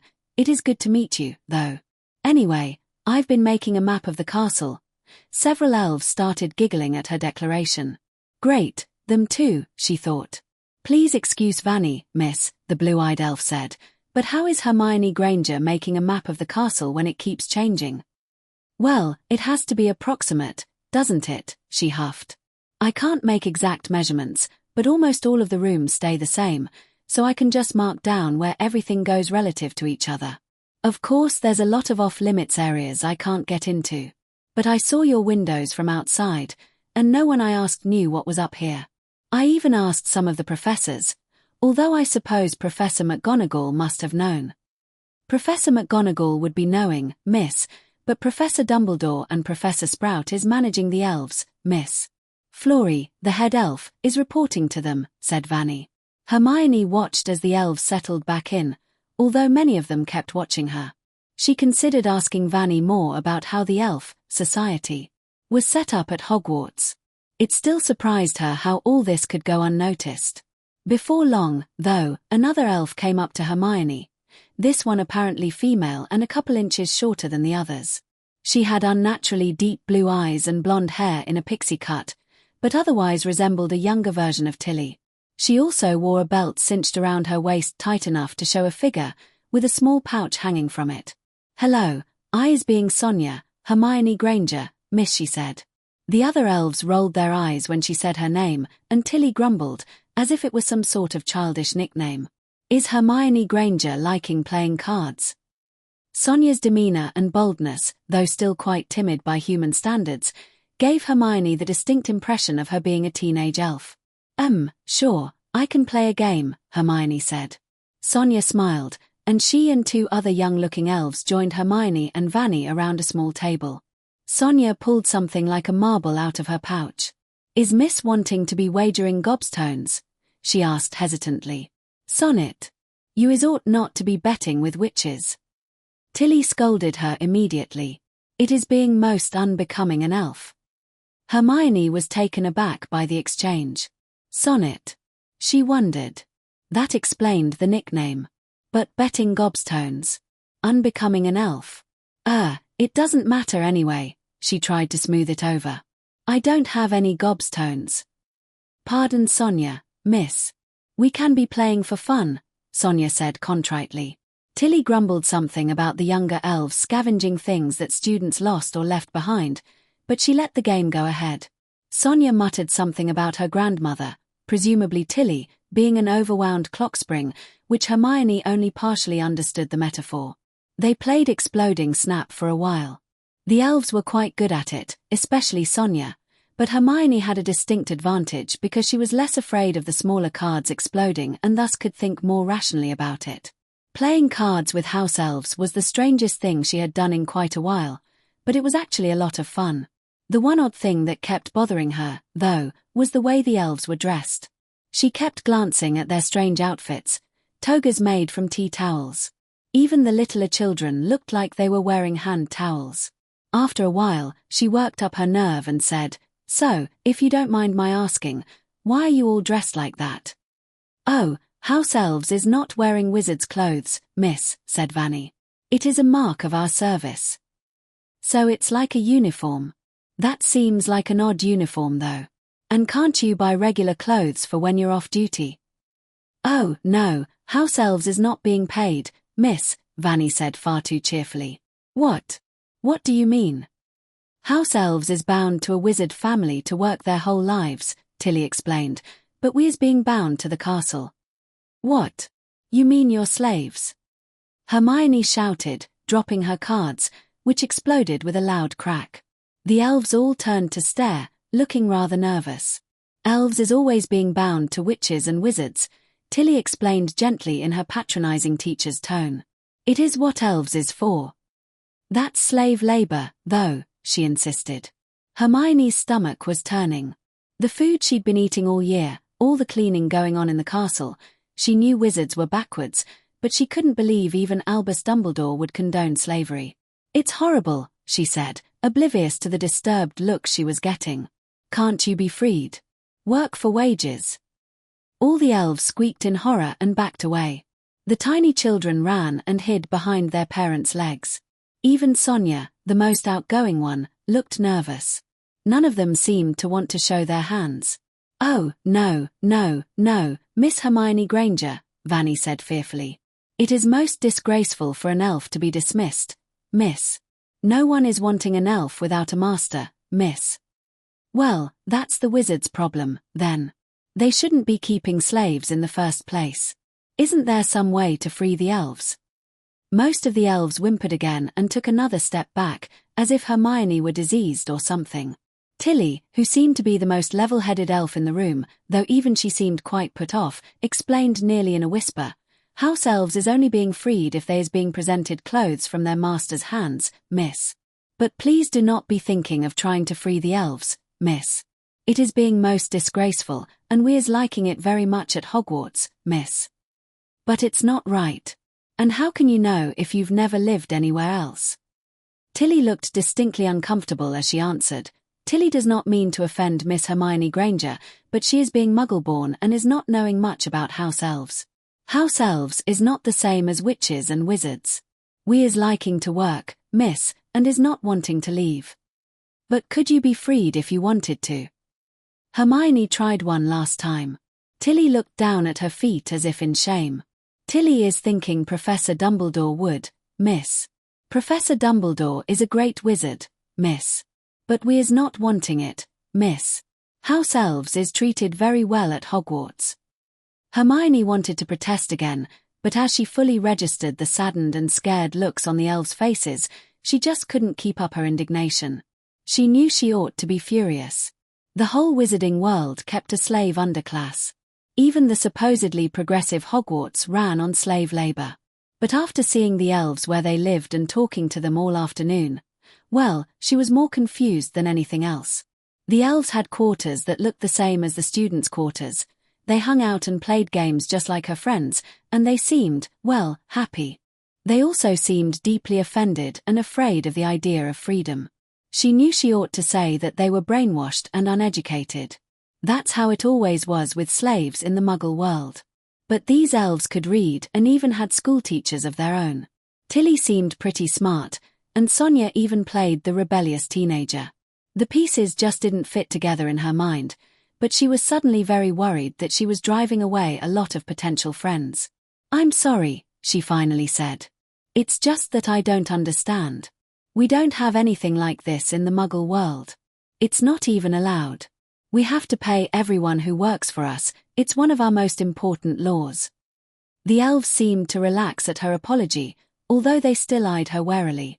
To her surprise, it was Sonia who spoke up next. "Muggles is different from witches and wizards, Hermione Granger," she said. "And witches and wizards is different from elves. You is being Muggle-born, miss, but you is still a witch. You is not needing to be worried about elves." "Well, I can definitely see that we're different. I guess I can try to see things from your point of view." Truth be told, the whole thing still made her queasy, but the elves seemed much relieved by her relenting. In any case, it was clear that she would never get anywhere by arguing with them. Maybe if there was an elf out there who wanted to be free who could set an example, it might be different, but it didn't look like there would be many of those. She set that aside in the back of her mind. "Wait a minute," Hermione said as the elves sat back down around their little table. "You said presented with clothes. But if you cook and clean, don't you do the laundry, too?" A couple of the elves giggled again, thankfully not offended this time. "Laundry is always being our master's clothes, miss," Vanny said. "It is not being presented to us elves, miss, and not from our master's hands." Yes, elves were definitely more complicated than she thought. They played a couple more hands of exploding snap, but mostly just made small talk after that. The slave labor bit still made her uncomfortable, but as she calmed down, she started to talk more interest in the elves' unconventional way of life. Eventually, her boundless curiosity got the better of her. "Tilly." "Yes, Miss Hermione Granger." If you don't mind, how did you become bound to wizards in the first place?" "We is being bred for it, Miss Hermione Granger," Tilly explained. "German wizards a long time ago was wanting more magical pets, so they trained wild elves to do work like dogs, miss, and they bred house elves from the ones that was doing the best work." "I've never heard of wild elves, either. I know they're not in Fantastic Beasts and where to find them." "Tilly is not thinking so, miss. There is no more wild elves. House elves is the only elves left, miss. But house elves is smarter and more magical than wild elves, so we can be doing all the chores." Despite her reservations, Hermione was quite interested in that story. When asked, Tilly eagerly launched into a long description of the history of house elves, How they were magically bred from wild elves in just a few generations, how they were exported from Germany and used throughout Europe by the time of the founders of Hogwarts, how Helga Hufflepuff had purchased many of them from unkind masters, this part was spoken of only in whispers, and brought them to Hogwarts, how the first head elf, Hooky, had helped Godric Gryffindor expel Salazar Slytherin from the castle during their infamous falling out, and how the Wizards' Council and the Ministry had begun regulating elves in later centuries. All of it was fascinating, and not one word of it was in a history of magic or Hogwarts, a history. So much for history class being comprehensive. Hermione was sure she learnt more from Tilly in an hour than she had from Professor Binns's lectures all year. But then again, Tilly's job was teaching, and if there was one thing she could tell about house elves, it was that they took their jobs very seriously. Suddenly, there was a series of loud cracks, and many more elves began appearing from nowhere in the common room. Oh! Hermione screamed. What? How? But that's impossible. Is something wrong, miss? Vanny asked quickly. We is not meaning to frighten Hermione Granger, miss. But, you can't. You can't apparate in Hogwarts. It says so in Hogwarts, a history. At this the elves started openly giggling. Please be excusing Vanny, miss, the elf said with a smile. Witches and wizards cannot apparate in Hogwarts, but elves can, miss. What? But how?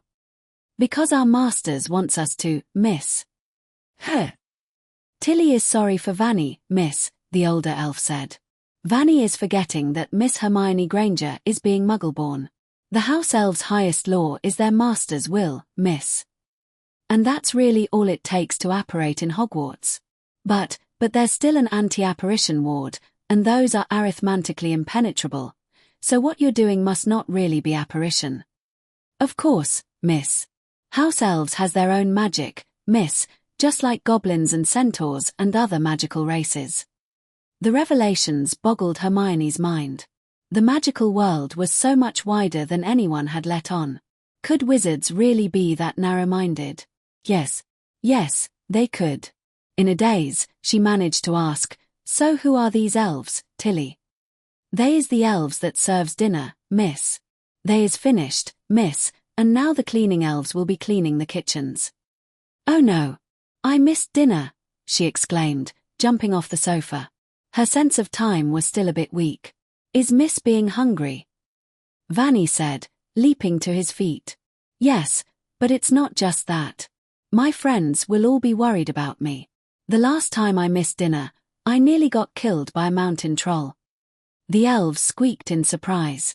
You was attacked by the bad other troll that was being let into the castle. Sonia said in awe. Yes, but I made it out all right, she said, heading for the exit. I have to go. I wonder if anyone grabbed some extra food, maybe Ron. But then Sonia spoke up again. If Hermione Granger is hungry, miss, she can be going down to the kitchens, and we elves can be bringing leftovers. I can. How do I get to the kitchens? And why did I never think to look for the kitchens before? If you is going down the stairs where you came in, miss, to the bottom, you will be finding the kitchens, miss. Really? Is that allowed? Yes, miss. We is not allowed to be helping students break school rules. Was that just a hint of annoyance in Sonia's voice? Hermione thought about it for a moment. It wouldn't matter if she was a little later, as long as she made curfew. Her parents were expecting a note, too, but she could make it a short one. She'd need time to figure out how to explain house elves to them, anyway. Thank you, Sonia. I'll do that, then. Sonia will go with Hermione Granger, miss. Sonia is wanted for cleaning. So Hermione started crawling back down the little hallway with Sonia following close behind. She got to the miniature stairwell and climbed inside, but she wasn't quite sure how to get down. It wasn't tall enough to stand up. The stairs were low enough that she considered sliding, but her robes presented too much friction. Finally, she wound up having to shimmy down them backwards, like a ladder. Sonia looked like she was trying not to laugh at her. They passed the little landing where she'd come in and kept going. The panel there had been closed during dinner. And the door was almost invisible, even from the inside. It was a long way farther down from there, though. The kitchens must be as deep as the Great Hall was high. Hermione was starting to realize just how much of the castle was left out of her mapping efforts. True, there were plenty of blank spaces where students weren't allowed, but how had she not even considered where the kitchens were? She'd been so obsessed with sorting out the upstairs that she'd never paid them much mind. What else was around, she wondered. Where was the laundry, for example? After a few more turns, she came to a more obvious door, opened it, and finally stepped into a place where she could stand upright. Coming face to faces with Fred and George Weasley. "Hermione," the red-headed twins said in disbelief from across the kitchens. "Fred. George," she exclaimed.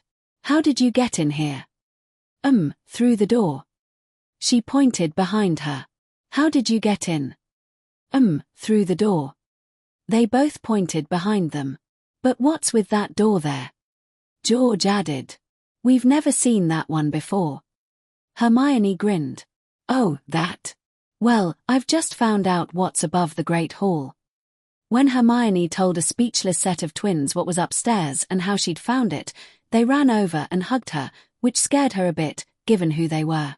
Then, when she told them she'd come down for a late dinner, they grabbed a chair and insisted on sitting her down at Professor Dumbledore's place at the duplicate high table that stretched across the front of the room, with the huge kitchen fireplace roaring behind her.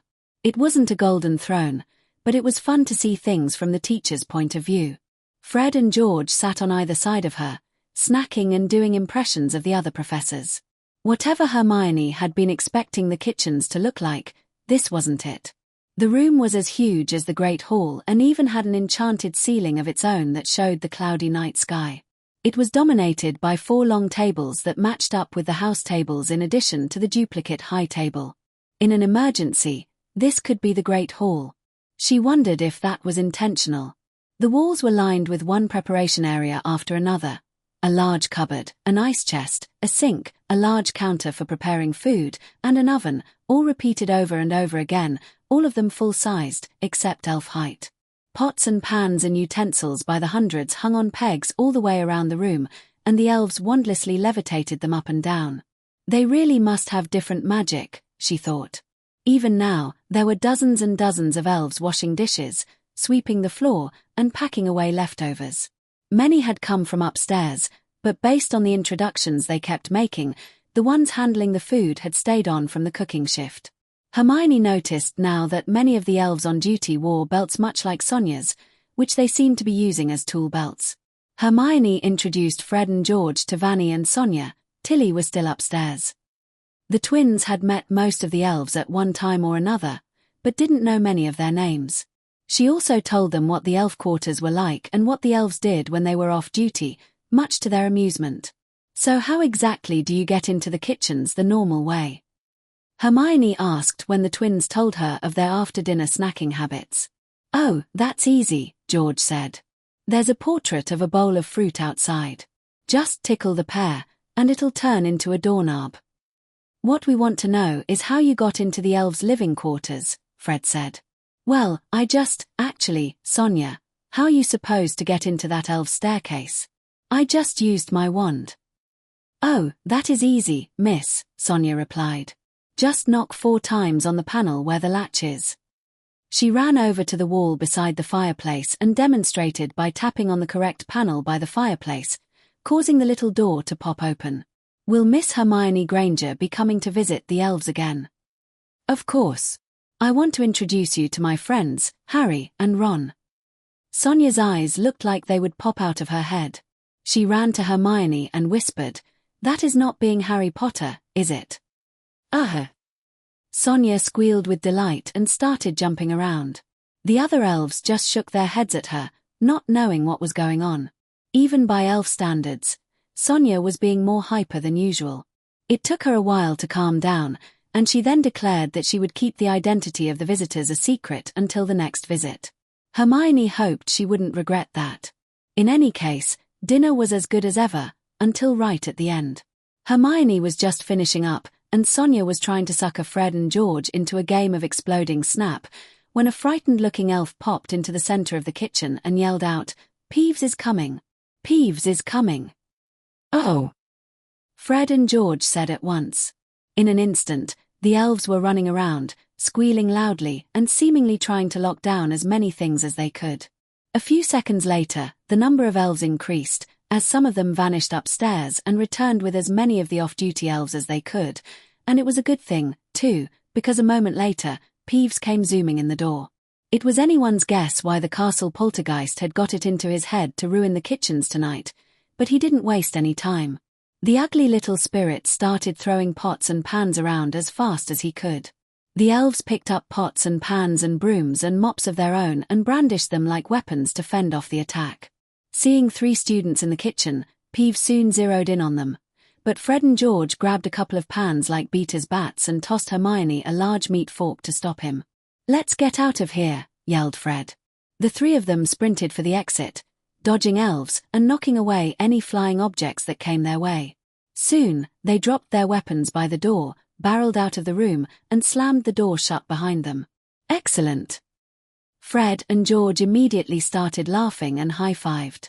Hermione rolled her eyes at first, but she couldn't help giggling a little herself. After all, where else on earth did things like that happen besides Hogwarts? "Hermione, I think you are really going places," Fred told her. "Yeah, maybe we're not so different after all," George added. Hermione smiled weakly. She didn't have the heart to tell them what she really thought of that sentiment. "Well, right now, I'm just going to the owlery and then to bed," she said. "I've had enough excitement for one day." Chapter 15. Wizard's Chess by Monday afternoon. However, Hermione's excitement was back. It was actually a little difficult to get through the day. She was so eager to show Harry and Ron her new discovery. The 2 boys seemed less enthused, possibly because she was so hung up on surprising them that she refused to tell them where they were going. "Hermione, will you just tell us what's up there?" Ron demanded as she dragged them into the empty Great Hall after classes ended. You'll see in a minute." She ran behind the high table, pulled the empty jar from her robes, and used it to listen to the panels, tapping on them one by one. Now which one was it again? Harry and Ron looked skeptical.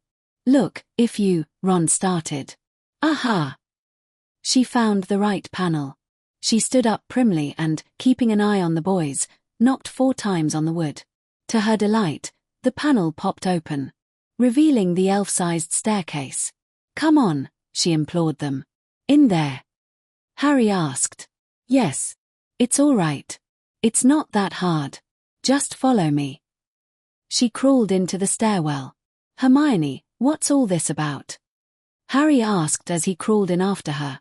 "I found this place yesterday, and, oh, come on, I want to show you." All right, keep your shirt on. We're coming," Ron said. The 3 children crawled uncomfortably up the small, winding stone steps. Harry and Ron quickly realized, as Hermione had done, that it was quite a long way up. "Hermione, doesn't this thing actually go anywhere?" asked Ron. "This isn't some kind of prank, is it?" "No, I finally found out what's up here, and you just need to see it." "This is a really weird staircase," Harry commented. "It doesn't look like it's made for regular people." Even so, the dark-haired boy seemed unusually competent at moving around in the confined space. Hermione didn't respond to that as she hoped Harry wouldn't speculate too close to the truth. A few minutes later, they emerged onto the top landing, and Hermione motioned them forward, still crawling.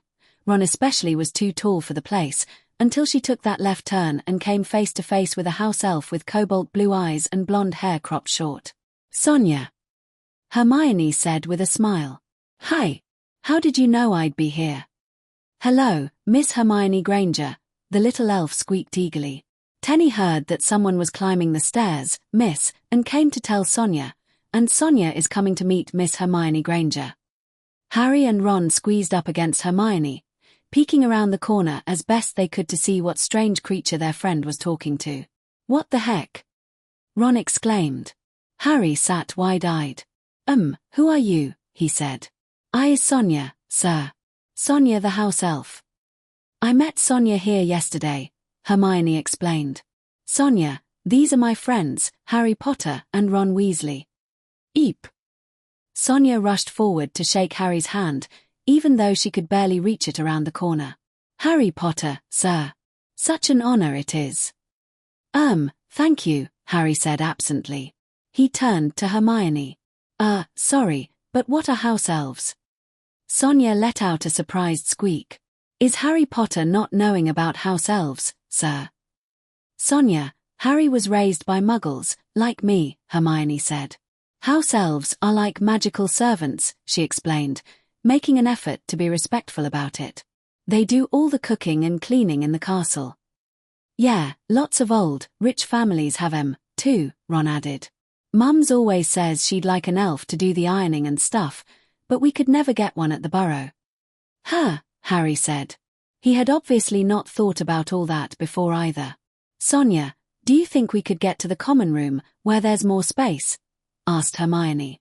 Oh, of course, miss, of course. Please be coming in. She led them forward down the long hallway. So this is where the elves live, Ron mused. Weird. It's all, like, elf-sized. Fred and George VE talked about meeting the elves in the kitchens, but they never mentioned this. That's because they didn't know, Hermione said with a grin. At least until I ran into them in the kitchens last night. Ron laughed loudly. Wow, Hermione, I never thought you of all people would be better at exploring the castle than my brothers. And what's that supposed to mean? Ron opened his mouth and did a surprisingly good imitation of Hermione's voice. We could all have been killed, or worse, expelled. Harry chuckled behind his hand. Please, Ron, I was hysterical about running into a giant Cerberus.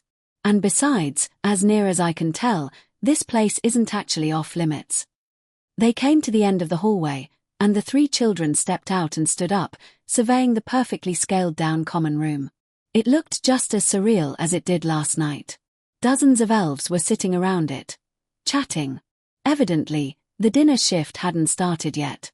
Everyone, Sonia called to the room as they entered. It is Harry Potter. The room erupted as all the elves jumped to their feet and crowded in to get a look at the boy who lived, jumping up and down and bowing and curtsying to him. Harry looked distinctly uncomfortable wading through the mass of the little creatures. Blimey, mate, even the house elves are all over you, Ron said, laughing at Harry's predicament. Hi, nice to meet you, he said. Hermione managed to maneuver the three of them to a ring of sofas in the corner of the room, which was one of the few places three humans could sit together. Tilly soon came running over, ostensibly to keep Sonnet in line, but Hermione could tell from her wide grey eyes that even she was eager to meet Harry. No thank you, really, Harry said as multiple elves offered to get him snacks from the kitchens. Even so, they continued to bound up to him to greet him. I'm really nothing special, he protested. Harry Potter is very modest, sir, Sonia said admiringly. He does not speak of his triumph over he who must not be named. Voldemort, he said. Ah! The elves screamed, and many of them jumped back or even ran to the far end of the room, clapping their hands over their bat ears. Harry turned very red at having frightened the strange creatures. Tilly was the only one calm enough to reply sensibly, Please do not speak the name, Harry Potter, sir. It is a most terrible name, sir, especially to we house elves. Sorry, he said. But really, what's the big deal about it? With a nervous squeak, Sonia turned back to him and piped up. Sonia hears stories of when he who must not be named was at the height of his powers, Harry Potter, sir, when Sonia was very young. Professor Dumbledore protected us in the castle, but other house elves was treated like vermin, sir, but life is much better for we elves since Harry Potter defeated he who must not be named, sir. Harry looked even more embarrassed at this. But I don't even remember that, he protested. And I don't think I was the one who did it. I was only a baby. But Harry Potter survived, sir, and he who must not be named did not, Tilly said. Tilly remembers it well. His power was broken, and things was at once much better for we elves, and goblins and others, too, sir. Harry Potter is a beacon of hope to so many of the lowly creatures of the magical world. Harry was pretty much lost by that point. He knew Voldemort was a bad wizard, but he barely knew anything about the other races in the magical world, much less how Voldemort had affected them. He tried asking Hermione to explain, but he got more than he bargained for when she had Tilly, the elf teacher, start in on a long explanation about house elf service. It seemed a little eerie to Harry that wizards had a whole race of bound servants to do all their chores that he hadn't heard about, eerie and disturbingly familiar, but it was actually pretty interesting, and things did get clearer as she explained. Even Ron, who was always complete rubbish around Professor Binns, was into it by the end. "Wow, maybe you should teach history instead of Binns," Harry said as she concluded. Tilly blushed crimson at the praise and started tripping over her words. "Oh, be begging Harry Potter's pardon, Harry Potter, sir, but Tilly is knowing much more of elves' history than wizards." "Yeah, but anybody'd be better than Binns," Ron quipped. "Plus, can you imagine the look on Malfoy's face if he had to have an elf for a teacher?"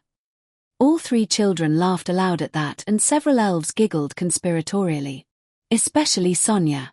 Hermione had warned Harry and Ron that they should leave when the dinner shift started, but they still had a little bit of time after that. So Sonia roped the three of them into a game of exploding snap with a timid-looking Vanny and a taller elf with a French accent whom Hermione had not met yesterday. Hermione had noticed by now that a significant minority of the elves had foreign accents, mostly French, but she heard some German and Spanish in there, too, which made her curious. "What's your name?" she asked the newcomer. "I's being Remy, mademoiselle," he replied. "Are you French, Remy?" "Yes, mademoiselle. Many elves is traded to different countries, mademoiselle. The House Elf Relocation Office is doing it, mademoiselle, to make sure too many elves isn't breeding with cousins." "Really? To prevent inbreeding?" she thought. That seemed odd. But then, Hermione thought about all the places in Britain that might employ elves. Hogwarts, the Ministry, St. Mungo's, and then if 1 in 10 wizarding families had a house elf, and she suspected that was being generous, there couldn't be more than 500 working-age elves in all of Britain, probably more like 300, which she wouldn't trust to maintain a viable breeding population. Actually, with that body shape, she wasn't sure how elves could reproduce at all, but it was probably best not to think about that. So the job of the House Elf Relocation Office didn't have so much to do assigning elves within Britain, but with moving them from country to country to keep the elf bloodlines healthy. Suddenly, Hermione burst out laughing. Harry and Ron gave her a confused look, and Remy turned pale and started apologizing, but Hermione cut him off. "I'm sorry, I wasn't laughing at you. I was just thinking how all the pureblood wizards are so proud of keeping their bloodlines pure, when even they recognize the importance of interbreeding with their house elves. The hypocrites." At that, the other elves started sniggering conspiratorially again, as if she was speaking about something improper. Ron chuckled and said, "Well, my dad says the whole pureblood thing is hogwash anyway. There's so few purebloods left that practically everybody's half-blood these days. Mind you, my family's still pretty pure, but there's only a couple others we'd actually associate with." Hermione made a mental note to look up some of the wizarding genealogies for reference when she had the time, which wasn't often with their little third-floor project, but that could wait until later. For now, she could just enjoy the game. It was only when they crawled back down the spiral staircase and started toward Gryffindor Tower that Hermione pulled one of her friends aside for a chat, telling Ron they would catch up with him in a minute. "Harry, I was wondering what you thought about the house elves," said. "What do you mean?" Harry said, confused. "I mean, they are technically slaves, even if they say they like it. I was just wondering, since you were raised by muggles. Well, they seem like they've got a pretty nice place to live. It's sure a lot nicer than what I grew up with." That wasn't an answer Hermione was expecting at all. Had Harry misunderstood the question? "Heh. What do you mean by that?" "I had to do all the chores, too, and my CU room wasn't very nice. I definitely didn't like it, though, so it's kinda like they're better off." Hermione had already been a little concerned for Harry, but this clinched it. If the boy was saying he was worse off than slaves, well-treated and bizarrely happy slaves, but slaves nonetheless, something was seriously wrong with his life. "Harry," she asked tentatively, "if it's so awful for you at home, don't you have anywhere else to go?" "No," he said defensively. "They're my only family. Where would I go?" "I'm sorry, I just thought, if it's just for the summer, honestly, I might be able to convince my parents to take you in if I asked them nicely, or maybe Professor Dumbledore could arrange something." "You don't have to do that, Hermione," he said quickly.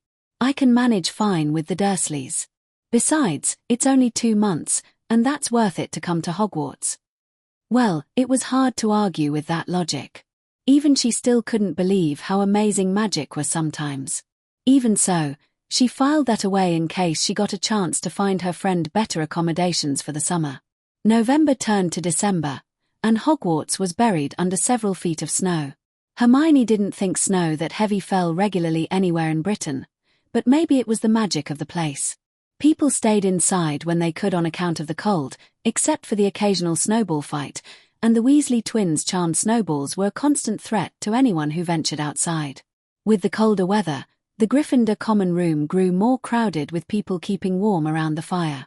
Hermione took to sitting nearer the edge, away from the crush, at least when she was curled up with a good book and not chatting with her roommates.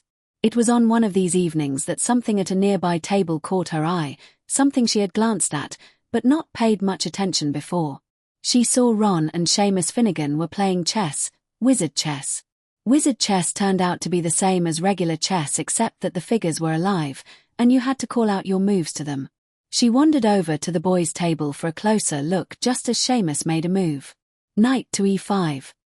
It was an obvious sacrifice move designed to draw Ron's queen out. Hermione felt like the little knight piece had a resigned look on its face as it moved from a rook's line of fire to the queen's. Ron accepted the offered knight, queen to e5. The black queen glided forward and lifted up her chair. Yelling a distinct highway, she swung it around so hard that the knight was knocked clean off the board. "That's totally barbaric," Hermione said. "That's wizard chess," Ron smirked. Hermione calmed herself. Surely, the little chess pieces weren't really alive, were they? They were probably just constructs transfigured to act like it, just like Professor McGonagall always said. Even so, it was weird to see Seamus's pieces question a couple of his moves. Wasn't that like cheating? Or was wizard chess more different than it looked? She watched them a while longer, thinking about what moves she might make in the game. Seamus was decent at chess, but Ron was good. After a few moves, she broke down and said, "Okay, I play winner." She pulled a chair close and sat to watch them finish. Ron cocked an eyebrow. "You play?" "Of course." "All right, we'll see if you're better than Seamus," the redhead said smugly. Oi. But Ron beat Seamus after just a few moves, and the sander-haired boy got up and yielded his seat. By now, Harry had noticed them and come closer to watch quietly. Fred and George were also keeping watch and came over to see what was up. "Ah, so you've discovered that Ickle Ronnie is a chess prodigy," George said. "Well, I don't know about prodigy," Fred suggested. "More like idiot savant." "Hey, lay off guys, I'm finally gonna beat Hermione at something," Ron said. Hermione rolled her eyes. "We'll see about that." "Ooh, this should be a good one," George said. "Just a moment," Fred added before calling out to the common room. "Hey everybody, Ron's facing Hermione Granger at chess. Place your bets." "Fred." Ron and Hermione said in unison. Hermione nearly lectured them that gambling was against the rules, but she reminded herself that it wouldn't help. Anyway, it turned out that a lot of the older boys had fallen to Ron's chess skills and wanted to see the action. Lavender, Parvati, and the Quidditch chasers, on the other hand, were sure that Hermione's raw intelligence would win out. For their part, Fred took Ron's side, while George took Hermione's. And so, it was a very red-faced Hermione who found herself facing the undeclared chess champion of Gryffindor with a sizable audience. Ron took the 2 queens in hand behind his back, mixed them up, and then presented his closed fists to Hermione. She tapped one of them with a finger, and he opened it, revealing the white queen. Hermione was encouraged to see that custom was the same in the wizarding world. The pieces set themselves up, which was very convenient, and then it was all up to Hermione to make the first move. She sized Ron up. He was a good player. He probably had a solid opening book.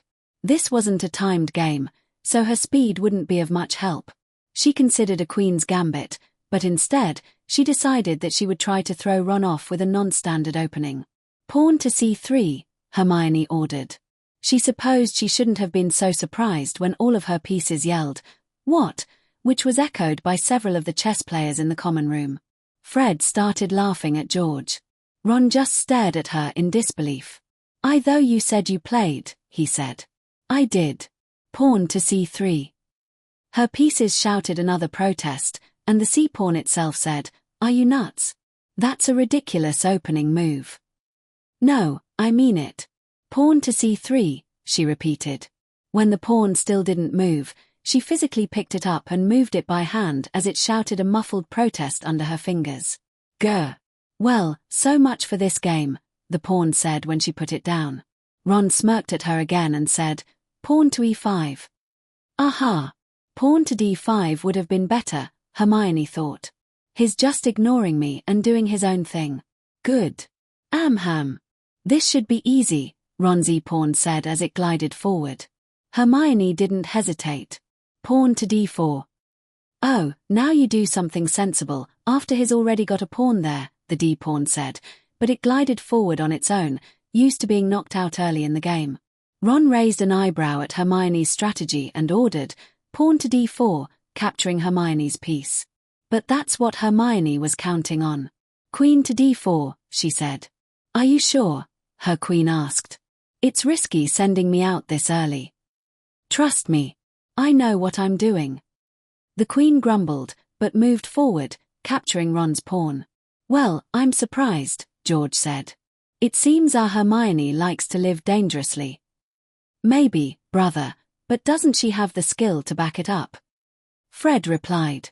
Ron didn't seem to think so because he shook his head and said, You are a nutter. Knight to c6. Hermione just grinned and said, Queen to a4. Ron's smile started to fade, now, as the queen threatened his knight, and he started to see the inklings of Hermione's strategy. Pawn to d5, he said. Hermione responded with, Pawn to e4. This put another of her pawns diagonal from one of Ron's. Her e-pawn, being used to this kind of treatment, said, Oh, boy, here we go, before it moved. Ron still looked skeptical. A reverse Scandinavian defense? He asked. Hermione just smiled innocently. Fine. Pawn to e4. Ron took another of her pawns. Hermione followed up with, Knight to d2. Her knight slid into position and looked around, surveying the board. Wait, what just happened? It said. This actually looks kind of good. Ron was surprised, but he had to agree. It was a much better position than he expected to see her in after that weird opening, even if it was still pretty off. He gave Hermione another skeptical look. What? Hermione said offhandedly. It's a variant on the Black Mardiema gambit. I've already got my queen deployed, I'm blocking half of your queen's moves, and my pawn structure's almost as good. Bloody hell. The reply came from both Ron and all 29 pieces that were still on the board. It was his chess set, after all. You were saying? George asked Fred, who glared back at him. Wow, you are good, Alicia said from over Hermione's shoulder. Much of the audience murmured in agreement. All right, Ron said with a determined look on his face. Now you asked for it. The game was hard fought after that. Ron certainly wasn't ignoring her anymore. He wasn't just good, though, he was really good. Hermione struggled to hold her own. The tension in the room seemed to rise as people started recalculating the odds on the outcome of the game. The people who were most familiar with chess cheered when either of them made a decisive move. It was after a couple of particularly difficult moves, as Hermione surveyed the board, trying to figure out her best course of action, that she noticed Ron looking particularly smug in the corner of her eye. She nervously looked over the pieces again, and the realization hit her. You win in 2 moves, don't you? There were gasps from the people who were supporting her. Ah, so you noticed it, Ron said, folding his arms. You won, Hermione said. She was about to knock over her king on the spot when she saw him take off his crown and throw it at the Black King's feet. You beat me, she stammered. I can't believe you won. Ron started laughing. Yeah, well, it'll probably do you some good to lose once in a while, he said. Hermione glared at him. It's not that. I've never been beaten by someone my own age before. Ron's eyebrows rose a bit. Really? Well, I think you are the toughest opponent I've had who's my own age. That was a good game. He offered her his hand. Yeah, good game, she said as she shook his hand. I want a rematch, she said sharply. She should have tried that Queen's Gambit from the start. But Ron let out an exasperated sigh and rose from his seat, saying, "Tomorrow. It's getting late." Fine. Actually, it was getting close to her self-imposed bedtime. She'd have to turn in soon, as well. "That was still brilliant, Hermione," George said quietly after Fred forced him to pay up. He put a hand on her shoulder. "You'll have to beat him sometime, cut him down to size." "I'll certainly try," she said. Ron was going to be tough to beat, though. Most of her friends were surprised by her own chess skills, but Ron was definitely a level above her. She was starting to think there was more to Ronald Weasley than she'd first thought. It was the day before Christmas holidays, and the teachers were busy setting up the decorations for the Great Hall. Dinner that evening would be the Christmas feast for the majority of students who were going home. Most of Hermione's friends would be on the Express with her tomorrow, but Ron and his brothers were staying because his parents were visiting another brother, Charlie, in Romania, and Harry, predictably, had no desire to see his relatives. The Great Hall really did look amazing, even unfinished.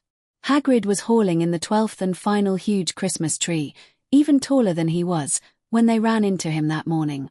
Professor Flitwick was decorating the trees with huge golden bubbles from his wand. Professor Vector was nearby, measuring everything with a quadrant. Probably something to do with ley lines, Hermione thought. She had mentioned that even on small scales, the proper alignment would improve the staying power of Professor Flitwick's charms. But for all this, Hermione was still on a mission. "Harry, Ron," she said, "we've got an hour before lunch. We should be in the library." "Yeah, the library, right," Ron groaned. He was quickly losing patience with the whole thing. "The library," Hagrid said. "Bit keen, aren't ya, the day before the holidays?" "Oh, we're not working," Harry said brightly. "We've just been researching magical artifacts in our spare time." "Magical artifacts?" Hagrid rumbled suspiciously. "You're not still on about the 3rd floor, are ya? I told ya to drop that." "We just want to know what's up there," Ron said. "Unless you'd like to tell us and save us the trouble," Harry added. "I'm saying nothing," Hagrid insisted. "Trouble, Hagrid." Hermione twitched when she saw Professor Vector coming over, having obviously overheard their conversation. Hagrid seemed to consider whether to say anything, but apparently decided to do the responsible thing, much to Hermione's nervousness and Harry's dismay. "Well, Professor," he said diplomatically, "it's just that these three here seem to have got it into their heads to figure out what's at the bottom of the 3rd floor corridor." "Miss Granger," Professor Vector said in surprise. "I'm sure you remember what Professor Dumbledore said at the start of term. This isn't something you should be getting involved in." "I'm sorry, Professor," Hermione said, glancing down at her feet. "But we're not looking to cause any trouble. We're only looking in the library. We just thought it would be interesting to know. And the research is quite fascinating. We're learning lots about ancient artifacts." Vector's lips pressed together sternly, but she softened when she saw Hermione's face. "Pardon me, Miss Granger. I know you're quite responsible. If you're only doing research in the library that any other student could do, I certainly can't stop you. But please speak to a teacher before you get any ideas about anything else. This is a dangerous business that children should not get mixed up in." "Yes, Professor," Hermione said. "Thank you, Miss Granger. And Happy Christmas." "Happy Christmas," Hermione called before the trio walked off to the library. But they didn't find out anything interesting that day, and Harry nearly got kicked out of the library when he wandered into the restricted section. The next morning, Hermione packed up and got down to breakfast early so she could make it to the carriages to go to the train station. Harry and Ron walked out to the carriages with her. "Well, have a nice Christmas here," she said as she loaded her trunk into a carriage. "I'll see if I can send you something by owl post." "You don't have to," Harry said. "I can't get you anything." "I want to. You've both been really good friends. Remember to owl me if you find anything interesting in the library." "Yeah, will do," Ron said unenthusiastically. "Happy Christmas," she said, hugging both of them before she climbed into the carriage. Harry gave an odd shudder when she did, but she didn't think much of it at the moment. "Happy Christmas," the two boys called after her, and she was off. Chapter 16. A very Granger Christmas. The ride back to London on the Hogwarts Express was pleasantly uneventful. Hermione found a compartment with her older friends from the Quidditch teams, which proved to be wise, since it cut short Draco Malfoy's efforts to accost her. The only problem was that as the afternoon wore on, Hermione's estimation of distances and times seemed to be slipping a little. She had confirmed through her parents' letters that the train was to arrive at King's Cross at precisely 7 o'clock. However, from the look at the countryside, she was starting to think that they were closer to London than they should be, and when they crossed into Greater London with an hour left to go, she was sure they were going to be quite early. She mentioned this to her friends, who just shrugged and told her that the express was always on time. Even when they were nearly there, and she insisted that they were going to be half an hour early, Alicia reassured her that there was no problem because it was magic. Hermione thought that seemed like a whopper, even for Hogwarts, and it certainly didn't stop the train from pulling into platform 9 3/4 at 6:25 in the evening by her watch. Still, she sighed, wished her friends a happy Christmas, and rolled her trunk off of the train. She walked up the platform, looking for a bench to sit down and wait for her parents to arrive. This proved to be a bit difficult, since the platform seemed oddly crowded for getting in so early. She was about to give up and just stand by the barrier into the Muggle world when Hermione. She turned and saw her parents walking towards her. Mummy. Daddy. It was all she could do to keep hold of her trunk as she ran to them. She leapt into her father's arms, and he spun her around once before handing her off to her mother. After the Halloween incident, they were extremely eager to see each other, and her mum squeezed her till she couldn't breathe and cried softly into her shoulder. "Oh, it's so good to see you, baby," she said. "You too, Mummy." "We've really missed you," Dad said. "And what with all the stuff that's been going on, I missed you, too," Hermione said. "It's hard getting used to being away from home." "Well, at least you've made plenty of friends," Mum said. "I don't think you've ever had so many friends before." "Mummy, come on," Dad said, kissing her on the top of her head. "You have all your things." But what are you doing here so early?" "Early? What do you mean? We're right on time." "No, the train came in half an hour early." "It did? You mean you've been waiting for us for half an hour?" Mum said worriedly. "No, we just got here. That's the thing." "Hermione, I don't understand what you're talking about," Dad said. "The letter said 7 o'clock, and the train pulled in at 7 o'clock. "No, it didn't. We pulled in at 6:25, she checked her watch. 4 minutes ago." "But it's 7. All three of them stopped short as Hermione and her father held out their watches side by side. Her own watch said 6:29, but her father's said 7:04. "What? But how?" she said. "Hermione, did your watch stop?" Mum said. "No. Look, it's still ticking. And it's been matching the bells all term and everything. It was fine at the castle this morning. I wonder, what?" Mum and Dad said.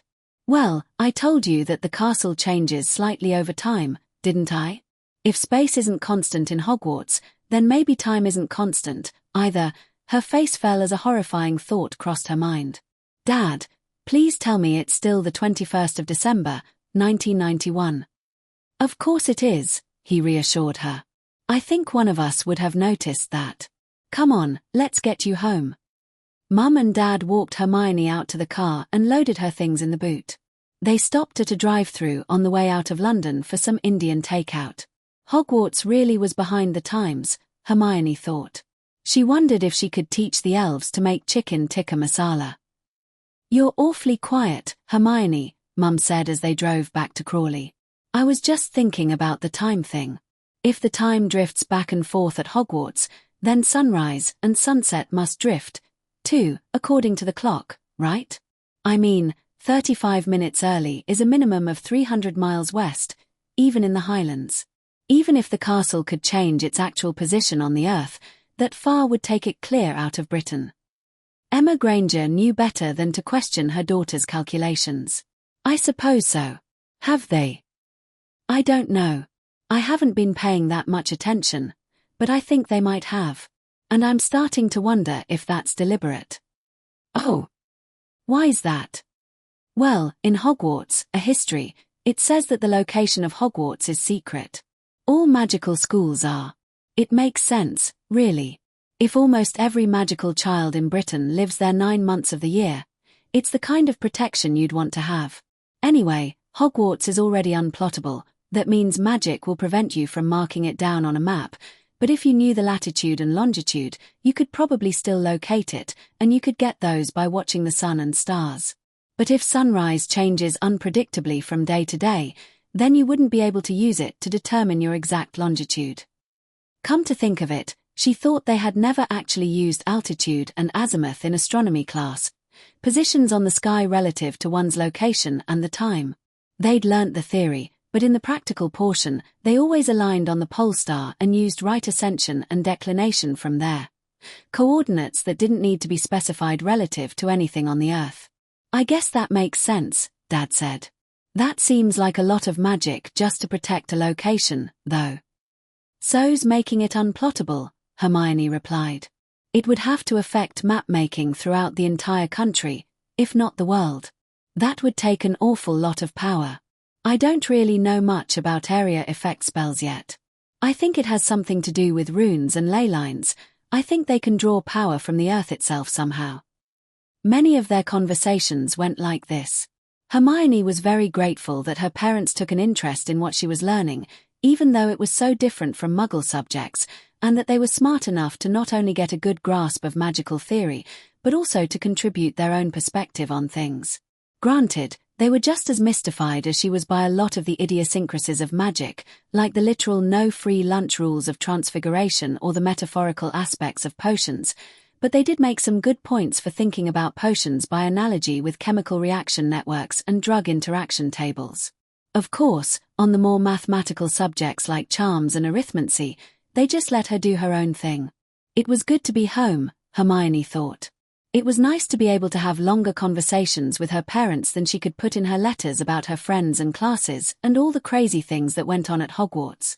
Her parents were as uncomfortable as she was with the house elf situation, for example, but they had to agree that there really wasn't much that could be done about it. All in all, it was a bit annoying to have to stay away from magic for 2 weeks, but Hermione still slept well that night. Happy Christmas, Hermione. Happy Christmas, everybody. Grandma and Grandpa had come by for Christmas, as usual. The one problem this year was that they weren't supposed to know about magic, and even if they did, Hermione couldn't demonstrate it, so she and her parents reluctantly decided not to tell them, which led to more than a few awkward questions about school. They had decided to describe Hogwarts as a school with a rigorous science program. Charms was physics, potions was chemistry, herbology was biology, and so on, but they couldn't get into too many specifics. They also couldn't very well tell them about the troll incident, for example, since there was no way to convincingly dress that up with a Muggle cover story.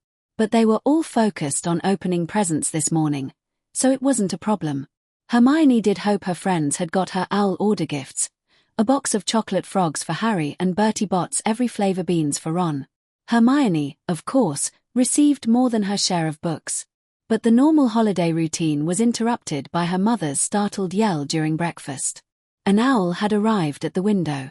Mum quickly took the parcel from it before Grandma and Grandpa could see what was going on, and passed it off as being caught by splattering bacon.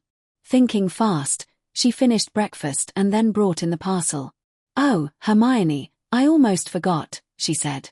"Professor Vector sent you a gift in the post." "She did," Hermione said in surprise. "That was nice. I really wasn't expecting anything." She took the parcel and read the note. To Hermione, in the hopes that even you will be able to find a use for it. She unwrapped her present and gasped. It was a slide rule, but not just any slide rule. It was an incredibly complex circular slide rule made of lacquered wood with 24 scales on it between the two sides, all set in rings that could be rotated freely and even flipped over, allowing the computation of all kinds of functions that normal slide rules couldn't handle.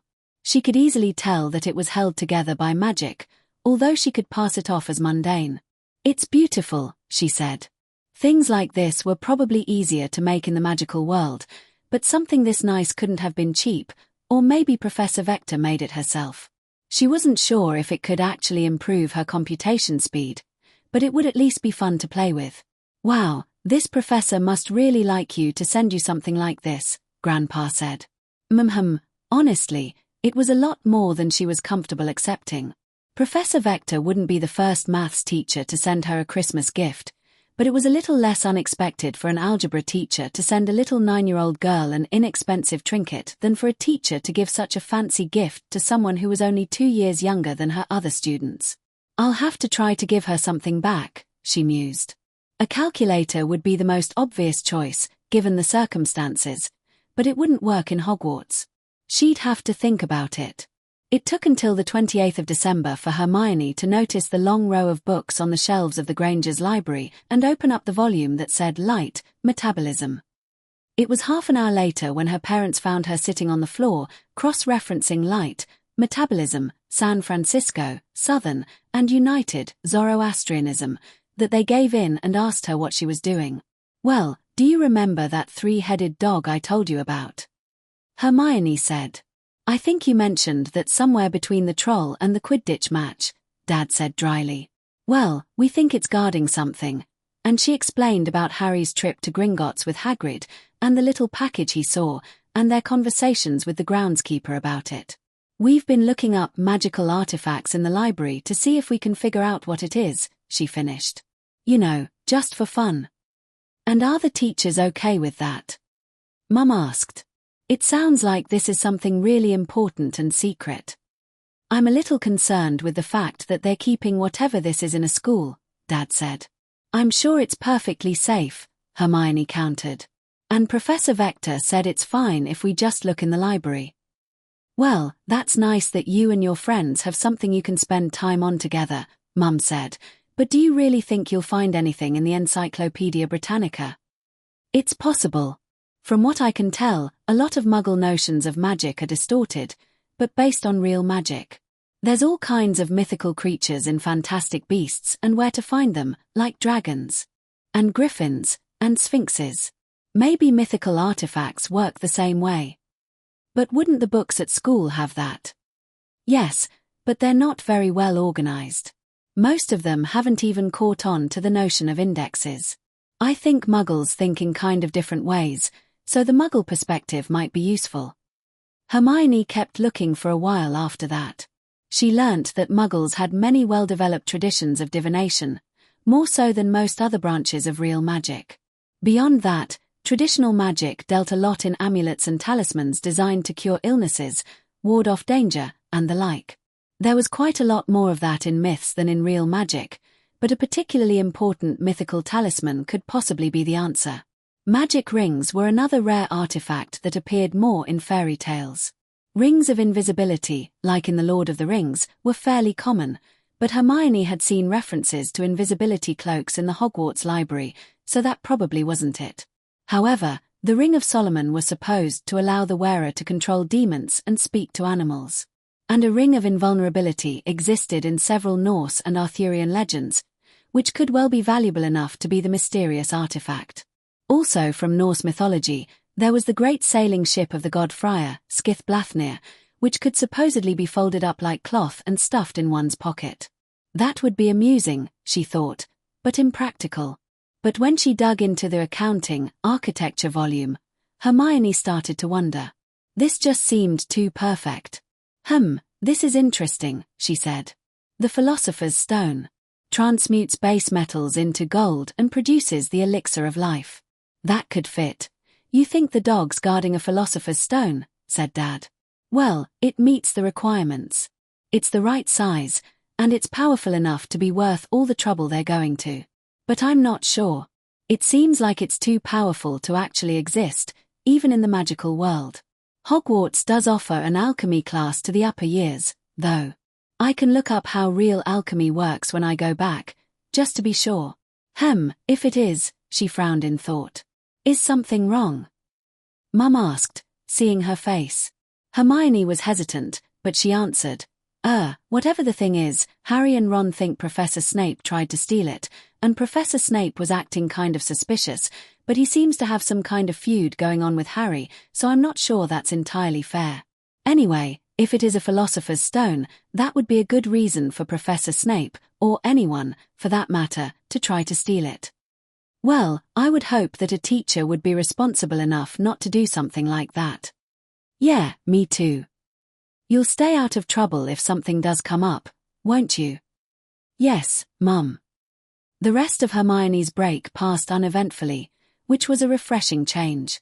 She kept up with her reading and studying, of course, and she convinced her parents to get a hold of Mr. Andrews to give her a Calculus I final exam before she went back. It'll be good practice for sitting the A-level next summer, she said. Naturally, she passed with flying colours. Harry had sent her a thank you note for the chocolate frogs. Ron had also sent her a note a couple days later, though she suspected that was a result of Percy bugging him to do it. Meanwhile, even though her mum had advised her that Professor Vector probably wasn't expecting her to spend any money on a gift, Hermione managed to track down an old, mechanical magic brain calculator for a good price. The little device was neither magic nor particularly brainy, but it was a brilliantly simple mechanism that would probably speed up an average person at arithmetic quite a bit, and she hoped it would be something that Professor Vector hadn't seen before. By the end of the break, Hermione was eager to get back to learning magic and, finally, really well rested, which she hoped would stay that way. I hope your friends had a good Christmas even though they were stuck at school, Mum said as she was packing up the night before the train ride back to Hogwarts. Ron had his brothers, Hermione replied. I'm sure Harry liked it. It sounds like almost anything would be an improvement for him. What do you mean? Mum said with concern. Well, I told you I thought he's had a rough time at home. I'm a little worried about him, actually. You know the story of you-know-who and Harry's parents? You-know-who? From the books? Yes. His name was Voldemort, I think, but he's kind of like the bogeyman, so everyone calls him you-know-who. Anyway, Harry says he was sent to live with his aunt and uncle after his parents died.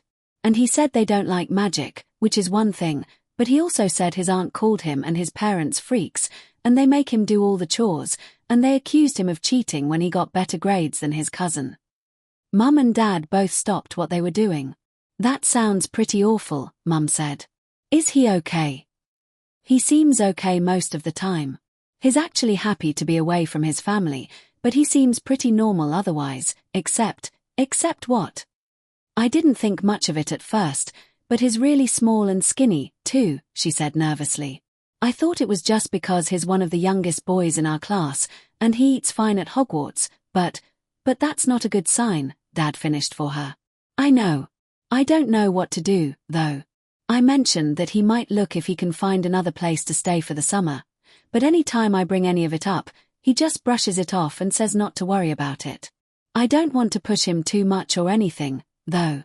I don't think he likes to talk about it. Has he told any of the teachers? Dad asked. I don't know. I feel like he wouldn't really want to. Mum sat down beside her and put an arm around her. Hermione, this isn't something you should let go, she said. I'm not saying you should pressure Harry too much, but if you suspect something's wrong, you really owe it to him to at least tell a teacher. He may not like it, but he'll be better off in the end. I guess you're right, she admitted. Professor Vector was always easy to talk to, despite her reputation, so she could at least tell her. She tried not to think too much about her real worry, that Harry would be angry with her about it. Hermione's first few days back at Hogwarts were a whirlwind of activity. Getting started with classes again, hearing all about her friends' holidays, and catching up on the goings-on in Hogwarts from Harry, Ron, and the twins. To her dismay, they had barely touched the library aside from Harry's failed attempt to get into the restricted section. She also wasn't too happy with Harry's and Ron's nighttime escapades. She had a feeling Harry especially was still on thin ice from all his antics last term. His story of a mirror that could show you your heart's desire was intriguing, though, if a little creepy. Knowing Harry's history, Hermione had to agree with Professor Dumbledore that it couldn't be good for him. Meanwhile, Professor Vector was delighted and very touched by Hermione's gift. Mechanical calculators hadn't really been seriously tried in the magical world before, and the simplicity of the mechanism gave the professor ideas for a charmed version that could be used much more easily. In fact, she said, with a strange hint of concern in her eyes, She thought she might even be able to make it calculate faster than Hermione. The following Saturday, they decided to try another spin in the library, but Hermione stopped them on the way out when she saw a new flyer posted in the common room. "What is it?" Harry asked. "This is interesting," she replied. "Professor Babblinck's giving a special seminar, Latin letters as runes." "Babbling? What's he do again?" said Ron. "It's a she, Ron," Hermione huffed, "and she teaches ancient runes. We should go. We might learn something useful." "Really?" Ron whined. "We're doing enough stuff already. I don't know how you manage it with Arithmancy." "Because I don't put off everything till the last minute. Besides, Harry's got Quidditch, too, and I don't see him complaining." Harry looked like he really didn't want to be involved in the conversation. "But ancient runes is an upper-year subject," Ron said. "Open to all years." Hermione pointed at the flyer. "It's probably an early introduction on a special topic. Come on, Ron, you're the one who speaks 4 languages." "I speak 2 languages. I barely know the other 2. Hermione rolled her eyes. "Harry, what do you think?" Sorry, what are runes, exactly?" "Runes are used for powerful or long-lasting magic. Like the charmed objects Professor Flitwick talked about, except you write symbols on them that are empowered with magic. Then, it can maintain magic without having to use your wand." Harry's face suddenly lit up. "It can," he said. "Do you think that could get around the rule of not using our wands over the summer?" Hermione paled slightly and bit her lip. She had some idea of why Harry might want to know that.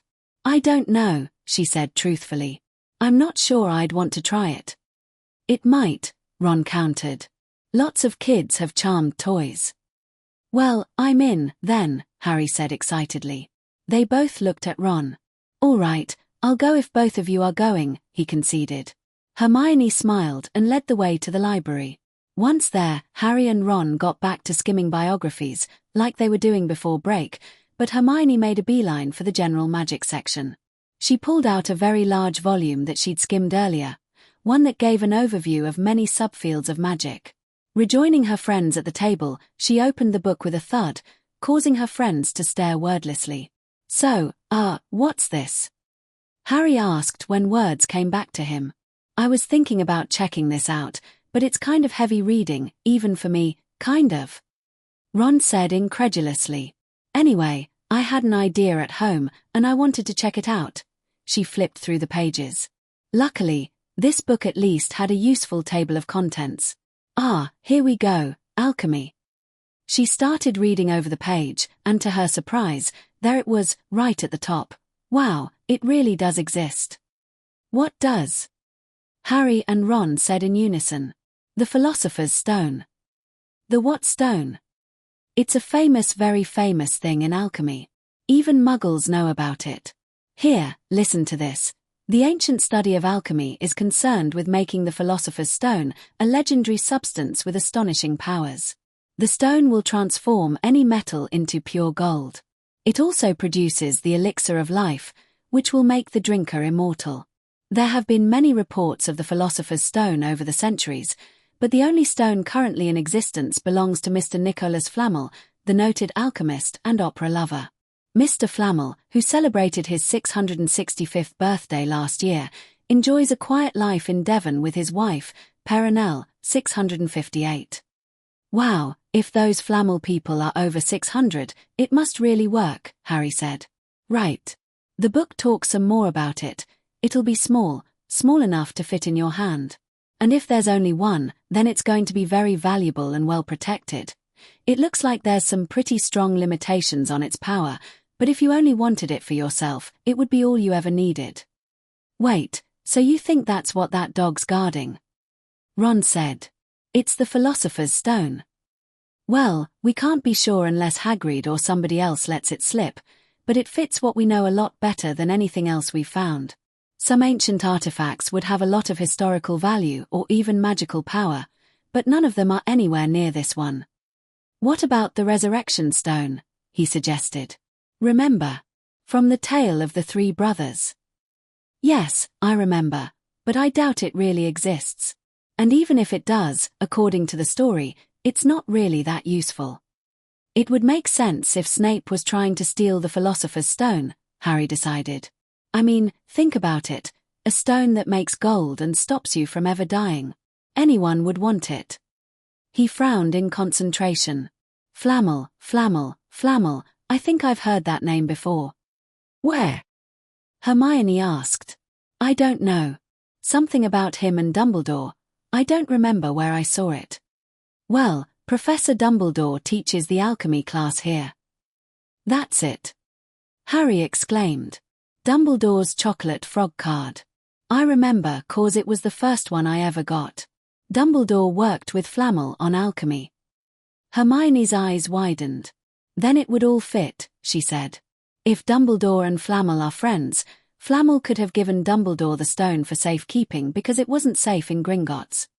And the only place safer than Gringotts is Hogwarts, Harry finished. Brilliant, Ron said. So what do we do now? Well, we still don't know for sure that's what it is, but, Hermione started. We could try to get Hagrid to admit it, Harry suggested. That's not very nice, trying to trick him like that, Hermione said. Anyway, I don't think we need to do anything.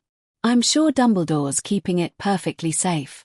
After all, even if Snape was trying to steal it, he didn't get past the dog.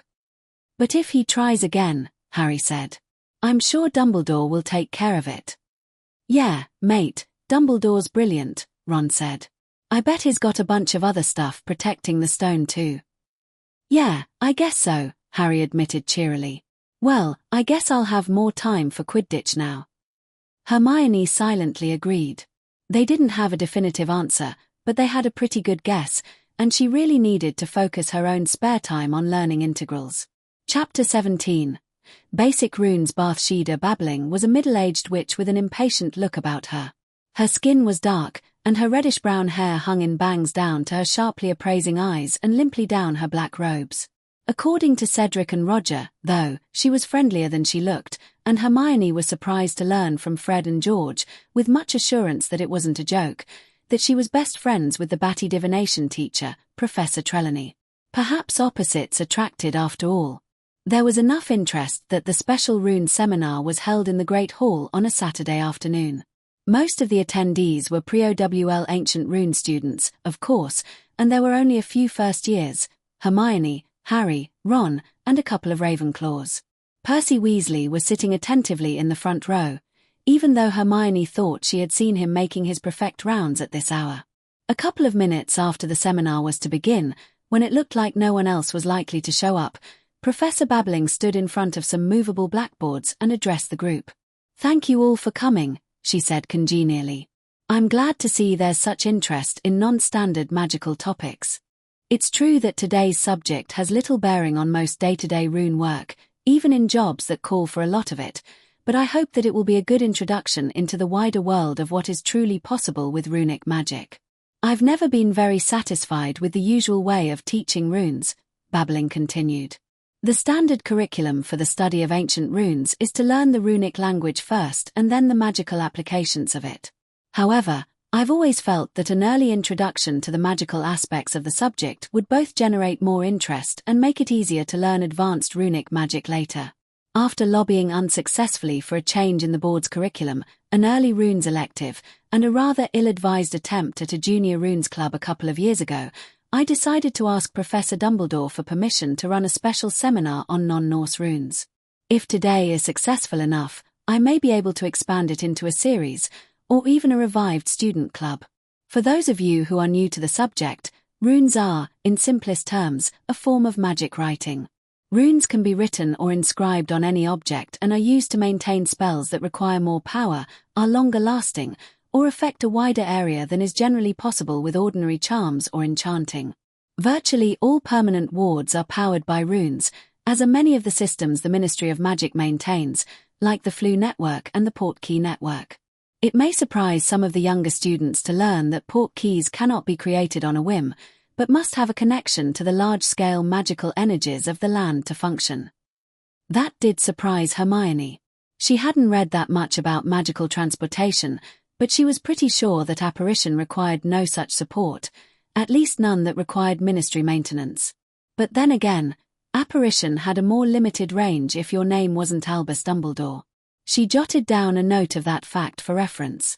Most of the work we do with runes here at Hogwarts, and, indeed, most standard runic magic, involves the earliest form of the Norse runes, or Futhark. Babbling indicated the angular alphabet written on one of the blackboards. There were a few scattered giggles from the less mature students over the word. However, any form of writing can be used for runic magic, even pictographs, even pictures, for which the art transitions smoothly into ordinary enchanting. Many ancient cultures developed their own ancient forms of runic magic based on their primitive writing system. Aztec pictographs, Egyptian hieroglyphics, Proto-Chinese characters, and on and on. Indeed, some of the earliest evidence of magic in Europe comes from clay amulets inscribed with runic pictographs that are 1,000 years older than writing itself. Now, some writing systems work better for runic magic than others. Part of this is based on intent, just like other forms of magic. For example, languages that are traditionally considered holy, like Arabic, Hebrew, and Sanskrit, tend to be more powerful. However, the science of the Norse Futhark is by far the most developed. This is because the elder Futhark has the property, shared only with cuneiform among common writing systems, that it is written exclusively with straight lines. The position and alignment of runes is very important for advanced runecrafting, as even a small misplacement can significantly weaken the enchantment. To do it properly, the precise arrangement must be computed arithmantically, which is easiest to do with straight lines, making Futhark ideal for most purposes. But this is not the only possible method. Scholars of Arabic magic in particular take the opposite approach.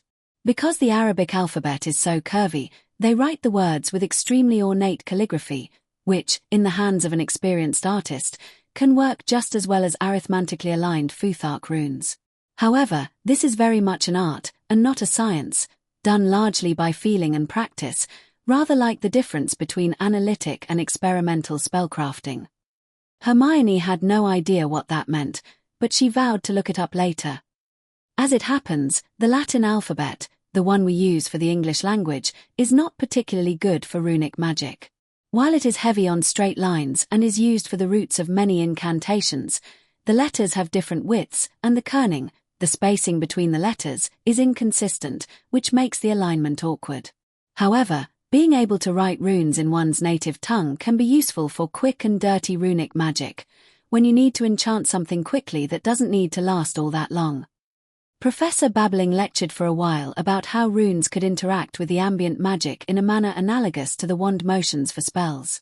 The energy, or something like it, of the spells was very important to keep in mind. Ordinary enchanting, which they were already learning the rudiments of in Charms class, could cause objects to move about on their own without a constant input of energy, just like Fred's and George's charmed snowballs that they were still setting whizzing about. But the energy still had to come from somewhere, usually from the caster's wand, in which case the charms would wear off over time. For many charms, it was possible to draw on the ambient magic from the air for a more permanent result, but it could still be no more powerful than the caster. With runes, however, this limitation was much diminished. Runic magic could draw much more strongly on energy from the air, from the earth, though the distinction wasn't entirely clear, from the material it was written on, if it was magical, like dragon hide, for example, or from living things in the area, again, especially if they were magical. This meant that the effects could be made permanent, or last as long as the physical runes did, anyway, and be much more powerful. They could also push that energy back out into the magical fields of the earth, affecting a much wider area than was possible with simple spells. There was a whole library of spells to manipulate, activate, and charge runes in various magical media, but Professor Babbling bypassed all that to focus on the main point of the seminar. Using Latin letters, she said, was useful because one could write out the names of spells directly and charge them to produce a more powerful or longer-lasting effect than simply casting them. They would not be on the level of Norse runes, but they were much easier and faster to work with. With a few choice words or mixed language runes, a more advanced topic for another time, she said, it would be possible to cast spells repeatedly and automatically, which had applications everywhere from aura training to intensive care hospital beds. Of course, for normal applications, Norse runes would still be used, but in an emergency situation, Latin runes could be a lifesaver. After giving a brief sense of how the usual runic spells must be modified when working with Latin letters along with the various shortcuts that could be used and their trade-offs, all of which are far too sloppy to be accepted as normal class work, she deemed the group ready for a small practically exercise and began handing out slates and chalk to the students. Once again, this is the simplest form of runic magic, Professor Babbling reminded them. The slate and chalk are not magical at all. The runes are simply charged by your wands. This means that you will not get any more power out of the enchantment than you put into it directly, whereas a more magical medium will allow you more options. The transient nature of the medium will also make the magic itself weaker and less stable, but it is still an excellent tool for practice. For those of you who don't know, we frequently use slates to practice runecrafting, since the runes can be changed and corrected much more quickly and easily than if they are carved or written in ink. For this exercise, we'll be enchanting the slates to perform a simple hover charm, she said once everyone was ready. Set the slate flat on the desk in front of you. Place the end of the chalk flat against the slate, not at an angle, so that you're writing with the whole end of the chalk. We want the letters to be nice and thick. Now, everyone write out Leviosa in nice, big block letters, all the way across the slate. Try to keep the size and spacing of the letters equal for best results. Hermione made mental tick marks on the slate to visualize where the letters needed to go and wrote them out with careful angles and her best mathematical curves. It wasn't perfect, but it looked pretty regular to her. Ron made his first couple of letters too big and had to start over, but he got it well enough. Harry wrote a little too small and only filled 3/4 of his slate. This exercise was really incomplete, she thought. Almost nothing of practical use used only a single runic word or group. The pared-down version of Wingardium Leviosa would only make the slate float in midair, not move around, and without any activation or deactivation runes, it would just continue to hover wherever it was placed in the air until the magic ran out. By itself, that was an interesting property. One could set it up anywhere in midair as if on a stand and leave it there. Hermione immediately thought of making a book rest that way. But the lack of control was a problem. In fact, with just the one word on it, the magic would continue to run down even if the slate was lying flat on the desk. That was one reason that Ancient Runes was an elective, from what little Hermione had read. The challenge of learning the language was no small matter either. Even the simplest runic magic required a lot of pieces to do it right. It was as complicated as potions and much less hands-on. From the mystified looks on Harry's and Ron's faces, it must all have seemed very esoteric by wizard standards, but it actually reminded of Hermione of her dabbling in computer programming. For this simple example, we won't be using any of the specialized spells for runic magic, Professor Babbling said. Another reason Latin runes are easier to work with is that a simple modification of the spell to be cast can be used for the runes. Now, in this case, the incantation is Leviosa Potentia, and the wand motion is the same with the addition of a flick down to touch your wand to the runes. Everyone try that now, and be careful to touch the tip of your wand to the chalk of the first letter. If you've done it correctly, you should be able to see the letters glowing. Hermione performed the spell and was pleased to see all of her letters glowing, although the glow was less pronounced farther from her wand. To her surprise, not to mention his own, Ron got it to work on the first try. Harry only got his L to light up. Most of the Ancient Rune students found it trivially easy. Now when you've got it, hold your wand there. You should be able to feel the magic flowing into the letters. The younger students may not be used to this, so you need to concentrate on it. That's another reason we usually start runes in 3rd year, so that you've become more accustomed to feeling your magic. But for the time being, if you're having trouble, just focus on putting more energy into the spell. For a small, low-power spell like this, a minute of serious concentration will easily power the runes enough for an hour of hovering. There are better and faster ways, of course, but this is more than enough for our purposes. Hermione focused on the letters. She knew that very intense magic could be felt, but it took a lot of practice to refine one's magical senses. She could barely detect the energy flowing through her wand, but the letters did glow brighter as she concentrated. "That's enough," Professor Babbling said after about a minute. "Let's see how you've done." Pick up your slate and release it in midair, like this. She let go of her own slate as if she were dropping it from about a foot over her desk, but it stayed floating in midair. All the students tried to do the same. Immediately, there was a loud clatter as about a dozen slates just dropped to the desks. Some others sank slowly or drifted sideways until they collided with each other. Harry seemed disappointed as his flopped over and started swinging as if it were suspended only from the Hermione's own slate stayed put, only drifting slightly in the air, although it was tilted to one side. She looked over and saw Ron looked very pleased with himself. He had pulled off the enchantment nearly as well as she had. "Good job, Ron," she said sincerely. "Thanks, you too." "Yes, very good work for first years," Professor Babbling said, pointing them out. 5 points each to Gryffindor. She also looked very pleased with the results once she had tutored everyone in what they were doing wrong, and she announced that she would try to schedule another seminar to teach how to add activation and deactivation runes in Latin.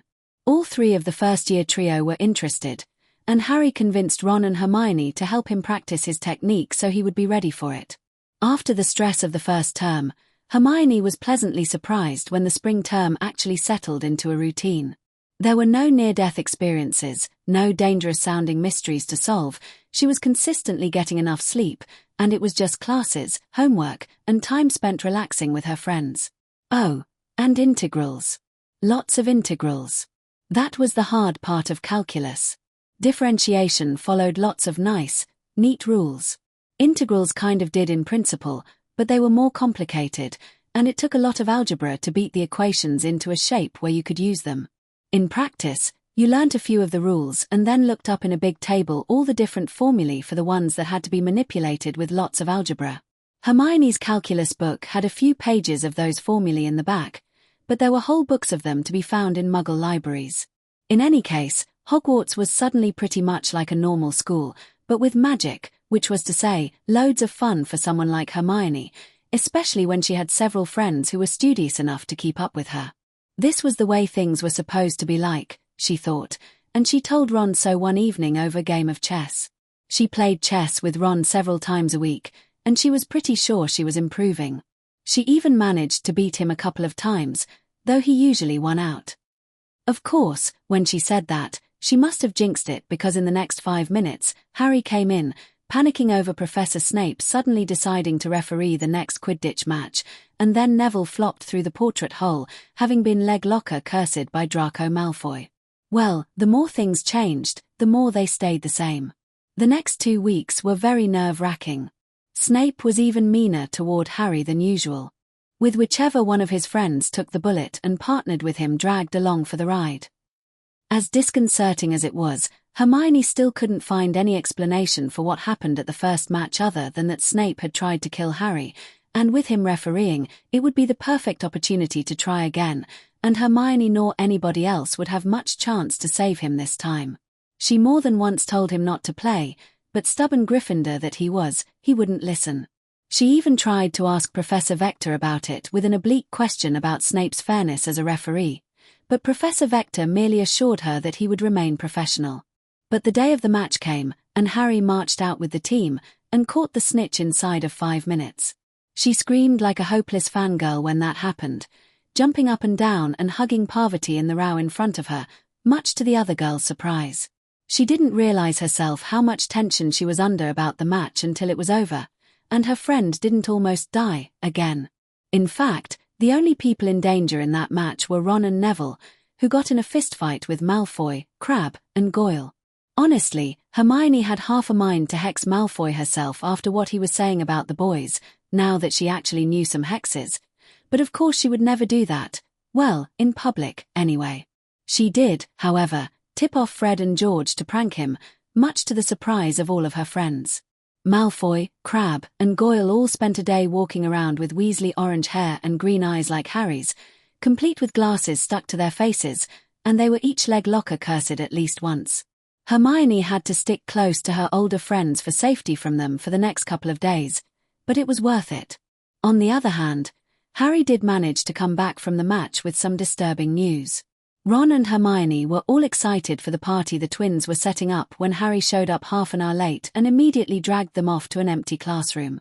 Harry, what's wrong? Asked Hermione when they were sure they were alone. I saw Snape going into the forest, Harry told them, so I followed him on my broom. You what? Hermione yelled. Harry, you can't do that. It's forbidden and dangerous, that's why it's called the Forbidden Forest. Listen to me, Harry hissed. I had my broom, so I could get out fast, but I had to find out what Snape was up to. I heard him talking to Quirrell in the forest. Quirrell? Ron said. Yeah. Snape said it really is the Philosopher's Stone that the dog's guarding, and he was trying to get Quirrell to tell him how to get past it, and then he said something about Quirrell's hocus pocus. So Snape really is trying to steal it, Ron said. Hocus pocus. Hermione said. So there are other things protecting the stone. Must be, answered Harry. Probably loads of enchantments and stuff. Those are the only two I heard, but I think Snape was talking about some others, too, and he was trying to force Quirrell to help him get past them. And Quirrell actually stood up to Snape. Hermione asked nervously. Yeah, but I bet he won't for long. Not for long.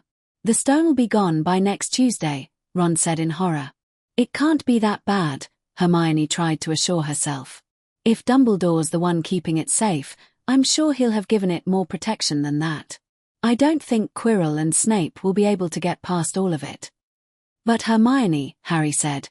Quirrell's the defense professor and Snape wants to be.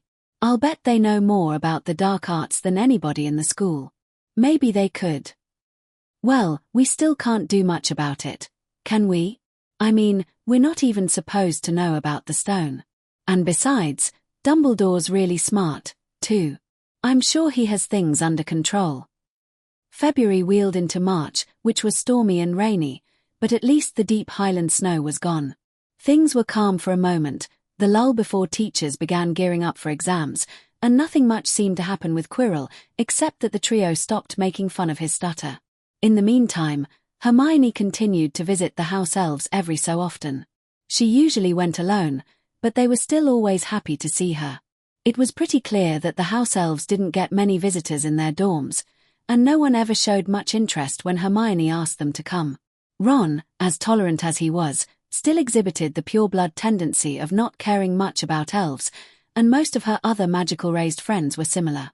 Out of sight, out of mind was how they seemed to think of them, which was fitting, since the elves really took pride in their ability to go about their work unseen. Harry was a little more interested, but he usually had Quidditch practice during the elves' downtime. Sally Ann, on the other hand, just found them creepy. Fred and George visited a couple of times, too, but since the elves couldn't help them break the rules, they mostly stuck to grabbing snacks from the kitchens. To some extent, though, Hermione liked it that way. She sort of felt like visiting the elves was her thing. Of course, it would be great if she could encourage wizards and elves to be friends more, but still, it was nice to have something she could do on her own, even though she already had the maths. And so she found herself playing a game of chess with Tilly one afternoon while Harry was at Quidditch practice and Ron was finishing his homework.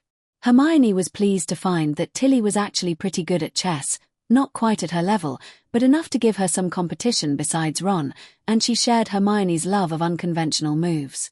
It seemed even the most conservative elves had a hidden depth of cunning, but maybe they had to get by in this world. Her granddaughter exhibited this much more vividly, of course. Sonia was a real troublemaker by elf standards and, honestly, a bit of a card shark, one more reason to stick to chess. Hermione picked up her castle and moved it into position. Since most of the elves had to make or scavenge most of their non-essentials, the chess pieces didn't move on their own, and were, of course, elf-sized. Tilly looked over the board and captured the rook with her queen, but that's what Hermione was hoping for. She checked Tilly's king with her bishop, forcing the queen of capture it, leaving enough room for her to move in her knight. And checkmate, Hermione said. Good game, Tilly. Thank you, Miss Hermione Granger, Tilly squeaked. Miss is a very good chess player. Tilly is thinking she should play against Professor McGonagall. Oh, Professor McGonagall plays chess. Yes, Miss. Professor McGonagall was Hogwarts chess champion when she was being a student. Really? I don't think they even have a chess champion anymore. After the chess game, Tilly said that it was time for one of the elf children's history classes. She rang a bell in the corner of the common room, and little elflings streamed out of the long hallway and headed for the staircases up to the next level of the attic space. With a start, Hermione was reminded of her original reasons for exploring the space. "Tilly," she called after the elf, "would it be all right if I sat in on the class?" Tilly's huge grey eyes grew even larger and gleamed like sickles. "Miss Hermione Granger is wanting to see Tilly teach." "Sure. It's very interesting seeing how you do things up here. And actually, I've been meaning to ask you. I was wondering if you might show me around up here. I mean, it looks like you've got 3 floors here plus some little towers." "Yes, Miss Hermione Granger," Sonia said from her side. "It is like having our own castle in the castle." She giggled at that, and the two of them started climbing, or crawling in Hermione's case, up the stairs to the 2nd floor of the elf quarters. It really was just like a miniature castle, Hermione realized. If the 1st floor held the bedrooms, the 2nd floor must be the classrooms, and all the other essential facilities must be squeezed in around here somewhere. She pulled out a scrap of parchment and started making notes on the rooms. "Is Miss Hermione Granger drawing our rooms?" Sonia asked. "Well, sort of. I'm trying to finish my map. When school started last fall, I was getting lost so much that I decided to make a map of the castle. No one's really done that because things change quite a bit, but I just wanted one that was approximate, so I paced off all the halls myself. That's why I was looking for your dorms in the first place. I figured out what most of the other rooms were, but no one I asked knew you were up here. You is knowing where all the rooms in the castle is, miss?" Sonia said in surprise. "No, just in the places where students are allowed, and even then only the ones that aren't hidden. I was hoping I could figure out all of them, but I don't have time to find them and work them out. Sonia can help. We elves knows where all the hidden doors is and how to get through them." "You do?" Sonia's head bobbed eagerly. "That would be great. Thank you." Finally, she thought, "I can finally finish my map." Hermione was so excited that she bent down and hugged the little elf, leaving Sonia looking like she was about to faint. Sonia had to go to her cleaning duties shortly afterwards, but she was grinning madly as she did. Elves definitely weren't used to that kind of attention from humans. Meanwhile, Hermione sat through the history lesson and once again learnt much more from Tilly than she ever had from Professor Binns. Much of it she had learnt from the textbook, but the elf perspective was quite interesting. It was the following weekend that Hermione and Sonia finally had enough free time together to start exploring. True to her word, Sonia showed Hermione all of the doors where students were allowed and how to get into them, and conspiratorially mentioned to no one in particular about some of the doors where students weren't allowed, mostly storage for the less safe artifacts and such. House elves, Hermione had learnt, were quite good at reinterpreting orders to mean what they wanted them to mean. They really were clever creatures. In any case, the hidden doors were like many of the ones she already knew about, which only opened if you tickled them or asked them politely, or could only be seen if you walked past them backwards on a Tuesday. The catch was that with the lesser-used doors, there were few other people she could ask about how to find them, so it really was a great help having Sonia along. There was even a hidden staircase that provided a shortcut from near Gryffindor Tower to the Great Hall. She supposed she shouldn't have been surprised when, while they were out and about, Fred and George Weasley sauntered towards them, carrying arms full of she really didn't want to know what. "Hello, Hermione," one of them said. "Fancy meeting you here," the other finished. "Hello," she said. "You seem hard at work." The twins eyed her sketchbook where she was marking down all the doors and rooms. "By the look of things, I'd say you've taken up your mapping project again," one of them said. George, she was pretty sure. "And you've roped an elf into joining you." "She's the one with the cards, right?" "Yes, sirs, I's being Sonia," the elf said. "Sonia's been showing me where all the hidden doors are," Hermione explained. "And you didn't ask us." Fred said. "I feel a bit hurt. You had Quidditch practice. Plus, I want to make sure the information I get is accurate." "Us? Lie to you?" Fred said with mock indignation. "We would never do that," George said. "Well, maybe omit some important details," like the impossibility of certain tasks or what you might run into if you try them, but surely not lie to you. Where's the fun in that? My point exactly, Hermione said flatly. Well, have fun you too, said Fred with a grin and hefted his parcels. We have work to do. I wish we could get that kind of help. Sadly, our pursuits are generally not quite virtuous enough for the elves, George added. Good luck with your map. Perhaps we should compare notes sometime, make sure we haven't missed anything. Yeah, sure, Hermione said cheerfully. I'll let you know when it's finished. Chapter 18. Norberta the Ridgeback. Toward the end of March, the homework began to pile up again.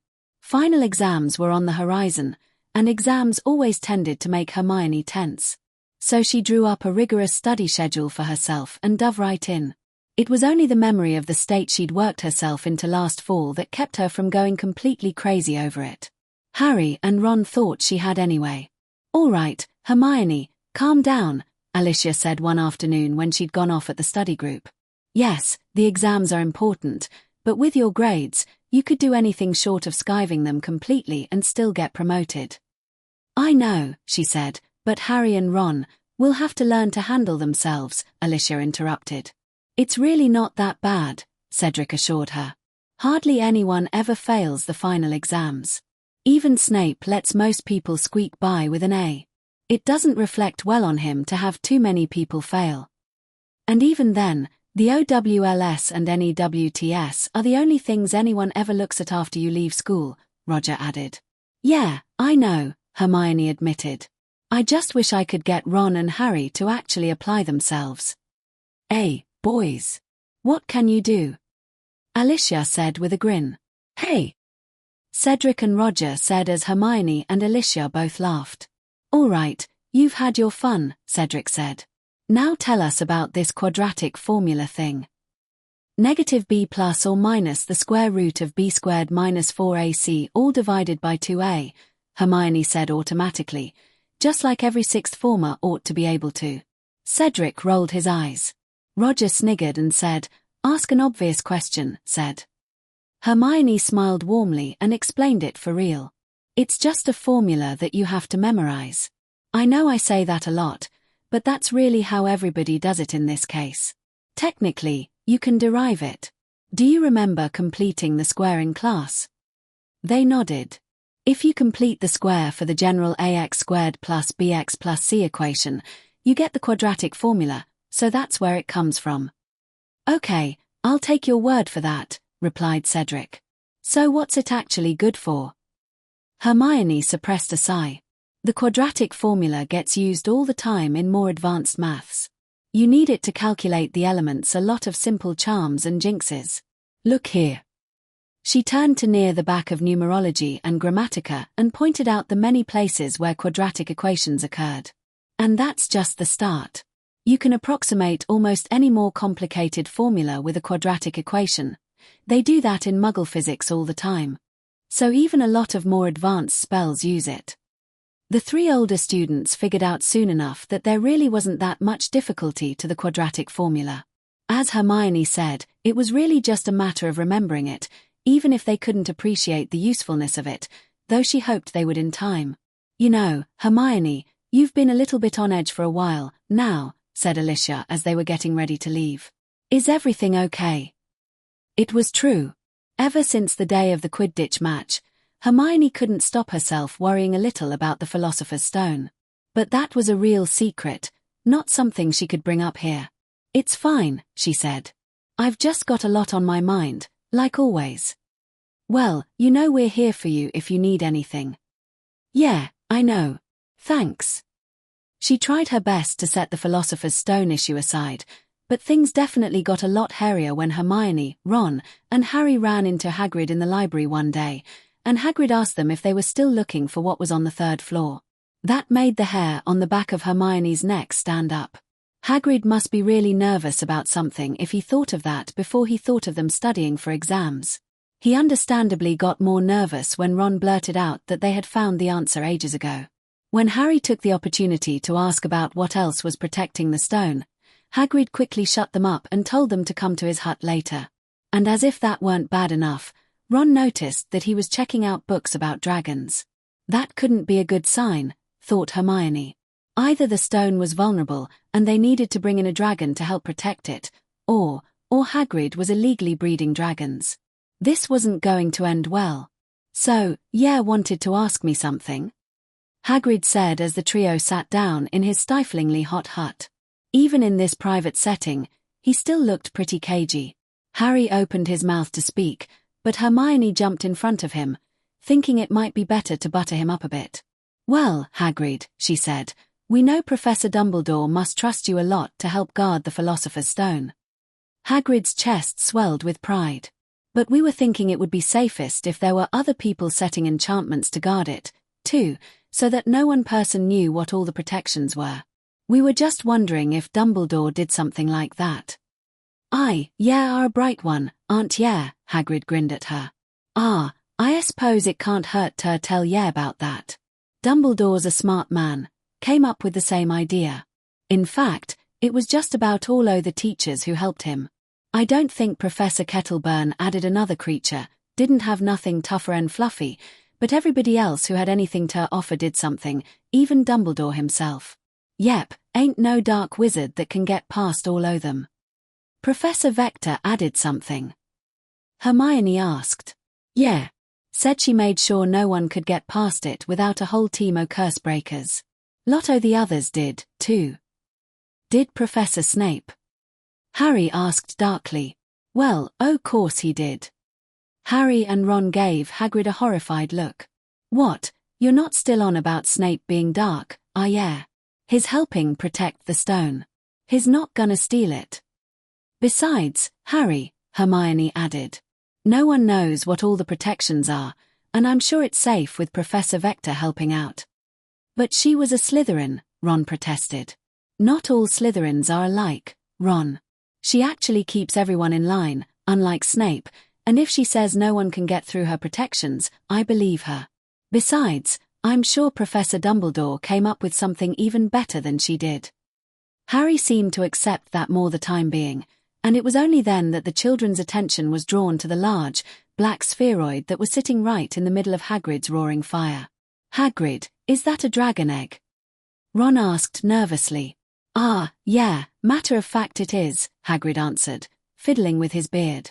Where did you get a dragon egg? Hermione demanded.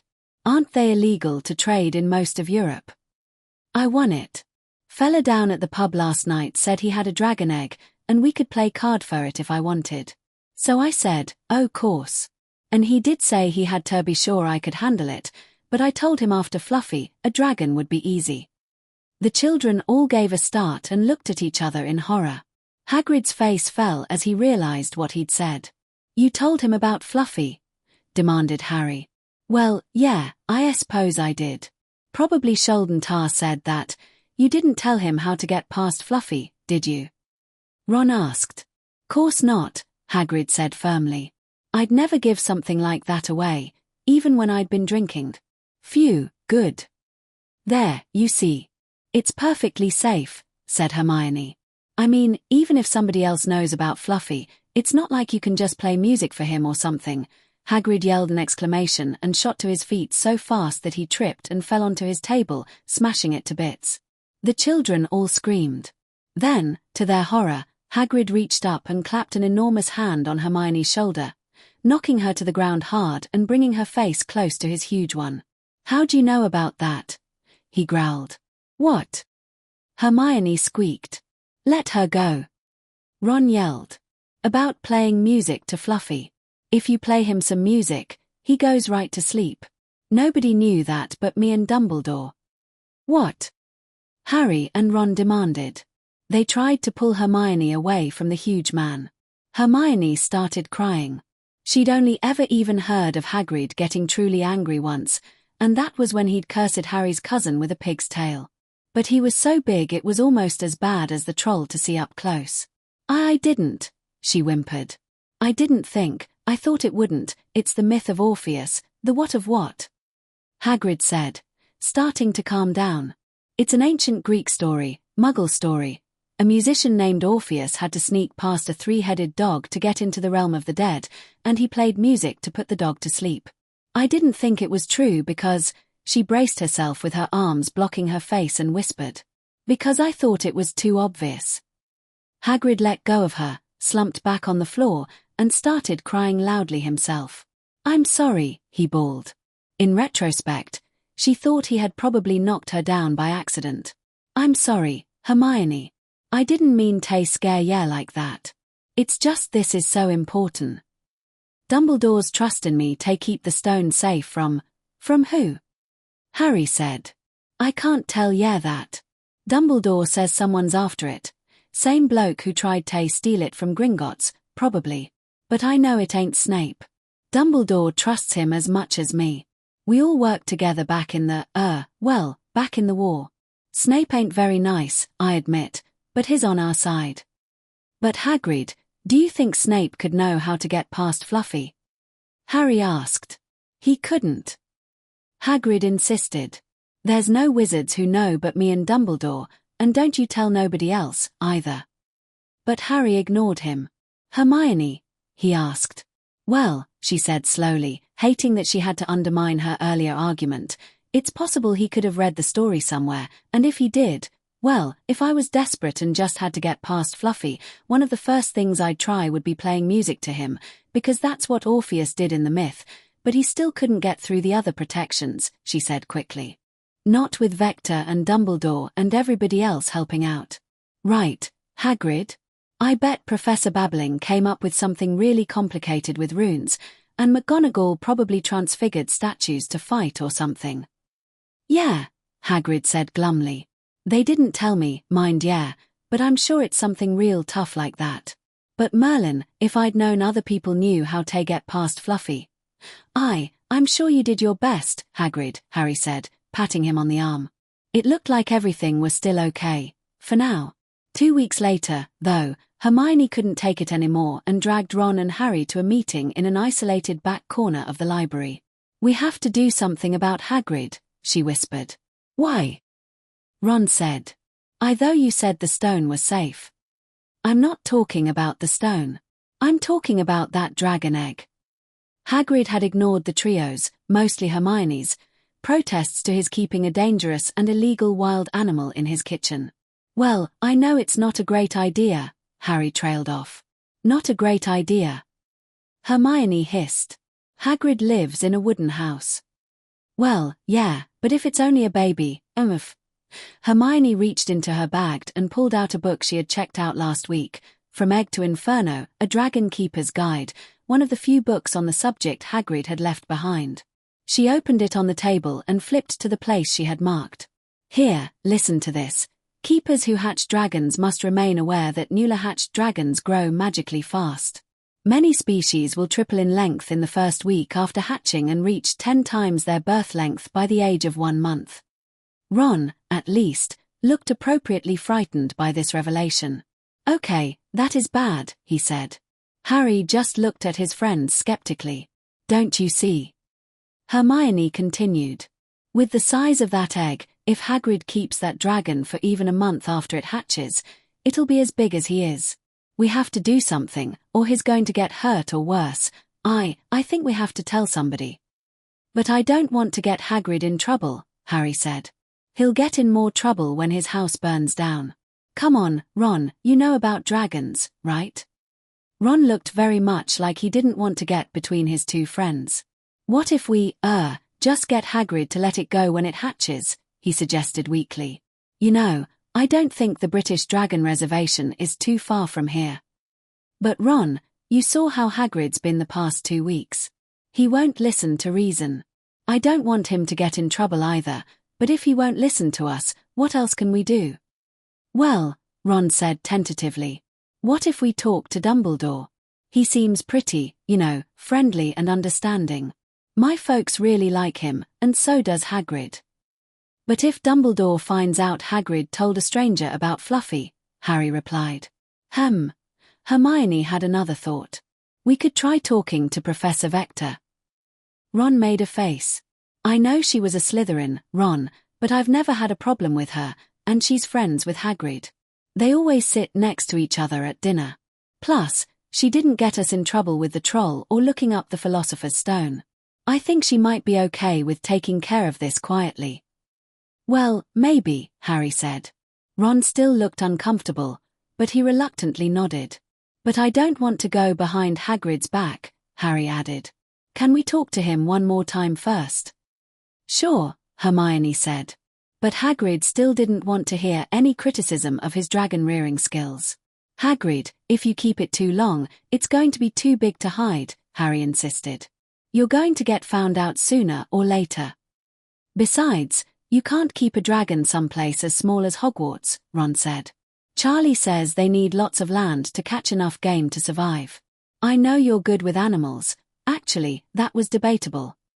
But the forest just isn't big enough." And miraculously, that actually seemed to get through to the huge man. Gazing at the egg in fire, he bit his lip and said, I know I can't keep it forever. But I can't just dump it. It deserves a chance to hatch and grow up." "We know, Hagrid," Hermione said sympathetically. "But you're not going to be able to do that here. We know you're friends with Professor Vector. Do you think she'd be willing to help if we asked her? She's been really nice with us. I don't think she'll ask too many questions." "Who, Septima?" She's a good woman, she is. Knew her when she was a student. Real curious about things, and a lot nicer than the other Slytherins." Well, I suppose it'd be all right if you wanted to ask her to help." "Thank you, Hagrid."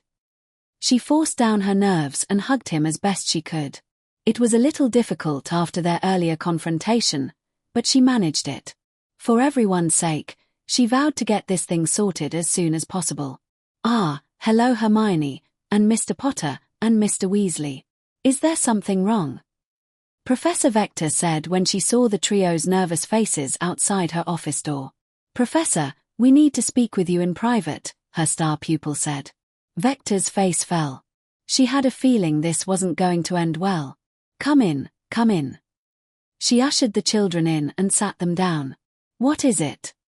"Well, Hermione started. "We have this friend who's doing something dangerous, and we're worried he's going to get in trouble." "I see," the professor said warningly. "You have a friend." "It's not one of us," Harry jumped in. After a pause, he said, "It's Hagrid. He's trying to hatch a dragon egg in his hut." "What? Oh." Vector pinched the bridge of her nose. "Oh, Rubeus, what have you got yourself into this time? Dragon egg. Of all the," she muttered. She stopped and took a deep breath. "Do you know when it's going to be hatching?" "Ron and I put our heads together, and we think it's going to be another week or two, from the books," Hermione said, thankful that she had a semi-dragon expert in her circle of friends. "Yeah," Ron added, "we just barely got Hagrid to say he'll get rid of it, but now we don't know what to do about it." "We were all hoping you could help out without, Hermione trailed off, not quite willing to say something so against the rules to a teacher. "Without reporting him, you mean?" The girl reluctantly nodded. The professor sighed again. "Well, I'll tell you what we are going to do. We're going to hand that dragon off to a professional dragon handler, and the sooner the better, preferably before it hatches. Dragons are an endangered species, and the most important thing is to make sure it gets somewhere safe." "Hagrid'll like that," Harry said. "I'm sure he will. Unfortunately, that's easier said than done. I can try writing some letters, but frankly, the British Dragon Reservation is barely functional as it is. Not enough space on the island. That's why the biggest ones are in Eastern Europe and the Soviet Union. Russia, excuse me. Not to mention the difficulty of transporting one illegally." "Charlie!" Harry suddenly exclaimed. "Ron, couldn't you just write your brother Charlie and ask if he can do anything with the dragon?" "Maybe," the red-headed boy said. "There's still the illegal part, but I know they've got the space in Romania." "Good," Vector said. "I'll still write my letters, but you should write your brother right away, Mr. Weasley, and let me know as soon as you receive a reply." "Yes, As expected, Professor Vector's contacts fell through pretty quickly, but Charlie's reply, which came a week later, was more positive. "Dear Ron, how are you? Thanks for the letter. I'd be glad to take the Norwegian Ridgeback. The problem is that it's not a good idea to transport a dragon egg this close to hatching. I don't know how you got a teacher in on the scheme, but it'll be a big help, since we'll have to ship the dragon out under cover of darkness. I want you to write me again as soon as it hatches. The next Saturday night, I'll send some friends to pick it up. Bring the hatchling up to the top of the astronomy tower at midnight to make the handoff. Will that work? Send me an answer as soon as possible. Love, Charlie. Thank you, Mr. Weasley, Professor Vector said. This will work very well. And if the dragon's less than a week old, I should be able to move it without much trouble. Will you need any help moving him, Professor? Harry asked hopefully. Hermione could tell he was eager for a chance at being out after hours legitimately and was surely internally debating whether to tell the professor about his invisibility cloak. But Vector gave him a firm, "No, Mr. Potter, I want you to stay well away from this. I could explain myself carrying a suspicious package through the castle on my own after hours, but not your presence with me." Harry wasn't too happy with that, but there wasn't much he could do about it. Still, when the sun rose on the 27th of April, baby Norbert, whom Ron was pretty sure was a girl dragon, but Hagrid wouldn't listen, was on her way to Romania, and none too soon, because Draco Malfoy had spotted her when she hatched. Even so, Hermione, Ron, and Harry got to see a baby dragon. Hagrid got to take care of one for a couple of days. Hermione got to brush the whole thing off as a fun and minor diversion to her parents, and Malfoy got detention when Professor McGonagall caught him out of bed trying to catch what he expected to be 3 Gryffindor students smuggling an illegal dragon after hours, so everyone got what they wanted in the end. Hermione adopted a don't ask, don't tell policy regarding whether Harry and Ron had followed Professor Vector under Harry's invisibility cloak, but at least they didn't get caught, even if Professor Snape did make a few suspicious remarks to them afterwards. Hermione had a bit of an extra spring in her step after that. All was right with her world, at least for the next couple of weeks. "Hey, Hermione, we're going to visit Hagrid. Do you want to come?" asked Harry. "I've got studying to do," Hermione said exasperatedly. "And shouldn't you be studying, too?" Exams were 1 week away, and for Hermione, this was the prime time to be stressing out, certainly more than she was before. Her friends, while they were gearing up for finals as well, seemed much more laid back. "Go on, Hermione," said Lavender Brown, who was sitting nearby with Parvati. "It's the last weekend before exams. You should take some time out to have fun." "Lavender, these exams are very important," she started. "And you could pass them in your sleep," the blonde shot back, putting her hands on her hips. "Everyone knows it. But I want to make sure I'm prepared." "Hermione," Parvati said gently, "you told us to help make sure you don't lose it and break down again, and we're telling you need a break. You've been getting all moody and antisocial the past few weeks, and even we can tell you work a lot better when you don't overdo it." Hermione sighed. Since when did her giggly roommates get so deep? Of course, she knew the answer. It was when, in her desperation, she specifically told them what to watch her for. And she hated to admit it, but her eyes had been getting tired far too early in the afternoon for the past few days. All right, she groaned. "I guess I could do with a break." "Great," Harry grinned.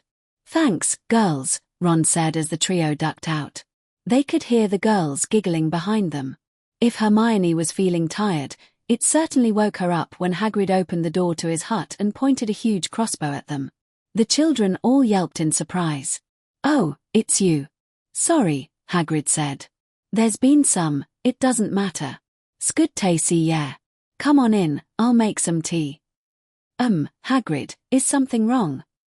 Harry asked once they had sat down. He motioned to the crossbow. "Oh, right, that," Hagrid said darkly. "Nasty bit o' business that. See, I found a unicorn dead in the forest on Wednesday." Ron gasped. Harry and Hermione didn't know the full implications of that, but they both got a bit of a greenish tinge. "Yeah, it weren't pretty. Something had run it down, and that's tough to do. Unicorns are faster than anything. I never seen one hurt by a predator before, and I've been here nearly 50 years. But what could do that?" Harry said. "Dunno. I'll have to try hunting it if it happens again." "Hunting it?" squeaked Hermione. Isn't that dangerous? Yeah, but Fang and I can handle it. Besides, I can't let anything keep killing the unicorns. Yeah, shoulda seen it. Blood everywhere. The animals all stay away from it, but it kills the plants like anything. It kills the plants. Hermione said in surprise. Unicorn blood is toxic. That's the funny thing, Hagrid said. It's too pure and sacred for anything but the unicorns. It's powerful ancient magic. If it gets into your body, it can even save you from din, but it's so pure that it eats away at everything slowly. Horrible fate, horrible. Yeah, don't want to hear any more about it, I'm telling ya. Hermione thought she had to agree. Her imagination and what she skimmed from her parents' dental school textbooks were more than enough to put images she didn't want in her mind. Ron looked equally green, but Harry looked oddly thoughtful and worried. Hagrid, he said. Do you think, whatever this thing is could be killing unicorns, for their blood? Don't see how, Hagrid muttered. The animals all stay away from unicorn blood. It's instinct. And as for humans, well, who'd be that desperate? Still, I can't figure why anything'd be attacking them in the first place. Harry looked very much like he had more to say, but he didn't mention it until they got back to the castle. Guys, he said, I'm worried about the unicorns. Well, so are we, but I'm sure Hagrid can handle it, Hermione said, if uncertainly. No, I mean I worried about whoever's attacking the unicorns. What about it? Ron said. I think he's after their blood. But you heard what Hagrid said. The consequences are too horrible, Hermione told him. Yeah, but what if he could get something else? Something stronger that could fix what the unicorn blood did. Ron just asked, like what? But Hermione made the connection. You mean the elixir of life, she said. That might be stronger. Probably is, from what I've read. Right. So if they get hold of the Philosopher's Stone, they can be cured. But who is it? Ron said. I don't think any of the professors are dying or anything. No, but there's something else, Harry said. On Tuesday night, I got this really bad headache. It wasn't like a normal headache. It was in my scar. He pointed to his forehead. And the same thing happened at the start of term feast when Snape looked at me. What if, he gulped and shuddered slightly. What if it's Voldemort? Don't say that name. Ron hissed. Vol, you know who. Hermione whispered, seeing the look on Ron's face. It can't be. But it makes sense. Listen, people think Voldemort's still alive out there somewhere, but weakened. Stop saying the name. Ron repeated. Maybe he's drinking unicorn blood to stay alive. And the pain in my scar has something to do with him because I'm the only one he couldn't kill.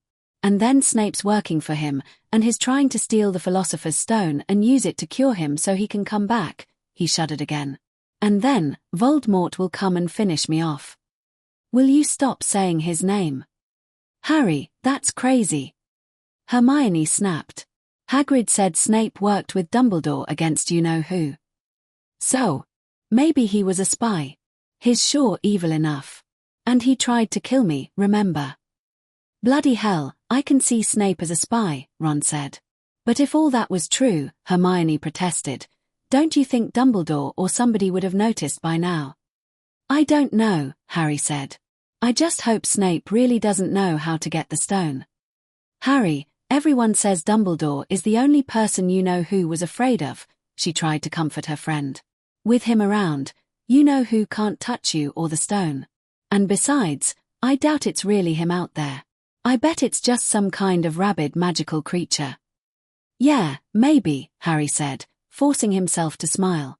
But on Monday night, Harry came down with another headache in his scar, and, checking with Hagrid on Tuesday, they learnt that another unicorn had been killed that night. Nothing was going to convince Harry Potter at that point. Chapter 19. Harry's hysteria. Hermione and Harry were both very worried about exams, but for different reasons.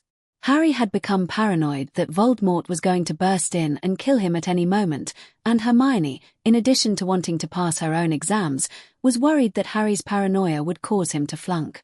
No matter how many times she assured him that nothing could possibly get him at Hogwarts, he couldn't seem to shake his nervousness. Admittedly, he was still getting headaches, although he stubbornly refused to see Madame Pomfrey about it. Boys, Hermione thought, insisting instead that they meant danger was coming. Even Ron told him to relax and not worry about it. When the time came, Hermione, for her part, found the exams easier than she expected, for which she congratulated herself for her good study habits.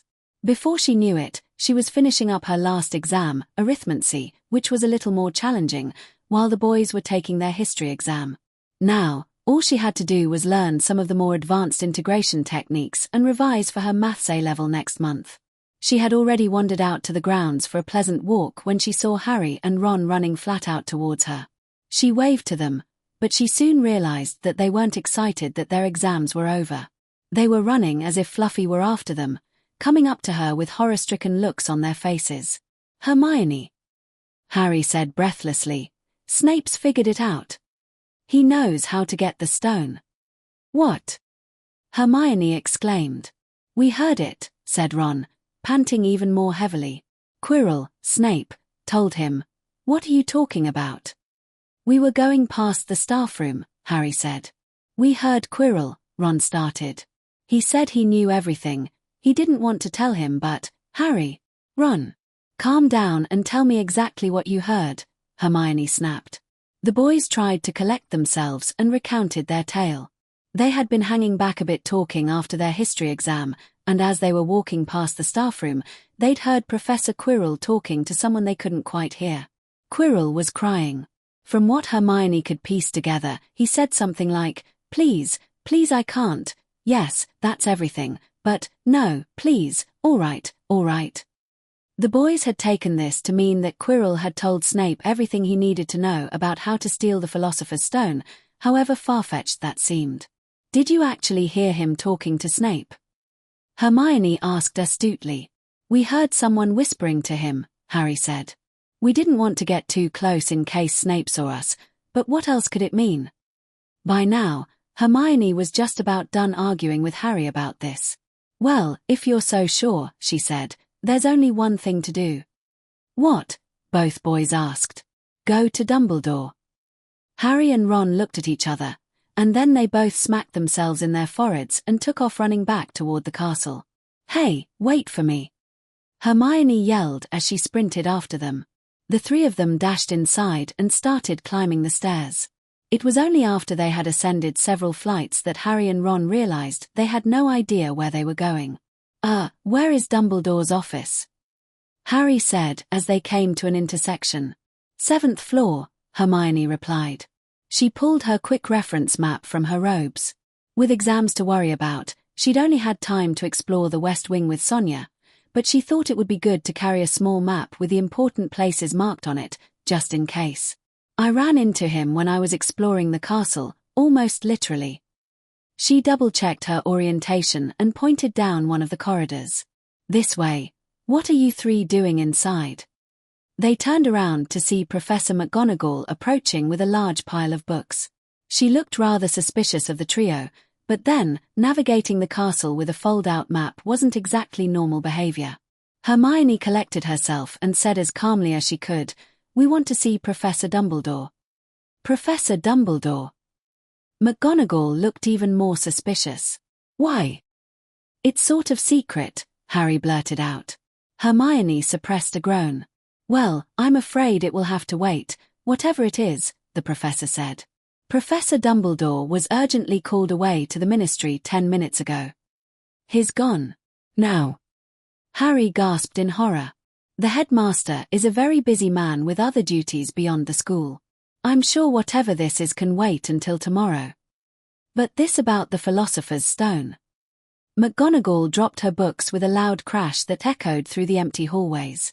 "How do you know about that?" she whispered. Her whisper seemed to carry even farther. "Professor, I know, someone's going to try to steal the stone tonight," Harry said.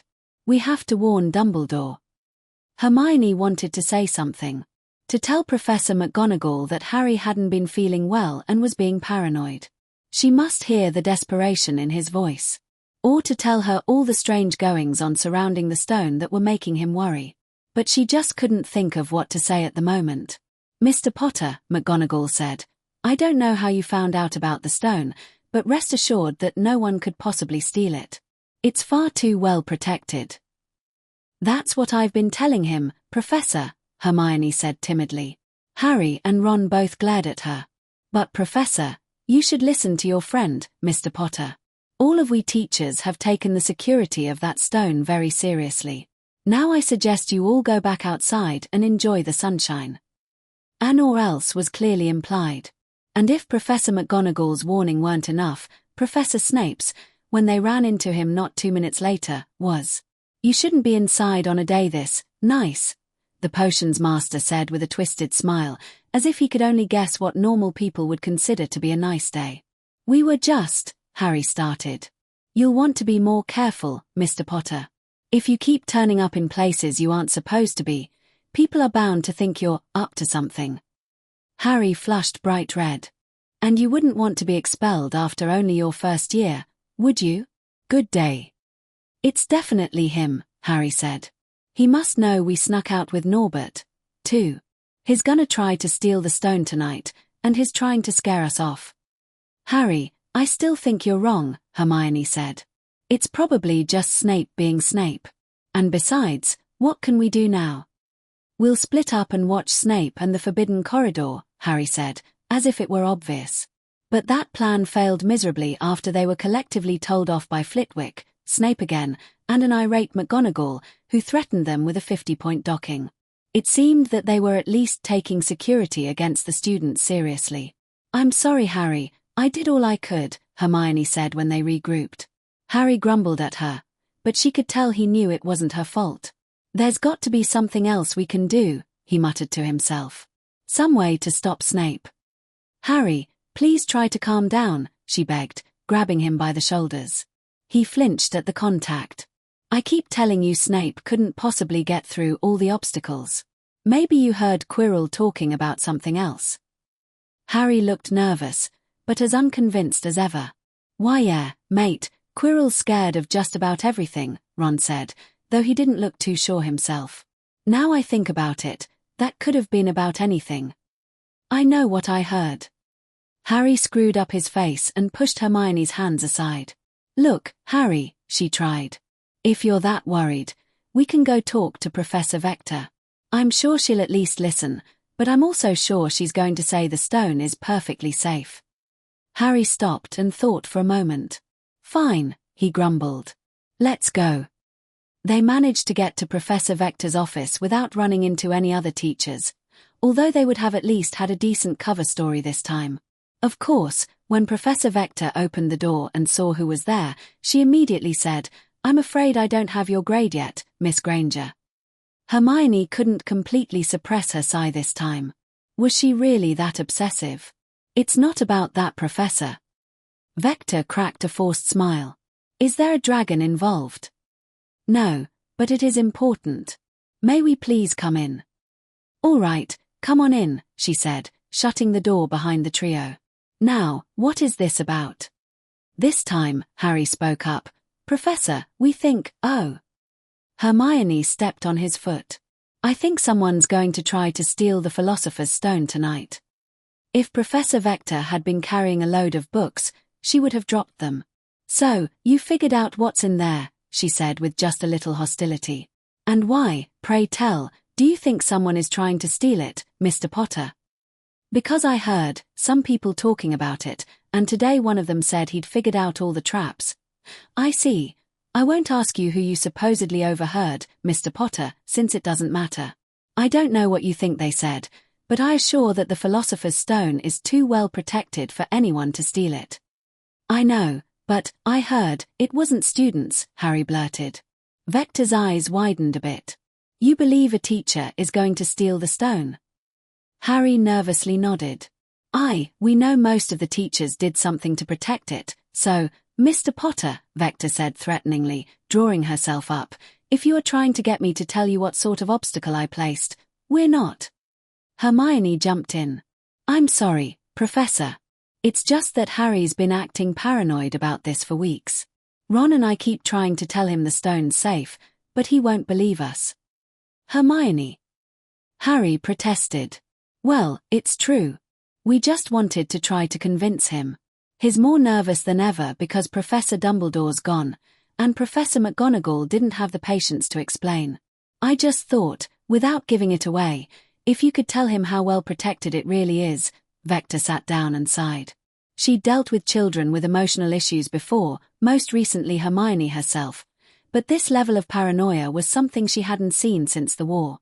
Miss Granger, I appreciate you trying to help your friend, she said softly, although there comes a point where Madame Pomfrey might be better to minister to something like this. I hope it does not come to that.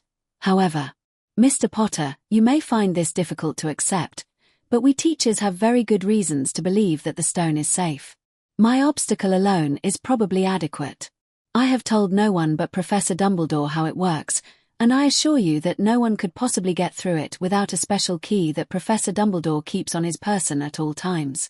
There is only one key, which I gave directly to him, and not even he could get through without it. Professor Babblink's obstacle is at least as strong as mine, and I'm sure the others are more than adequate as well. So I hope you understand that even a Hogwarts teacher would have no hope of getting through them all. Harry looked down at his shoes. He looked pretty well defeated. But even as Hermione thought he was about to sulk away, he set his face with a determined expression and tried one last line of attack. He looked Vector straight in the eye and said, "Professor, my scar's been hurting." Hermione gave a small gasp. "Excuse me," Vector said to the non-sequitur. "My scar," Harry repeated. "The one Voldemort gave me." Vector hissed at the name, and Ron yelped softly. "It's been hurting for the past few weeks," Harry continued. "Then you should see Madame Pomfrey. I don't think it's a normal headache. I think it means danger is coming. It started happening when those unicorns were killed in the forest." "How did you, Hagrid?" Vector groaned. Harry kept going before she could say anything else. I think it's Professor Snape, but it doesn't really matter, does it? I think whoever it is working for Voldemort, and he's going to steal the Philosopher's Stone so he can bring Voldemort back so he can kill me." "Will you stop saying that name, Harry?" Ron yelled. Septima Vector tried to force her nerves down and wondered if her day could get any more surreal. Here was the boy who lived, she hadn't thought of him like that so much, but she couldn't ignore it now, sitting in her office, lost in a child's nightmare. It had to be hard for him, she thought, having lost his parents to he who must not be named. She still couldn't help but flinch every time he said that name. It was anybody's guess whether he'd gone into fits like this before or if this was the first time, but she could actually understand it a little. It must be very nerve-wracking growing up with that kind of history, and paranoia wasn't a totally unexpected result. "Mr. Potter, I really do think you should see Madame Pomfrey about your headaches," she finally said. "But I will ask Professor Dumbledore to speak with you personally about your concerns when he returns. I know this probably isn't the answer you were hoping for, but I think it is highly unlikely that you know who is involved in any of this. In the meantime, I'm sure you're very stressed after finishing your exams, and I think you'll feel much better if you get some sun." "Now." "Yes, Professor," Harry said dejectedly. He stood up and weakly walked out of the office. Ron went with him, laying a hand on his shoulder. Hermione started to follow her, but Professor Vector called her back for a moment. Leaning down close to her, she said, "Hermione, I fear that your friend may need professional counseling." Hermione nodded knowingly. She was starting to worry about that as well. "I will do what I can to make sure he gets the help he needs, but in the meantime, please try to take care of him." "Yes, I will," Hermione said quickly. That was the least she could do for him after that Halloween night. Harry consented to being led outside, but he was irritable and fidgety the rest of the day. It was becoming clear that their chat with Professor Vector hadn't had the desired effect. It didn't help that he claimed his headache was getting worse, even though Hermione thought by now that it might be all in his head. He didn't seem to want to talk to her all afternoon, and even his conversations with Ron seemed forced. As the day wore on, Hermione started to get a very bad feeling about that night, and Ron seemed to have the same idea because he asked Harry if he was going to bed multiple times, and the smaller boy just shook his head. They both stayed up watching him until everyone else had gone to bed, which was when Harry finally closed the book he'd been reading, stood up and said, "Well, that's it then, isn't it?" "That's what?" Hermione asked warily, rising to her feet. Harry pulled out his invisibility cloak. Whoa, mate, Ron said. And just what do you think you're doing? Hermione demanded. She stepped in front of the portrait hole, and Ron followed suit. I just know Snape's going to go after the stone tonight, he said. So I'm going to go down there and try to steal it first. You're mad, Ron said. Harry, you can't, pleaded Hermione. You heard what all the professors said. I don't care about being expelled, Harry said, his voice rising. Don't you understand? If Snape gets a hold of the stone, Voldemort's coming back. The points and the cup and getting expelled won't matter then. He'll flatten Hogwarts, or turn it into a school for the dark arts. He killed my parents, remember? I'll die whether I get caught or not if I can't stop him, and then he'll probably go after the other Gryffindors, too. But he's not going to get a hold of the stone. Hermione screamed and prayed she didn't wake anyone, or maybe hoped she did. No one's going to get through those obstacles. He will. I can feel it. Harry pressed the heel of his hand to his scar. He's going to get through. Harry, let's just say you're right, pleaded Hermione. Say Professor Snape is going to try to steal the stone tonight and knows how. You must know you don't stand a chance against him. I've got to try, Harry insisted. Nobody else will. She's right, mate, Ron said. You're only a first year. Well, you two could help me instead of just standing there, he said angrily.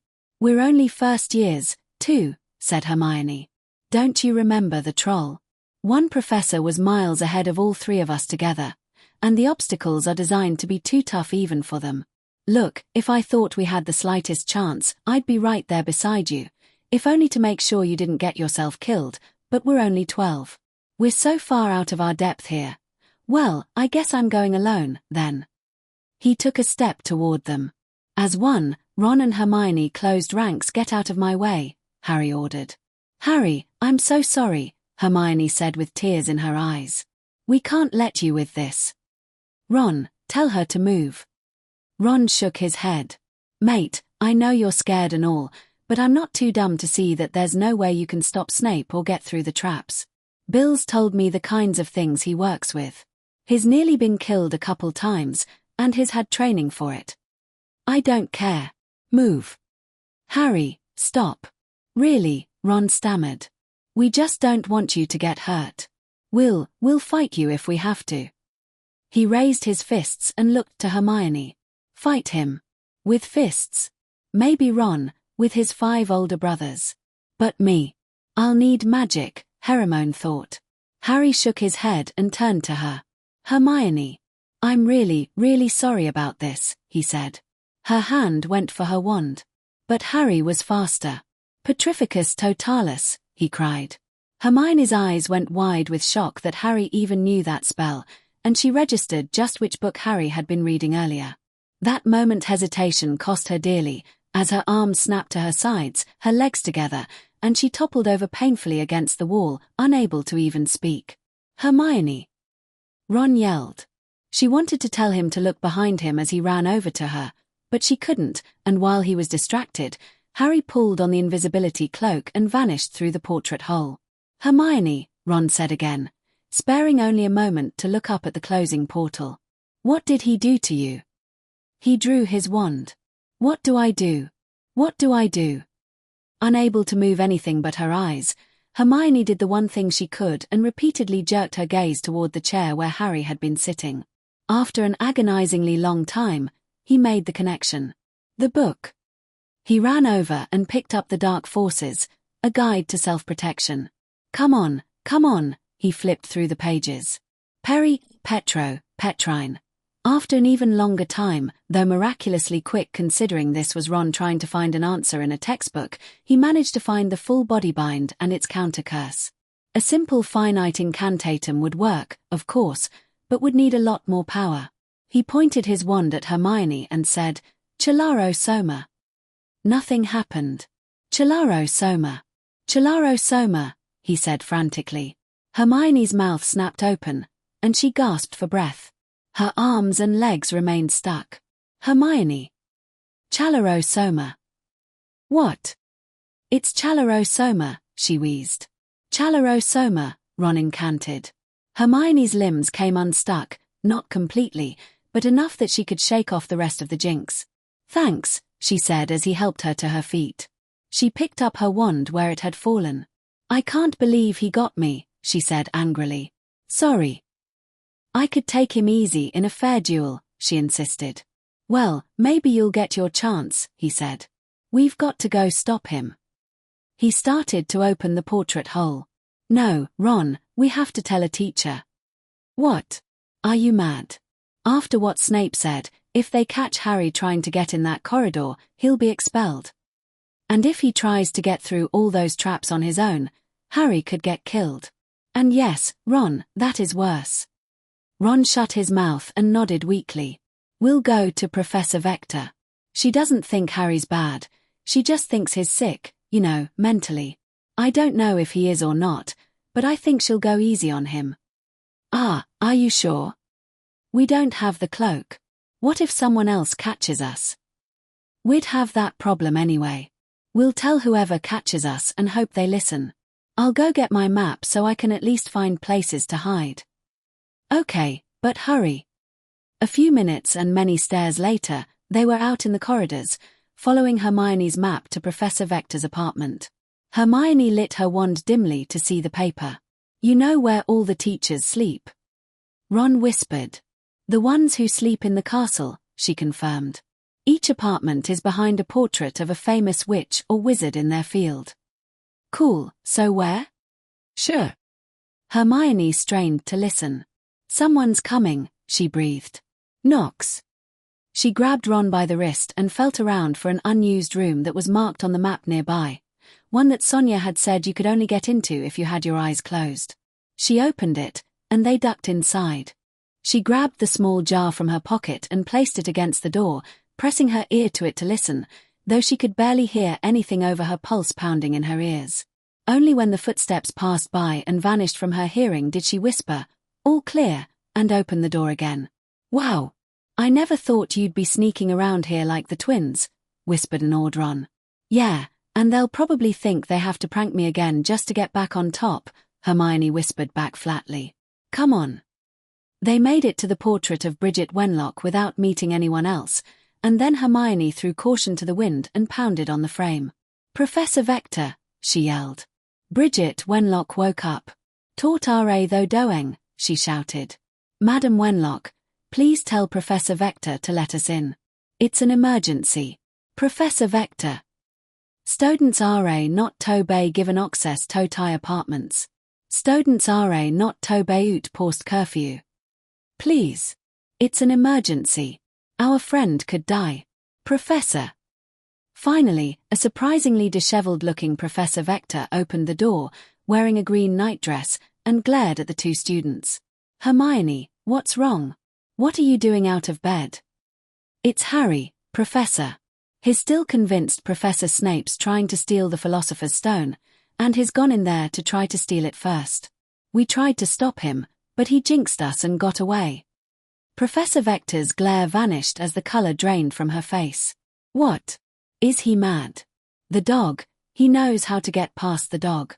We figured out you have to play music to it from an old Muggle story, and Hagrid let slip we were right. Vector went even paler. You're certain? Both children nodded emphatically. But if he can get past the dog, then, oh, no, the devil's snare. I have to stop him. Go back to your dorms now. I'll reverse any punishments if you get caught. I'll get Potter. She grabbed her wand and took off running in her slippers. Ron and Hermione watched her go in amazement. Neither of them spoke for a moment. So, what do you think? Ron finally said. Hermione glanced at the still angry portrait behind them. Away from her, she hissed. They jogged down the corridor out of earshot. What do you mean? She asked. I still want to go after him, Ron said. But Professor Vector said she'd bring him back. I'm just kinda worried. What if he is right? Oh, Ron, not you too. I'm just saying to take a look, and if something happens, we'll be able to get more help. Hermione wanted to protest, but it had been like pulling teeth all day to get anything sensible done, and even being the child of dentists couldn't make that any easier.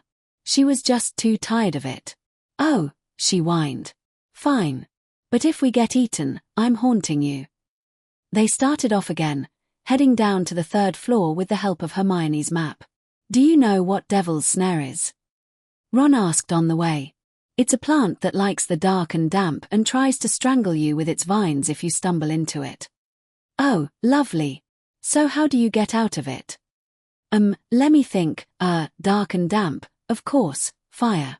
So we just need some wood," and she stopped herself and tapped her wand to her head twice before Ron could make fun of her for her mistake. A little farther down, Hermione had to pull Ron into a broom cupboard. There was something she didn't think she'd have cause to do with anyone for a few more years, if ever. To avoid another teacher patrolling the corridors, and they barely managed to slip by Peeves, but somehow they made it to the forbidden door. They looked at each other once. "Alahomora," Hermione whispered. The door clicked open. There was Fluffy, growling at them, just as big and terrible as they'd remembered. But this time, they had a secret weapon. Hermione licked her lips and began to whistle as loudly as she could. She was only an average musician, but the simple tune caused the dog to step back and lay down, and its 6 eyes closed 2 by 2. They walked up to the trapdoor. It was already open. Hermione shot Ron a look as she kept whistling. "Lumos," he said. But they couldn't see the bottom by wand light. It must be a long way down. But she and Ron could both do the proverbial math on this. Professor Vector said that anyone who got past Fluffy would run into the Devil's Snare. And that meant they had to survive the fall first. She motioned to Ron. The unfortunate boy took a deep breath, made an unpleasant face, and jumped into the hole. After what seemed like ages, but was probably only long enough for him to fall to the sub-basement, she heard his voice calling back up, "It's okay. It's a soft landing." She had already jumped down the hole when she heard his next sentence, "But I don't like these vines." Flump. Hermione landed on something squishy and writhing. She felt uncomfortably like Indiana Jones in the den of snakes. But she had remembered to hold her wand arm aloft to keep it free. Wasting no time, she swung it down and said, "Lacanum inflammari." The blue flames made short work of the strangling plant, and they moved on, noting a single broomstick leaning against the wall as they approached the lone door in the darkened room. Apparently, the teachers were considerate enough to provide a way out if someone got stuck down here. They reached the door and opened it, not having any idea what they would find. The next room looked like a war zone. It seemed to have been a bare, empty chamber save for a few torches along the walls, but now it was filled with rubble. Huge chunks had been blown out of the ceiling. There were long, black scorch marks on the walls and deep gouges in the floor that were still glowing an angry red.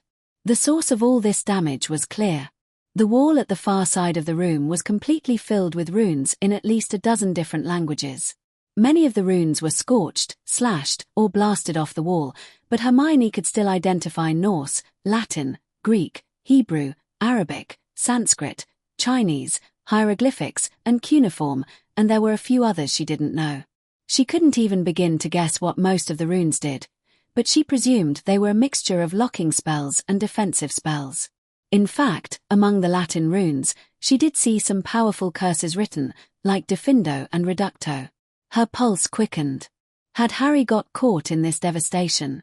But Harry was nowhere to be seen, and he certainly couldn't have got past this on his own. Most of the runes looked to be damaged beyond repair by powerful curses shot back at them, presumably through heavy magical shields and interlocking booby traps.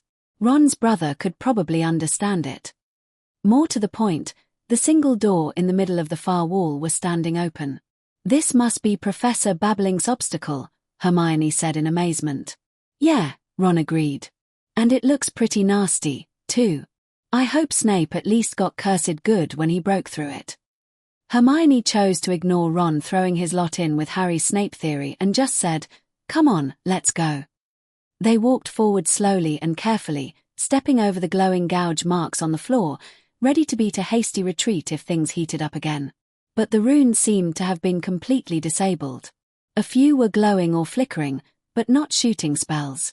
They reached the door and stepped through to see what was, on closer inspection, an even more worrying sight. This chamber was also something close to a bare room.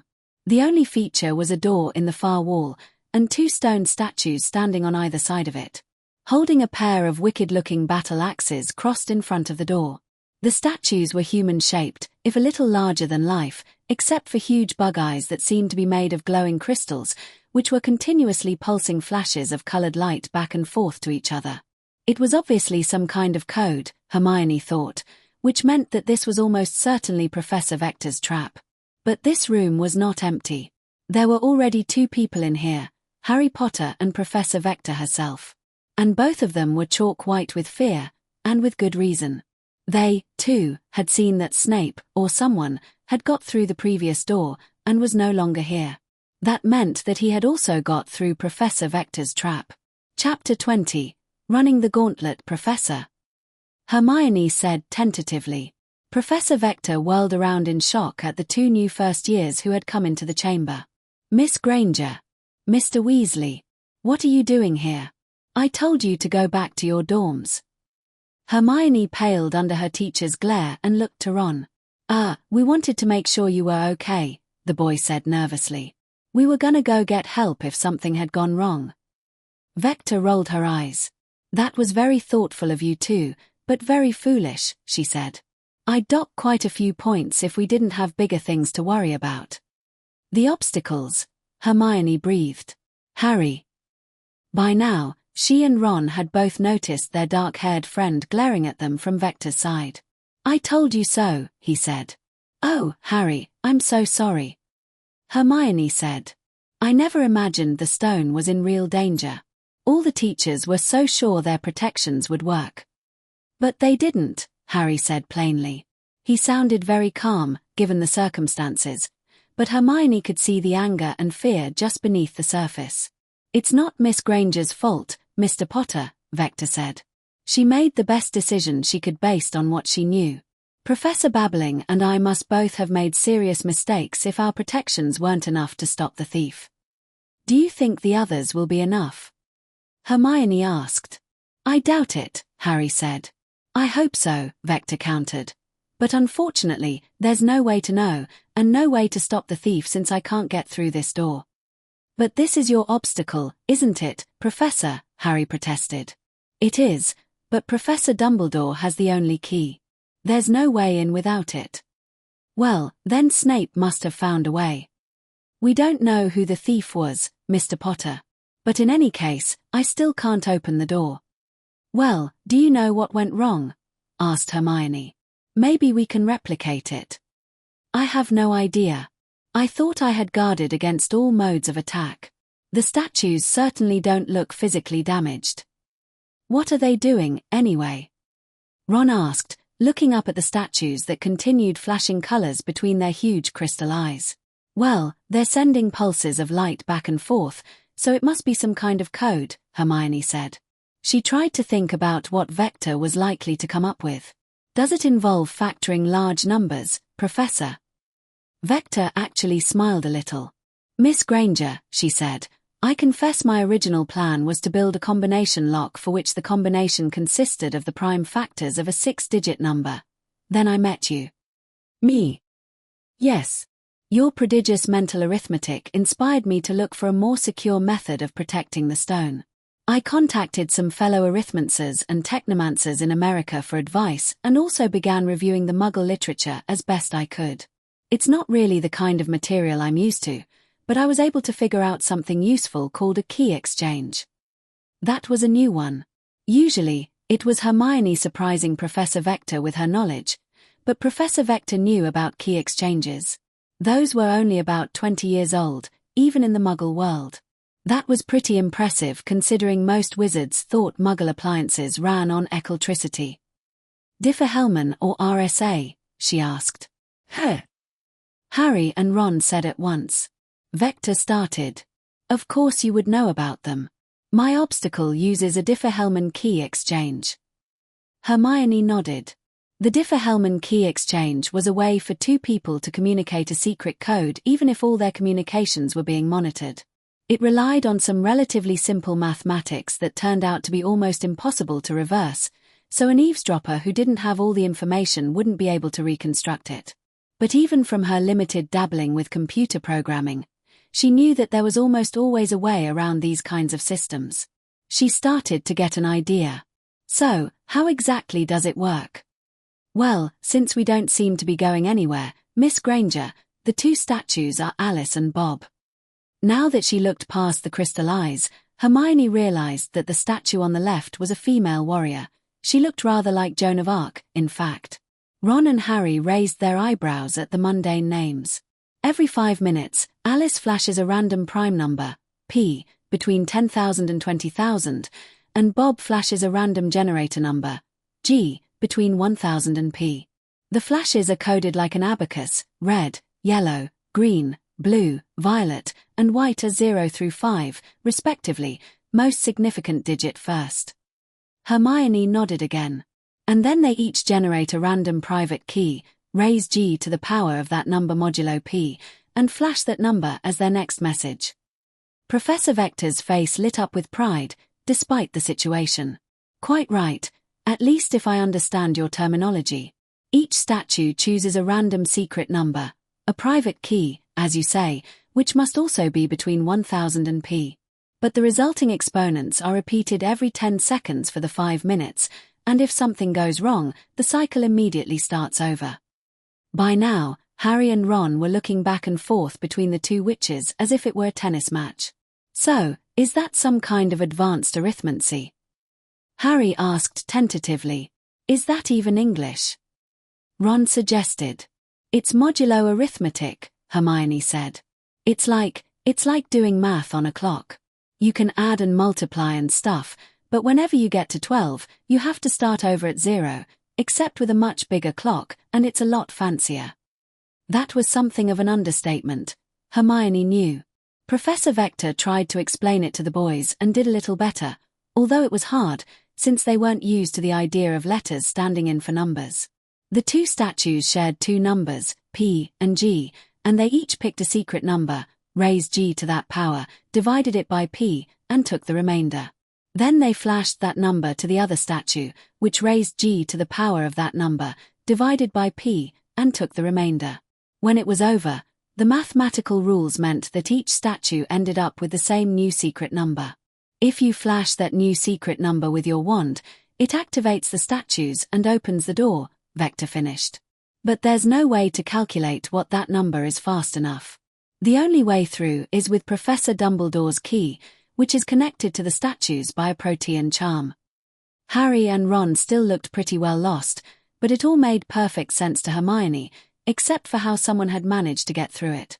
Well, the thief certainly couldn't have brute forced it, she said. It would take a minimum of 400 arithmetic operations to figure out what the code is. Even I can't do discrete logarithms that fast, even with a calculator. Then it ought to have worked, since besting your skills was precisely my goal, Vector said. Well, if he didn't brute force it, the next most obvious answer is that it was a man-in-the-middle attack. Hermione stepped forward and stood in between the two statues. He could have stood here, flashed his wand, and pretended to be Alice talking to Bob and Bob talking to Alice at the same time. Then he could just feed them the code he wanted. But I thought of that, Miss Granger. I hope you don't think I would be fooled by a simple man-in-the-middle attack. That's why Alice and Bob only wait 10 seconds to flash their exponents the first time. That's the fastest I could get the mechanism to compute them. Anyone who wanted to try such an attack would only have 10 seconds to set it up. Hermione's face fell. She worked through the procedure in her head and realized that even that would take 20 operations on 4-digit numbers. There had to be a way to make it work, though. The thief had to have figured it out. Sure, maybe he'd just overpowered the statues with magic, but she felt like she was missing something, like there ought to be some way to make it easier, to do it with just a few calculations. Of course, she yelled. Harry, give me your wand. What? He said. Okay. Hermione took Harry's wand in her left hand and ran back between the two statues. Miss Granger, Vector started. Lumos. Hermione cried. To her delight, both wands lit up. She pointed one of them at each of the statues' faces. Vector stopped short, her eyes wide. Two-handed casting was no easy feat in general, and especially for a first year. But Hermione was just getting started. Professor Flitwick had taught them how to make colored flashes of light in Charms class, but at the time, it had just been a fun diversion. Now, she actually had a good use for it. "Gules, gules, gules," she said. Both wands flashed 3 pulses of red light, or 000, which scrambled Alice and Bob and forced them to start the cycle over. Hermione got ready to do some of her fastest mental math, and 10 seconds later, it started. First, Alice flashed her prime number, P, with the sequence yellow, yellow, white, blue, white, blue, white, green, which Hermione immediately translated to 11,887. Bob's number was next, the generator number, G, blue, violet, white, blue, yellow, or 3,481. And then Hermione knew what she had to do. She had to square 3,481, divide the answer by 11,887, take the remainder, and translate it into colors, all in less than 10 seconds. It was near the limits of her skills, but just in time, she managed it. 4,508. Keeping the 2 wands aloft, she yelled out, "Argent, purpure, argent, gules, gules, argent, azure." Time seemed to stand still as Alice and Bob processed this input. Even trying to wield Harry's wand left-handed, the colors had thankfully come out right, but she had no idea if the statues would accept them. Then, Alice and Bob flashed a new pair of numbers. Their exponents. Alice flashed white, violet, white, yellow, green, white, yellow, or 9,626, and Bob flashed yellow, yellow, blue, white, violet, or 1,139. Of course, Hermione didn't know if those numbers were in response to her or to each other's numbers, but she had to try. It was a hard task, though. She had to do the same maths operations as before twice, all while still flashing her original number every 10 seconds. She did her best to ignore Harry and Ron muttering to each other about how they had no idea what was going on and Professor Vector watching her skeptically as 10, 20, 30 seconds passed. Finally, just after the 40 count, she had the answers. If she was right, Alice's password was 711, and Bob's was 1,638. Hermione lowered her left hand and kept her own wand raised toward Alice, praying this would work, and said, "Argent, vert, or." Then, she lowered her wand and pointed Harry's toward Bob and said, "Or, argent, or, azure, argent, azure." She just barely avoided tripping over that last tongue twister. Suddenly, there was a loud crack and a grinding sound behind her. Professor Vector gasped loudly, and Harry and Ron started grinning. Hermione spun around and saw Alice and Bob lifting their crossed battle axes into an upright position, and the heavy stone door beyond slid open. "Hermione, how?" Vector said in disbelief. "Easy," she replied. "I just used 2 as my secret number.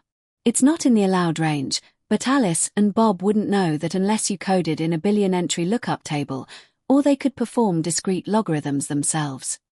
Professor Vector thought about how the maths on this worked out for a moment, and then hung her head. "You're right, Hermione. I admit I hadn't considered that possibility.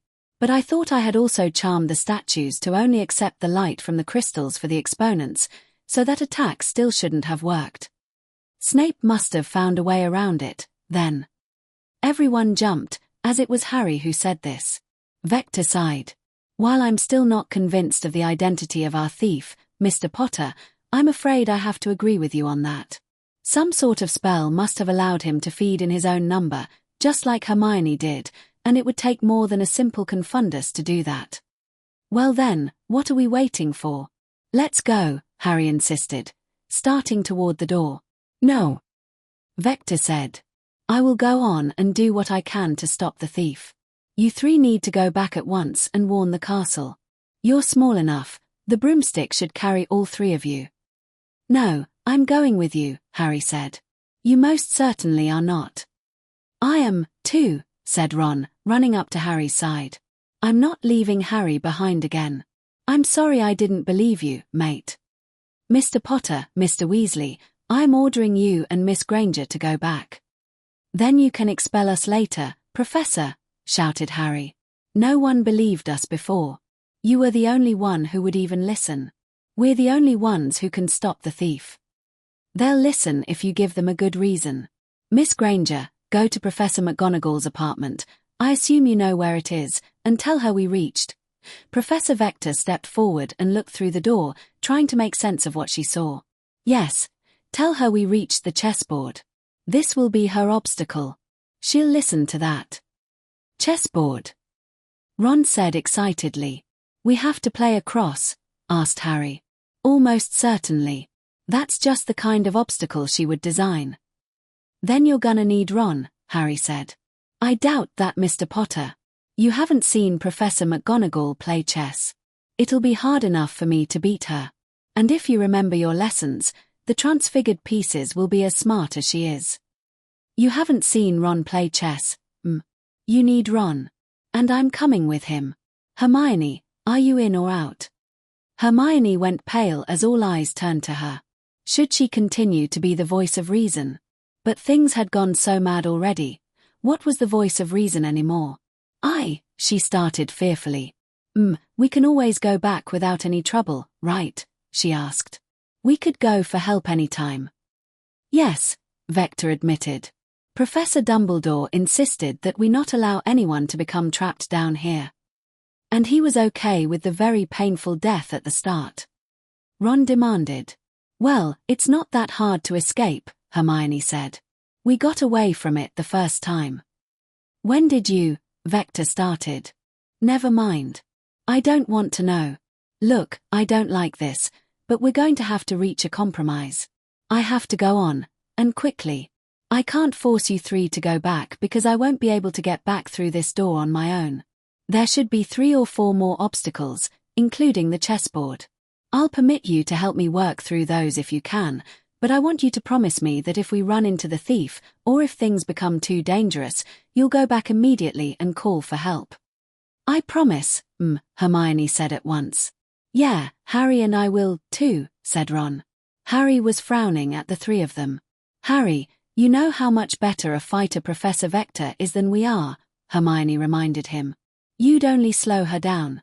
Besides, if it is you he's after, you're better off getting away and letting someone older handle it. Harry looked like he really wanted to tell off his friends. It made him all the more annoyed that he couldn't fault her logic. Fine, he grumbled. We'll do it. Harry, I really am sorry, Hermione repeated. I never thought we could get this far. Yeah, me either, Ron added. I had no idea what was going on back there with the arithmancy stuff.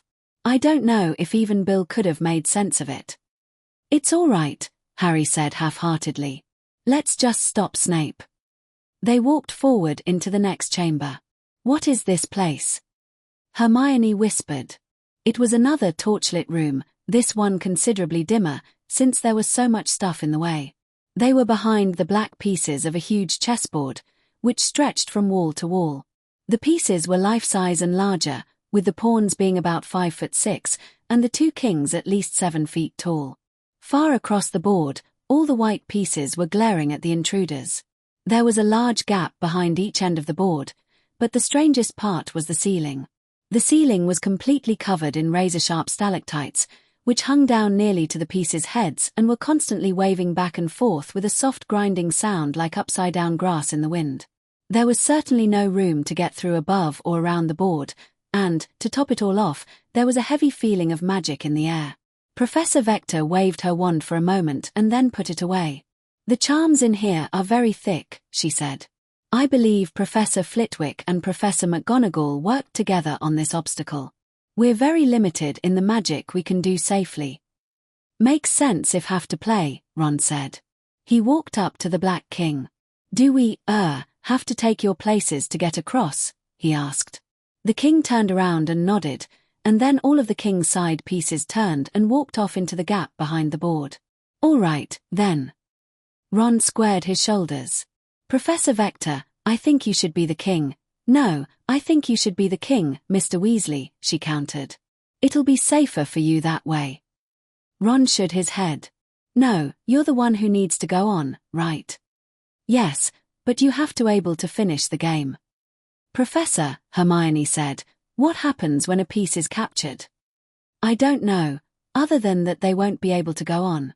You'll have to be careful about captures, Mr. Weasley. If it's too dangerous, we'll have to turn back. Ron nodded. Aha, but you still need to be the king, Professor. The game doesn't end in this room. If you're the one going forward, you're the most important piece to protect. Vector considered protesting again, but she stopped herself. The logic was sound. Very well. I will take the king's square. Good, Ron said. Harry, you take the bishop's square. I'll be the knight. Hermione, the castle, let's play. No sooner were they all in position than White's d-pawn, a life-sized armored knight with a sword on his hip, confidently strutted forward 2 squares. Ron nodded at the move and then called out, pawn to d5.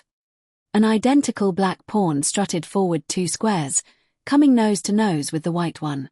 The human players noticed that, unlike normal wizard's chess, the pieces were all silent. Then, White's c-pawn also moved 2 squares forward. Ron turned to Hermione when he saw the new position. Queen's Gambit, he said. What do you think, accept or decline? Or something else? Hermione replied. I don't know, you're the better player. I suggest decline, Professor Vector said.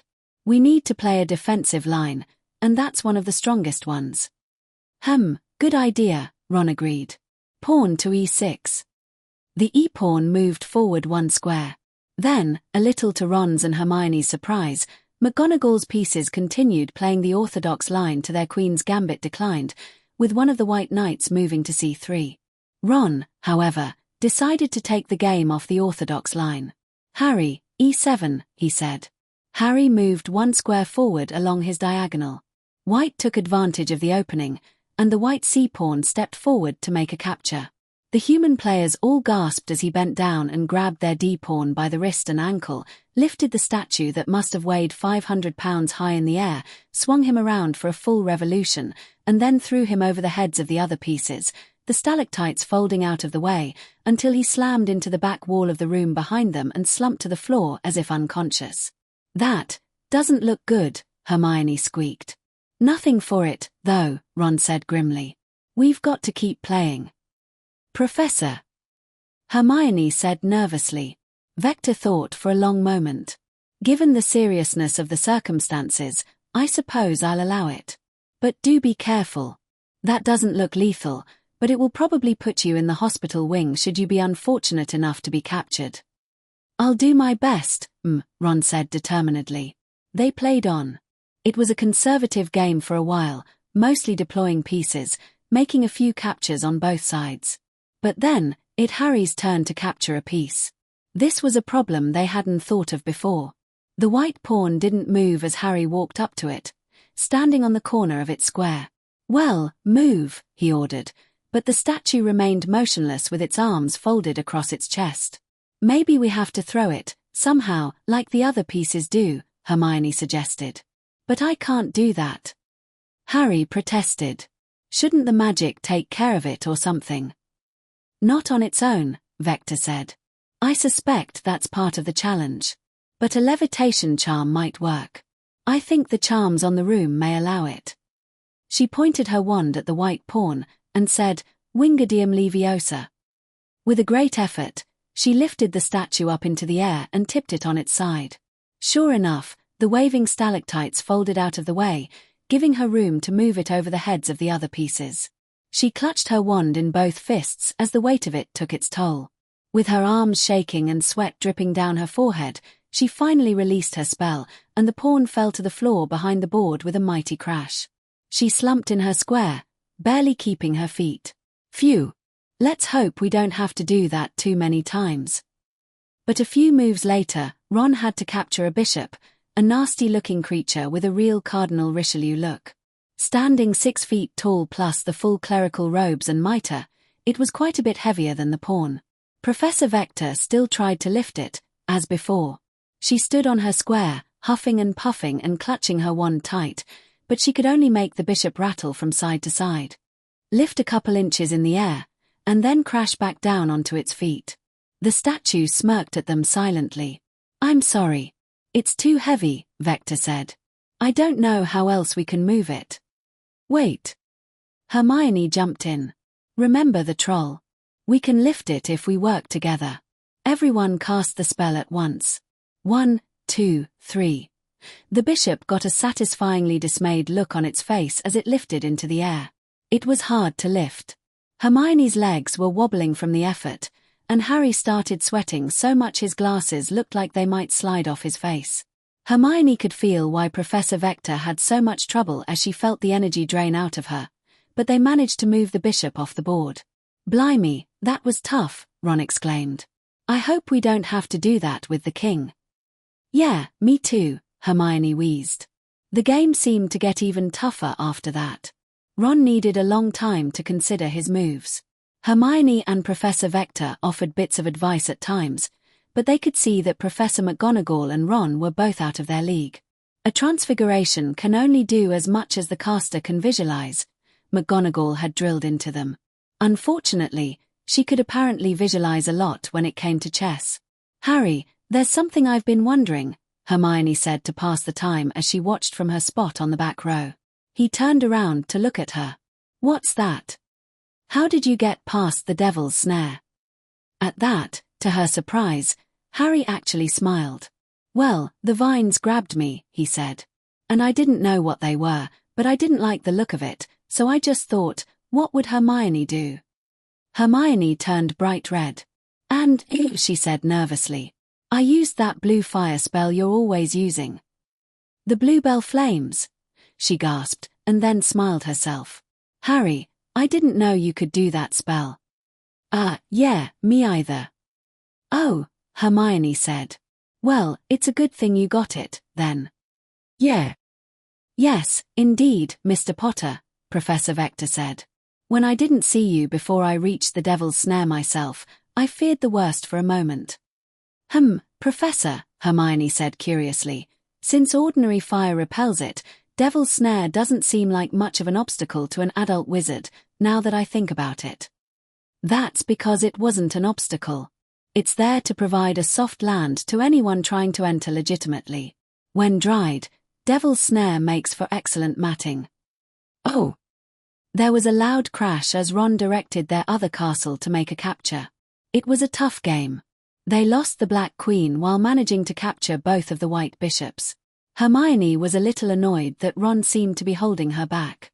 She was still stuck on the back row, facing down a white rook on her diagonal. Hermione was also starting to really dislike the White Queen.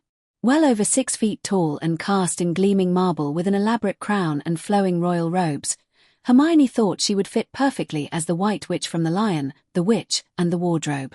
She also looked more and more smug and condescending each time she picked up a pawn and threw it like a rag doll behind the board. And then, Hermione realized, Ron stood one move away from an easy checkmate, but unfortunately, it was on the wrong tempo. The White Queen noticed this, too, and she stepped forward and threw yet another pawn behind Hermione's head, attacking the square where Ron needed to go. Worse yet, Harry was on the same row and was also under attack. Ron, her friend said nervously. I'm thinking, the red-headed boy said. Hermione surveyed the scene. They needed to block the White Queen's attack on Harry and reopen their line of attack to the White King, and be wary of the consequences. This was a tough problem. She wasn't certain she could work that many moves ahead correctly, but one look at Ron's face as it grew more and more grim told her all she needed to know. There were only 2 choices, and she knew which one he'd make. Ron, she said worriedly, please tell me you're seeing something I'm not. No, afraid not, he replied. What is it? Harry asked. We can win, but, Hermione started pointing at the pieces. Our other rook goes to c3, queen takes rook, knight checks king. Queen takes knight, bishop checks king, queen to e3, bishop takes queen and checkmates. Harry could barely follow that, but he saw where Hermione's finger was pointed in the middle of that sequence. Ron, no, you can't, he yelled. But Ron shook his head. It has to be done. You've got to make some sacrifices in chess. But, do you want to stop Snape or not? Ron, are you quite sure, Mr. Weasley? Professor Vector asked, although she was pretty sure she could see the same thing. Definitely. I'm sorry, but he's right, Hermione answered. The only other choice is rook c3, queen takes rook, bishop checks king, queen takes bishop, she was pointing at Harry. Knight checkmates. I'll do it, Harry said at once. No. Ron stopped him. Harry, I told you the game doesn't end in this room. You keep saying if you know who, he gulped.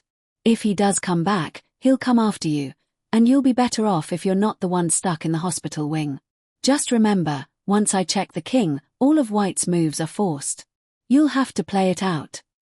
Mr. Weasley, I will try to cast a cushioning charm on you, Vector said. Unfortunately, I can't be sure that it will work. Be sure to brace your head with your arms. Thanks, Professor, said Ron uneasily. Rook to c3. The black rook moved forward 2 squares, interposing itself between Harry and the white queen. But the white queen just flashed a wicked smile, lifted the rook up, and threw it behind the lines before gazing down at Harry triumphantly. Ron took a deep breath. Well, here I go, wait. Hermione yelled. We win in 3 moves. Stand aside. Nothing happened. It was worth a shot. Vector drew her wand and pointed it at Ron. Pulvinus, she said, but it wasn't clear if it did anything. That's the best I can do, Mr. Weasley. I only hope it's enough. Ron nodded. He was shaking as he stepped 2 squares forward and 1 to the left. The white queen whirled around as if she'd been offended and angrily strode toward Ron. The boy started screaming, and the other children weren't far behind as she picked him up by 1 wrist and 1 ankle, swung him around in a circle, and threw him toward the back wall hard. And then, something happened that they didn't expect. The door back into Professor Vector's chamber slid open, and Ron flew straight through it. There was just enough time for them to hear a thud and an anguished scream of pain before it slammed shut again. Run! Hermione yelled. She started to move. Don't move, Harry ordered. We're still playing.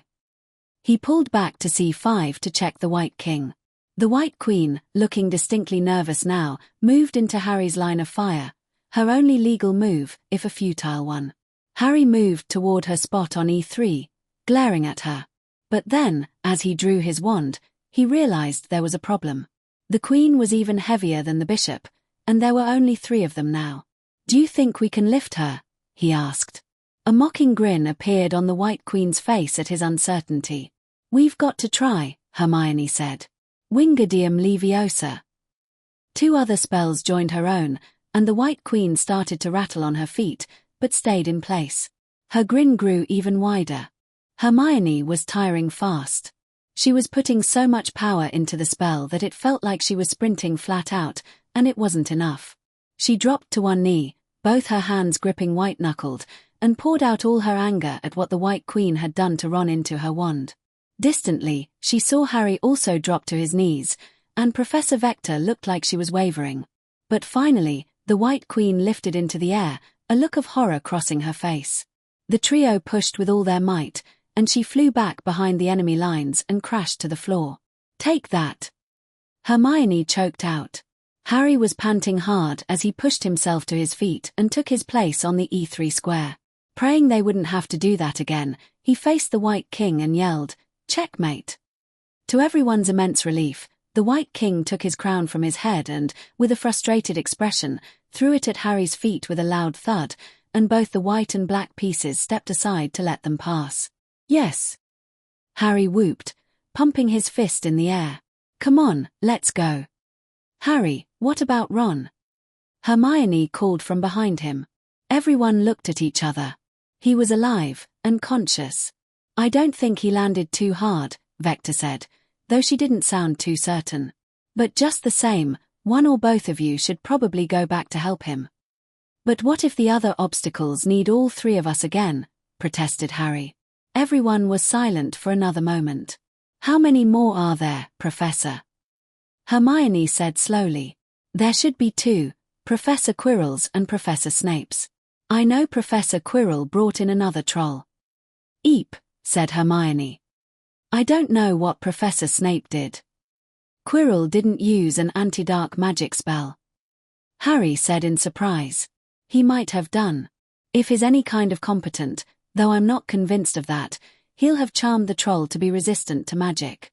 Now, if you two insist on coming along, let me look first, please. Vector walked unsteadily to the door, pushed it open slowly, and peeked inside. Then, she sighed with relief and turned around. The thieves knocked it out.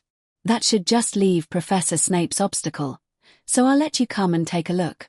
If we can solve it, I'll go on, and you two go back. Understood? Yes, both children replied.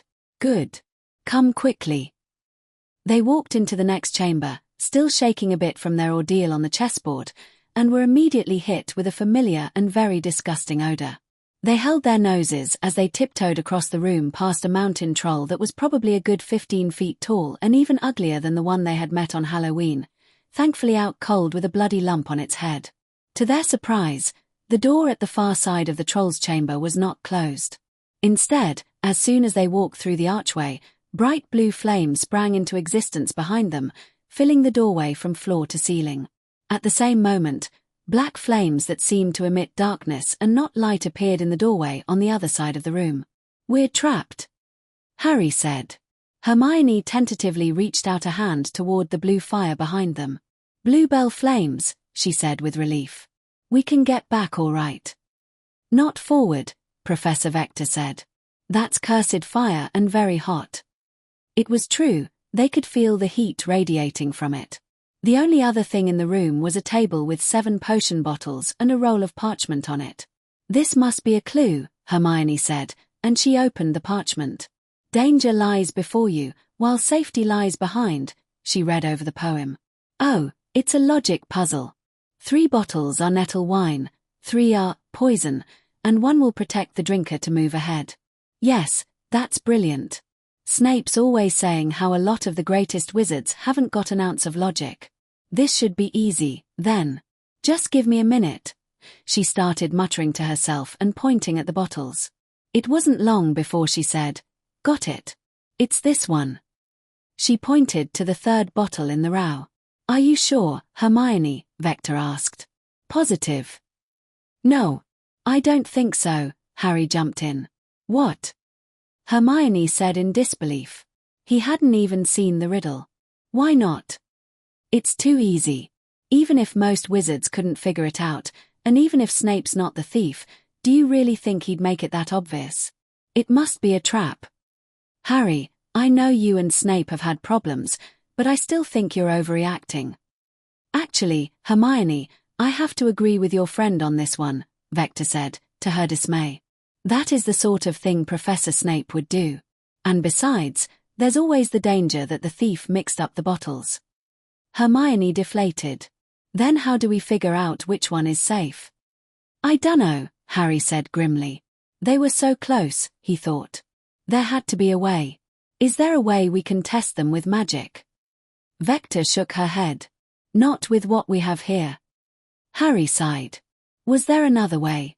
Had Snape thought about if someone legitimately tried to get in, and the bottles had been mixed up if? Did he even care? He looked around the room for anything that might be useful, but there was nothing. The room was empty. Wait, no. There was something. With his seeker skills, he noticed some things fluttering around the blue flames behind them, and several more of them lying motionless on the floor beside the door. That's it, he cried. He ran back to the door and jumped up in the air, as if snatching for a snitch. Then he seemed to catch something and ran back and dropped his prize on the table, a very dazed gypsy moth. We can test the potions on these. Hermione's eyes went wide. She didn't much care for animal testing, but under the circumstances, she could make an exception. Harry, that's brilliant. We just need a drop of each bottle. Quick, try to catch some more. I'll test the potions.